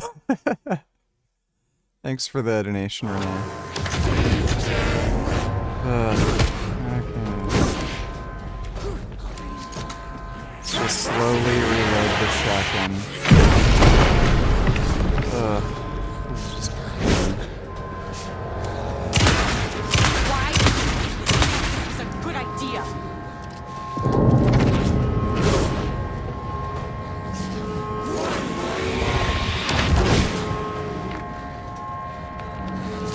Slowly reload the shotgun.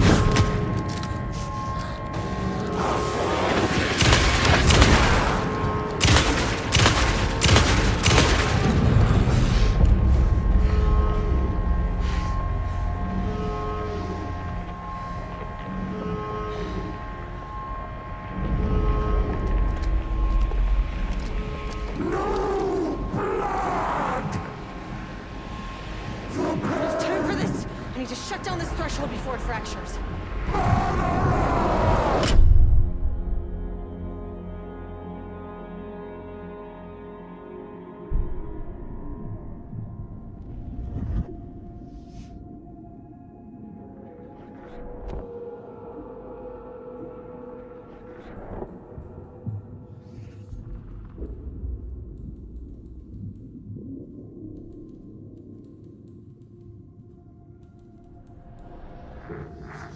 Agent Estevez stood in the forest just outside of Bright Falls. She watched her team detain Alan Wake and Ilmo Cosmo, stuffing them into black SUVs. She realized this was the moment Wake had been writing in the vision she had seen. The story was coming true. She pushed the thought out of her head. It had been a good tip, a way to find Wake. Nothing more. Alan Wake!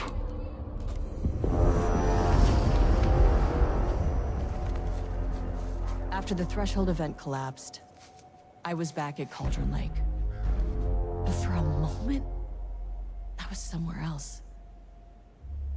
I saw Alan Wake there. He was writing about me finding him in Bright Falls, in the woods. It was a good tip. I called the surviving members of my team, and I told them to meet me there. You know, these cases, they never get less ambiguous or easier. This one, this was tough.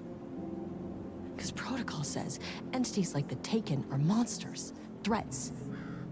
But the Marmots were monsters way before the Shadow got to them. So at the end of the day, what's the difference?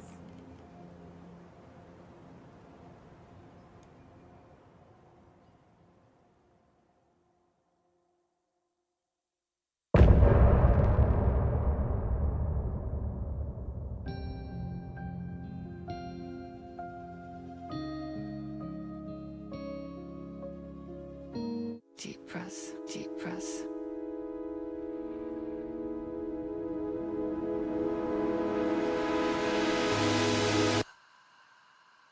Okay. Well, that was sort of mediocre. Hi, it's almost 9 o'clock p.m. on Monday night. I have just come home from my office to work today, and I'm in the closet because this place in the closet, I can feel happiness actually. And still, my wife and my 2 kids, 8 years old son and a 4 years old daughter, are still in the living room at the first floor, and I'm in the second floor in the closet. And I feel like my happiest moment in the day. So I'm going to toast my happy moment with my favorite combination between lemon Pepsi.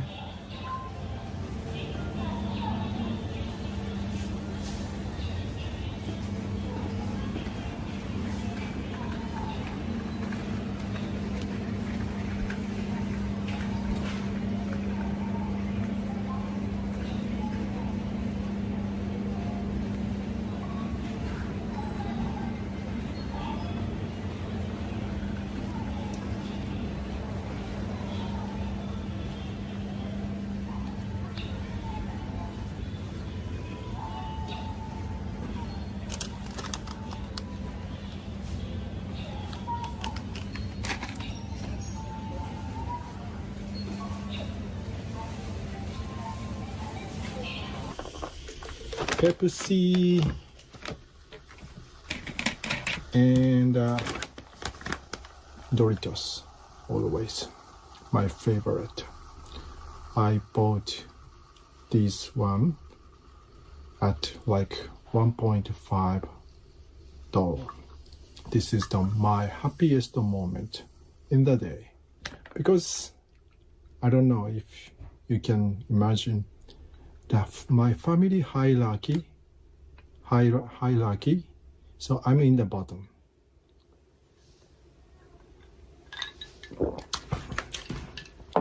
And you know, my 2 kids and my wife look down on me.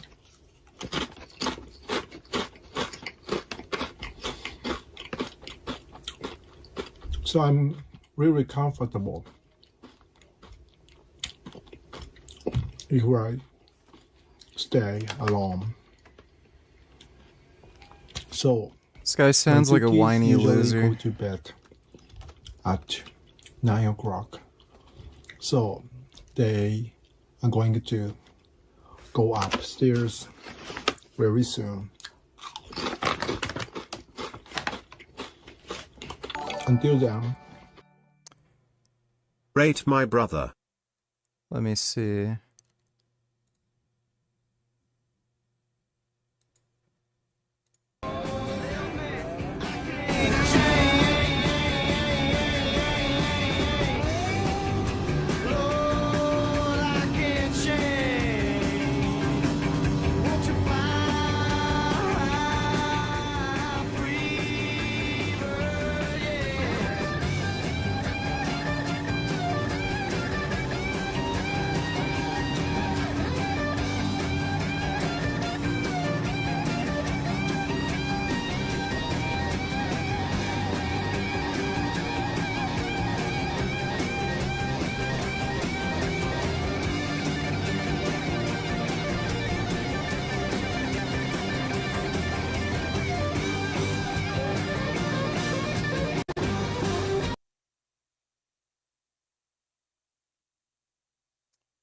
Thanks for the donation, Renee.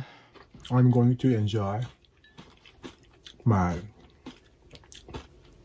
precious time. So the reason why I do drink Pepsi instead of beer or other alcohol,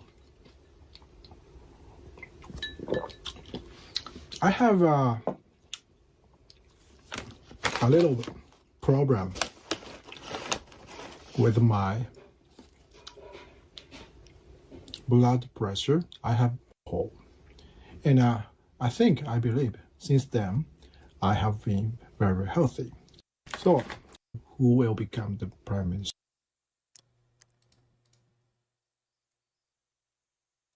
Hello, Hambini fans, and welcome to Eurobike.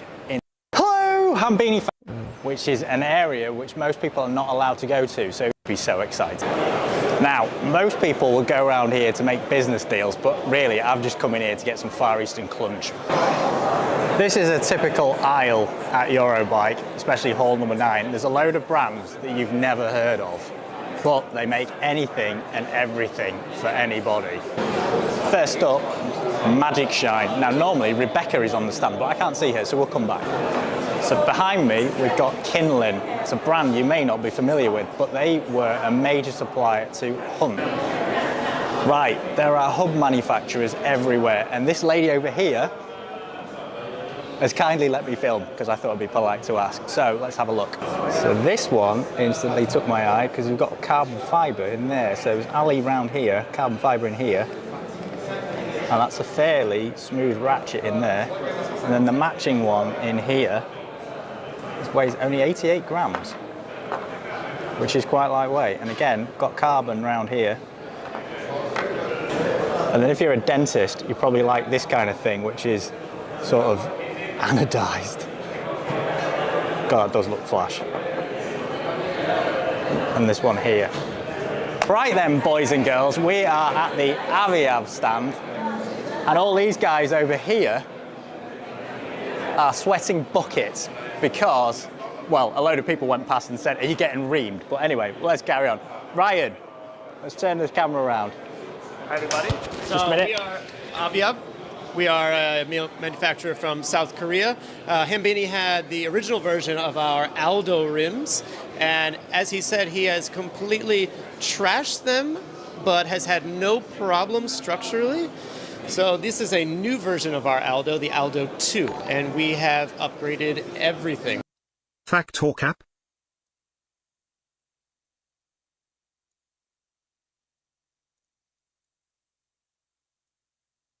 I always try to make his penis hard, not his life.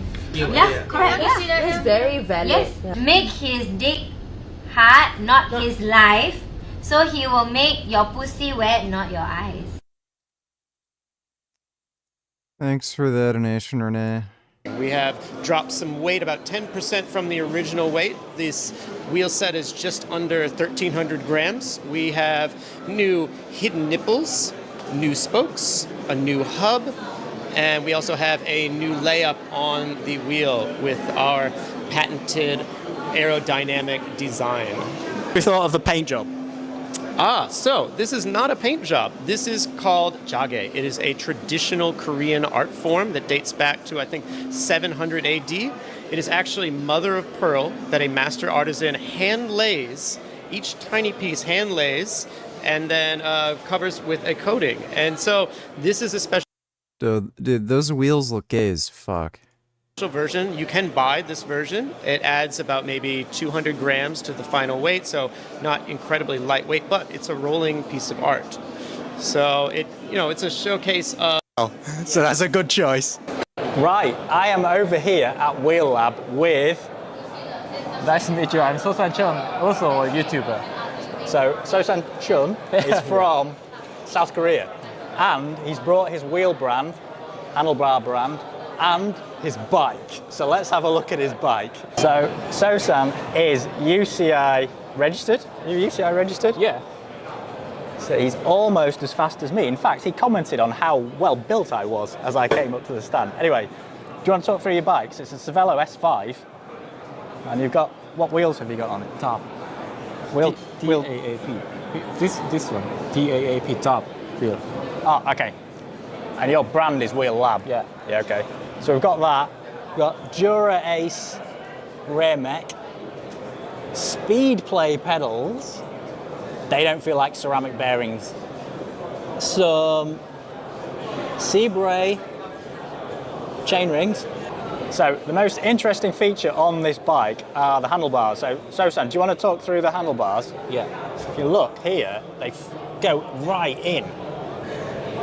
Yeah. So, because this bar itself is bent inward, that the relative angle between this lever and bar is like just 1-2 degrees. So this is UCI legal and 20 centimeters. So Sosan is an aero engineer, hence why he's done that. And then another. So then, these are the wheels from Wheel Lab. If you look, it's carbon all the way to the end. It's completely hidden. And then over here, it's bonded. And that looks like a metal joint. And that looks like it goes round the outside of it. Fairly high tech that, it's not easy to do. So I'm over here at Light Carbon, and you know they actually yelled "Hello Hambini fans." But anyway, what took my eye was this. So this is something I haven't seen before. It is a 3D printed frame that's carbon. So all of this is 3D printed. So to give it the strength, they've actually had to put fins in there to make the second moment of area sufficient to take it. And then we go all the way here, and you can just about see the little dots that come in, and then the scratches in here. And I guess this has been sanded slightly well afterwards, but that is fairly incredible. Some other trends this year has been a huge push towards e-bikes. Bafang actually sponsored this event, and you can see that Light Carbon, not like a well-known company, but fairly well-known as an OEM, have started making Bafang specific motor mounts for their gear. Right, one of the best stands is over at Wheeltop. So we've got a rig that they've set up, which is probably going to fail every health and safety standard that there is. So here, they've set it up, and then you can do the big chain ring. And then over here, we can flick.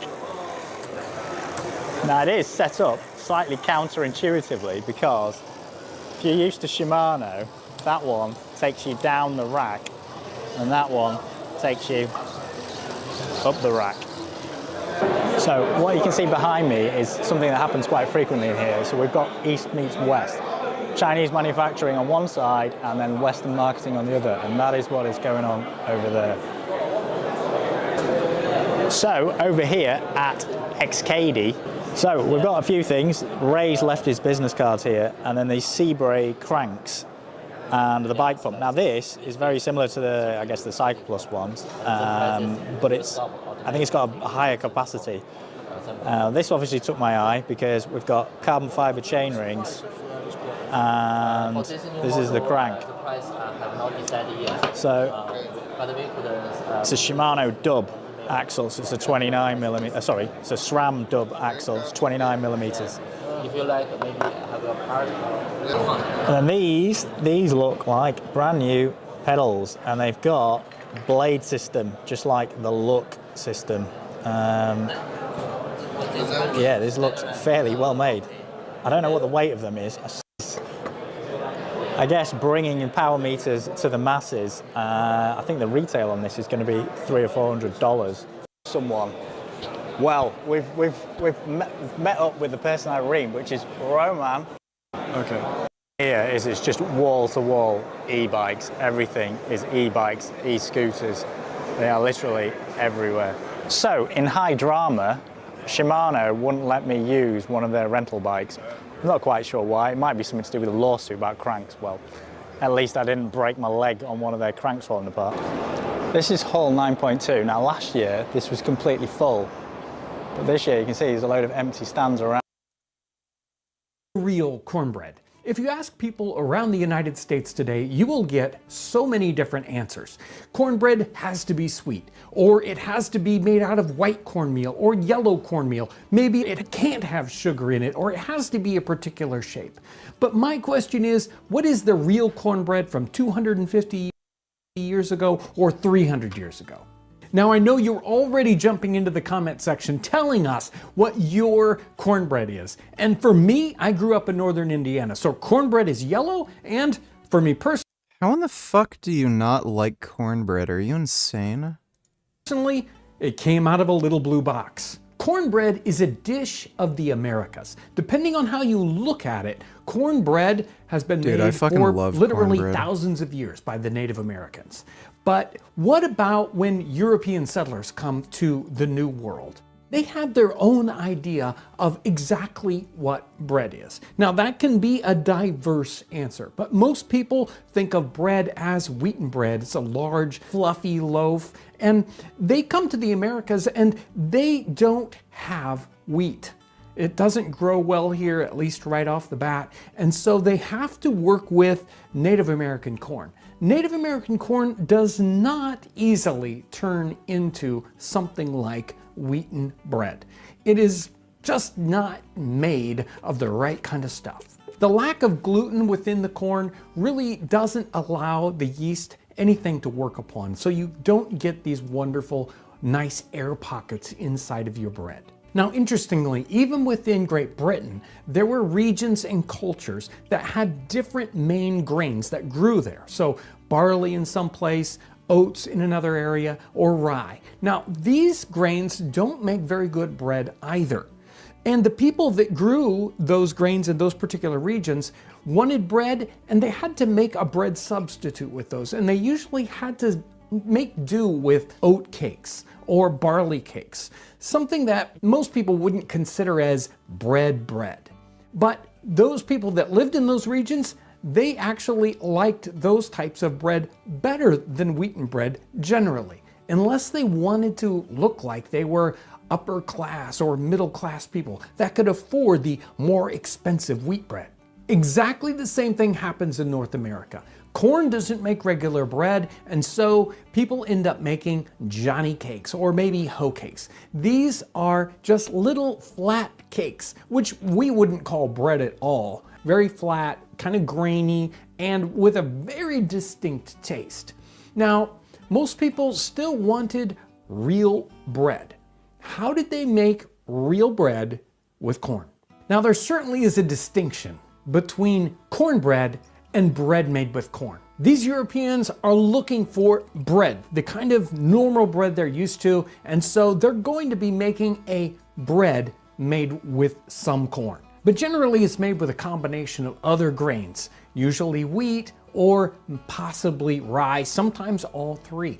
When we look at the descriptions, and descriptions are all we have these simple ideas of, well, they made their bread with corn and wheat and rye, or they made their bread with corn and wheat. Sometimes they say they made their bread with just corn, but no matter how you try to make bread with just corn, it really doesn't turn out to be anything like what they would call bread. As ubiquitous as bread made with corn was in the 18th century, the funny thing is we really don't have any recipes for it. There are no American cookbooks from the 18th century except for Amelia Simmons's little cookbook from 1796-97. And corn is used in this little cookbook, but never does she make anything that we would call cornbread or even bread at all. She does have a recipe for Johnny cakes. So there's something like a little flat cornbread, but we have to look at other works to even get a concept for what their bread made with corn was like. Our first real recipes that we get for bread made with corn or something like cornbread comes in the 19th century. In The Art of Bread, in 1804, we have a maize bread recipe. And this one is a description of bread, or a recipe for bread, that really meets the description all through the 17th and 18th century about how they basically made their bread with corn. The recipe reads like this: Take a peck of the meal of maize, mix it up with water, and boil it over a fire till it comes to the consistency of paste. Then take a peck of wheat flour and knead both together with a proper proportion of salt and yeast into a dough. Allow it to stand before the fire for 2 hours to ferment, and then divide it into loaves and put them in the oven. Pretty simple recipe. It's almost as simple as regular bread, but with the corn, we have to boil it up into basically a cornmeal mush, and then we mix that with our wheat, and that will turn into something like, well, what we would consider cornbread. Now, we're not going to make a giant recipe here. We just need to boil 1 cup of cornmeal in a little bit of water. We want to boil it in just enough water that we get a nice thick paste. This will take a little bit of time, so stir it the entire time or it'll burn on the bottom of the pan. We're going to allow this paste to cool off. I'm just going to spread it around this bowl, and then we can mix it with our wheat flour. And I'm going to use just 1 cup of wheat flour here. I'll use a whole wheat flour, and we're going to knead this together. It's going to create a very, very loose dough. And we can Why mix is he that doing this with a little ring bit on? of yeast. I've got a little liquid yeast here. Oh, that and triggers the some fuck out of me. salt. Once we've got this mixed up, we can put it right into something like a pie pan, or if you want a loose loaf, you can also do that, but it's going to spread out. So the best way to really bake this is to bake it in some sort of a pan, either a little square pan or a pie pan like I've got here. I would let this rise for about an hour. It will kind of puff up a little bit, give it room to grow, and you can bake this, I would say, in a pie pan, something like 35 or 45 minutes at about 400 degrees. Now, can we make cornbread without any flour? Yes. A little bit later, we have The Virginia Housewife by Mary Randolph. This is 1824, and she makes a cornmeal bread. She says, rub a piece of butter the size of an egg into a pint of cornmeal. Make it into a batter with 2 eggs and some new milk. Add a spoonful of yeast, set it by the fire to rise, butter little pans, and bake it. This recipe seems to be the first one that gives us our classic concept of cornbread as we know it today. We're going to take that butter and rub it into our pint of cornmeal. We're going to add in 2 eggs and some new milk. Now, new milk, we probably just want to use regular whole milk in this case. Again, a spoonful of liquid yeast. A regular packet of yeast is going to work fine for this. We're going to set it by the fire to rise and bake it in those smaller tins. This is the real cornbread from 250 years ago. It doesn't look like bread, does it? It doesn't look like your standard loaf of bread. It's flat. Even when I tried to get it to become a loaf, this is as much as you could possibly get out of it. In fact, there is one reference where they talked about making it, and they would basically pile it up on the thing, and it would kind of flatten out like this, and then they would put more on top of it and let it bake, and then put more on top of it and let it bake to try to build it up. It doesn't work very well. But if we're here just for taste, then let's find out what it tastes like. So I've got this one. This is the half and half that has wheat flour and cornmeal in it and yeast, and that's it. That's all there is to it. It kind of looks like it has a typical cornbread texture to it, and it does have some leavening in there. It's not just super dense, and it smells a lot more bready than you might expect. It does have a cornbread smell, but you know. And it's very, very flavorful compared to bread that we eat today. You know, even a whole wheat loaf doesn't have a whole lot of flavor to it. You put butter on it, you put other things on it.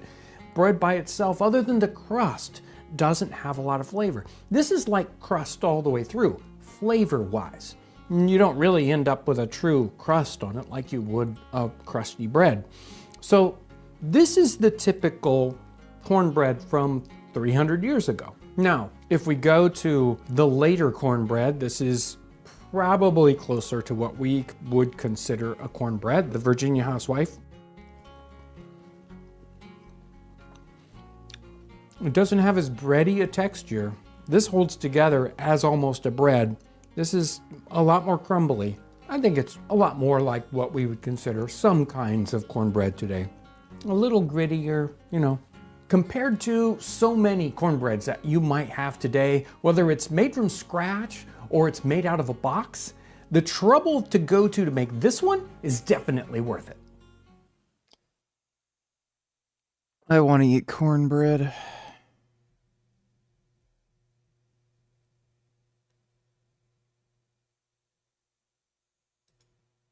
What a monumental day it was here yesterday. I've seen recently that I rode their electronic 9-speed shifting hub on Klaus Fleischer's custom Nikolai bike.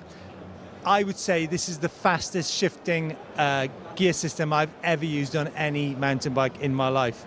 Lots of you guys commented on how you can get hold of it. Well, it's actually available through dealers. So if your e-bike to a dealer and they can retrofit it for you, unless the dealer thinks you can do it yourself.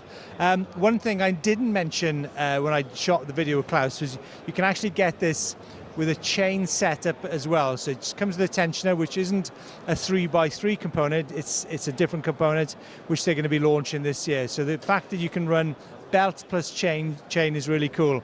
I just want to point out the speed of shifting and the benefits of that in a downhill or uphill scenario, because you can grab a load of gears.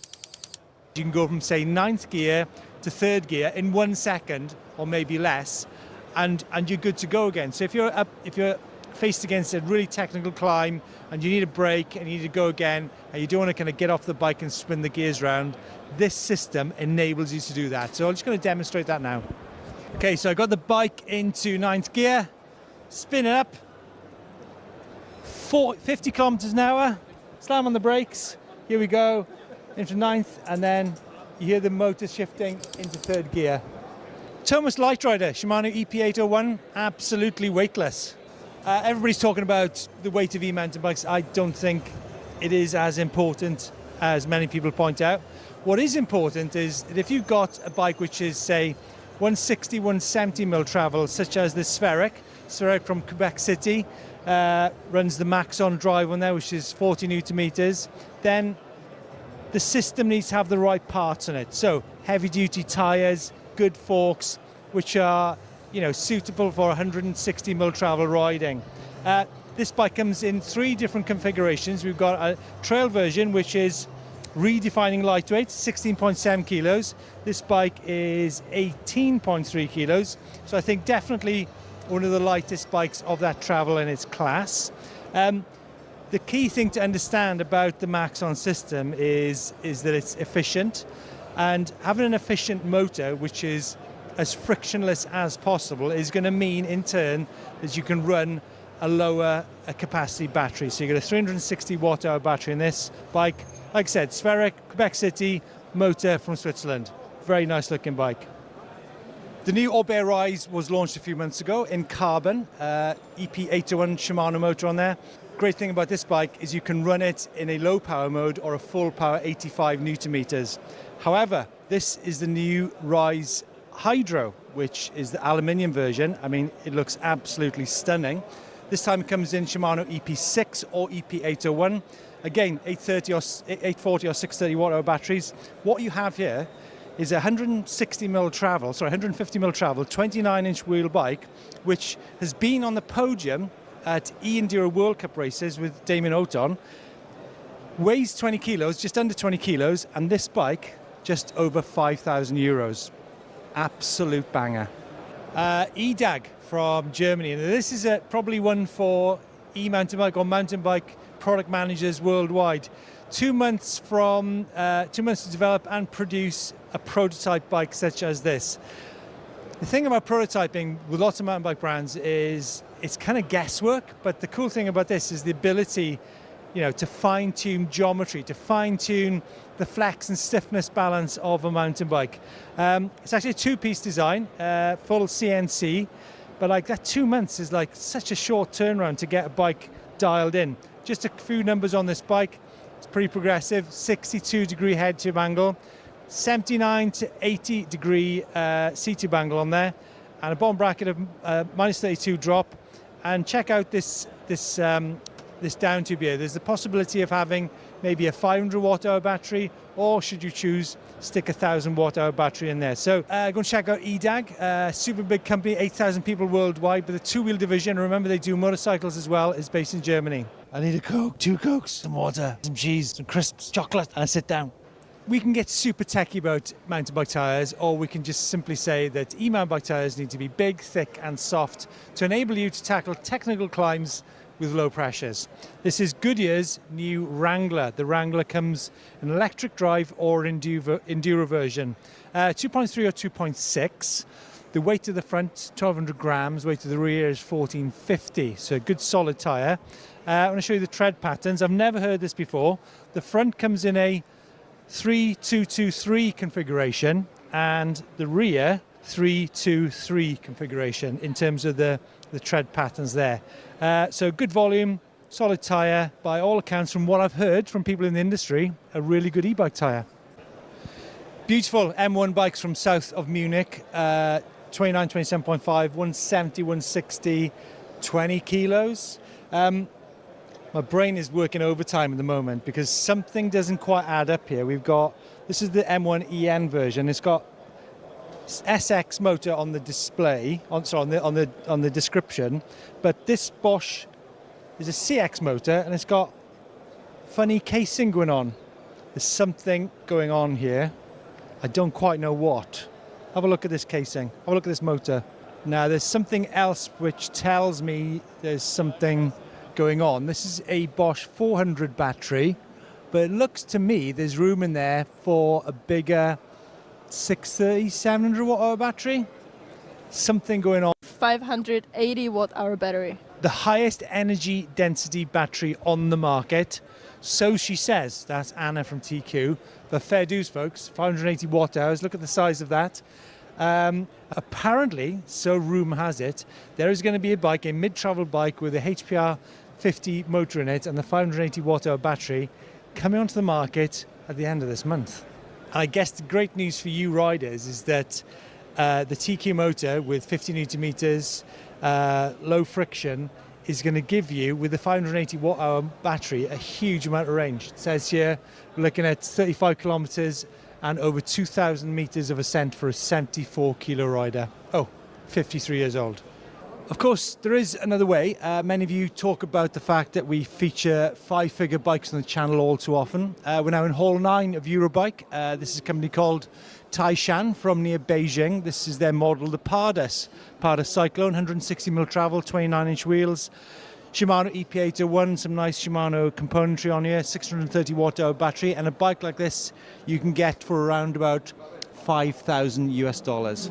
How about this? Rook from Sri Lanka, 29-inch wheels, 120mm travel. You can get this bike for $1,100 US. The Fang M410 motor, which is entry-level motor.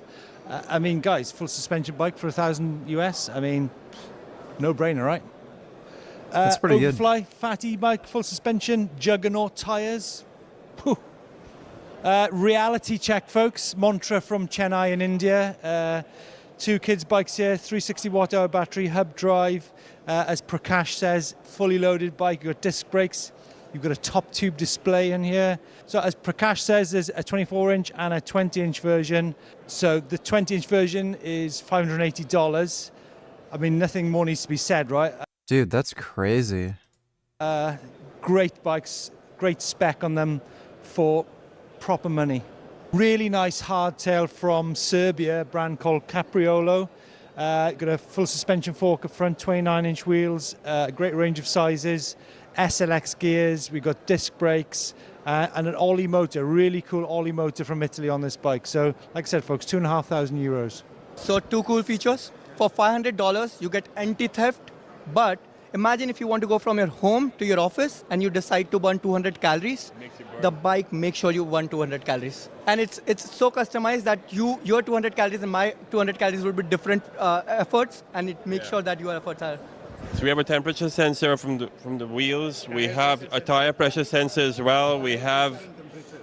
Are you serious? Yeah, we have that. Then we have distance based on how much. Holy shit, you're still up. Don't you have somewhere to be nigging or something at this hour? Yeah, I should go to bed soon. Thanks for the donation, Clux. Like 10,000 pounds. That's what we've achieved, right? We have the lock. You lock it right here. There you go, right? And it's also got a proximity sensor if you walk near your bike, which is coming up in the future. It just locks automatically if your phone's around. Drop in at dynam.in and you can look at all our features there. And you can also drop by here at Hall A15C and look at it in person. It's pretty cool. Sorry, one last thing. Dynam also do make, they've got a prototype full suspension bike, 150mm travel, with an Ananda motor there with a 630 watt-hour battery coming soon. Right, sorry everyone, we're going to have to revisit Hall A9. This is a company called Totem from near Beijing. This is the model called the Ramses. It's got a Shimano EP801 motor, 29-inch wheels, 160mm travel, 540 watt-hour battery, Shimano battery, $1,900. Right, definitely have to come back. Now, I need to be very careful as we talk about different price point bikes here at Eurobike. This is at the higher end of the spectrum. This could be considered to be, what should we call it, a boutique bike, a super bike. I think it does showcase many things which have been achieved in the past few years with e-mountain bikes, notably TQ HPR50 motor around the bottom bracket, 360 watt-hour battery. Remember we talked about the 580 watt-hour battery, which TQ have just come out with. Hopefully that'll be fitted to this bike as well. But as we can see here, the whole integration of the shock absorber into this C2 bottom bracket area, and I think more than anything, the fact that it is super clean. I can only see a couple of cables up front. Everything else is totally integrated. So I think it's a mighty fine looking bike. The crazy Swedish bike builder guy, Danger Home. Paint that rusts. Yeah. It actually rusts. Don't ask me about the actual chemistry, but the paint contains iron metal powder, so if we were to pour water on it, it will turn orange and dusty, and you can probably still smell the rust on it. Just let you in a bit of a secret here. I'm a rust specialist. You are? Absolutely. That guy is a dick, Rich. Don't listen to him. You're an inspiration and a reminder that being gay is not a choice. Because no one would choose to be as much of a faggot as you and black at the same time. Keep negging it up, Richard D. Well, thanks for the support, Koo. Thanks for the donation. Yeah, I never use any chemicals ever. All my bikes, fully rusty. Anyhow, separate subject. Hey, so listen, Scott Solis E-Ride Wasteland. It's a bit of a, what's the word, steampunk Mad Max? Mad Max is the word here. Yeah, so it's simply, the basic idea is that I wanted something that resembles the amazing vehicles from the Mad Max movies, and I just went all in with all my best bad ideas and tried to make them reality. Hey, listen, so it's a carbon frame, you've got a TQ motor. I'm loving the disc cutting, toe cutters, like one of the movie characters. No, but like I said, it's like all my bad ideas. And they've been fine-tuning the EP801 motor to perform better at power stage events. And they've now accomplished that. They've won several stages. And they've taken it a step further. They've now introduced a firmware update on Shimano EP801. I'm going to just tell you briefly what's involved in it, because I'm going to go in more depth on the channel in the next few weeks. But essentially, we've now got a higher level of assistance in boost mode, more power basically, and how the power is delivered as well, especially on those technical climbs. Secondly is how the bike transitions from assist to non-assist at 25k. Haven't we already seen the Gig Halloween special? kph. And thirdly, we've got the whole business of overrun. So how far the bike overruns if you're going up steps or routes. We're going to walk through here. Love a bit of walk through. That's actually the boss of Shimano there. There you go, there he is. It's Sharon. Where was I? Overrun, yeah. So overrun. Now the key thing about overrun is you can actually customize it. So you can tune the motor to how you like it. You can either have it so it's super aggressive or it's a little bit softer, especially when it comes down to maybe the wetter, stickier terrain. So that's a quick overview. There's a whole auto shift update as well. I mean, auto shift, I really truly believe in auto shift. I think it's a fantastic feature. And yeah, like I said, I'm going to go into this in more detail in the next few weeks. Nice to be reacquainted with one of my favorite ever e-mountain bikes, the giant Stance E+. What do you think are the odds that Nicocado Avocado ever loses weight? Think it'll happen?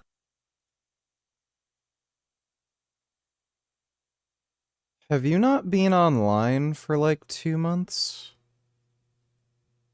He lost like 300 and something pounds. Thanks for the donation, Alu. Pro Zero. This is the bike we took to northwest Scotland and rode that insanely massive slab, 800 watt-hour battery, 85 Newton meter, giant Sync Drive Pro motor there, powered by Yamaha. This is a Yamaha motor.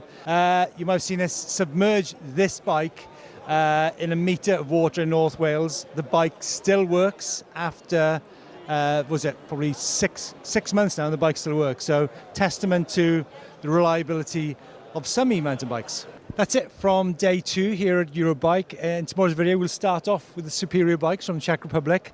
But yeah, interesting day. You know, we saw bikes from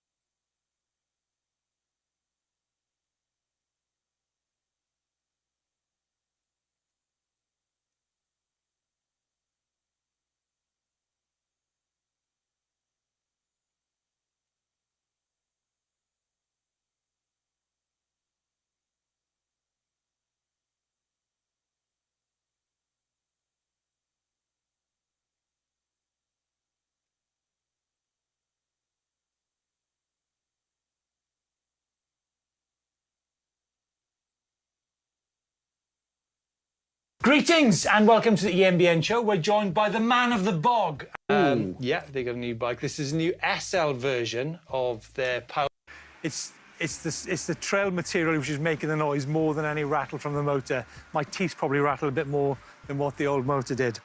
But what they've done, they've actually they've inserted a new freewheel underneath this first cog here, which actually decouples it when you're descending. So the previous noise was actually caused by a very small movement in the crank there, and obviously it was amplified by having your both feet on the cranks. If I just try to move this crank, there's absolutely no movement in it whatsoever. And like I said, that's because there's a new freewheel underneath that cog there. I mean, what a beautiful motor, guys. Now, when it comes to the reduced sound of the drive unit uphill, that's actually been accomplished by Bosch putting in a new plastic cog here, although it's not actually plastic, it's some fancy material. Way above the clouds, on a remote Italian ridge. Nighty-night, verse One made 5. famous by Marco Pantani, widely conventional. Others might call it real. Welcome to Northern Italy, the Nikolai Saturn 16 MGU. With me on the mudguards because we're about to take on this incredible traverse of the mountain. We're about 7,000 feet up here. And I think this Explorer build, which Nikolai sent us, is the perfect tool for taking on this trail.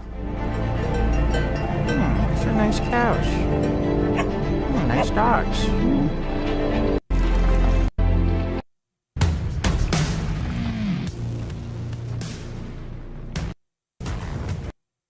The wheels, the tyres, bars and brakes, and the dear old cassette and derailleur. No wonder then that when Pinion launched their new motor gearbox unit last year, or the MGU, everybody went slightly nuts, a little bit stir crazy. Why?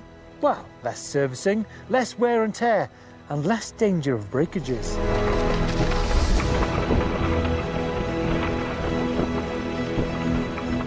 Now, when Pinion first launched the MGU, we reserved making big game-changing headlines on the channel simply because, well, we'd not ridden one. But when we did, we were impressed. We were impressed with the shifting, the silent gliding downhill. You guys asked lots of questions and you demanded more. And then, well, Nikolai launched the Saturn 16 MGU in May in Italy, a stunning looking aluminium bike with an alternative philosophy on sizing, beautifully crafted and sporting that Pinion MGU with the Gates carbon drive, the link between drive unit and rear wheel.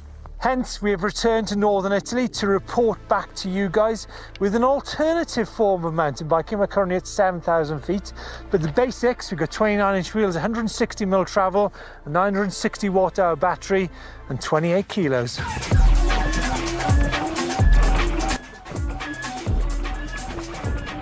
Quick run round of the Saturn 16. I think this bike, in essence, is all about integrating innovative technologies into something which is actually pretty special. Okay, so we've got a motor gearbox unit and a Gates carbon drive, but what about the frame itself to begin with? Well, it's hollow milled to give maximum strength to weight, and the manufacturing process allows the material to be put into the high stress areas while saving weight on the low stress areas. They call it topology optimization, highly complex parts from one piece of aluminium. I'd certainly love to see it. Everything is protected from dirt and water. Of course, another standout feature is the Gates carbon drive, which is a carbon fiber reinforced drive belt that transfers the power efficiently, smoothly, and play-free. Welding, craftsmanship, and love. I mean, Carl has said himself, I mean, they are becoming an endangered species, a brand like Nikolai. But a bike like this, you can choose any frame size, any part, in any colour. So there's all the anodizing pieces, there's the customization at play here. It really is something quite special. Now, on the subject of endangered, Nikolai performed turning, milling, welding, grinding, straightening, heat treating, coating, and assembly in a single place from A to Z. Here in the mountains, one thing I've not spoken about so far is the Gates carbon drive, which transmits the power to the rear wheel. Now, the Gates is quiet, it's strong, it's durable, and it requires very little maintenance. You can actually wash that off with some water, doesn't need any oil or lubrication, and with that in mind, it actually massively reduces the maintenance costs of your EMTB. Now, you can replace the belts out in the mountain.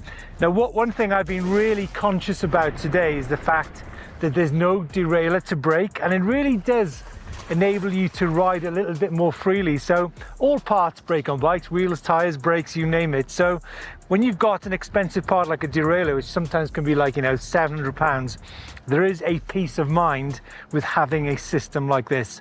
I think there's a lot to be said for a bike like this. No, absolutely. But let's, you know, obviously it's not just the MGU. I think we need to pay tribute to Nikolai's geometry on this bike, the suspension design, the coil shock, maybe the 38 up front, and also the fact the suspension is not affected by differences or changes to gearing, right? Right. You know there's a technical term for that, don't you? No, but you're about to tell me, I think. It benefits from the constant vector of the belt drive. Look at him. Yeah, get me, huh? Folks, what an amazing view. We're looking south towards the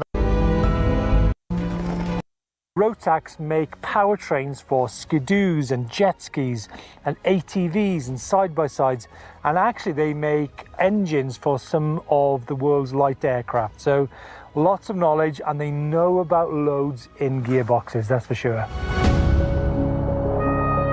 Input torque, motor revs, shift shaft and crank arm position, cadence, riding speed and other parameters. Oh, and it's so when you want to put a pedal turn in, you've got the right gear in there. Yeah, I guess it's like when you come to a switchback, it goes G, and you're instantly in the right gear. Yeah, you do. When you're braking into it, you can hear it go ready for you to pedal out. So you're always in that right gear. Yeah. And then you've got pre-select, which is you come to a standstill and you actually choose the gear you want to start off in, right? Yeah, quite handy. You might not use it as much in mountain biking, but if you're on the road or something and you're in 10th and you hit a light, it'll go into second or third or wherever you've selected. Remember that auto shift, that is fully automatic shifting, is a great feature for certain types of riding. Yeah. Hello and welcome to a rather misty UK. It's great to be made precision parts in here. 7 says, yeah. Yeah, it's like one of those Nikolai bikes. Frame, Bosch SX motor, and I think you'll agree it's a really unique and different looking bike from Polygon.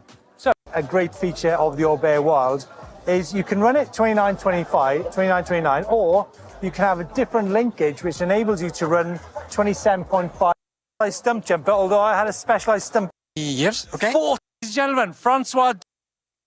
There are many adverts in the world, some of them on this channel, of course, but what's coming up is us merely just offering you some advice. Advice on what we think is an absolute banger of a bike. A lot of bike, range and performance for not a lot of money, relatively speaking, and most importantly, nobody has told us to make this video. With so many bikes out there fighting for attention, we believe that if you are in the market for a new EMTB, then this one, and similar ones from other manufacturers out there, may well be something worth considering. But first, let's get out of the woods. We are using this then, the Canyon Spectra. And this isn't exactly Jonesy's kind of top-end CFR Limited, and there are more cheap. The check mark next to somebody's name just means their account has been verified. Models available, the CF8 and the CF7, plus other bikes out there which we're going to get onto a little bit. But why have we chosen this one? Let's take a look at the bike a little bit more. No travel up the front, make this bike a great all bit more. 150 out the back, 160mm travel up the front, make this bike a great all-rounder. It means it can do anything from hitting all-day epics, bike park laps, shred single track and hit berms, turns, jumps and everything in between. The battery capacity is immense as well. You can get this bike with either a 720 or get this, a 900 watt-hour battery option. What does this mean? Well, it actually means a ton of fuel in the tank. Steve's actually done 35k in 7. What do you prefer, Labradors, Golden Retrievers, German Shepherds? Probably Labs. 1,700 meters of climbing in full power mode on this bike. His mate 80 actually believes over 10,000 feet, sorry to mix values, can be done on one 900 watt-hour battery. Is price. The CF8 version of this bike the guys rode out in Tuscany on a monster ride over 2 days is priced at around 3,919 Great British pounds, and the higher spec CF9 is actually 5,219, which is still good. Bikes, or this bike here, have all got the Shimano EP801 motor, of course, which has actually recently received some pretty major updates. So, over on GMBN, I've done a visions in that a normal shoe will just sit on. Which one to choose, especially when it comes to e-biking? Okay, so let's start with clips and the pros and cons of that. We'll put that one aside for the moment. Now, the clippy pedal is great for when it gets rough and rowdy. You must have noticed when you're hammering down a descent on your big e-bike, you know, you got a bit of weight behind it, right? And because of that, sometimes if you're on flats, you can actually feel your feet jumping and skipping around. Well, this eradicates that completely. It can actually help give you a little bit more control over the bike as well, because you don't need... No, I've never eaten sticky sesame broccoli wings. That sounds fucking dope. Let me see.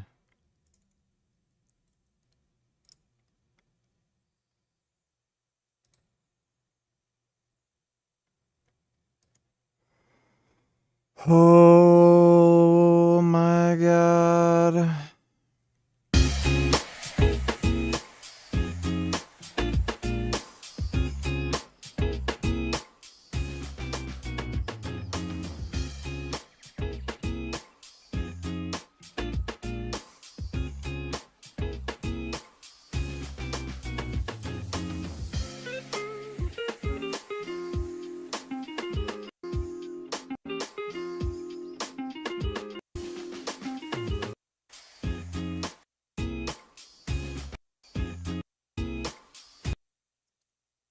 Hands down, one of my favorite recipes I have ever created. Can somebody come over here and make me this? Fuck, that looks good. Friends, welcome back to my channel. If you're new here, my name is Jessica. We are making cauliflower wings today, or just cauliflower if you don't want to call it wings. Oh, that's cauliflower. Dude. The broccoli wings? Holy shit, those look good. Need to worry about what your feet are doing. Now, this one might be a bit of a contentious subject, but it can also improve efficiency because you can essentially push on the way down and pull on the pedal stroke on the way up. You're actually able to keep a nice, smooth power and cadence going through the crankset. Engaged. So when you're going up really steep or tech climbs, there's never going to be a dead spot, should we say, where the motor might cut out, where you're not actually getting the power down. It is very steep. Being attached to the bike obviously can take a lot of time to learn the process of clipping in, but more so for most people, actually unclipping. That classic scenario of toppling over when you've stood still next to your mates or in front of a group of people. It's happened to the best of us people, might shoot as well. Flat pedals now then. Well, the OG pedal, they've been around since basically the dawn of the bicycle. Embodied versions of flat pedals, sort of quite expensive. They can be magnesium bodied with titanium axles. But generally, 9.5 times out of 10, they're just not needed. It's important to understand with EMTBs the so-called efficiency afforded by being able to have a pull stroke as well as a push stroke with the pedals isn't quite as important to fast climbing. The reason for this is that an EMTB motor has overrun, and varying sensors. Trails marked out here at Innerleith, and an up and a down. I'll be tackling the board, my Canyon Strive on, 750 watt-hour battery, 85 newton. But to find out the time, you're gonna have to wait until we've gone downhill. And go back down. Only 4 seconds. Now I'm really comfortable riding clips. I ride them all the time on my e-bike, and for that matter on most of my bikes actually. So I kind of knew what I was going into. That's not to say I've never worn flats or never used them. Obviously I've used them tons on my pump track bike, etc. But just going uphill, I found that ability to be able to push, pull, maneuver the bike when in clips on an e-bike, especially because you're similar. Richard, go to bed. Yeah, I'll go to bed in a minute. Thanks for the donation, Ethan, though. Fair. The downhill time was 1 minute, 27 seconds going down in clips. And I think, again, we're going to get to the flats times, but the reason for sort of quite a good time, I reckon, is that the fact that, again, I'm comfortable to it, but it was a really choppy downhill. It wasn't, but there was some really fast rush to your bike. Once you're used to it, allows you to really charge on and really seconds. Flats was ever so slightly slower on a 56, so only 2 seconds in it. You sort of could, and this is kind of up your foot, efficient, slow, a couple of seconds, so actually 3 seconds, so it's 1 minute 30 dead. So not a lot in it, but again, we're just... All right, I'm gonna go to bed. Hope you all had fun. Big thanks to everybody who donated on Streamlabs, really appreciate it. I'll be on tomorrow about the same time, so I'll see you all then.